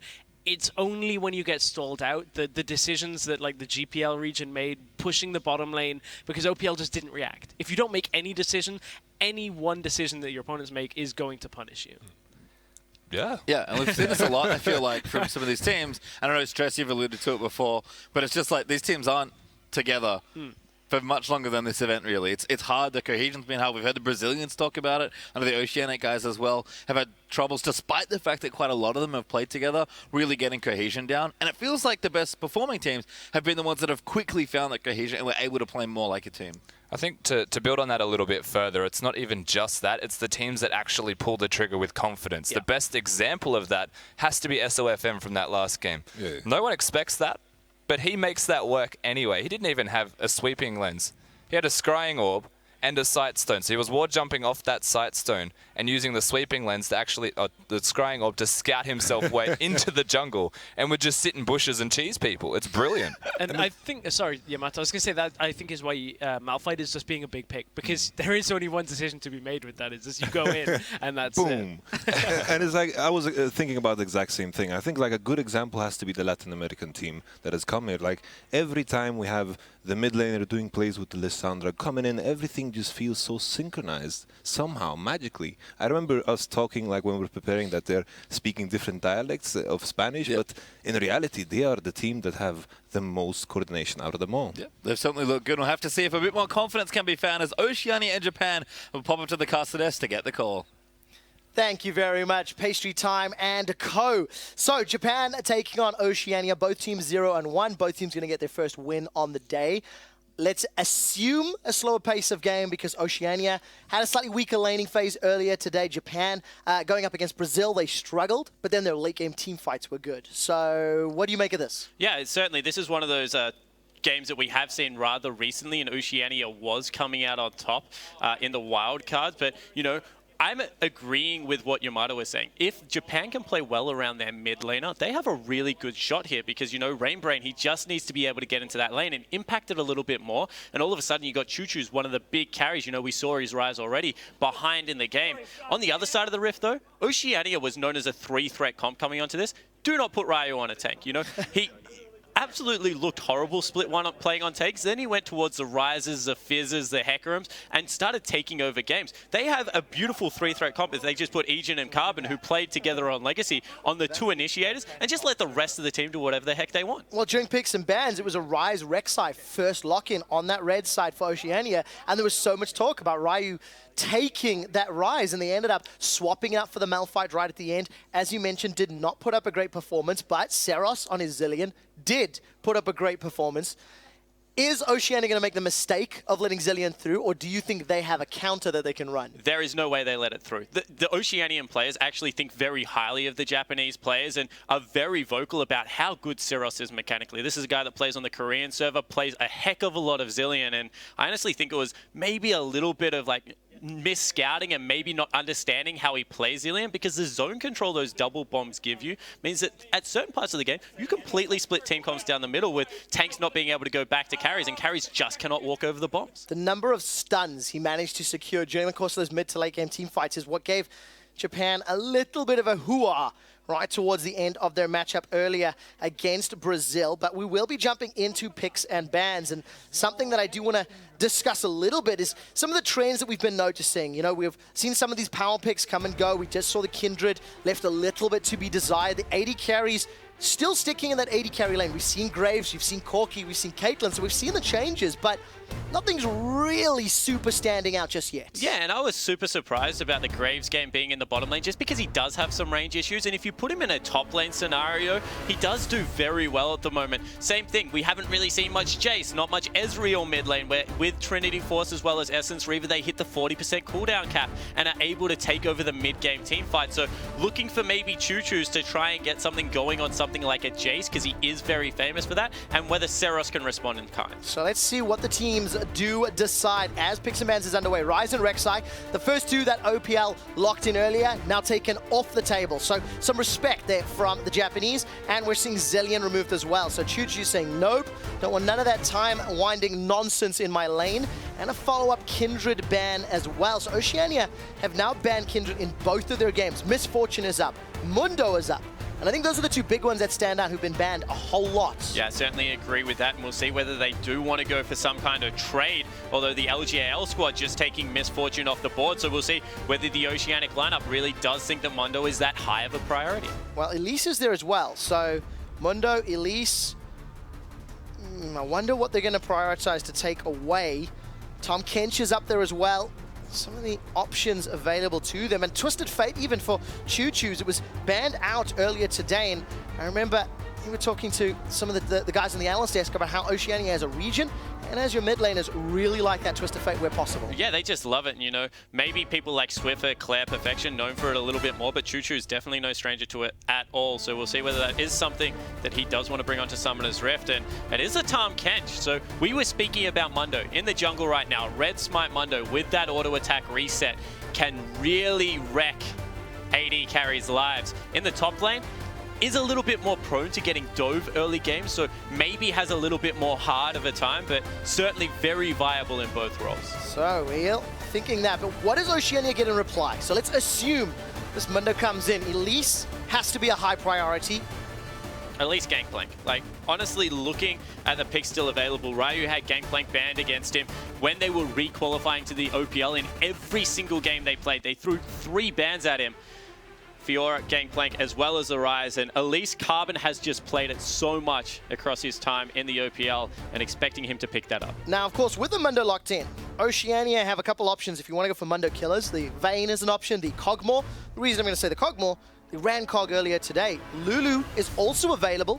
Elise, Lulu, maybe put a Cog in there, try for a peel, protect, kill that Mundo while he's running at you. It's a possibility? Yeah, certainly is a possibility, and Radiant was originally known for his Vayne, has had some poor performances on it in the past, so maybe not going to look towards that one, but the Cogmore looked relatively good.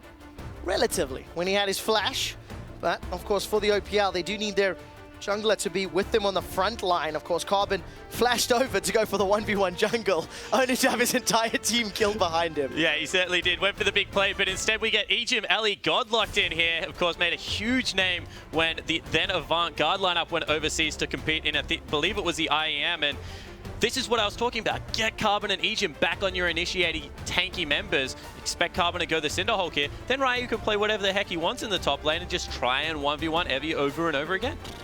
I would not want to deal with the Dr. Mundo on this patch. He goes where he pleases and he kills what he pleases as well, as you mentioned already, with that attack damage steroid on his E and the fact that it resets. So it's a scary thought. So for Japan, they're going to play the safe route here. Lock in their duo of this Lucian and Thresh, the Wifesteal lane, if you will. And we're still not 100% sure if that's jungle or top Mundo, but I'm kind of inclined to think that's going to be top just because of the power that he gets. Yeah, I am as well, and the fact that he gets low on his first clear, as soon as you leave Elise open, there always is that, I guess, possibility that you're going to get invaded into your jungle relatively early, especially if there are some lane swap shenanigans. So would not be surprised to see Heavy take, once again, another beefy top laner up there, try and contain OPL's Ryu. We'll see if Ryu's going to do something different. He played the beef tank earlier, Malphite, didn't go well. It's still available. I'm not expecting it. I'm not expecting it. So what does he run into Evie's Mundo? Does he go for something more teamfight oriented like a Rumble? Does he look towards... I mean, Darius is something he's played in the past. It's kind of a hybrid. You get some damage out there, you get some tankiness. Yeah, he also has a very good Renekton from what we've heard as well. So might be able to take that, and it is going to be the Oceanic Special Radiant. Oh, this is either going to be really good or really bad out of Radiant, because he used to be a great Vayne. Recently, it's been very wanting. Well, the pressure is on. Go big or go home when you've only got 6 games to play in the International Wildcard All-Stars. You need to pick up wins, and of course, it is one of the options to kill a Mundo. Yeah, that is the thing. You have to have a hyper carry to kill a Mundo. Yeah, you certainly do have to be able to cut through that. All of a sudden, they've got the Elise, they've got Vayne. Both of them should be able to start chunking this Mundo out as the game goes on. Hovering Gangplank right now for Seros. Pentakill in IWCQ, yes. Went on to lose the game, but they're the 2 champions that really stick out for me. Maybe it's just something to do with circles in general, but this man's zone control is very good. So, circles in general. Thank you. I was not expecting that one. So a few seconds to go, and the Japanese squad do not have the greatest amount of physical magic damage yet. But we are going to expect that Malphite to be then in the top lane, so that should be then a Mundo jungle. So it is going to be that route. Opportunities for Carbon if he wants to punish early, as well as Choo Choo's once he gets that Destiny. But what does Ryu then run into what is going to be most likely Malphite top? Yeah, all of a sudden it really shrinks the pool because, you know, having a look at it, Gangplank top really would have done well in this lineup, but of course it was picked up by the LJL squad. We'll see whether he wants to run a Rage Blade user. You know, we've talked about it a lot. A lot of them can do okay in the mid game, especially because of low mobility that will come out of Lucian until he gets that 40% cooldown reduction. Jax, Aurelia. Olaf is something else that he played a heck of a lot of. I'm going to do the Olaf instead, and I guess that's one way to get to the backline. I mean, when you look at the Japanese squad, there's not a lot of damage. They are so reliant on Gangplank setup and then Lucian to clean up.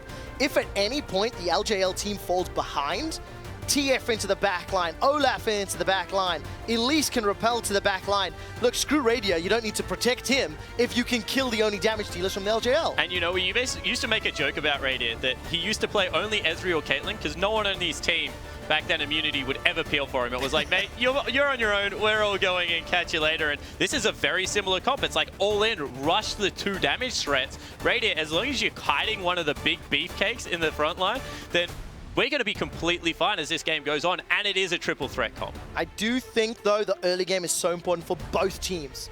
Because if either team gets ahead, they can use the tools in their comps to punish their opponents. If Olaf cannot deal with Malphite or cannot get to Gangplank Lucian, that 3 threats become significantly less viable. Yeah, the thing that I'm looking at is there's a lot of mid-range, and that is what Gangplank actually thrives against. You know, he doesn't like people in his face like Aurelia and the Fiora. He really likes these mid-range carries that skirt around the edges of his barrel, because if you ever get one of those really lucky good barrels, he can chunk people out, and that's what Seros made a name for himself of. So a lot of pressure on the execution part of the game for the OPL. Let's take a look if they have the ability to pick up their first win at the IWCA. Guys, you know the deal. On Twitter at @lol_Oceania.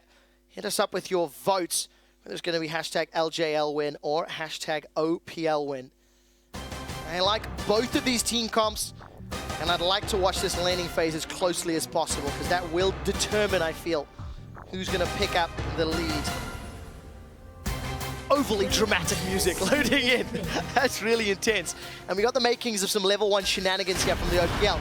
Taking a page out of the Southeast Asians book. Yeah, certainly are, but that's the thing. As soon as you have an Allstar as well as that Olaf, just get in there level 1. They're so strong at this part of the game. Choo-Choo's also has a stun available that is point and click. And you see, straight away, LGL respect it, back the heck out of there. Yeah, very smart play. Evie's going to be placing some wards up in that top half of the map. And at least a reply to the OPL invade. I wonder if OPL are going to be setting themselves up for a little bit of a lane swap. Thresh Lucian could really make life difficult for Vayne Ali in the very early stages of a matchup.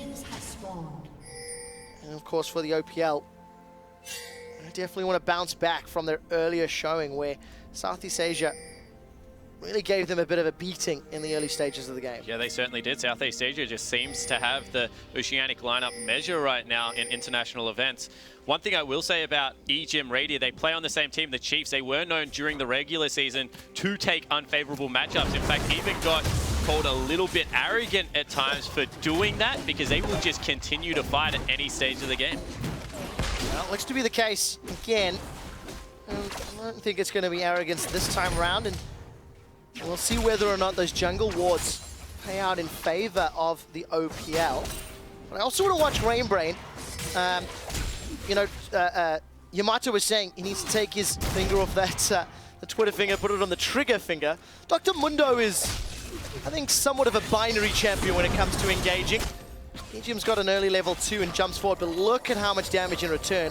I don't think you wanted that. Yeah, and that's not even a miscommunication. Radia goes on to the Lucian. EGM goes on to Dara for some reason. They split focus, and Mweki just says, thank you very much. There's a Light Slinger passive to the face, and all of a sudden chunked a little bit out of that lane. And that's actually inexcusable when you consider they're from the same team. Teammates. Both of these guys were voted in from Chiefs. They are, in fact, the #1 voted players from both of their respective roles. So a little bit of a miscommunication. Let's see if it's a little bit of that best friends club clouding their vision, you know?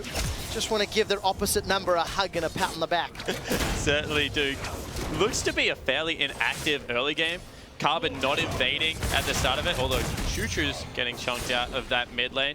And is Seros running Grasp of the Undying? Is that what that was? I think that may have been. We'll have to get the observers just to confirm that for us. Take a look at Seros's mastery page. And of course, while Seros has built up an advantage in the middle lane, Ryu has come out swinging up top. He's got himself 17 CS already to the 12 of Evie, has pushed that lane in. And we'll have a little bit of freedom. Jungler's about to go toe-to-toe. The Cocoon connects onto Rainbrain. Again, Mueki and Dara really just out-trading Ejim and Radiant, but it was as to be expected in this matchup. Yeah, we said this is the way it is going to go, just because of the range advantage that Thresh holds over Alistar, unless it really is that all in, as Rainbrain might be in a bit of trouble. Let's take a look. Choo-Choo's has Flash and Ignite. Gold card connects. Ignite is ticking away. First Blood and double buffs. That is such a painful thing for the LGL. Yeah, one for the fans at home.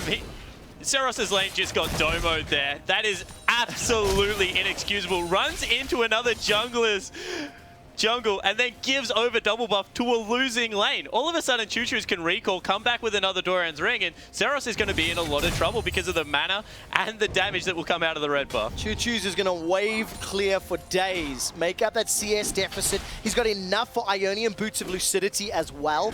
That's actually going to open up the map even more when he gets access to Destiny. So that is a very, very big swing in available power to the OPL. Ooh, Evie just missed that ward, so doesn't spot out Carbon, but instead they do decide to recall. Ryu doesn't want to go in for that.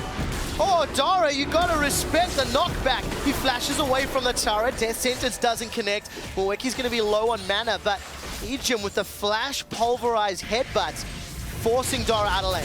Yeah, fantastic trade in the end. It is 3 summoner spells for just those of Ejim. Choo-Choo's is in trouble now. Rainbrain wants his buffs back. Choo-Choo's looking for the kill. Not gonna find it. Seros flashes away, and Rainbrain, he gets what he donated in return. Yeah, gives him the ukulele to the back of the head. So Seros able to survive by the skin of his teeth. That will make him a little bit happier. And he continues to get the CS advantage in this mid lane. Of course, Evie, it must be very cold in Australia because he's picked up 3 cloth armors. Really feeling the pain. Dara didn't even try sidestep that one. Ejim pins him against the wall. Dara should get run down. 150 hit points. Drop to low enough for Silver Bolts to pick up the kill, and Radia, he's got himself the kill. Yeah, so in the end, it is Radia that gets one back because of a little bit of attention from the jungler. Carvin holding off on taking that kill. Very, I guess, nice teamwork between Legacy and Chiefs players there, and Radia will come out the beneficiary. One thing to point out is Seros is nearly about to tick level 6, and Choo-Choo's only just got level 5 in that mid lane. If he uses that ultimate to maybe set up Rainbrain for a gank, Choo-Choo's cannot respond. Choo-Choo's flash, 50% of its cooldown, still ticking away, so defensive summoner or utility summoner really not available yet. And the OPL, they've got themselves a gold lead, but Rainbrain, level advantage over Carbon. And he's just going to take him out here. That ukulele's going to get swung. The burning over time.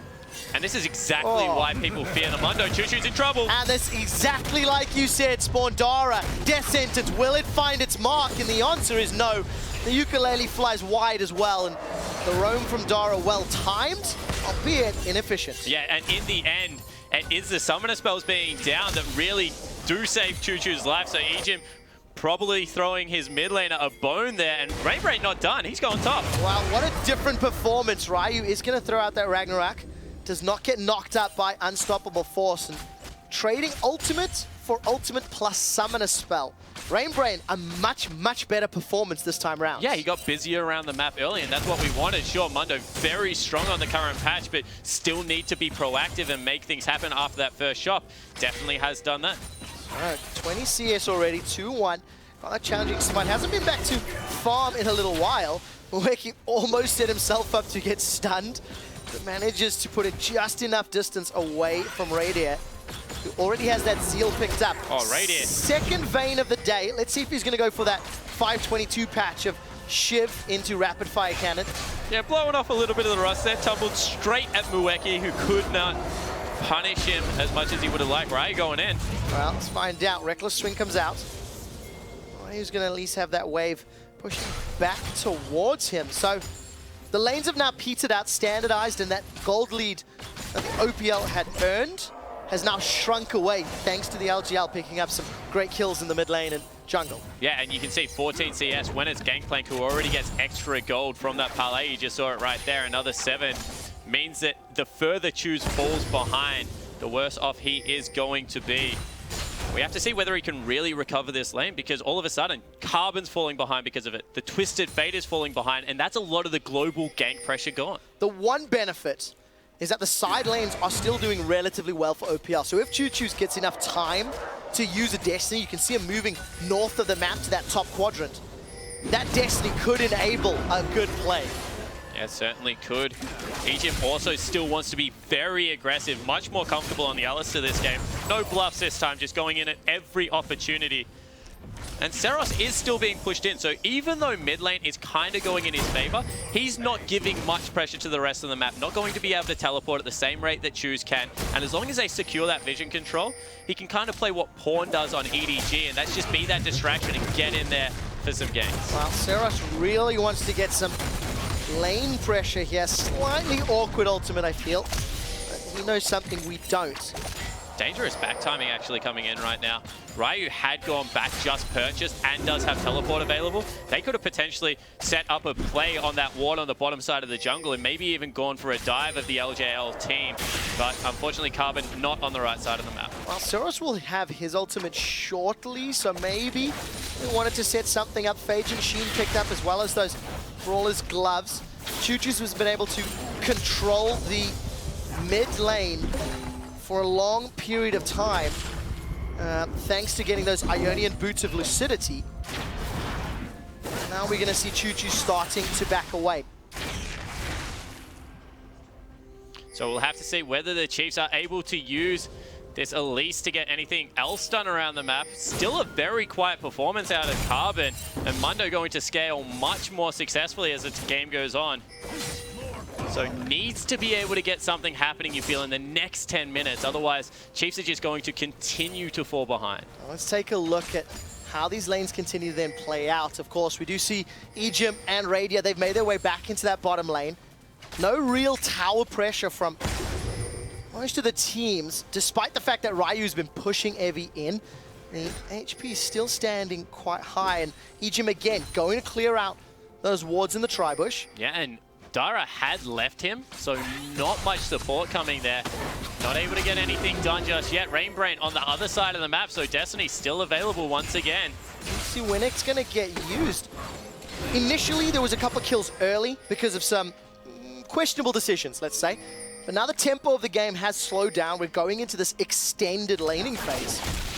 What do you think is really going to break this game open? Will it be a Choo-Choo's play, or maybe an objective like Dragon, Rift Herald, maybe? Yeah, well, with the rate that they're pushing, maybe the OPL lineup is really just happy to see if they can get the turrets at a good click, although Seros looks to be trying to get aggressive with Rainbrain there.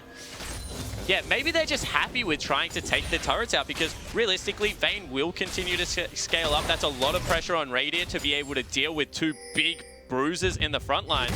But they still do have win conditions late.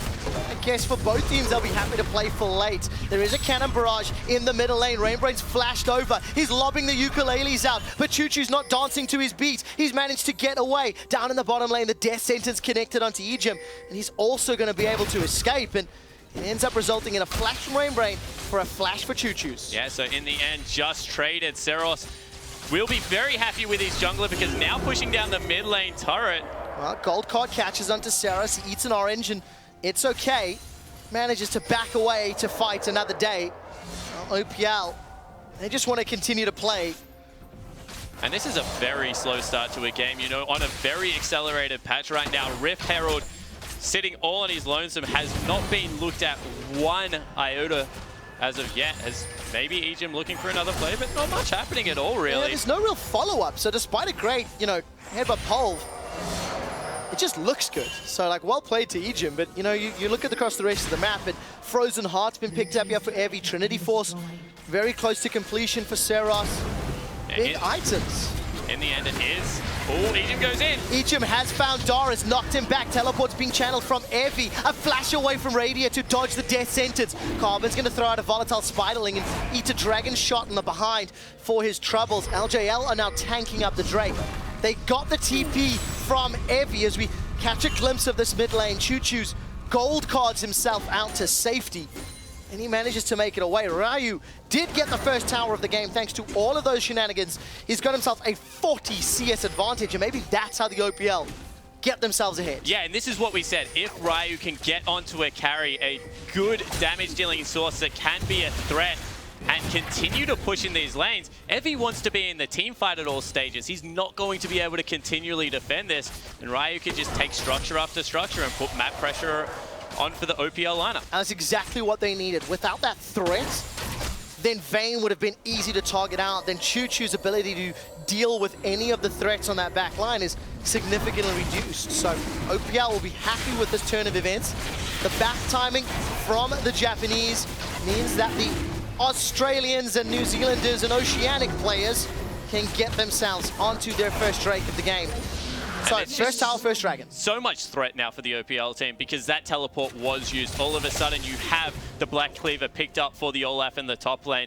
If they do try and challenge that whatsoever, or even jockey for position right now, you just feel that it will be a very hard team fight to win. So instead, we have Seros, once again, that bank plank just sitting there, continuing to farm up. The bank plank. I didn't know that there was no Rek'Sai in this game because the farm alarm has simply not stopped. That guy's an absolute monster as Ryu actually tries to get some aggression in the top lane. Tanks a whole creep wave for his trouble though, so we'll be chunked out a little bit, and that's still Dr. Mundo hanging out up there. So tower dive is a real possibility, but with Ghost and Ragnarok, Ryu should be able to get away very, very easily. That ukulele's not going to slow him down at all once Ryu decides to go in. Evie, close is he to level 11 just to get an extra rank in that unstoppable. And it's not going Evie to be just enough. gave that away. There is no way as a Malphite he would continue to stay that far up the lane if his jungler wasn't in his back pocket. You know, they've got an Elise and a Twisted Fate that can join at the drop of a hat. So maybe a little bit of a tell there, although now he is backed off and Ryu is starting to take the bait. Oh, I just don't know. Unstoppable does connect. Ragnarok is out as well as the Ghost. The damage is good, and with the cannon barrage, it's going to be enough. A three-man combo, they take him down. Yeah, so that's what I was talking about. Evie needed to back away, get out of line of sight. He had flash and ultimate would have worked, but Dara in trouble. Now Dara's been caught out. Destiny lands. Gold card connects. But Mweki's putting the damage down. Radiant's got his second kill of the game, but he's been slowed by the box. The turret shots hurt, and the barrel hurts more. A flash forward, throws out that flaming passive blade. Seros gets one, Mweki gets a second. And you can see how good Seros is. Even though Radiant ran off the first barrel, had the confidence to be able to patiently sit there, gets a second one layered across, flashes with the passive available, and grabs himself the kill. That means that the bottom turret is now under fire for the OPL, and they lose the trade, even using the Destiny. So, LJL get themselves the kill lead, the gold lead. They even out the towers. And that was a very, very well-played team fight. They turned that around effectively. The teleport from Seros, greater than the Destiny from Choo Choo's. Yeah, it certainly was, and you know, we've said that Choo's needed to get more active earlier, and now that Seros has had all of this time to scale up, looks like he is going to go for an Essence Reaver second. That will mean 40% cooldown reduction on 2 items, defensive boots for the Gangplank, and still going towards that crit build path. Well, we'll find out how well those barrels work. Because for OPL, they've unlocked one additional way to try win this game through that Olaf split push. The only risk is their wave clear is so reliant on Choo Choo's Twisted Fate. It looks like Radio's going a crit build here. We'll see how that continues to pan out. The BF sword and the pickaxe, not the rapid fire cannon we saw earlier today. Yeah, I think what he is actually going for is he'll park it there for the time being. Just wanted some extra AD, go towards a rapid fire cannon, then finish off the Infinity Edge. At least that's what I hope he goes for, because he really does need to stay safe. So the movement speed as well as the empowered auto attack probably going to do more at this stage of the game than any additional damage. Heavy will be donated that Rift Herald with the help of Rainbrain focusing it down. So the additional pushing power and stats will help him a little against Ryu, but he still doesn't want to be in that 1v1. He does not want to get run down from those undertows over and over and over, and the true damage that Olaf can put out. Yeah, certainly does not. The problem is, though, that Ryu kind of doesn't have a lane right now, so the one winning lane from the OPL lineup is just forced to kind of roam around the jungle, and the wave clear is just so good. It really is. Cannon barrage in the barrels. Nearly killed Carbon. Seros almost gets a kill on the side, almost unintentionally in some ways. Carbon, of course, one of the shot callers. Egypt, maybe a bit caught. He's going to use the headbutt pulverize. Radio was left a little alone. Teleport comes down from Ryu. Destiny follows with Choo-Choos. If they don't get a tower out of this, this is a monumental waste. Evie teleported as well, so wow, everybody's invited to the party, but there's simply no music or DJ. Yeah, there certainly is not. Everyone kind of looks at each other, draws battle lines, and decides they want to fight at a different time. Seros, oh! Wow, that hurts so much. Yeah, it certainly does. And Choose wards it. He's like, what the heck was that? But it was blind, of course, just very good timing from the Japanese mid laner. It's all about the circles. I learned today. If there are champions that have circular spell reticles, Seros will be a god on those champions. And already Frozen Heart picked up here. Rainbrain joins. This is a very real dive. Unstoppable Force is available. Rainbrain does have an ultimate as well, has thrown it down. Tanks up a turret shot and a defensive flash from Egypt. Rainbrain just says, I'll face tank this one, but nobody else wants to take the tower. So he just shows off his regen and then backs away. Oh, wow. Seros is continuing to put in work, and I cannot stress enough, the OPL lineup has a Gangplank player on there, and to leave it up for that long, Gangplank saw so much popularity through Worlds and even more recent tournaments, and crit is just so much easier to build on this patch. And crit cooldown reduction, it all combos so naturally. Seros should have enough gold, I think, to finish off that Essence Reaver. We'll keep track of that as he will be back in shortly. The CS deficit has closed somewhat for both Choo-Choos and for Evie. Because Evie was struggling against Ryu. Choo-Choos has now been able to just sit back and use those wild cards. Yeah, and that is just so much value. You saw right there, give the 3 little Raptors over to the Gangplank. He gets the bonus gold. They're trying to get Ryu into a short lane, see if he can push down more turrets, but because Dragon is actually up, putting Radiant in the top side of the map means they have to forfeit that, and he can't even farm still because there's no turret behind him. Yeah, and you have to ask again, what did the OPL hope to accomplish with their previous bottom lane play? Like, the teleport into the tri-bush, the Destiny into the lane, maybe behind some vision from LJL, and then hey guys, they waved and walked away. That was a major investment for very little commitment. So the shot calling, not on the same page. And this is like watching a Ziggs play, to be honest. Seros has just cleared mid lane and then gone top lane, but he is being domed. Well, Oranges are going to help him out, and Choo-Choos has delivered a kill to Seros's hands. You can see his player cam on the bottom right. That is not a happy camper. And now, again, a poor call. Hourglass was available, not even used. Yeah, and that was just absolutely mind-boggling from Choose. And Seros not done yet. Well, Radio wants to try fight. Silver Bolt hurts a lot. Oh, they trade! I cannot believe how much damage that Gangplank just did. Flashes in one more time, gets a passive off. And now the siege continues in the mid lane because they still have these 2 tanky members. And there's no wave clear from Choo-Choo, so LJL will be able to just take this tower down. Mweki's dropped 50% of the HP. Tara finds a death sentence, but does not want to follow it through. Carbon still pretty tanky with that HP and that MR stacked up.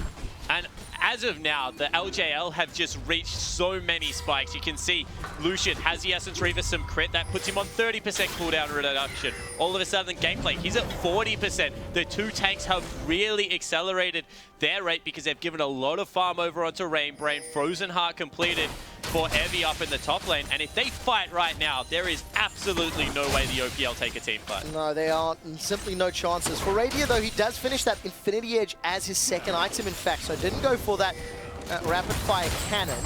We need to just take a look if he gets enough time. Now, I quite like the eye edge in terms of if he has some time to deal with Mweki, or if he's alone with Rainbrain, maybe he can deal with him.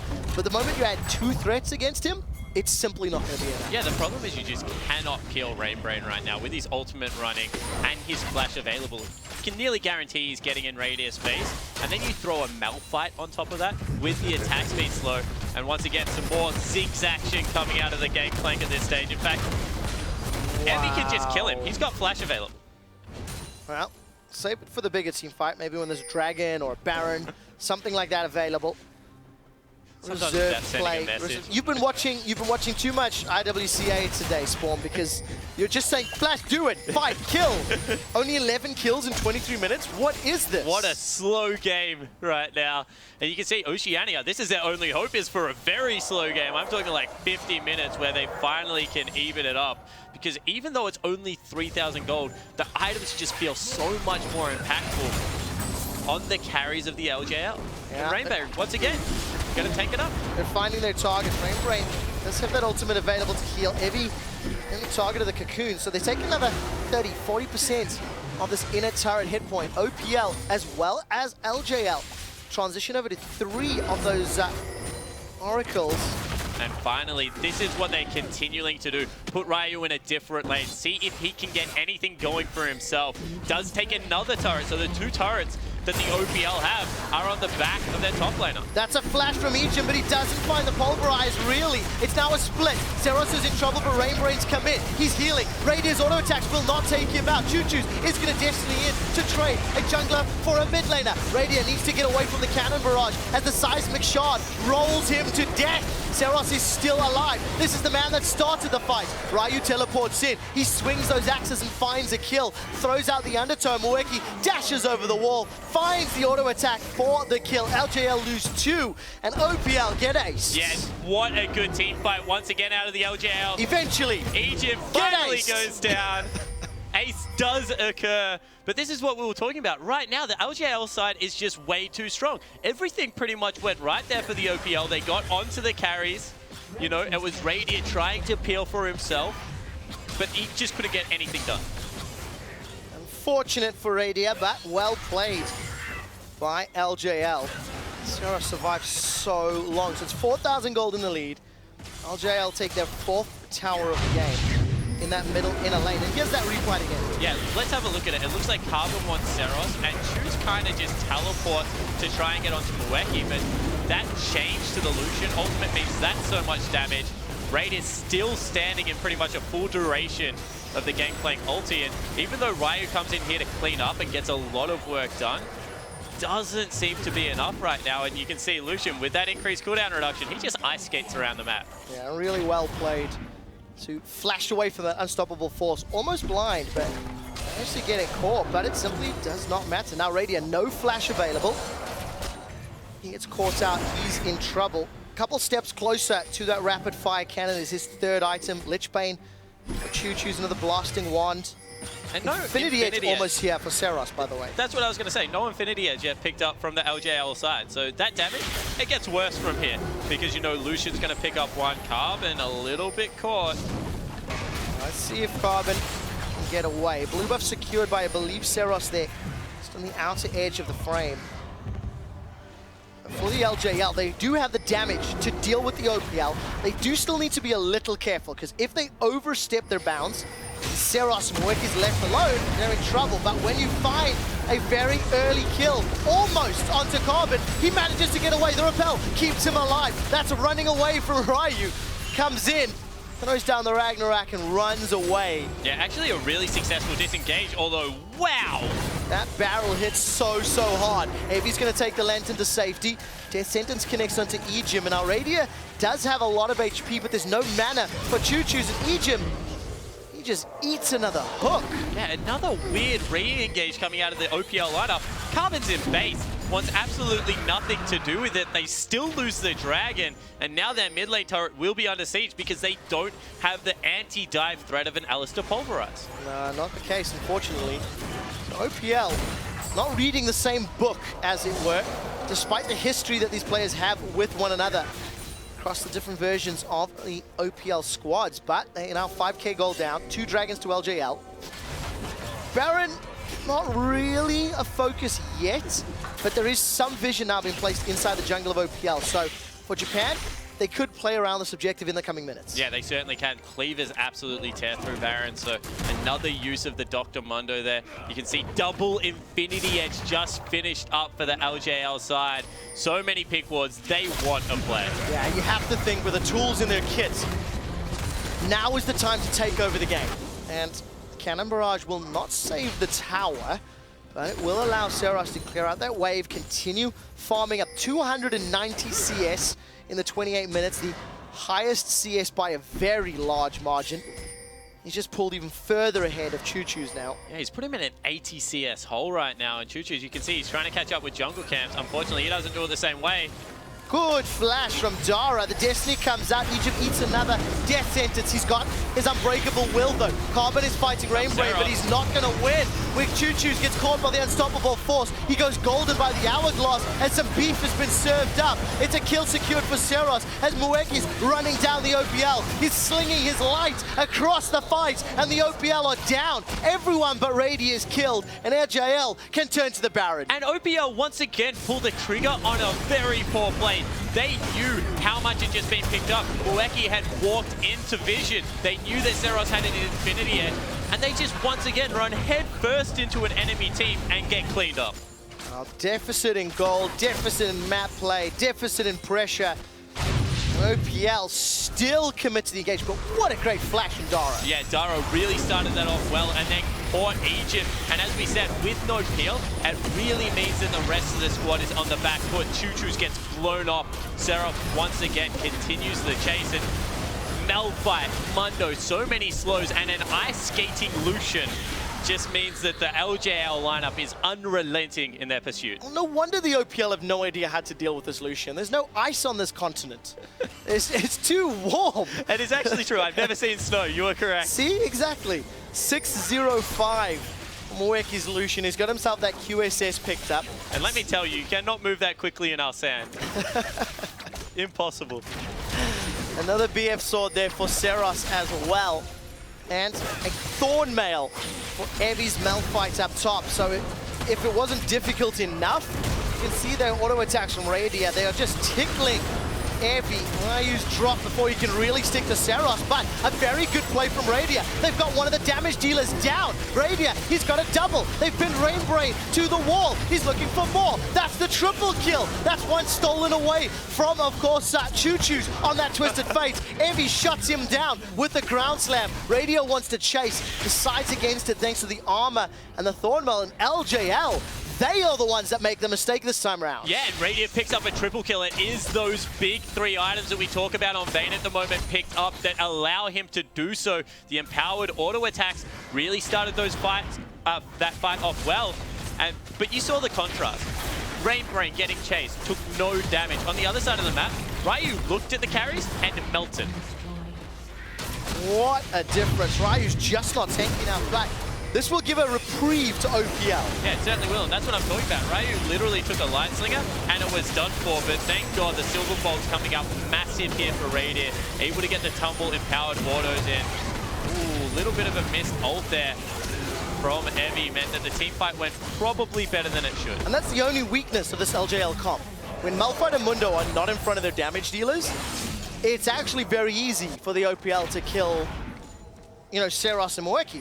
Even with Ryu going down so quickly, it didn't really matter because Choo-Choo's and Radia could follow up, right? So you trade a threat for a top lane half threat, and you completely nullify LJL's ability. And they also kind of need something to fight over, right? They can't really fight running in separate directions because Gangplank requires linear gameplay to really set up. So if there isn't a Baron, there isn't a Dragon, it is harder for the LJL to execute on their win conditions. When you look over the other side, Olaf, Vayne, Twisted Fate, they're very much a chasing composition. So if it ever does get to that point, it's really only Mueki that can output the damage. And with all of those kills that the OPL secured, with the bounties picked up as well, they've closed that gold gap to something that's a little less significant. At 32 minutes in game, 5,000 gold is maybe a little less relevant. So the OPL, they've got another breath of life. Ryu shoving in this top lane once again. Choo-Choo should be able to get that bottom lane outer turret, which has stood for what feels like an eternity. And that, again, will also close this gold gap further. Yeah, so they're just trying to pick up standing gold where they can right now. They know that probably all their eggs bar the back door in Radiant's basket as Mueki just saves that turret to rub a little bit more salt into the wounds of the OPL lineup. So they're really giving him majority of the farm. See if he can get that upgraded Last Whisper that will allow him to do more damage to targets with more health on him and try and take over the game. So, the fourth dragon of the game is going to spawn shortly. Choo-Choo says no flash. He He does have an hourglass, not even going to get a chance to use it. And the OPL, they got read like a book. It was so obvious to LJL that they wanted the Dragon. Yeah, it certainly was. You know, LJL, that's only number 3. OPL, we just said you want to scale. Take the game as it comes to you, not run through unwatered territory. In the end, another kill is picked up. They see the mid lane pressure that they were trying to build with that Vayne, and everything is just going in Japan's favor right now. Well, they still need to close the game. They still need to find a way to actually knock down an inhibitor turret. That goes for both of these teams, really. And it's so funny because the first 20 minutes of the game we had maybe 10 kills, which is significantly lower than most of these IWCs, but it's picked up as these team fights have gotten bigger and more chaotic. Ryu wants the tower, Evie does not want it, so he's pulled the aggro of the minions. And if Evie ever gets a frozen fist, that Iceborne Gauntlet with all of the extra armor that he's put up, that slow is going to be very hard for Ryu to deal with in a split put situation. So they're even missing out on that win condition. Good news though is that Ryu did pick up, Radiant did pick up his upgraded Last Whisper, so can maybe start doing a little bit more damage to the Mundo. And I like the fact that Ryu went for the distortion boots on his enchantment, going to give slightly more opportunities to TP, maybe more windows of opportunity against Evie, but that's definitely the long con. You need time for that to pay off, and right now they do not have time. LJL have committed a cannon barrage, they've committed Rainbrain's ultimate, but look at the burst from Radiant and the reply from Seros. There's a lot of damage, 4,000 gold the difference. Ryu is not teleported back yet. Egypt gets chunked out, goes out the unbreakable will as Carbon repels up. Teleport is coming out from Ryu. He's going to arrive on this back line, but he's not tanky enough. He's in trouble. Unstoppable Force connects onto OPL. That's a triple kill as Radia does get one in reply. Seros gonna look for more. It's a quadra kill and the Penta steal from Rainbrain. They kill the Oceanic team and they will be able to kill the towers. And once again, a little bit of miscommunication. Ryu way too late on the teleport means that the LJL team cleans house. That will be the game, and the second loss for the OPL region on day 1. OPL goes 0-2 to kick off the International Wildcard All-Stars, the opposite of all previous showings. And for the LJL, they get themselves a win, taking down the Oceanic squad in a fairly clean, fairly controlled game. They truly had the chances there. Nexus took a little longer to kill than we were expecting. It does drop in the end. And I think credit to Japan and to the LJL for this particular game, from the laning phase to the mid game. Very clear and very controlled, barring one team fight misstep. Yeah, and this time, Seros once again with an amazing performance, but the rest of the team showed up. Mueki on that Lucian, very good. Evie, I don't believe, died once that game on Malphite, had a very good performance. And then around their mid laner, Seros, this is what we said they needed to do. Just give him some support, because once again, that man is just unbelievable at anything that has zone control. You cannot give him a zone control champion. Really well played. Barrel mechanics working in his favor. So now we know Zillion has to be banned against Seros. Gangplank also has to get banned against Seros. So now you only have one ban left when you play against LJL. Yeah, and I'm looking at the Mundo. That guy just ran wherever he wanted on the map this time around and was able to just create havoc. And if you can upset these teams in the IWCA because they're not used to playing with each other and maybe don't have the clearest communication in team fights, split them up, really force them to make those hard decisions. You saw that the Oceanic region just couldn't get on top of the team fights. And I really like that, Dr. Mundo, because of course, when it came down to the picks and bans, Misfortune and Mundo, the two that we've sort of looked at that have gone very contested. And first pick, Dr. Mundo, comes out. It's a flex pick. It works completely in favor of the LGL. And I would like to hear what our analysts have to say about that as well. Unfortunately, the analysts are very sad, at least on the Oceanic side here. Tough game for the Oceanic players and a tough start as well to the International Wildcard. Normally, like we mentioned, good on day 1. Train falls off very quickly after that. Train's already off the rails, unfortunately, as the OC Hype Train's looking a little shaky / off the track. And when? Just OCE, what's happening, man? Look, I don't want to blame Spawn for jinxing it at the start of the day. I do. But I'm pretty sure I'm going to blame Spawn for jinxing it at the start. I don't have anything else to tell you. They're just not showing up. This is a side that I'm pretty sure is still half asleep. Well, speaking of Spawn, he talked very highly of the oceanic twisted fate, and the twisted fate in this game was not fantastic. What is the What's the opposite of fantastic? Opposite of fantastic. Horrible? Horrible. Yeah. I want to say garbage, but it felt a bit harsh. It's a little like, harsh. honestly, Choo-Choo's, I can kind of agree with you. He had an okay game, and was obviously getting really picked on by Rainbrain, who Mata was the other player you mentioned, maybe needed to have a better game. How much better was first pick Dr. Mundo? Well, I mean, it's been banned in every other game up until this point. It's one of the things we're starting to see on 5.22. The Mundo, significant threat when it comes to having to deal with him. Just so much health.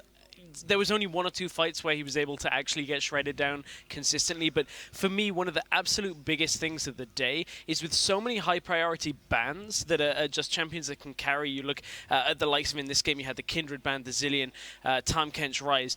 It allows the Malphite play to come through. Nobody's really ever going to ban Malphite because generally he's never been good enough to just carry you a game through. It's a team comp thing, but he's strong enough to contain any enemy top laner that's put against him and is basically unkillable, just like the Mundo. When you've got 2 of them, you can never, ever, ever get through that front line. They're just unkillable. Look, drafting was a big deal in that one, and I'm going to say they both improved their draft. There was no Kog'Maw, firstly, and I don't think Kog'Maw is very good, and I'm going to stand by that. So it's good to see that that wasn't there. Raider is a very good vein. But this Japanese team's draft, how do you kill it? Exactly right. Like the Malphite, he had a Thornmail, a Frozen Heart, a Spirit Visage, and was still out-trading a Vayne. Yep. It is like you said before when you mentioned it, like, imagine if they pick Soraka instead of Thresh. When you said that, I was like, oh my goodness. So No. to provide context, I have been downplaying Soraka for like the last 3 days. Everyone's like, oh, Soraka's going to be great. I see this picks and bans, Mundo's first pick. I'm like, they're hovering Lucian. Soraka, right now, just do it. This is the one comp is going to go with when you got Malphite. You know, Thresh was good. It was good. Yeah. It allowed for picks. Can't complain about it. But that would have been truly unkillable. Adam is already pretty filthy, to be perfectly honest, there between the Mundo and the Malphite. And let's move now into the mid lane for the LGL. We mentioned Twist of Fate already. Choo-Choo's is a signature pick, but maybe didn't have the impact that they wanted to. But oh man, Seros, he's got the Zillion, he's certainly got the Gangplank. Now, to be fair, Choo-Choo's did get a lot of pressure placed on him. He did very well to not die. That's the one thing that he had to do, and he did that very well. Of course, he was pressured out of lane, and this is where Seros comes into play. Gets that Trinity Force very, very early, just starts split pushing with it, finds kills literally everywhere he goes. This guy was a beast, and there was no way to stop him, especially with a 40% CDR Gangplank build. At that stage of the game, he was unstoppable. And it's like, speaking of the pressure in mid lane, on the other side, even though Mundo is super, super strong, obviously, still we have Carbon on the Elise. Something that I need to highlight is his build. It's like, he went Cinderhulk into the Abyssal, which makes no sense. It's like some cocktail, when in reality, you need to just decide if you want to go for the spell power jungle item, and then you go for Abyssal. Okay, it makes a bit more sense. But if you have the Cinderhulk, buy the Aegis, and it just does a lot more for your team. Yeah, certainly not been working out there as Oceania do start their day 0-2. Japan going to even it back up at 1-1, but don't go too far or throw it to a break. But when we return, Turkey is going to be taking on CIS.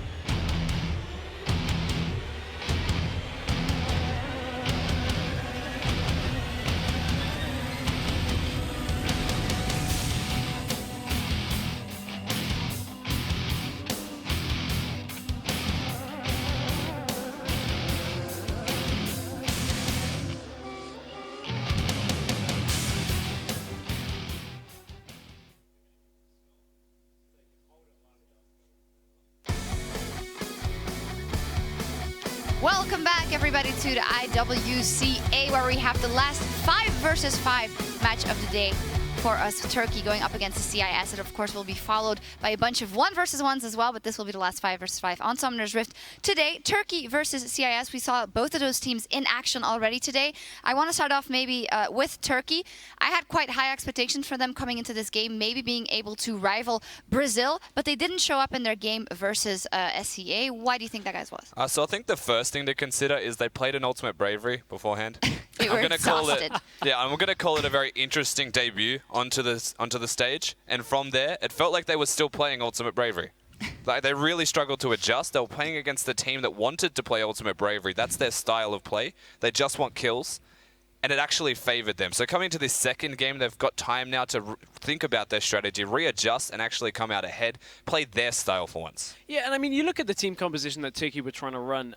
They had the Kindred coming from the jungle. That was their first pick. High, priority on a lot of damage. No real tank ability on their team, and you've seen every other game with the Malphite, with the Mundo bans, we're seeing a lot of presence on tanks, and if you run a very high damage but low health team, there is always the risk that you get drawn into a team fight where you don't have a Kindred ultimate available, that you're not all in position for that Lamb's Respite to keep you alive, and if that happens, your team just crumbles apart. Well, it especially puzzled me because Crystal is supposedly a really, really good jungler. They had that Kindred first pick possibly to throw the opponents off as it to be for flex, maybe in the AD carry role, but he couldn't do too much on it when we've seen that some players have done so incredibly well on the Rek'Sais today, on the Lee Sins, and it was all open. I mean, SOFM just went off in that game too. Like, it's really hard to judge like how good is your Kindred supposed to be when you're getting just wrecked by this aggressive Lee Sin player. Like, I was more impressed by his performance in that game than maybe any of the 9 other players in the game. They actually all played relatively well.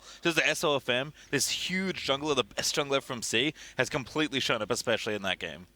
Can't argue. Honestly, SOFM was a big factor, and in saying that, the reason Crystal couldn't do anything was because not only was SOFM putting all of that pressure on, Crystal wasn't being proactive. He was reacting, and that was the biggest issue. Everyone from C seemed to be there first, whereas the Turkish players, they were slow to the mark. They took off a little bit late, and even in the middle lane, G4 was getting there before the mid laner from this side, so it was difficult for them to actually react and fight accordingly as a team. They were just running around the map. Yeah, and that's interesting looking at their opponents in this one as well. CIS with Dimashke, who had his first game on Elise versus Evelyn, and he did not put any of the pressure down that we could have expected from an Elise early game pressure at all. So I think a lot is going to come down to the junglers. What else do you guys have your eye on in this matchup? That matchup for the CIS team was a very tough one when you look at it. The lane matchups weren't particularly favorable for them in any circumstances, and bot lane fell so far behind. So I don't blame Dimashka too much for that, but I think it certainly is a valid point that when you pick Elise like that, if you have losing lanes, it's very difficult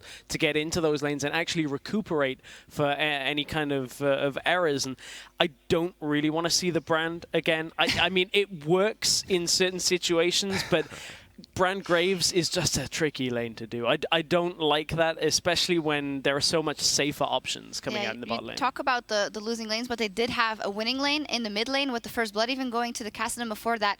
Well, horrendous fight for the CIS. Is that what they should put their money on? Because Kira has definitely shown that he has the goods. I mean, he's a player to me that I've seen him play before in Wildcard tournaments, had a very impressive first game there on Kassadin.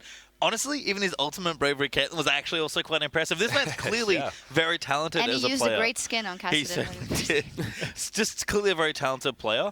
So he's the one I think they're going to lean all into. On the other side, conversely, Naru had a really poor showing in his first game, and he's this amazing player from Turkey. So it's weird to me that the CIS mid laner coming into this game looks a little bit cleaner than the Turkey mid laner. And it kind of gives Dimashke a direction coming into this game. If you want to keep in mind, Naru did struggle, whereas Kira did step up, showed up in that game, and actually went off.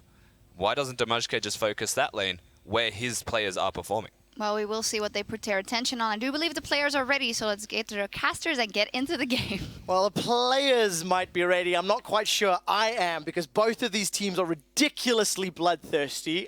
If we have another Turkey-style matchup with like 50 kills in 12 minutes, I'm done. Like, I can't keep up. Yeah, that certainly was an interesting way for Turkey to start the tournament, but they played straight into Sia's hand, so I really want them to peel back. You know, they're a very smart team. really shot call well in this game and see if you can get back on the same page, because they ran a great wombo combo comp and never let it come online because of how they played that early game. And of course, for this particular matchup again, CIS, they lost earlier against LATAM. They had a decent early game, and then it kind of fell to pieces as LATAM snowballed ahead. It was the Cassidy into Riven matchup that really unraveled for CIS. So I think pick some bans maybe you want to think about, and then also making sure they don't make those same mid-game mistakes. Yeah, 100% agree. And also focus where the problems are going to be. You know, they ran this Graves brand kill lane, and they weren't able to get anything done down there. In fact, Lex was 3 levels behind in the lat AM game at one stage. So if you are going to pick up a pick like Graves, it's very risky because of his short range. You need to massage it through the part of the game to get things done in the mid game. All right, we'll find out how these teams handle themselves. Of course, earlier today, they were also in the show match that took place on Ultimate Bravery. And there's also players that will be a little bit familiar with one another due to the proximity of the servers over in Europe. And of course, a lot of the CIS guys, they do flirt with the EUNE servers from time to time and try to climb those ladders. So we're into picks and bans. Evelyn removed off the table, so Dimashka will not get his hands on the Invisible Assassin. And Kindred is the reply to Crystal. Yeah, and all of a sudden you have to look at like the Crystal. Does he want to go with Rek'Sai? Do they give Elise over to Dimashka? Or how does he want to play this? Because, you know, Crystal, huge Rek'Sai player back in the Turkish league, and Kira even getting some respect. You know, we mentioned the fact that he stood up in the Riven lane early game at least, but then kind of fell apart as the team fighting phase happened. Definitely one of the big carries for the CIS region, and a lot of support needs to be given to their mid lane. Well, for the second time today, Misfortune and Mundo both up and available. For a less frequent time, Elise is still up, Rek'Sai is still up, as you've mentioned. There's a lot of these priority champions to think about. What will both of these squads decide? Turkey feel Dr. Mundo needs to get removed. Will it be a Misfortune reply from CIS? And at this point in time, I'm going to have to remind Stress of his Soraka discussion with Yamato, because I feel like he's currently winning. In fact, the last ban as we get back on topic is the Rumble. So CIS do not want to give Thaldrin that top lane champion. That is just so much respect to Thaldrin up there in the top lane, taking away one of his most played champions. The Rumble means that maybe Smurf wants to try and play something a little bit more mid-game centric and is scared of being, I guess, out-team fought by Thaldrin. And Crystal is willing to pick up the Elise over the Rek'Sai. So no real surprise there. At least Dimashka should get his hands on not only a comfort pick, but a power pick as well. Two of the strongest junglers on the patch at the moment. And for CIS, the world is their oyster. They've got a lot of champions available to them. If you were to pick 2 power picks, what would you pick and why, Spawn? You know, I'm looking towards, well, they just locked it in. I was going to say Tahm Kench, Lulu, set yourself up for a hyper carry composition. I don't really mind who it is at this point of the game, but Elise is very good at picks, and 2 champions that take picks off the map completely is Tahm Kench. I'm actually really surprised we haven't seen as much of him. He has, I guess, I think that was the Ultimate Bravery game. Yeah. I don't think we've seen him apart from that. No, not at all. So, surprise, and we'll see if the Lulu can be pulled off effectively here in conjunction with Tom. Now, Lex has played a bunch of Kalista in the past. He's got Sivir, he's got Ashe, he's got Graves. These are on the old patch. Need to see if he's going to pull out the likes of a Jinx, maybe, which we've seen comboed with the Tom so effectively. So this is what Yamato and I talk about a lot. People look at new patches and think, I have to play all the new stuff. Well, we don't really change the old stuff all that much. And you know, Tahm Kench got typed a little bit, but he still denies any form of pick. You know, you have a look at Lulu, who saw so much play at Worlds. She still has all the buff that goes into the AD carry, and it is a big AD carry meta at the moment. So even if Lex takes something like a Lucian that can potentially stand up to the Misfortune in lane, I mean, SKT made a killing off running Lulu Lucian throughout the entirety of their playoff run, and potentially can do the same here to the CIS region. And you could argue maybe even the synergy is even better with the cooldown reduction, the passive stacks, and help picks throwing out additional shots. For Turkey, they've locked in that Malphite, so we're expecting that to be in Thaldrin's hands. You know, you assume if Dimonco's on point, he can just swallow up the most important target, but you can't swallow up a team. So, CIS mean they cannot stack up against the threat here of Misfortune and Malphite and their wombo combo ultimate. Yeah, so Lex locks in the Tristana. That's the hyper carry we were looking for. Something with some attack speed that can really benefit from this. I would love a Gragas pickup just because a lot of Misfortune's damage right now is the ultimate as the game progresses. We saw, you know, Malphite's flying in, Bard ultimates going down, and the big Misfortune ulti going across. Now that you are Damashka, all you have to do is piff a barrel at her. All of a sudden, break that channel. Everybody on the Star Ladder CIS team can interrupt. You can polymorph, you can knock up if you're Lulu, knock away for Gragas, swallow if you're the Catfish. Hell, even the Buster shots can get rid of that threat. So I really like that the pickup thus far from CIS. We talked about picks and bans, maybe needing to change, and it feels like they've got some good options. I also like it against Irelia and Malphite because there are tools to get rid of every single threat that Turkey's put forward. But is that a mid-lane Irelia or a mid-lane Malphite or a... you're the color caster, you figure it out. Yeah, no, I'm not even going to give this one a crack. I'm going to say Turkey can do whatever the heck they want with their team composition right now. I actually thought it might be a support Malphite, but they are hovering a brand currently. So, you know, maybe a mid-lane Aurelia would be a little bit more sound just because she deals with ranged champions better. But honestly, I don't know out of Turkey. Right, so with Bard locked in, you've even got some like counter synergy because a Bard ultimate is then going to interrupt the Malphite and Misfortune ultimate, or it's going to set it up beautifully. And who knows, it's probably going to do both if we've learned anything today. So, CIS, they now need to decide, is this Lulu mid or will this be Lulu top? Kira's got some history playing Lulu, whereas Smurf has traditionally been a little bit more of a bruisery frontline type player. Nas, Hekarims, he's even got Fizz in his pool. I'm really worried right now. If Smurf goes with what is a full Protect the Tristana comp, that means they cannot be caught out with the Wombo combo once, because if that Tristana falls down, there is no damage on the rest of the team to be able to take anything through. Nah, especially if he goes Black Cleaver, gives them a little bit more hope in those late game team fights, so we'll see if that is the final choice. It also gives another option. Na can deal with top lane Malphite if he gets ahead. In some cases Irelia as well, but Split Push is now a tool that has been incorporated into the CIS team composition. So those options are available for them. And we keep saying this about these Misfortune comps because they rely so much on Wombo. You have to commit a lot of resources to initiating the fight. You don't really get that much peel as a Misfortune. Generally left to deal for yourself. If there is a flank that can come through from Smurf, get Holy Phoenix in that big ultimate, really disrupt the backline, all of a sudden they need to start peeling back here, Turkey, and Lex will be able to chase and chase and chase for days. That's exactly what Lex wants to do. Get those resets, get the Penta if possible. We saw it so many times in the summer split in the European LCS, but for CIS now, with their roster lineup, they're looking to bounce back from the loss to LATAM.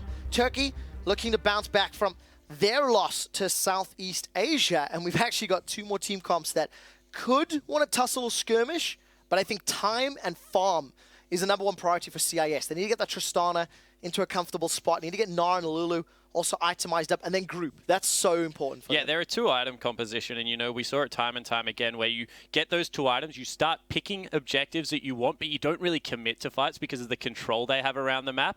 And then as soon as that happens, as soon as you get towards the 3 and 4 items, you can really start taking the team fight. So different stages of the game, they're looking for different things. And let's find out who can find what they want first. Guys, for the last 5v5 of day 1 from IWCA, it is, of course, the Turkish squad taking on the CIS squad. Former teammates in Ultimate Bravery. Now facing each other for their first win in IWCA. And interestingly, we noticed a trend of the 5 previous games. 4 of them have had blue side victories. Now, it is a very, very small sample size. But of course, the previous game was the first time today that red side was able to pick up a victory. So let's see if CIS and the Star Ladder can produce another.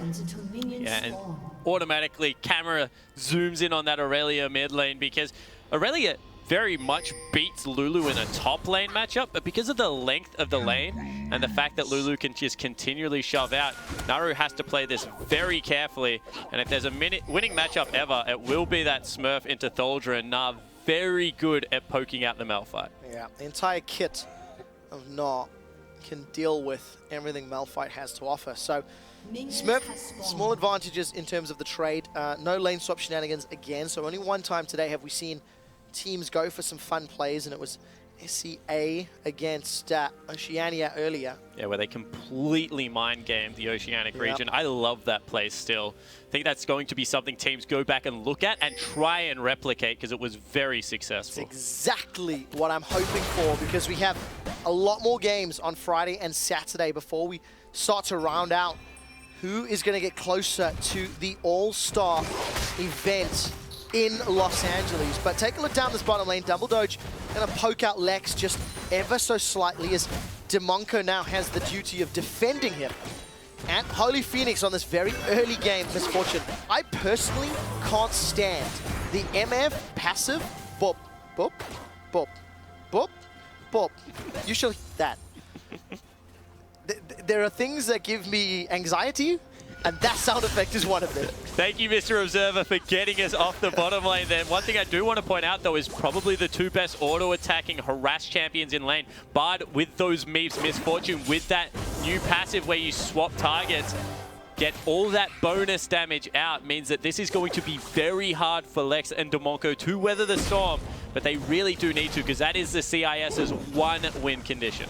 Let's find out if they've got the ability, because weathering the storm and playing slow early game is not something these teams have been able to do. And with Dimashka being pushed away from the Golem, the blue Sentinel, he's about to get bored, and that timer ended up saving Dimashka's life. And that is a mistake. That is really, really tough. Yeah, one thing I want to point out, if you're a jungler, that potion sucks.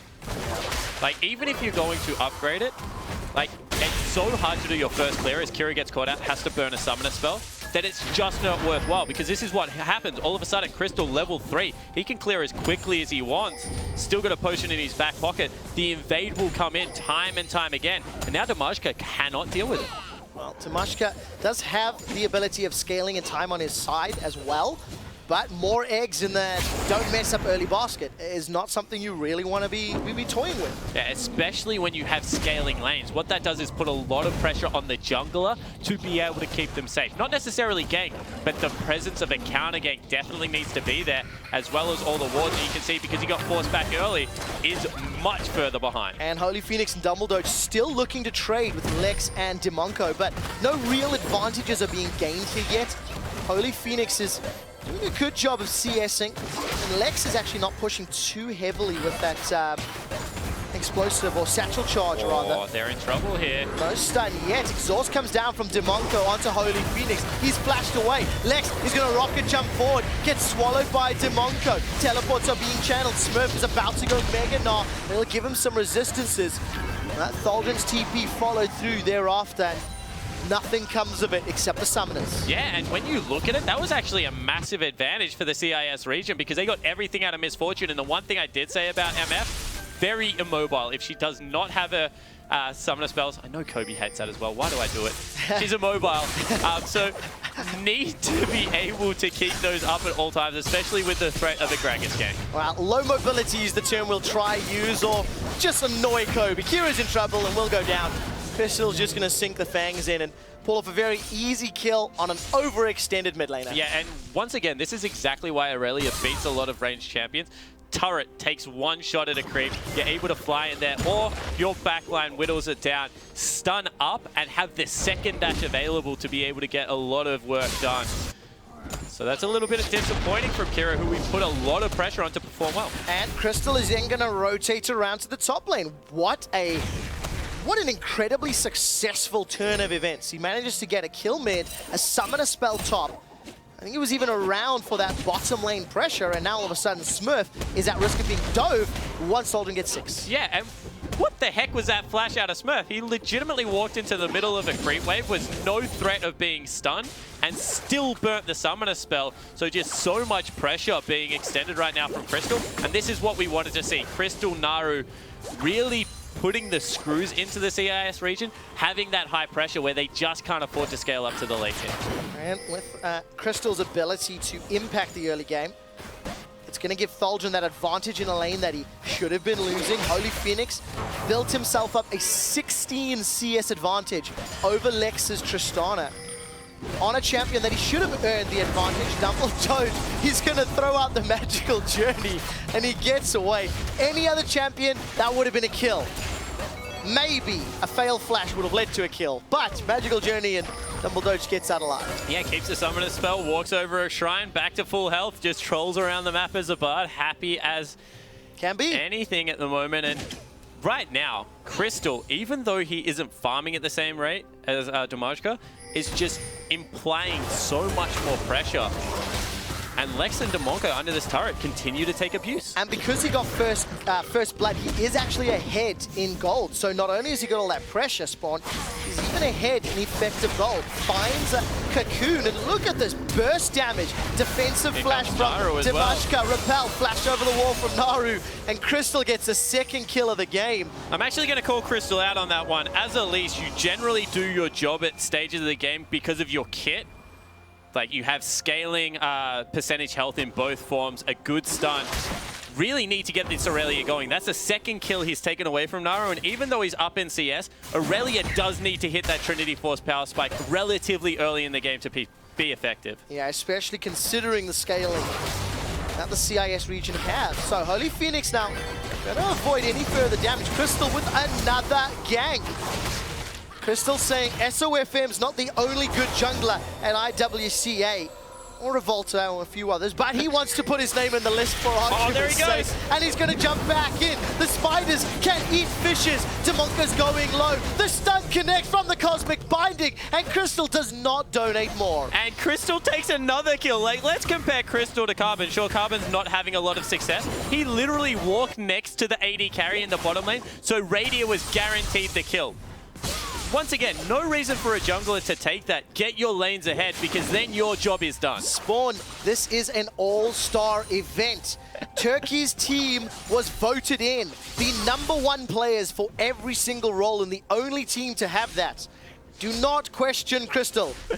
He is doing what is correct as the #1 jungler from Turkey. I just want him to go like, I don't know, like Rylai's Void stuff or something right now and just go legit carry Elise, because he's 3-0-0, has 100% of his team's kills and needs to be able to take over the map even further with that goal. We'll find out if he can.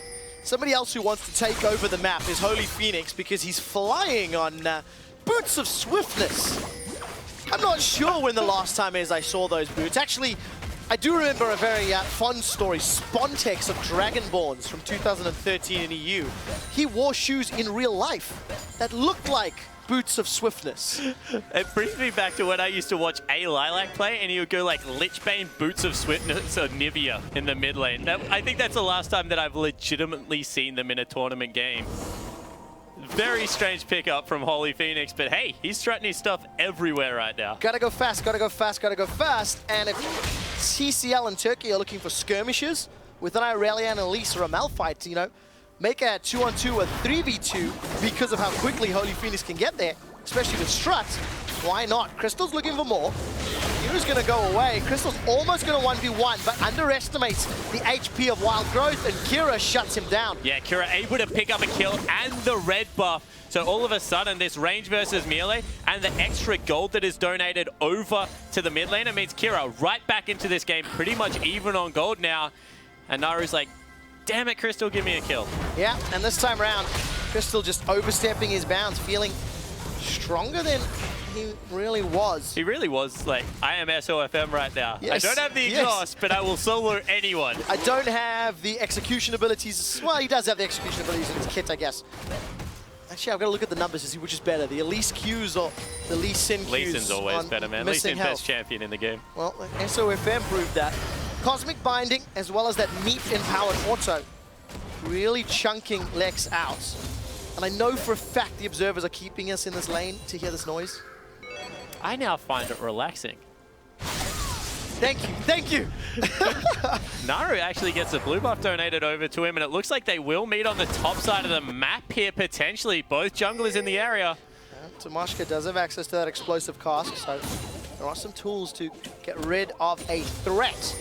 But for Turkey and their 1,000 gold lead on what is now officially Thanksgiving all across the United States, they are drawing on their NA power to hopefully help them out. Maybe NA summer split power, not world power. And we see those dashes from Naru. He's gonna not be able to land that equilibrium strike into Kira.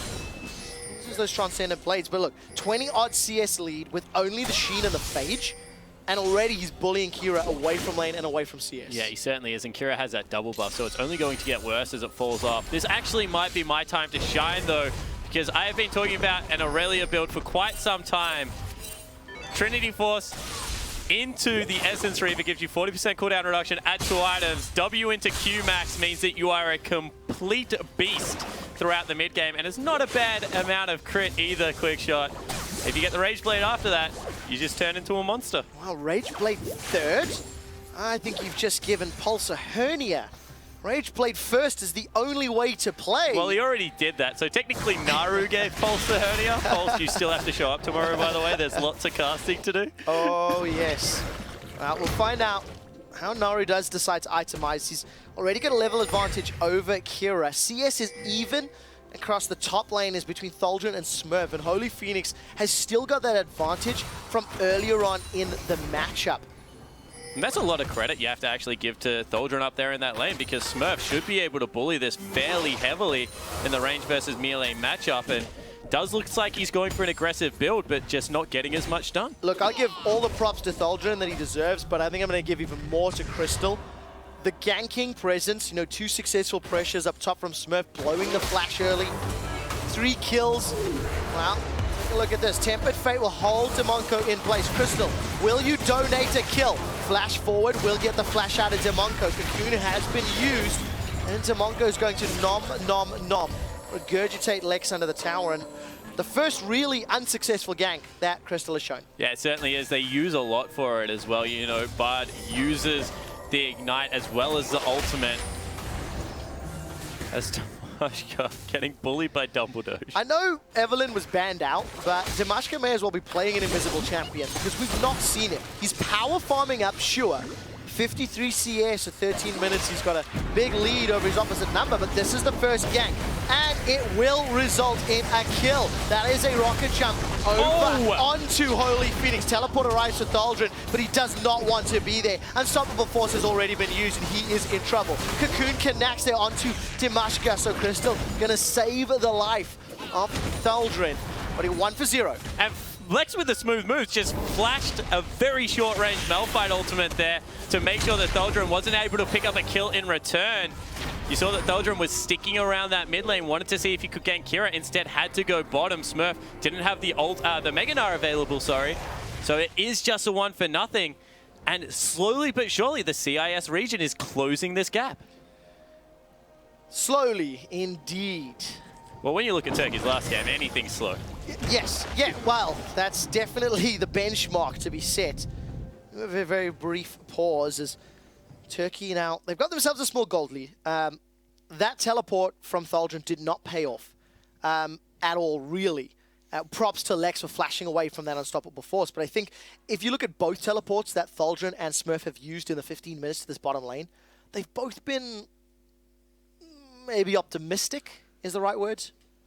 Yeah, 100%. And what I want to point out is that Smurf's job is to win the lane. Thaldron's job is to get into other lanes and win it. So on these teleport plays, Smurf really needs to just be there to deny the Malphite from hitting a big ultimate and setting something up for his team. So credit to Smurf for being able to follow successfully into those teleports, but Thaldron needs to make sure that his positioning's a little bit more on point. Try and get a bit deeper with these teleports. Both of them have been quite shallow, and use that Unstoppable Force to start something positive for his team. Especially when you consider the power of all the saving life tools inside the kit of the CIS. We have heard from our League Ops team, guys, there is a apparent vision bug, which we're busy investigating. The QA dudes and League Ops are on stage looking at all the possibilities, so we'll give you an update as we hear more.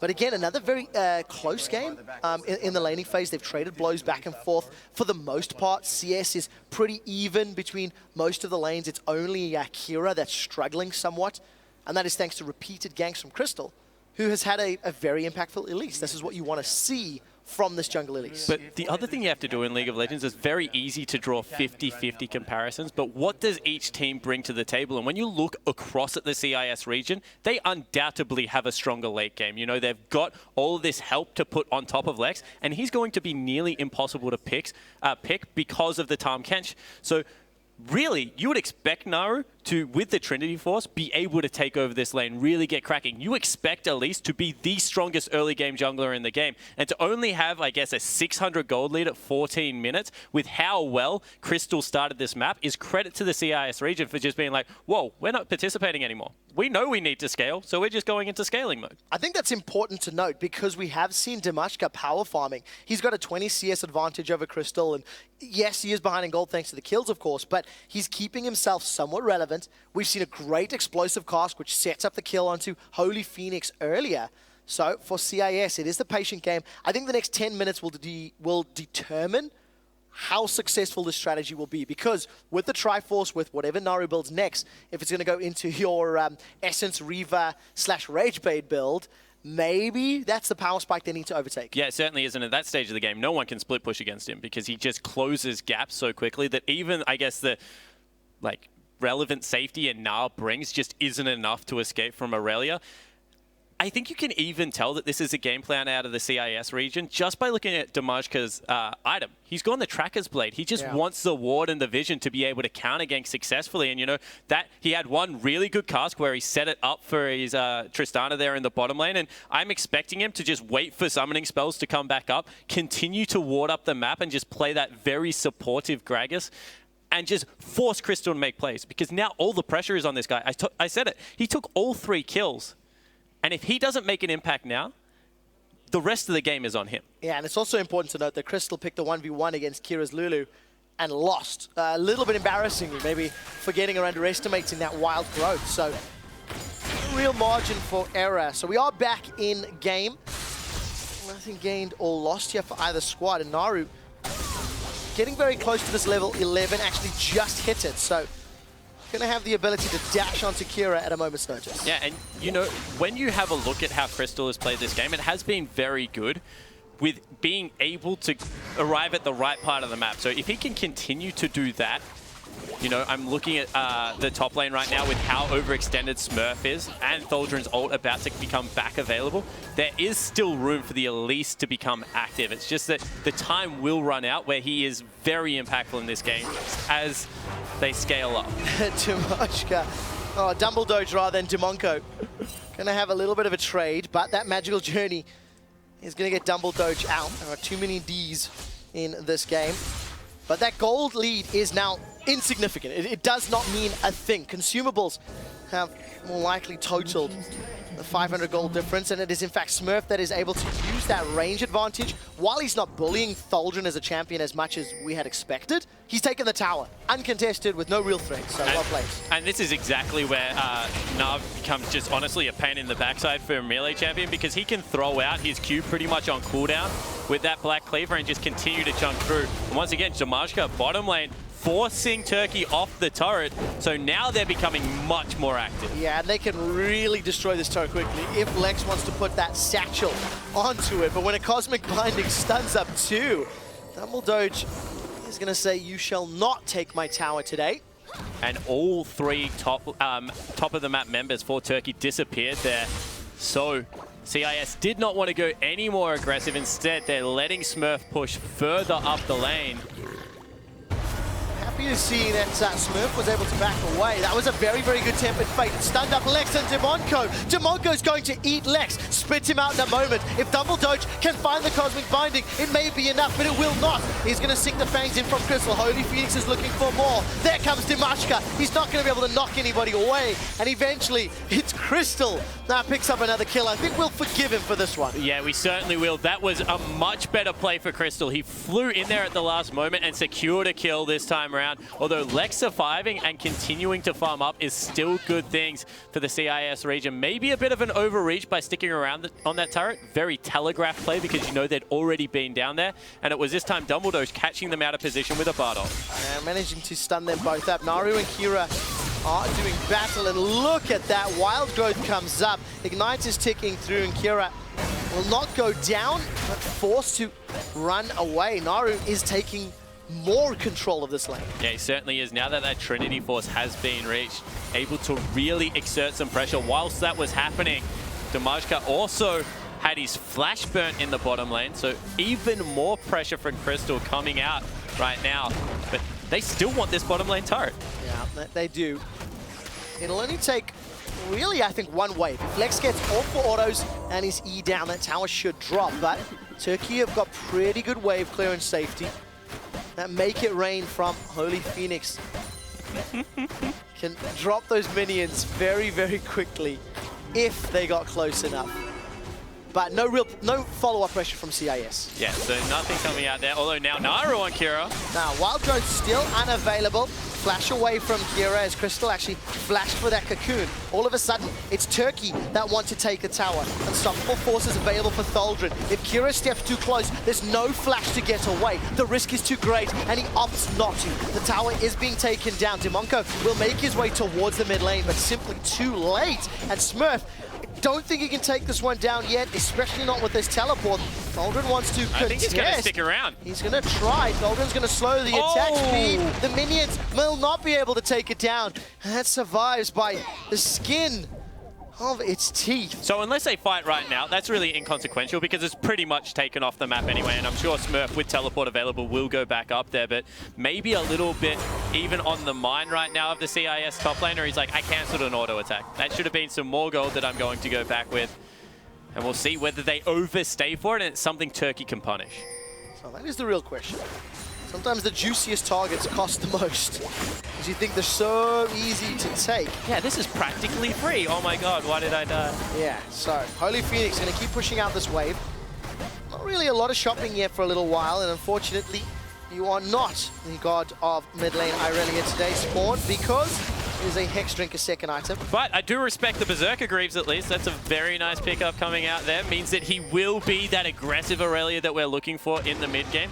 Because once again, I can't stress this enough, even though they will do relevant, I guess, team fight damage in the late game, it relies so much on Wombo combo, which we've already seen is difficult to execute, versus what is pretty much just a protect the AD carry comp coming out of the CIS region. So Naru needs to get busy now if he's going to stay relevant. So Naru. This is the story we've been talking about for the last 10 minutes. Maybe it could have been different if those first 2 kills had been secured by Naru instead of Crystal. But here he goes again. Let's find out. Oh, dashes backwards. Tempered Fate holds Kira in place, but there's no follow-up. Double Doge and Naru are not speaking the same strategy. Naru is like, guys, get out of my lane. Like, that is 2 people that have now come into my lane and just done the exact opposite of what I want to do. I've just juked a Gragas ultimate.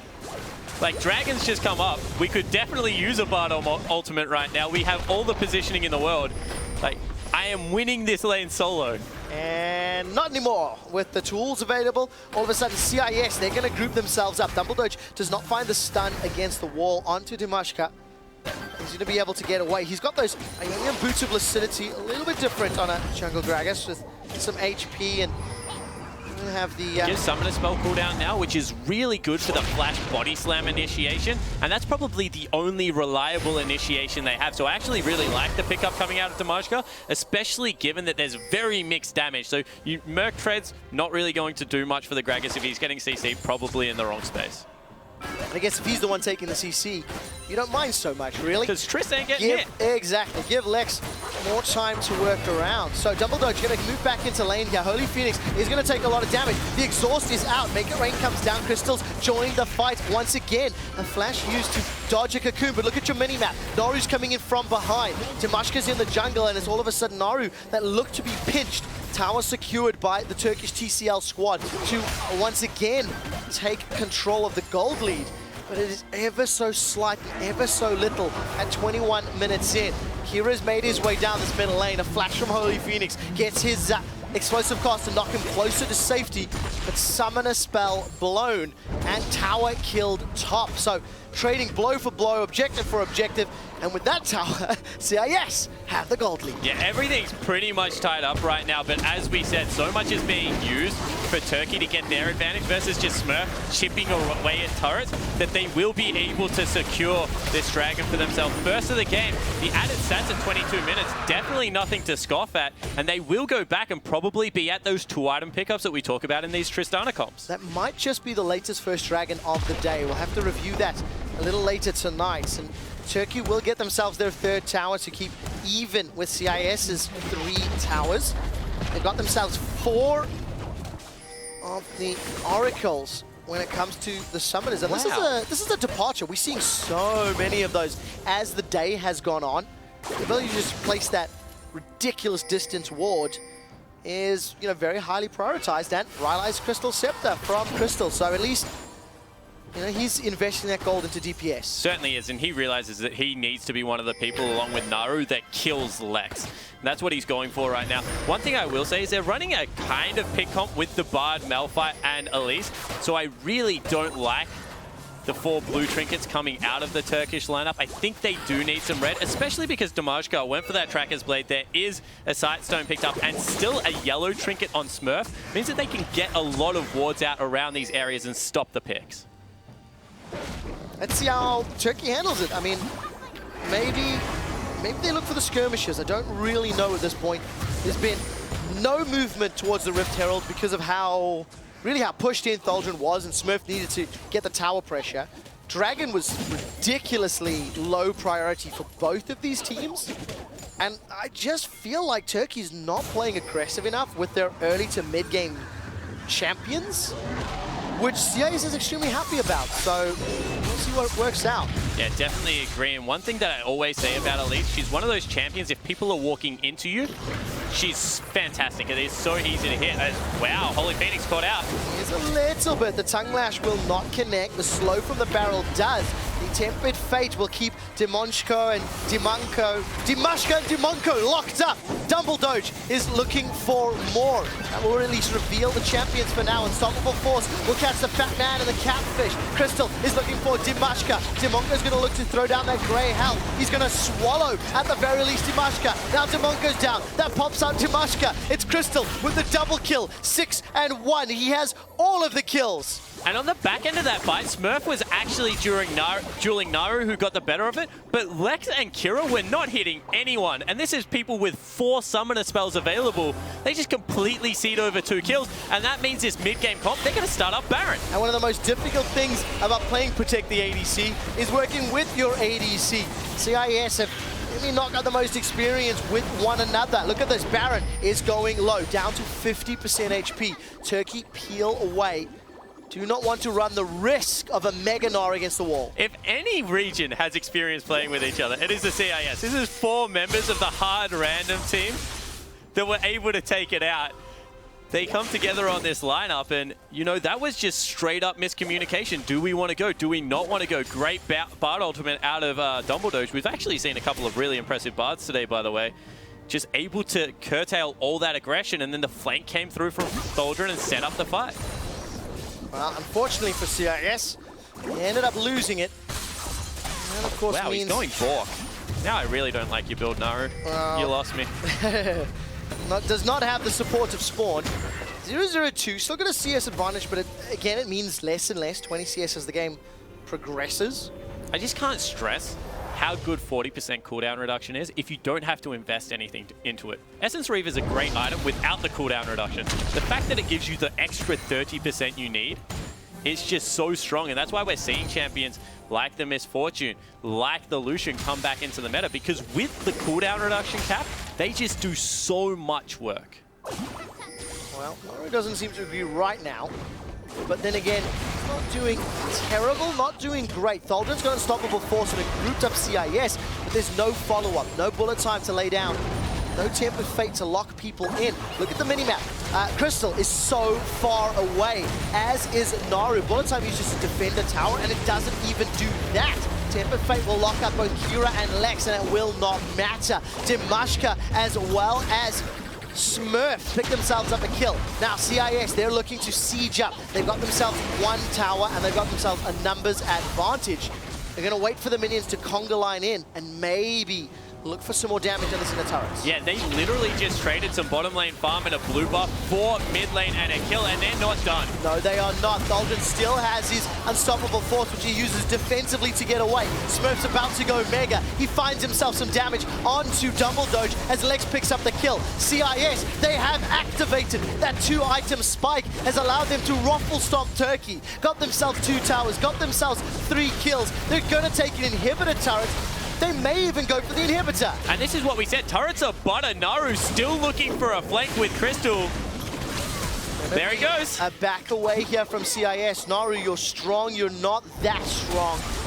Instead, he's just going to threaten them away. Lex has got red buff. They still have everything available from Kira. They need to back away right now. See if they can secure some of that vision. And this is what I said. They were going for red dots.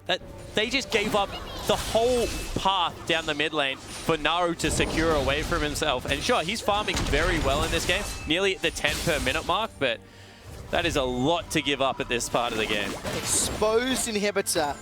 One more mistake like that from Turkey and that could be game. Especially with a Tristana. This is like what Tristana comps have always done, you know. Keep her safe, win a team fight, take everything off the map. She destroys neutrals and turrets just incredibly quickly. They'll get the dragon back in response, but probably not enough at this stage. Crystal might even be caught. Crystal's in trouble. Dimashka's looking for explosive cask is available, and the Tempered Fate should be enough. Kira does not connect with the Glitter Lance though, and Dumble Doge is looking for that Cosmic Binding.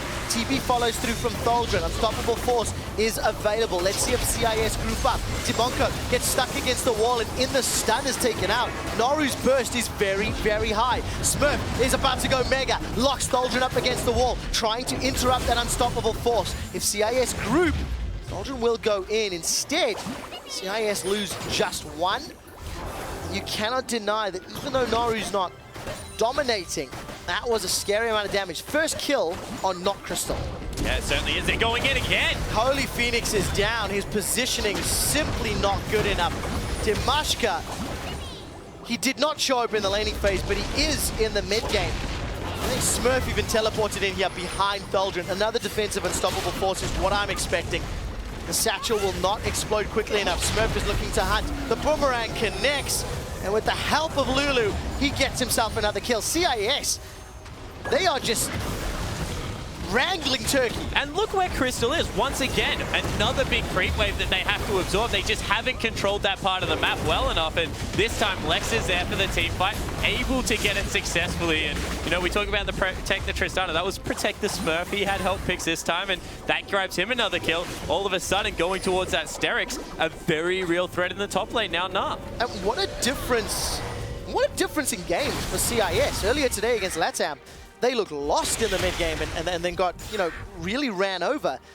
Now all of a sudden, they play patiently, they play controlled, they get their item spikes, and the moment a window of opportunity presents itself, CIS took multiple towers, multiple kills, and they did it back to back. Yeah, they certainly did, and you know, it's kind of the Turkish lineup leaving that door open. CIS, they make a mistake. They get one person killed. All of a sudden, Crystal's like, well, that's me done. I'm going back to the top lane. And CIS are like, well, we can still fight this. Sure, the pick potential becomes more relevant because you don't have your Tahm Kench to protect your AD carry, but you still have all the tools to make Tristana do ridiculous amounts of damage, especially now that she's got a second attack speed item. So rapid fire cannon to increase the range even further.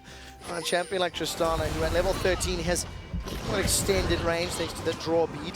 Smurf is about to go mega, so that is a timer that they need to respect. Started to back away, and Turkey's not looking to engage. The gold lead is still really somewhat insignificant, but that doesn't really matter because of the headroom of CIS's team composition and the synergy that the champions offer one another. That's what it comes down to right now. Naru's build is committed to split push. He's not a good team fighter right now, doesn't have defensive boots. Pretty much, he's probably one of the squishiest members on the map, to be honest, although he is level 16. So he needs to get into a solo lane and be able to take it to Smurf in a 1v1 and get rid of one of the tools that CIS have. On the other side of the map, you just group up as 5. You're a death ball comp with an open inhib and a very real Baron threat because of the lack of sweepers on the Turkish lineup. And it looks like right now, CIS, unless they really fail a team fight, have all the win conditions in their favor. Yeah, Kira's the only sort of like super important member without a flash available. So maybe once he gets that up and running, Kira and Lex have the tools to, you know, dodge, dip, duck, dive, dodge again in a team fight. That might give them the bravery to move forward. Look at the vision though. CIS have got some great deep vision in the top half of the map. You can see Irelia and Gnar going toe to toe up top, and it is in fact Smurf that is losing. Naru's build is doing a lot of damage. Thaldren looking for an opportunity. Flash, Force could connect. No priority target is available. And once again, in a 1v1, Naru is ridiculously strong and will be able to chunk out turrets even with the build he has gone. But as long as Smurf stays safe and doesn't die, this should happen. Well, Naru's getting bursted down. He's tanking up turret shots. Lex found an auto attack or two, and all of a sudden, it is Turkey on the retreat. Thaldren is going to get knocked backwards. Unstoppable Force defensively again. I wonder if he knows which is the direction to win the game, because Thaldren's not going that way. Smurf is going to hop over his teammates looking for more. The rocket jump forward from Lex will allow him a couple of auto attacks onto Dumble Doge. He will not be able to get the kill. Spoiler, Dumble Doge survives for now. Yeah, and the Spookagos even used defensively off that Frost Queen's claim. And now all of a sudden, CIS moved back towards that Baron. Crystal is looking for a flank. They need to deal with their sideways this time around. So they will recall, reset, and look for another team fight. So CIS, absolute control when grouped up. And that control dwindles when Naru can find somebody to fight. So how do CIS deal with this? How do they get the map pressure to disallow Naru from playing in a lane he wants to? I'm just looking at the mid lane, like go top together as a group, push the wave out to about equal, and then just take everyone and go mid. The threat of an open inhibitor with a Tristana is just way too great at this stage of the game, and Naru will be forced to group. And you can see right now, that's exactly what they're doing. Shoving it out as hard as possible gives you the Baron vision, and will be able to just continue that threat. And very, very shortly, Smurf's teleport will be available. TP is up for Thaldren, but he's already in this middle lane. Naru is starting to make his way back, so he's warded up the jungle. I like the vision that is down across the map here for the Turkish TCL squad. And CIS are paying the respect to Naru. Turkey, and they've backed away. Not going to run the risk. Certainly have. As soon as Naru disappears off the map, they don't really want to fight. But they just have so much in their favor. The longer this game goes, the stronger the Tristana gets. She's not going anywhere right now. And they are turning their eyes once again towards the Baron. They've left Myth Fortune, Holy Phoenix down the bottom to take Dragon, but Baron's been started. It really is. This boost of swiftness going to have to pay dividends. Tempered Fate catches 4, locking Lex up in the air of that rocket jump. They've got the kill on Naru, who was one of the strongest champions for the Turkish squad. Now they turn their attention to Baron. Smite is available for Crystal, as well as the percentage on his Q. Thaldren locked up Lex and Kira. Lex is down. Lex is down. That's the damage for CIS. It's a shutdown as Holy Phoenix has got himself too. Demonka's trying to run away. That Grey Health will keep him up for a few seconds longer. He's going to eat the Malphite before getting dropped himself. Triple kill for Holy Phoenix. Takes a magical journey, looking to hunt down Smurf, as Smurf is on full retreat in the river. Kira's up in the top lane. Holy Phoenix will get the last hit, securing the 4th unofficial quadra, and Kira is shut down. And all of a sudden, Baron is open up for Turkey. Just seems 4v5s are the way to go in this game because they're able to take it, and the cardinal sin of a protect the AD carry comp. Mid laner stands on top of the AD carry, and Double Doge makes him pay.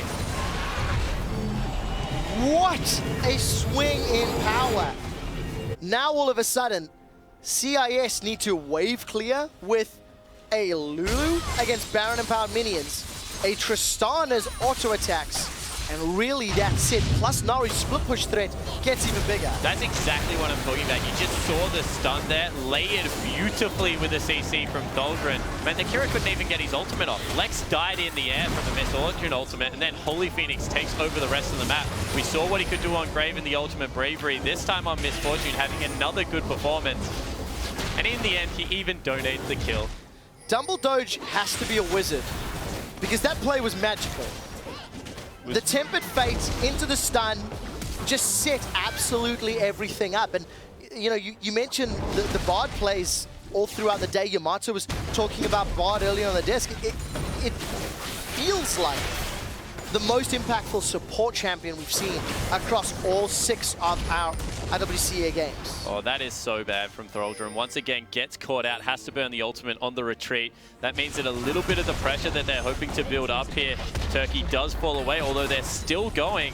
Teleport is available, but with no ultimate, this might be the CIS region's fight to take. So let's take a look. CIS need to find the right targets. They need to deal with Holy Phoenix's misfortune. Stun from Dumbledore means that no engage will come out of Damashka, and they will successfully back away. Yeah, empowered recalls gonna allow Turkey the time to make whatever decision they want.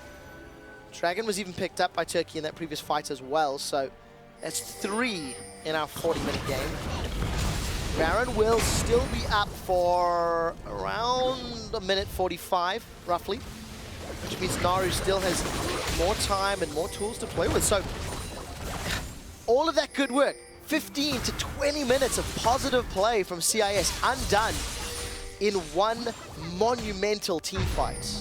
Yeah, it certainly was, and they were really drawing the game to the point that they wanted. You can see that Lex, he's nearly capped out in items. This is exactly when they wanted to put the screws in on the Turkey lineup. And, you know, Naru still has 2 item slots available. If he goes Frozen Heart into something like a Randuin's Omen, will become very difficult to kill on that backline, and maybe Turkey can sneak one away here. So let's take a look. Turkey, of course, looking to secure themselves a victory after losing earlier today. Tower number 5 will fall in this middle lane.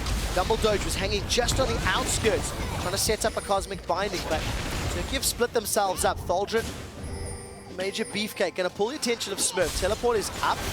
The rest of Turkey are going to head up to this top lane. Dimashka's going to get dropped down by bullet time. Without the jungler and the disengage from that explosive cast, Tempered Fate will lock up Lex and Kira. The Cosmic Binding stuns Kira as well. And Turkey get themselves yet another kill. Naru just obliterates Lex. And with 4 members of CIS down, this might just be the game. Turkey, they're onto the inhibitor turret. They're onto the inhibitor. And there are minions with Baron conga lining onto the Nexus turret. Turkey just punish CIS. They punish to protect the AD. They've got a Nexus turret. They've got a second. And on Thanksgiving, Turkey pick themselves up a win in their 2nd game at IWCA. I do not know what the heck just happened. Once again, Dumbledore clutch stun onto both the mid laner and AD carry. Once is pretty unforgivable. Twice costs them the game in the end. And Kira and Lex just on completely different wavelengths. They cheat through the jungle. We even put base gates in. Unbelievable.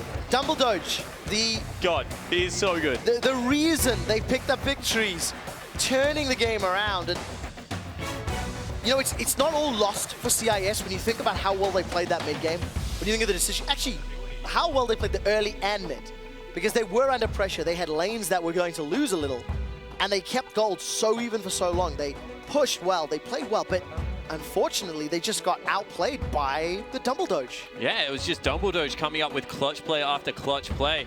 And, you know, you have to say that he and Holy Phoenix definitely started the laning phase well at the same time. Yeah. So it was a lot of Damashka's good work on the Gragas this time around. Much better performance out of the jungler for the CIS region, but they just were cheating around the map. I think that they felt like if they could just get the one team fight they were looking for, they would be completely fine. They started like not putting down the vision they needed to. Like even Smurf was greeting after kills on Thaldrin. They just weren't grouping up like they were in the mid game. And in the end, it came back and bit them really hard. And you see all of the beauty of the team compositions, the strengths that they have, the split pushing from Naru on Irelia, the team fight protect the ADC power, but the weaknesses at the same time. The moment you lose that ADC and the moment Kira and Lex, they were holding hands saying, hey, look, I need you close enough to wild growth. Oops, we got caught by another stun. Oops, we got caught by another unstoppable force, and it ends up costing them. And even beyond that, you know, we talk about Tahm Kench's strength. Just send Tristana through that way if you want to look for the fight, nice and sped up, and then Tahm can take her away. Yeah. If you put 2 together, Tahm's mouth is pretty big, but it is not big enough for a Lulu and a Tristana. And Demongo, poor guy, was just like, I can only save one of you. Yeah, and that was the problem of the team composition. It relied so much on positioning and vision. And you can start looking at some of the decision-making around wards. For a long time in the mid sort of 15-minute mark, there was a lot of vision around Baron, but there wasn't a lot of indication to try clear it out, gain control of that area. It was just sort of trading wards back and forth for a little bit until eventually Turkey found the team fight that won them the game. Yeah, 100%. And, you know, we were saying to Naru that you need to come through and come up with a big play. At the end of the game, he finally did. No hesitation. As soon as he saw Tristana by herself, he was in underneath that turret, executing. I thought even Holy Phoenix might have gone too deep, was saved by the Buster shot there. But in the end, that was really good. Like, as soon as the go button was hit, Turkey knew when they could win the game. And it was just, again, a really great game. So Turkey end up on the day 1-1. CIS are now 0-2. So got a couple of teams starting to filter through the cracks here, starting to see, you know, where the power rankings are. But for, you know, let's talk about Turkey just very briefly, considering their 2 games. Really dramatic performance against SEA earlier today. You know, they had some great team fights and some terrible team fights. And now, strong early game, weird mid game, and then good team fights late. So what do we make of Turkey, who's a region who historically has performed very well at IWC events? Yeah, they certainly have. And the first question I'm going to raise is, Crystal, you're not having the performances we're used to seeing. A very good early game jungler, a very good team fighting jungler. Sure, it was 100% of kill participation, but I feel like their bottom lane is where they're really going to shine. Holy Phoenix having a great tournament so far. Give that guy some more support, and he will carry you to good things. And give Dumbledore bot, and he can just set things up and help you pick up wins. He's a wizard. He is a wizard indeed. So that does it for the 5v5s. To talk about how that game played out, we head back over to the analyst desk. Well, I saw a lot of you, me inclusive, frowning when Spawn mentioned that Holy Phoenix has been having an incredible tournament of 2 games to read off, of course, because during the game, that is certainly not what I heard here. I was quite the opposite for most of the game, to be honest. And there was a couple of parts at the last bit. That's not to say he's playing badly, but I was singing his praises coming into this about how good a player he has been previously on a wildcard stage. I feel a little underwhelmed just from some of his performances in lane, looking at decisions where he's out of position, gets blasted back. A lot of this is to do with kind of like playing as a team and the right positioning, but I feel like we've seen him play better, but he's getting better as the games are going on. So I feel like it could be him. It could be the team that he's playing with, and maybe he's playing like he's used to his old team, and this is an entirely new one. He's been caught out of position twice in that game alone, and that was a big deal because the CIS team, they got back into that pretty much off the back of him getting caught twice. I mean, he's just aggressive. That's how Holy Phoenix works as a player, and it's both been to his benefit in the lane and in some of the late game team fights we saw, and to his detriment when he's getting caught out, eating random stuns, eating CCs, and just getting blown up. CIS honestly almost won that game, trading on Holy Phoenix's poor positioning. He also had boots of swiftness, which make absolutely zero sense because he's a misfortune with a strut anyway. You don't need them, and I'm pretty sure that Naru had his Berserker Greaves in that middle lane on Aurelia and just decided to go the tanky build. More speed. Exactly, yeah, just went the super fast build, you know? Gotta go fast. You mentioned Naru in that mid lane, also someone that we definitely had a rise, and I think it was Yamato Cannon as well, and he was up against Kira in that matchup, and he absolutely actually bodied him with Aurelia. Fantastic performance. Yeah, really strong performance on Aurelia. You know, we've looked at Naru's earlier performance, and we're like, it wasn't quite what we were expecting from, you know, all the big talk that Yamato had about Naru. Much better this time. Sad the kill didn't go to him very early on. Stacking a lot of kills on the jungler normally backfires. The number of times I've seen like a Lee Sin or an Elise with 6 kills that just can never carry the game. SOFM, anyone? Yeah, well, I mean, Naru finally managed to get there. Got a couple of items building, you know, a little off what you'd normally expect from an Aurelius. You know, I know we were talking about it, Rusty, quite a bit, but going for Blade of the Ruined King with the more of Malmortius as well. Bit of a different build. Item builds, again, could be a little bit questionable. I do want to touch on the fact that Crystal did get all of the kills. Yeah. That was bad because he chose to take the kills and delayed Naru's power spike on the Aurelia. You're going for these very aggressive itemization choices, not going for the Guinzus, which is a super efficient item. You could have had 2 items, have all the kills on Crystal, and be perfectly fine. Instead, he's going for this other build with the Blade of the Ruined King in there. Crystal has all the kills, slows him down, but of course once Naru was online, he was well and truly destroying everything. Yeah, and definitely because the kills didn't go to the carries, they couldn't accelerate their power and maybe finish the game out closer because it got pretty tight there for Turkey at a certain point until they get this amazing team fight. Let's get it up on the screen. And, well, they show what their comp is designed to do, Pastry Time. Yeah, so you're right. Super slow game, honestly, and that does favor the CIS team just because they have Tristana, got a lot of ways to protect her, and this started off really well. So let's roll the replay, and they get a good pick here. This is exactly how the Starlight side have gone in, but Thaldron, right, goes straight in, gets the Dumbledore lands the initial binding, and Crystal just to the side as well actually stuns Demonke, so he can't follow up after that team fight. And from that point onwards, you're never winning that game. Bard Q, Malphite ulti, MF ulti, Crystal on point on the flank, everything goes right there. Yeah, everything going in their favor indeed. And well, Dumbledore, wow. Well, going forth with his legacy here, fantastic board play. So good. Yep. Like, Dumbledore's an excellent player, as you can see them chase down the last few kills. We've seen how good he's been. He's, been the butt of some pretty awesome puns, of course, in previous events as well. We've seen his Thresh. Now we're going to see his Bard. Everything the man touches just seems to work out. He literally kept his team in that game and then single-handedly won it. I was hoping that you would say everything he touches turns to gold. Oh, I was going there. I was so going there at that one. You had it. It was there. I was going to jump in and you got it. But the one time that actually happened, one thing that in the very first game of the day, I was sat behind the scenes kind of like, Bard misfortune. This is a recipe for disaster. There was a team fight where it didn't go right. Oh dear, that it really is a recipe for a missed team fight. We only saw one of those, so I mean, generally that's been good for the day. Yeah, definitely. And Turkey being able to clean their game up and get that first win. On the other hand, CIS not the best start for them. 0-2. Do we see promise enough for them to fight back?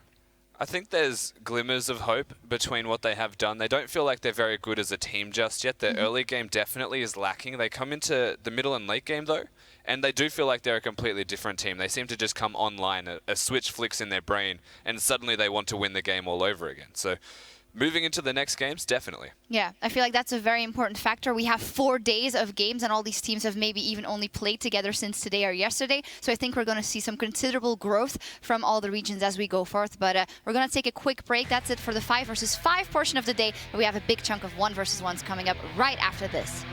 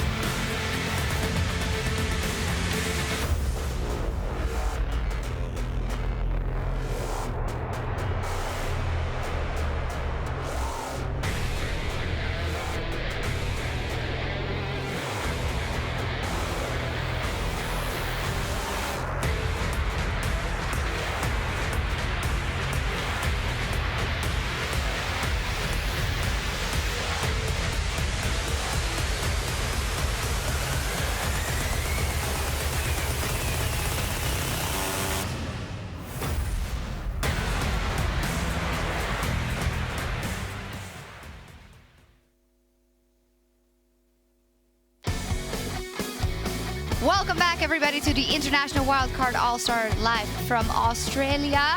We've had a big day already. A lot of 5 versus 5 action, 1 versus 1 action, and ultimate bravery. But we still have some 1 versus 1s to go for. Actually, let's take a look at the bracket to see the group we have going on here.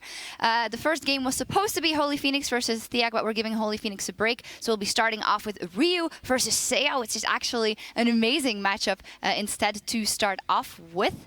Pastry time? Oh, yeah, super excited. Been very impressed by Seiya, just in general, about how well he's played. And Ryu, his most impressive games when he was really coming up in the OPL were actually carried top lane performances with the likes of Fizz and his Rise. So this guy, I'm absolutely sure he knows, A, how to win a 1v1 and also how to cheese the crap out of people. So I am ready for whatever he wants to do. If I had to pick a favorite from the Oceanic region, it's Ryu. Yep. But I have watched Seiya play now, and he's my dark horse to take out the entire thing. Yeah? I honestly think he's probably the best 1v1 player that I've seen so far. Interesting. My eyes are on G4 in this group. I know that's like the easy pick. I'm sorry, but whoever wants to get through this group has to go through him. Crystal has like the hardest test of his entire career in this bit. Going into 1 versus 1 against G4, that better be some Gouda coming out in that 1 versus 1. Bring out some European Gouda. Crystal, you've played against Sheepy and a lot of the unicorns in solo queue. You know what to do. You got to have something. You know what to do. I do see here we have Raydeer and Ryu, and well, 0-2 so far for the OPL today. And I mean, this 1 versus 1 portion also carries a lot of weight, so they will have to pull through. As we see here, Raydeer will be going up against or Holy Phoenix or Thiag. Do you think the OPL can push something back here? Raydeer, he has what it takes. He definitely has the mechanics, and he is going to be against another AD carry if Holy Phoenix goes through. So Look, it's going to happen again. It's going to be like Carbon earlier in the day. Is it? He's going to be against a Heimerdinger who establishes enough of a lead to win the 1 versus 1 just by farming to 100 and not absolutely getting challenged in any way, and then somehow is going to all in with Kennen and win an unwinnable 1 versus 1. And that's how it's going to happen. OPL are going to pick up first in this, and then Yeah, I see what's 50 going to happen. points. Yeah, they'll be first in the 1 versus 1 first, but then they'll end last. But in the 5 versus 5, which you're losing now, they will win in the end. Yeah. It's all going to be good, Rusty and Pastry. just jinxing this whole thing. I swear to God. What we have learned, though, is Spawn, with his lack of faith, somehow has like perfect predictions here. When he's in Australia, when he's on home field, he can do the analyst test. Truly the world upside down if Spawn has some predictions, right? Well, we're going to jump into those 1 versus 1s in a second. I do want to remind you one last time of our social media challenge. Remember that you can still send in your Warwick impression at LOL Oceania with the hashtag IWCA challenge. We've got a lot of cool ones already, so we'd love to hear from you because you can win some very cool prizes. And by the way, you can tweet whatever you want, questions, suggestions, anything to us as well, always. But for now, though, we're going to get into our 1 versus 1s with our casters. Thank you very much, Shocks, and welcome back to the Caster Desk. I'm Atlas. This is Yamato Cannon. We're ready to take you through the final games of the night. These are going to be the best of ones, and we're going to start with Seiya versus Ryu, of course, the top laner for Oceania. And look, with true OPL fashion, we are going to try and continue the winning streak on day 1. We're just going to do it in 1v1s, Yamato Cannon, this time around. Sure, but you're facing Seiya. Like with that Riven play, like Riven, I think it's a perfect champion for the 1v1 map. But, you know, Ryu, top laner, has been against Rivens before, you have to think. He's experienced solo queue at one point in his life. We'll see what he does decide to pick up into the matchup. But I have a feeling Rise probably not going to be the best in 1v1, so we'll see what he decides to go with here. Because, I mean, this guy has been sort of considered a massive up-and-coming top laner, but hasn't necessarily seen any success today. It's like you guys, all you Australian casters are hyping up so much this guy, and I haven't been impressed yet. Like I came here to learn about Australia, right, and the Oceanic players, and I'm not impressed yet. Well, look, get impressed. He hasn't even played yet, man. You got to calm down. Sure. But we'll get into the game. So far, we've got the Lulu ban coming through as we do hop into Champion Select. Kami impressed me with the Lulu simply because he built AD. Like, against a Nami as well. Yeah, the Nami made no sense, but if we just focus on the Lulu impressed me. With the full AD, it's perfect for the 1v1s. Especially with that, the Executioner's Calling as well. Almost forgot the name, of course. It's made a reappearance here in League of Legends, but I really like that item as well. The Nunu going to be banned away, and I was waiting for the Nunu to come out. Because, of course, in any 1v1 tournament, there's that cheesy Nunu player that will just kill everyone and make the game completely unfun. So I'm so glad that it's been banned. I remember that 1v1 specifically when Wicked played against Soaz for that 1v1. Exactly. And Soaz busted out that Nunu and the absolute zero to take it home was amazing. And Wicked was, and you could see it in his face. He was just depressed. Oh, I don't like anything right now. But Lucian is going to be banned away as well as the Caitlyn and the Urgot. So they are considering the Kindred. Pretty good. Kindred has a very, very big power spike on that level 3, can all in, and is one of the few junglers in the game that can actually one-shot people. He's done it. he's just done it. All right. He's locked in the Rise. Okay, well, we'll see whether he can scale into the late game in this 1v1. Like, my professional opinion about Rise, it is not good in 1v1s. And especially against something like the Kindred that is going to all in him, and Rise is not going to be able to do much. Especially, probably he's not going to run any defensive summoners like Flash. Well, we'll see what happens here. As you can see, Ryu, his summoners haven't quite updated just yet. I'm not sure whether he's going to be taking the Ghost and the Snowball or not. Well, I hope not also. I have a feeling he doesn't want to be handicapping himself too much. But Saya as well. He's impressed us all day. I mean, even his Lissandra game that he didn't manage to pick up the win on, he was making plays all across the map, always calculating exactly what amount of damage he can do. You can see there's a lot of steely determination on Ryu's face. I think anyone who plays a good Riven, you can just assume that he is good mechanically on any champion. Yeah. It's just an assumption that you have to do. And how much animation cancelling do you reckon you could make happen on a Kindred? On a Kindred? Not too much. It's just jumping around with the Yeah. W active. Not too much. He's not even going to be tested here. Well, Against the Rise with very strange summoners. he has actually, he's gone for the Cleanse and the Exhaust. Like, personally, I love the Cleanse because it kind of lines up with most summoners that enemies pick. Kind of a defensive summoner, removes the Exhaust, Ignite in some cases, and also some CC that some champions bring in. But the Exhaust, very interesting. Yeah, well, we'll see how it goes here as Flash just hasn't been taken. I believe it was taken by one player so far. The Nami. Yep. Oh, and Karma as well. That's true. That's true. But The support players. that's about it. That's about it. Only support players. The Sayer is just letting Wolf come up and down out of the ground. It's like, speaking of support players, I feel it's so unfair coming into 1v1s. It's like support players are, in most cases, destined to become casters, as we have in Europe going on. They're not destined to win 1v1 tournaments because the role is Wait, not that what role did you play, Yamato I Cannon? played top lane. I would destroy people in this tournament. Oh my goodness. No, I this shouldn't guy. say things like that. Yes, Someone's well. going to challenge me somewhere. Someone, maybe a certain Deficio or Crepo. I don't know. Maybe one of those. Come at me. Well, see how this one's going to go. Ryu starting off quite well, hasn't taken any damage at all. We'll see whether Saya is going to start putting on the pressure, as you can see, already pushing up this lane. The real difficulty, though, with the Kindred is the fact that she just has so much sustain. That's true, that's true. It's like my biggest difficulty with any champion that cannot buy Torrent's Blade on level 1 usually has like a bad time in 1v1s. Like Rise, sure, on some AP mids you can start the Torrent's Blade. I'm thinking LeBlanc, I'm thinking Orianna, but Rise, it just doesn't fit because his auto attack animation is not the best in the game.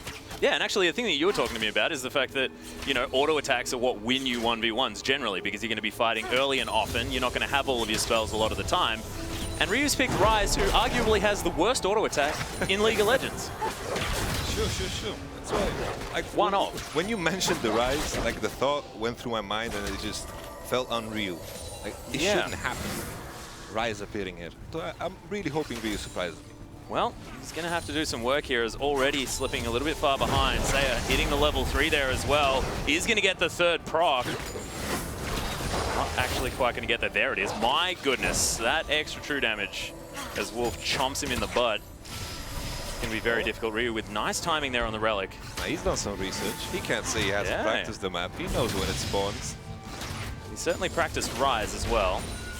Trying to lock down as much CS as he possibly can. In terms of which particular masteries people run, like in my opinion, the best mastery you could run is 18-6-6. You get the biscuits in the second tree, and in the third tree you get the block damage, and of course in the first tree you get the Fervor for Battle, which is perfect for these 1v1s.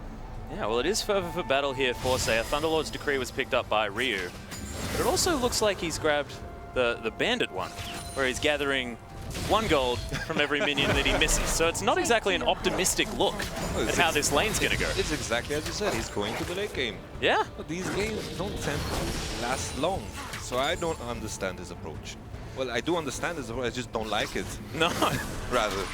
Well, he hasn't died yet. Of course, made it to level 4 so far. we'll see. Of course, the machine gun rise could come out, but we're just not used to seeing it this early. But of course, confirmation that he did manage to pick up Bandit. It's not just a visual bug or anything like that. Glorious. Well, of course, Dangerous Game doesn't do anything, as has just been pointed out in my ear. So, Seiya with not a whole lot of mana left, but it doesn't mean that Wolf won't eat Ryu for breakfast if given the opportunity. Now able to sit under his turret. He's gonna start chipping away at this turret, and what can the Rise do to respond? Nothing at all. Seiya can just keep sustaining. Ryu does not have enough mana to even kill him at this point. Just keep pushing, and at one point Ryu needs to base. He's gonna end up even further behind in CS. Well, he's gonna be able to start stacking that tier pretty soon. I think he's doing it in real life, realizing now that he picked Rise in 1v1. Oh my goodness. Well, he's going to be basing at this point. Seiya, we'll see whether he tries to stop that back, but I don't think that these minions will even make it to the turret. Oh, yes, they are. But the back does come through. So Ryu grabs his health back, has a Sapphire Crystal as well as another Doran's Ring. So going all in for this sort of early game power. I'd say it takes a turret shot just trying to shove this wave through. I kind of thought he would go all in into his idea to go for the late game. Like the tier, even though sure it needs stacking, the mana is very, very efficient for Rise. Hex Drinker. Now I understand why Seiya stayed for another wave.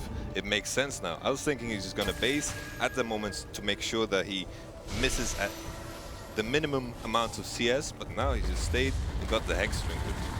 And that's going to be a whole lot of pain for you to deal with. Unless he can continue locking Seiya down, who has now hit level 6. I cannot imagine now with the Hex Drinker, with the Rise also being behind, he doesn't have enough DPS to go through this Kindred now. Especially with the exhaust. Sure, there's a cleanse, but I just can't picture it right now. Well, we did see Choo-Choo's playing it earlier on, definitely doing some work. Ryu is known as the Rise player on the side. We'll see. Of course, it will just take that all in. Of course, 45 to 32 on the CS markings at the moment. So a definite lead here for Seiya as the queue goes wide from Ryu.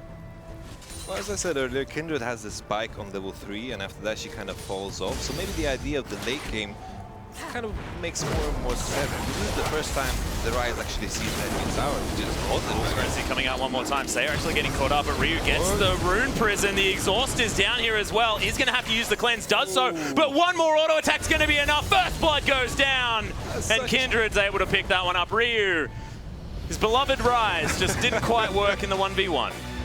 That's such a late cleanse though. I don't know if it would have mattered, but I still get annoyed with these late cleanses. He also still had a pot. Could have been spamming that potion button a little bit faster as well, going through all of them. But I think the initial mistake is picking Rise to begin with. You have to agree with me, right? It's a very good point. So not exactly able to quite scale it up to the late game. Of course, a late game doesn't quite exist in the 1v1 scenario, but probably wanted to get to the point where he can use that desperate power, make use of the passive as well, be that machine gun Rise, but just wasn't able to lock down the Kindred. Got to also respect the fact that he just goes for something that he's comfortable with. Yeah. He has played a lot of Rise in the past, and why not just go for something that you're comfortable with? We saw the Kalista earlier that someone picked, and I was like thinking, Kalista, you have two abilities that don't do anything at all. Why not? Took the victory against the Yorick. It worked. Yeah, well, I mean, it's like Jace of old, you know, you only level up the gate and the Shock Blast. Yeah. So you don't even need your other buttons. It's absolutely fine. So, look, does the same thing on the Kalista and makes it work, but was against a Yorick. Yorick is one of those champions that doesn't do a whole lot. I feel like ever since Yorick has lost his beloved mana potions, he's not going to do much in the 1v1s. Is a little bit difficult, most definitely. But we'll see what happens here as we move forward. There might be someone who's found the key to Yorick. Maybe, you know, that mastery that gives him back percentage mana. Who knows? I was very surprised that the person, I don't remember who played the Yorick, but he didn't go for the Corrupting Potion. The Corrupting Potion has a lot of synergy with his ghouls because they reapplied the dot from the potion, and it also gives him some mana back, which he has a lot of issues with.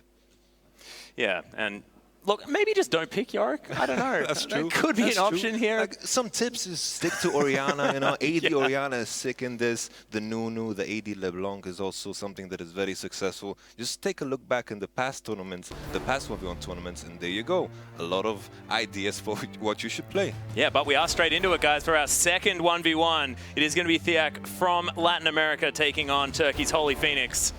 The game that was supposed to be up first up. But of course, now Holy Phoenix, he's rested and able to get into this one. Yeah, Heimerdinger is going to be taken off. I was about to say the Rift. We're not going there. We're going to go into the Snowdown Showdown. I become so happy whenever I see the Caitlyn ban, because the Caitlyn mirror is one of the most depressing things to watch. Who can farm better? Pretty much. And in this case, I think Holy Phoenix, that is the natural AD carry, is going to be the better farmer in this case. Yeah, able to sit around in the early game, do absolutely nothing, and just kill creeps. I mean, that just right into his wheelhouse. Yeah, it's like when it comes to junglers, like Theak's case, usually, God. like I'm thinking they should have the same odds as supports. But there's one thing that kind of differs them from others. It's the fact that some of these junglers play Lee Sin, and Theak does. Lee Sin is a highly mechanically capped champion, so maybe that will show today in Theak's play. Could potentially, but he's going to lock in Teemo. Why not? Yeah, when in doubt, probably better than Ryze. It actually probably is. And with the blind as well, I mean, he can probably safely assume that Holy Phoenix is going to pick up an AD carry. In these sort of short trades... Genius. Oh my goodness. Genius. Who would have thought that picking Teemo would be genius in any situation? It's happened now. Holy Phoenix is going to see it and he's going to be like, oh no, what has happened? What have I done? Look at his face. Yeah, he's like, I am a Teemo dirty smile. man. Yeah. Oh my goodness. Well, I'm actually all of a sudden completely biased towards Holy Phoenix. Completely and utterly. Does depend on the skin. Does depend. If it's the little spaceman Teemo. Astronaut Teemo is pretty adorable when he bounces around and all that sort of stuff. But there are so many skin options that I don't even know. You could go for anything. You could try to be badass with the new one, that I just don't like it. Yeah, it feels a bit fake almost. I know, it's right? To be It's like Sylvester Stallone, Rambo, but just don't be doesn't make someone you're sense. not, man. Yeah. Go Cottontail. That's per usual. Exactly. But once again, the Kindred. We saw it have a success against the Ryze. That doesn't tell us much. But still, Kindred has... You had success with it against a Heimerdinger. That is true. In our 1v1. Yeah, but... that was level 1. And I don't think I did all that much. So that is true. That's not going to tell us much either. So really, we're yet to really learn the Kindred power. Well, it's like, once again, Kindred, level 3 is her spike. We saw the big trade he did on Ryze in the previous game. And also, like, if you can make use of this spike, usually it's the small things that make the difference in the 1v1s. These small advantages, you end up with a small CS lead, small XP lead, and it puts you in these item advantages as well. The Hex Drinker wins you the game. Well, we'll see whether he does get to that Hex Drinker point, or whether Theak, of course, does have a Doran's Blade. Doesn't tell us all that much about what's going to happen, because, of course, you can build Doran's Blade on anyone. Whoever's got a ranged auto attack probably wants to pick it up. Even maybe a melee auto attack, now that I come to think of it. Something like back to the corrupting potion, also something that is very, very good on Teemo. Oh, well, speaking of which, Theak going to go in at level 1 here, but Holy Phoenix, Wolf doing a whole lot of work helping him out, and Theak's just going to say, all right, well, let's try again another time. There's the exhaust, the ignite's down as well. Holy Phoenix going in for this one, wants his W back up, but may not even need it as the auto attacks are coming in. Not going to tangle with the turret. I called Dunzo too early. Yeah, well. Also is going to be very difficult for Teemo to do any more work, as Holy Phoenix is going to have a level advantage throughout this entire game now that he's made it up towards this wave. And now, because he skilled that W, has a whole lot of extra sustain in this lane as well. The more you think about it, Kindred just seems like the perfect champion for this map. The 1v1, she's very strong, has the sustenance, has the all-in potential as well. But beyond level 6, that's where she becomes weaker. She's also got 2 laughs, which I think is complete overkill. Theak once again just going aggressive, but you can see that's the sustenance you were mentioning before. Because I believe that was the Thunderlord's proc that did a whole bunch of work. I was really surprised Theak decided to go for the E instead of the blind. It feels like the blind should be the better option for these early trades and the early all-ins. But you can't blind Wolf. He's still going to be partying. That is true, but most of the damage she does. That's a very good point. So, Theak still waiting for that level 2. He's going to get there relatively soon, but of course missing the first couple of creeps and of course not being in lane is going to hurt. So the question is now, Holy Phoenix, will he manage to push this wave out until before the relic spawns? I think that's very, very important in this particular match because Theak is falling behind on HP. Oh my goodness, this is just getting scary here as Holy Phoenix is taking a little bit of poison damage, but the sustain advantage that you have on this Kindred is just being put on full display right now. There's the relic. Oh, they're going to go for it there, but takes a whole bunch of harassment as well. Holy Phoenix not quite able to skill up that E just yet. You can see, took a turret shot, so didn't want to go too deep. The question is, should Holy Phoenix go for the all-in? I almost think that he potentially could here. Sure, we have the Ignite on the X side, but still should have the damage to kill him here. Well, it's only 200 damage that he needs to put down. He's going for it here. The Ignite goes down into Holy Phoenix. Not going to take another auto attack, but Wolf, he finishes the job. The trusty companion of Holy Phoenix, and he dives the turret and picks up the victory. And Theak, oh, I thought theoretically the Teemo was a good idea, but once again, been proven wrong. Well, history has proven not every idea on paper and theory doesn't have to be good in practice. Very, very true. So did I. Into 80 carry. And I got excited about the Rise. I thought, genius, fantastic 1v1 pickup, but that's not going to work out either here as Holy Phoenix is going to be successful. That means that he is going to be facing Radier towards the end of our 1v1s this evening. We'll see 80 versus 80 carry. 80 versus 80, and we'll see whether Teemo is going to be picked up one more time. Radier says, haha, I'll teach you how to play Teemo, my friend. Not entirely sure whether that will happen. Isn't exactly known as a Teemo player, is Radier, but we'll see what he does decide to go for. I don't know why, but my body and my mind tells me that we're going to see some Kindred mirrors happening. Oh, yeah. Because after these two games, Kindred seems very, very powerful in these 1v1s. The sustenance and everything just seems right for her on this map. I have a feeling she could potentially just be banned away as well. We could just see her hitting that ban list time and time again, like the likes of Urgot and Caitlyn. Of course, Urgot going through the bans this time for the first time, but not going to be picked up by either player, instead going for Teemo. Not entirely sure what was going through Theak's mind there, but look, unable to pick up the victory. Holy Phoenix moving forward, and we'll see what happens in our next one as we hop forward. But we do have an interview with Holy Phoenix, so let's throw it down to Pulse. Noise. Noise. Thank you very much, Atlas. I have actually grown and changed my hairstyle. It's Quick Shot here in place of Pulse. Going to talk to Holy Phoenix after picking up a victory there against Theak. First of all, were you at all scared of the Teemo? Not really. Like, it's small and scary, kinda, and it's evil, we know that, but I wasn't scared because I had Kindred, and I was like 2 people since I get Wolf, so I'm not scared. Yeah, 2v1, definitely how you end up picking up a victory. It's actually the opposite of how you managed to beat CIS earlier today when you won a 4v5. Talk to me about the 5v5 and how it's so different to the 1v1 and, you know, how you're enjoying yourself at the end of this first day. Well, the organization is really good. I'm having a great fun. Like the bravery mode and stuff, it's really good. And 1v1 and 5v5 are completely different, of course. The only difference is actually you have teammates and you need to communicate and do some tactics. And 1v1, you don't think at all. You just see one guy and you need to kill him. Like, that's the difference. Well, last question, I'm going to ask about some of the teamwork and the communication. Now that you guys have a couple games under your belt, some 1v1s that you've watched and talked about, what is the preparation like off the stage with a mixture of teams, of course, coming when you're actually rivals back from Turkey? Well, I played nearly all of the teammates, like in a same team, so I don't have any problems with that. We know each other. We played in same team and stuff. We just need to like practice more. We are practicing when we're not playing tournaments, so we just need to communicate each other better. I think we might win the Wildcard tournament and go to Los Angeles. Well, big words. I wish you all the luck in your remaining games, Holy Phoenix. We'll be seeing a little bit more from you later in the week. For now, we're going to head back up to the caster desk, where we're going to be talking to, is it Spawn? Thank you very much, Trevor. Of course, I thought Pulse may have just grown a little bit taller and become South African, but wasn't actually the case here, Yamato Cannon. But we are going to continue our 1v1s, ladies and gentlemen. Great to hear from Holy Phoenix there, of course, has played with the majority of the players on his team, of course. Formerly for Dark Passage, of course, is what I remember. So definitely a couple of teammates there. The confidence. Yeah. Even though 1-1 still thinks he's going to win the tournament, I like it. Yeah, exactly. And, you know, picks up the Kindred and just says, well, I'm 2 champions. So that's going to be a way to win. So I have a feeling what we were talking about before with the bans, I mean, you knock down 2 birds with 1 stone by taking that one off the board. Same as Nunu. Yeah, it's like one thing that I don't understand though is like the hype around Urgot. Usually, like without the tier, without the first base, like pre-level 4-5, he's very, very weak. And I feel like that is where the 1v1 matters. I think people are just banning Urgot because they don't like how he looks. Aww. Yeah. That's so mean.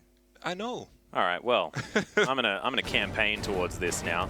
We are going to have the top lane battle, though, as LJL's Evie and Tholdren from Turkey are going to be battling it out. Of course, Tholdren, we do remember him from MSI. This guy cheesed his way through a caster versus player match by picking up LeBlanc and going to town on people. He wants to win something. Exactly. This man is known to go try hard, so we'll see what he's going to pick up in this 1v1. Jax, Rengar, Pantheon gone, though. That's a lot of melee champions off the board. I think the bans tell us a story already that Yeah. there's 2 top laners in this game. For sure. Maybe we'll see the Caitlyn mirror finally. Yeah! No, please, please, God, no. But Yorick going to be taken off the board. Not sure why that's banned. But I'm glad we're not going to see it. Yeah, so that's one thing. Kindred is, of course, still available. Nunu, still there. Caitlyn, still there. Nah, not there anymore. But not entirely sure. Before we get to see some Malphite, Potato matchup with Grasp of the Undying, the mastery I flamed on the Endlessness. That would be interesting. See if it comes back to bite you. But Tholdren taking his time. 4 seconds to go now. Just find the Caitlyn. The Caitlyn button. Please press it, Tholdren. Ooh. Not going to. Aurelia going to be banned away. I feel like they've got a gentleman's agreement. Like, we're only going to play top laners as we take this one down. But, of course, Kindred, not necessarily known as a top laner, just known as pretty good in the 1v1. And it's going to be locked in here for Tholdren. Evie just deciding that he wants to take his time. There's a bunch of stuff open. Yeah, I can imagine Caitlyn doing really well against the Kindred because she's relatively low range. To be honest, I can imagine Caitlyn doing good against anything on the 1v1. Yeah, that's the problem, I think, at this point. 20 seconds to go. Evie still can't find the Caitlyn button. Maybe no one. Maybe it's been disabled. I'm not sure. I kind of hope so. Yeah, so do I. What about the champions that are open? We have Nunu, we have the AD Orianna that I hyped up. The LeBlanc, of course, is there. LeBlanc. We saw Vladimir is available, a fantastic 1v1 champion in the early game. Okay. Cool. I think it's interesting that we get to see the minds of players. It's very, very it's like jumping into the mind, and we get to see. Please tell us about what's going through the mind of Evie when he picks up the Vladimir. Out of everything. It's like when you think of Vladimir, oh, power spike at level 9. When have we seen anyone level 9 in a 1v1? Never. Good luck. Yeah, that went through my mind as well. But Evie, he may just have found something. It's the first time that we've seen Vladimir here on this patch in a 1v1 ever. So for a reason. Wait, can you buy a revolver straight away? Can you?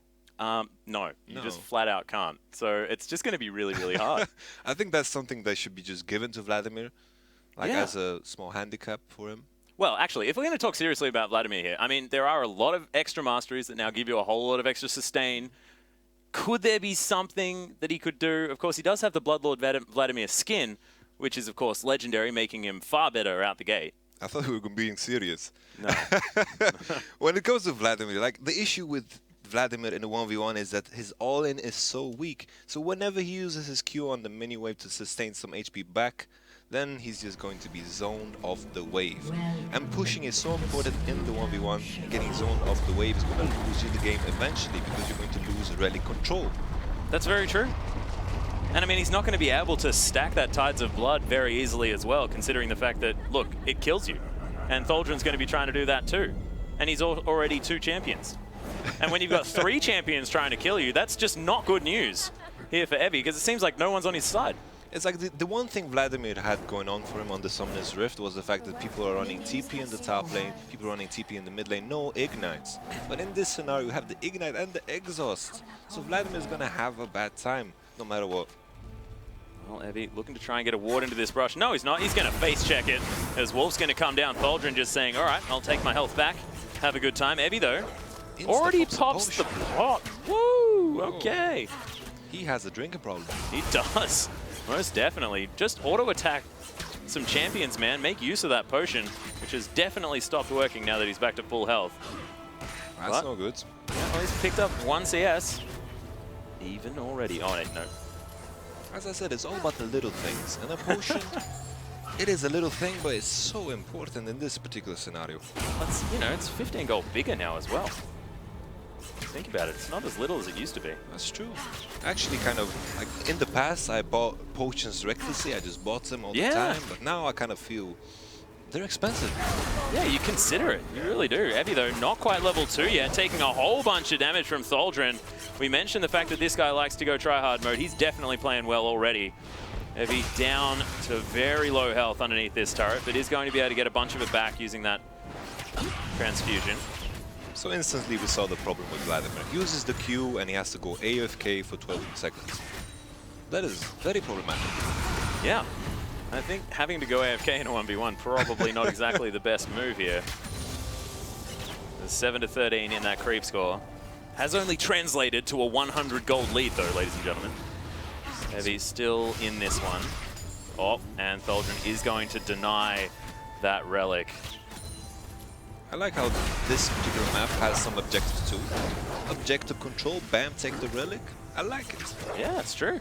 It's like a mini game of Summoner's Rift, you know? I guess that's what it is. It's fast and fun. Oh my goodness, it's Dominion. Who would have thought? We tricked everyone into watching Dominion. Oh my goodness, don't remind me of Dominion map, man. All these Ramoses running around. I really like that we already had Stress and Pulse talking about sweet Dominion tactics as well. I feel like I learned so much more. Zevi is going to head back to base.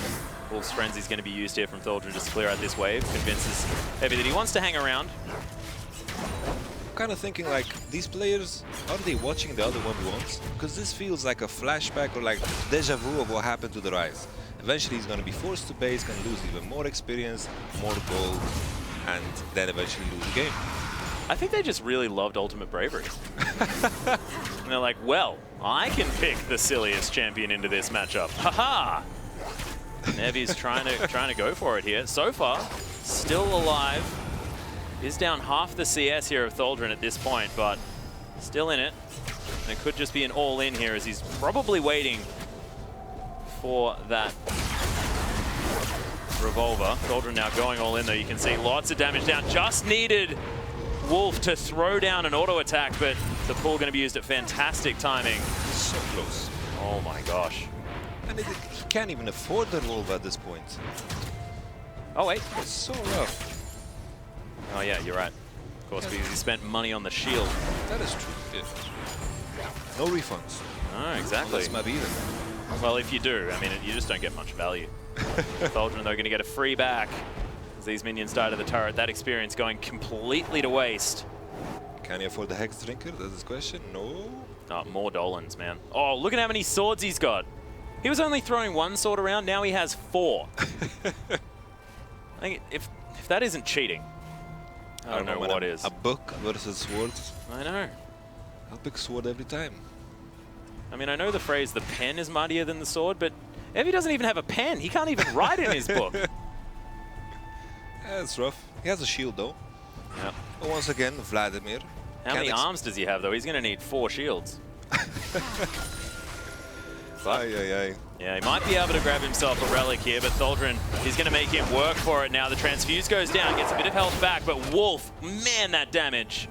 It's going to be very, very hard to kill the Vladimir. That's probably the difference between him and Rise. He can always pull away, also in this case flash away. So I'm kind of expecting the 100 CS game. So we better think of stuff to talk about. We can just talk about items in real life more often.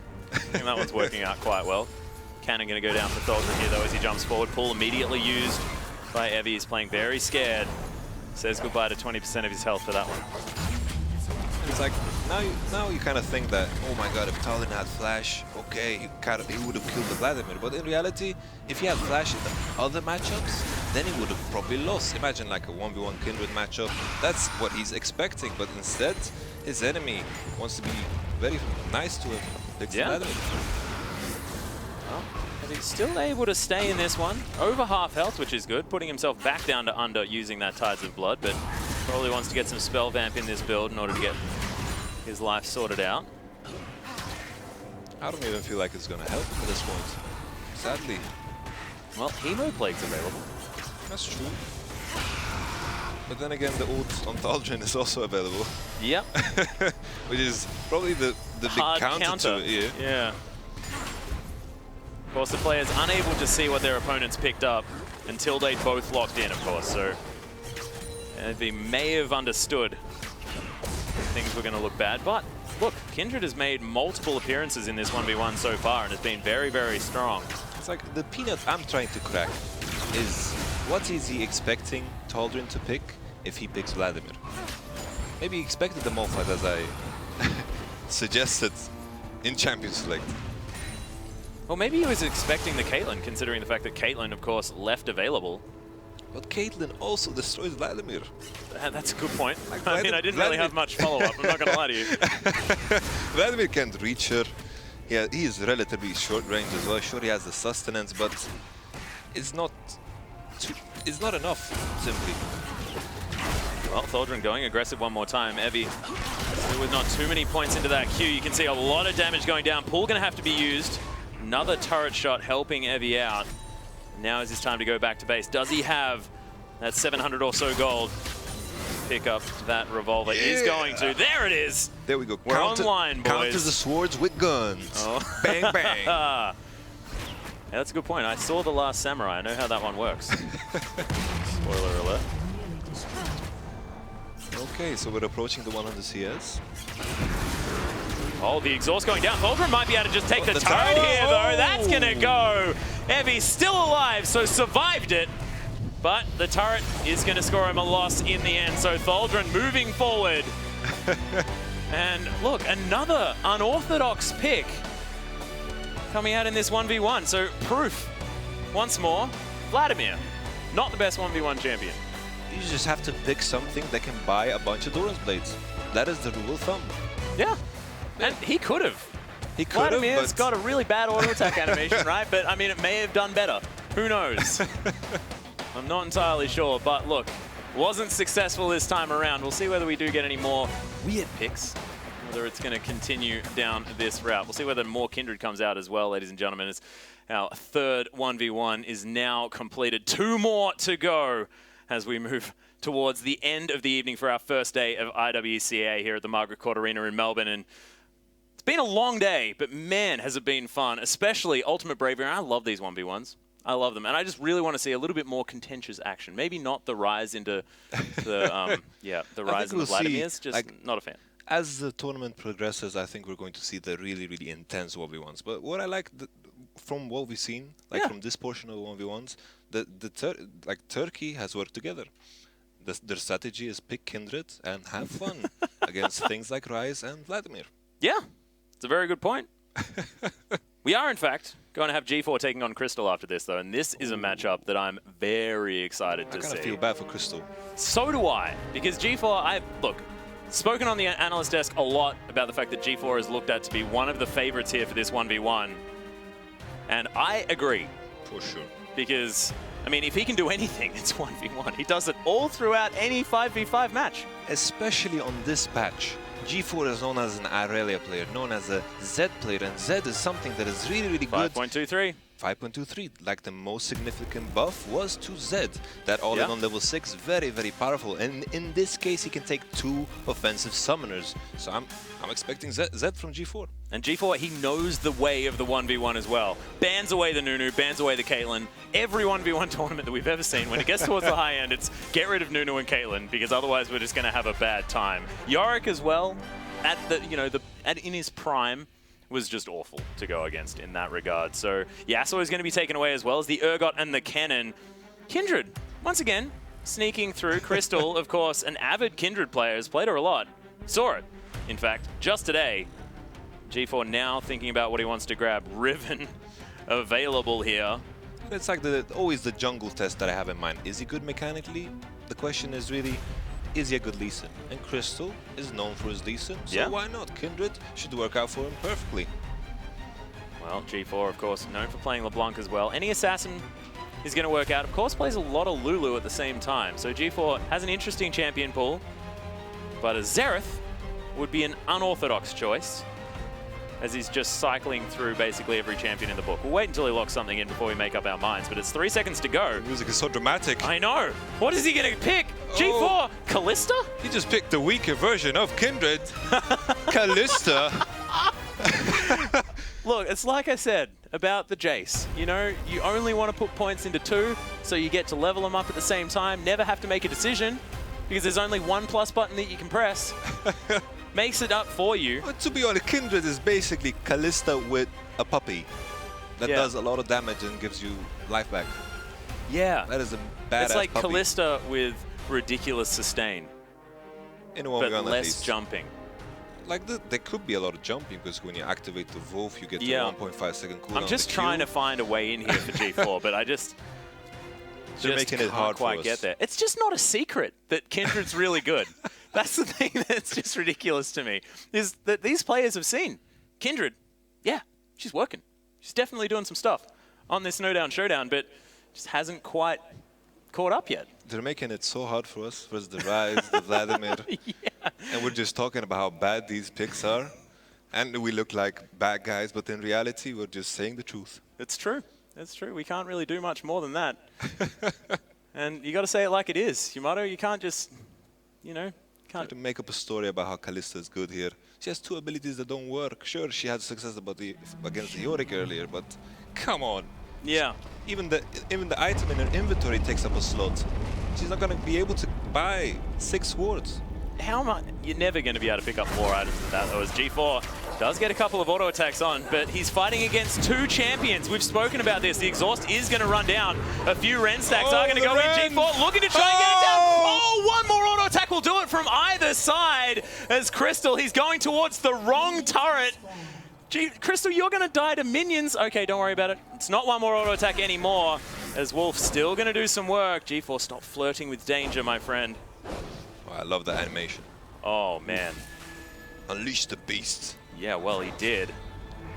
But G4 demonstrating that he should not be trifled with. G4 did something very interesting. He started a longsword, which means he's going to have a lot more potions on his hand. But then again, Kindred has her sustain in the W, which is going to help out a lot, especially with the Doran's Blade. Yeah, the thing is, though, I mean, if they go all in level 1, that sustain wasn't going to work out so well. But G4 now has to continue playing this lane out, and this may be trouble. This Crystal, one more auto attack, and he's going to be back to full health. I'm going to be honest, this is way more interesting than the Vlad and the Rise, at least. Well, that is a very good point. So G4, Wolf just biting him. He's trying to get around Snowdown Showdown, but he's definitely farming well. Crystal, a jungler, not necessarily known to know how to pick up CS all that well. I think it goes to show here how Crystal kind of moves around the waves and kind of hesitates to attack the minions. Because basically what happened here for 1 minute straight is G4 attacking the wave more than Crystal did, which eventually ended up with the wave hitting his tower. And on this map, it's very, very tricky to last it under the tower. That is a very good point. The damage is different, the health of the minions is very different. So unless you've practiced a lot of it, it's very, very hard. And once again, he's a jungler. Yeah, it's not many things working in his favor at the moment, apart from the fact that he picked Kindred. That is a big plus, though. That is most definitely a very big plus. As G4, misses the cannon creep. Stings. Yeah, it does. He didn't even press the Ren button either. So even though both sides here have 2 swords, Crystal swords are far superior. Yeah. They cost more, they give lifesteal, sustain, it's very good on the map, and I'm kind of leaning towards Crystal here. Well, it does make sense. He did pick Kindred. That's going to become a meme eventually, man. When in doubt, pick Kindred. But 2 longswords versus 2 Doran's Blade. As he said, I think there's an advantage to be had there. But level advantage for G4. As soon as the wave bounces back here, I can imagine Crystal kind of pushing G4 back because of the item advantage. Maybe G4's going to base here. Actually, look. Depending on the ultimate timing from Crystal and G4 holding onto his Ren, in a last team fight, having that Ren to be pretty fantastic against Lamb's Respite. If you think about it, because you can just wait until it times out and then rend him for 1 billion damage and he's dead. It's like now when you speak of it, on the Summoner's Rift, there's 2 champions that are considered natural counters to Kindred. And that one of them is Callista, of course. As you said, she can just stack up the Ren stacks and she has to pop her ultimate so early. She can back off and the ultimate has been drawn already. And then, of course, there's Lee Sin, as we saw earlier today in the 5v5s. Yes. Oof, that Lee Sin was crazy. SOFM, pretty good for League of Legends. Pretty good. As it turns out. But Extra Doran's Blade now picked up. Long sword, as the players are now trying to meet in the middle with these item builds. But jealous of each other a bit. Yeah, well, Crystal actually going very aggressive here as the exhaust is down. Ignite there as well for G4. Ooh. Maybe a little bit early on the exhaust. G4 with the rend. Waits for the exhaust to fall down. Stone cold. Should never have doubted the man. You said it, man. Kalista. Perfect for the ultimate. Sure, the ultimate was not relevant here, but still. It was a very good point. I was stone cold waiting with the rend until the exhaust. He's just, it's all business up there in G4's mind when it comes to these 1v1s. The man is mechanically sound and just never lets the game get to him, you know? It's like the more I think about like how you use the exhaust is so important in that moment. If you manage to get exhaust in the rend range, then it's so important. It's like a Wild Wild West kind of thing. Who pulls the trigger first? Yeah. Yeah. But look, he managed to come out ahead. The Kalista, of course, only 2 abilities. He's handicapped himself, both of his hands behind his back. Had his legs free, though, so he could utilize those buttons. But look, G4, we spoke about him as being one of the highly mechanical skilled players here at the IWCA. Didn't disappoint. Found a solution to Kindred. Pretty good. We didn't expect it to be that. Then again, I still think Kindred is favored here, simply because of the early game and the sustain. But I think the big issue for Crystal here was the fact that he was kind of hesitant to attack the wave. The wave hit the tower and he ended up falling behind in experience and gold. And probably wanted to utilize that power spike a little bit better at level 3, but just didn't have the summoner spells for it, of course. All of the summoner spells utilized very early on in that level 1 duel without any minions around that G4 got very, very close to taking, but wasn't able to do so, then couldn't push the advantage forward. And Crystal just a little bit unfortunate for the Turkish jungler. But man, it was exciting to see G4 play, and it's just so smooth the way he played out that last 1v1. Really beautiful to see. You can see, of course, it is Radier taking on Holy Phoenix. Both of them looking very intently at their screens. And Turkey versus Oceania is always a matchup that I look forward to, mostly because of our wildcard history, the fact that it always seems to be Turkey knocking Oceania out of anything. Of course, it was Southeast Asia last time around, but Turkey, they've always been there, and now 80 carries, definitely prolific in their regions.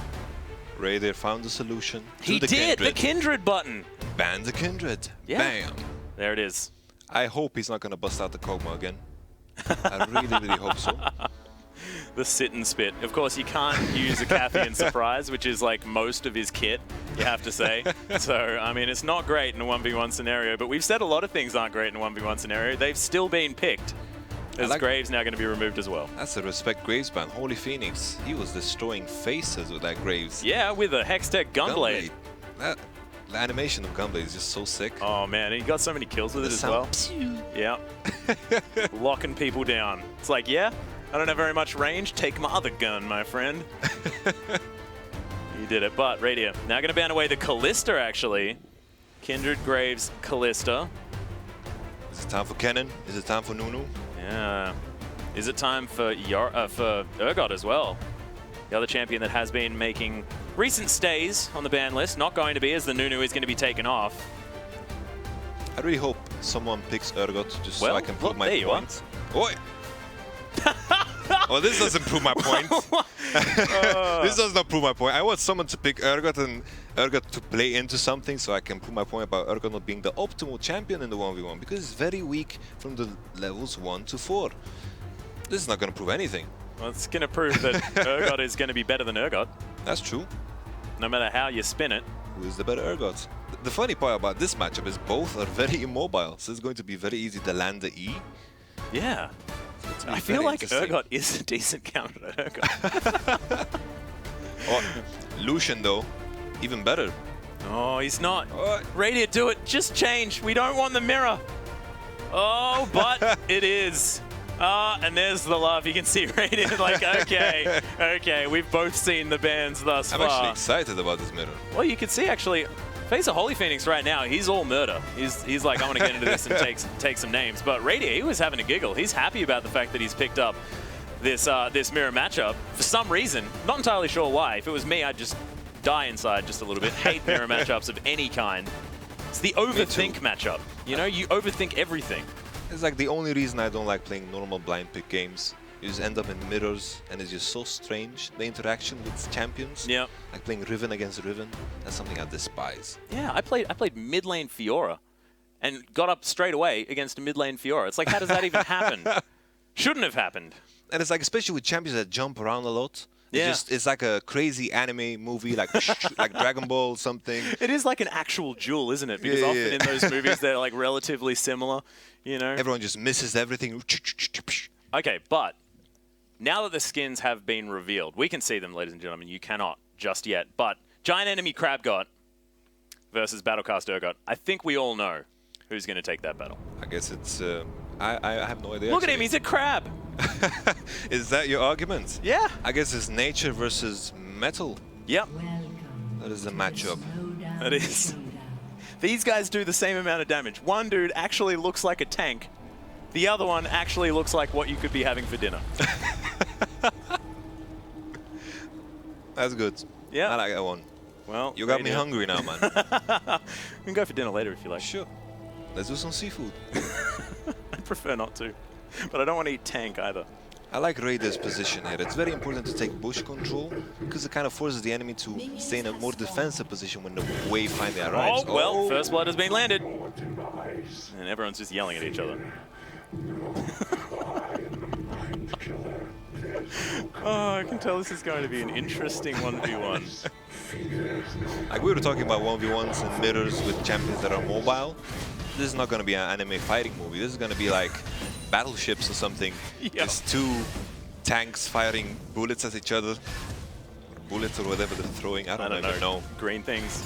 Crab claws. Oh man, that is another one that lands here from Radiant. And gets a cheeky auto attack. How exciting. Acid Hunters are flying around left, right, and center, but Radiant, he's got his dancing shoes on. As I say that, he takes one to the face. You instantly see the difference here. Last game we saw Crystal, he's not really like, you can see that he wasn't really used to the wave control, and here we see instant contestation between the two when it comes to the waves. But Radiant, knowing exactly when that level 2 was going to come in, immediately pushes forward onto Holy Phoenix. It's like it looked like Raider was doing a lot of damage, but Urgot is pretty weak on the early levels. Like he was throwing a lot of spells at him, but look at Holy Phoenix HP. Barely touched. Yeah, absolutely fine. But has used a whole lot more mana. And we all know Urgot, he digs his mana. Noxie and Corrosive Charges ain't cheap. And that was a miss. It's going to largely come down to which one of these players is going to land that Noxie and Corrosive Charge, though, because once you do get that on, and you get homing rockets that just go for 1 billion range, it's where things are going to get difficult. I really love the fact that the turret damage and the minion HP is very different here, that it just puts more emphasis on pushing in the wave, because otherwise we would have people picking Rise, waiting for the late game, farming into the tower, but that is really, really hard to do under the turret. I remember that specific game when we saw Nami today trying to fall under the tower. Oh, it was so sad, wasn't it? Very depressing. Yeah. But Radiant does have the level advantage at the moment as he's pushing these ones through, but by the looks of things, the waves have evened out. There's a Noxie and Corrosive Charge here from Holy Phoenix. Does, in fact, have the shield as well as Radiant taking the back end of that trade. Able to go back and pick up a relic, though, so has the advantage there. Now has a whole lot more mana, but it was a big fight there for Holy Phoenix. It's like a child-friendly version of the movie Fury. Yeah, somehow actually able to miss that one. It's Radiant now getting some autos in, but a massive creep wave available for Holy Phoenix. He's even able to have a giggle. Radiant moving really far forward, understanding that he does have the Ignite available. Exhaust immediately goes down Holy Phoenix. He's battling minions, and Holy Phoenix takes down Radiant. Was a very interesting idea to walk towards about 1 trillion minions. But it was very close in the end. What was his thought process? Was he going for the relic? I'm not too sure. He'd just taken the relic. Yeah. Like, he was running towards the relic that did not exist. Yeah, you can see. Goodness. There was a reason. You can see it in Radiant's face. He's like, oh, there was that one thing that could have happened. Of course, the exhaust being a problem. Not landing the Noxie and Corrosive Charge was another one. The Acid Hunter's unable to rain over the top of those minions, but look, Radiant Oceanic Pride just falling down left, right, and center. Carbon, the last one standing so far in this 1v1, able to get the better of his opponent, but look, that one was very close. The Urgot mirror wasn't necessarily something we were expecting, but I'm glad we got to see it. It looked hilarious. It did, especially when they were laughing at each other. I forgot the Urgot laugh. That I don't know. For some reason, that's funny to me. But like after I tried to reiterate it, didn't actually sound all that amusing at all. But then again, like even though we had an Urgot mirror, I think it still kind of highlighted the weakness of Urgot early on. Like even though we saw like heavy trades coming in, they weren't losing a lot of HP. Urgot kind of gets strong after 6 when he can combo with his ultimate and his support. He gets that tier, can fire a lot of these acid rockets. But then, I don't even understand the Urgot bans all the time. It is quite strange. But ladies and gentlemen, we do have an interview with both Holy Phoenix and Radier. Thank you very much, gentlemen. I figured after such a crabby event, we'd have to figure out exactly what was happening this one. So let's take a quick look. First of all, why is there so much hype around Urgot? It's been banned a ton in 1v1. What makes him strong? His passive mainly. He just has sustained DPS in extended fights. So when you're like playing against an AD carry main, he like reduces attack damage and just kind of wins straight away. So you didn't exactly win straight away. That actually went to Holy Phoenix. What is it that allowed you to take down Radier in that 1v1, Holy Phoenix? Well, I asked him what he did. Like, he did weird stuff, and I asked him, and he said that heal will appear, and then he will take it and kill me. But I think he miscalculated it, and then I won. So it was like his mistake that I won, but otherwise, I'm not sure who would won otherwise. So just how many seconds were you off from getting that relic, Radier? So I forgot the relic actually spawns at... So I took the relic when it spawned, and it actually spawned 75 seconds after. And then I mistimed it by 5 seconds, and I was meant to get it. I was meant to bait him in and get it, and it was really close, and if I got it, I think I would have won. But well, you know what? I have to say, first of all, unfortunate you mistimed it, but congratulations on planning out your 1v1 just that far. Gentlemen, thank you very much for a very exciting Urgot 1v1. Holy Phoenix 2-0 on the day. That does it for our 1 versus 1, so we can head up to the analyst desk to close out the day. Thank you so much. Well, never do math on the desk. Apparently also never try and do math in a 1 versus 1. I like that he came out and said it. Like, you know, it wasn't planned. If it would have worked, it would have been styling, but it was Holy Phoenix taking it home. And another OCE player falling. How is Carbon our 1v1 hope? What is this?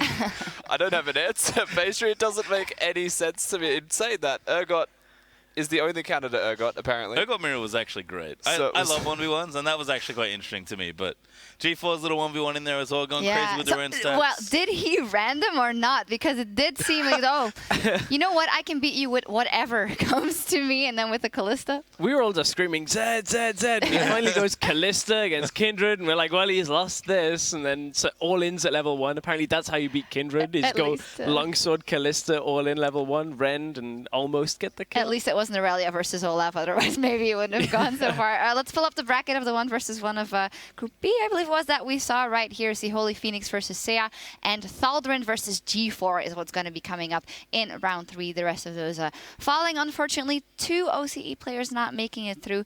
Sad day for them. And, well, the sadness doesn't stop there. Let's take a look at... She's not right. Please, continue. Oh, I'm sorry. Let's look at the 5 versus 5 standings right now, as it wasn't the best start either, but that doesn't mean that everything is lost. Of course, only the first day. We do see that Brazil and SEA GPL, of course, have had a fantastic start with 2-0, and CIS and Oceania will have to have some work to do tomorrow and in the days after that in middle of the pack. But as said, it is only day 1. And safe to say, Brazil, very impressive, is kind of what we expected. And the GPL also turning up great today. Yeah, the Chaos Theory just seems to be reigning supreme right now. In saying that, what I would be worried for if I was C is moving into the next stage now that everyone understands how they play, being able to adapt to that, work around it. Maybe they'll stay at 2 wins. They might have another strategy up their sleeves, but they just like killing champions. Yeah, they do. We've learned a lot today. That is that early game is key, so is picking Malphite, and the O in OPL stands for 0-2. O's not a number. Oh, well, I'm Europe. British. We say crazy things about numbers. That's all I had, man. I have no defense. O's is not playing well. Yeah.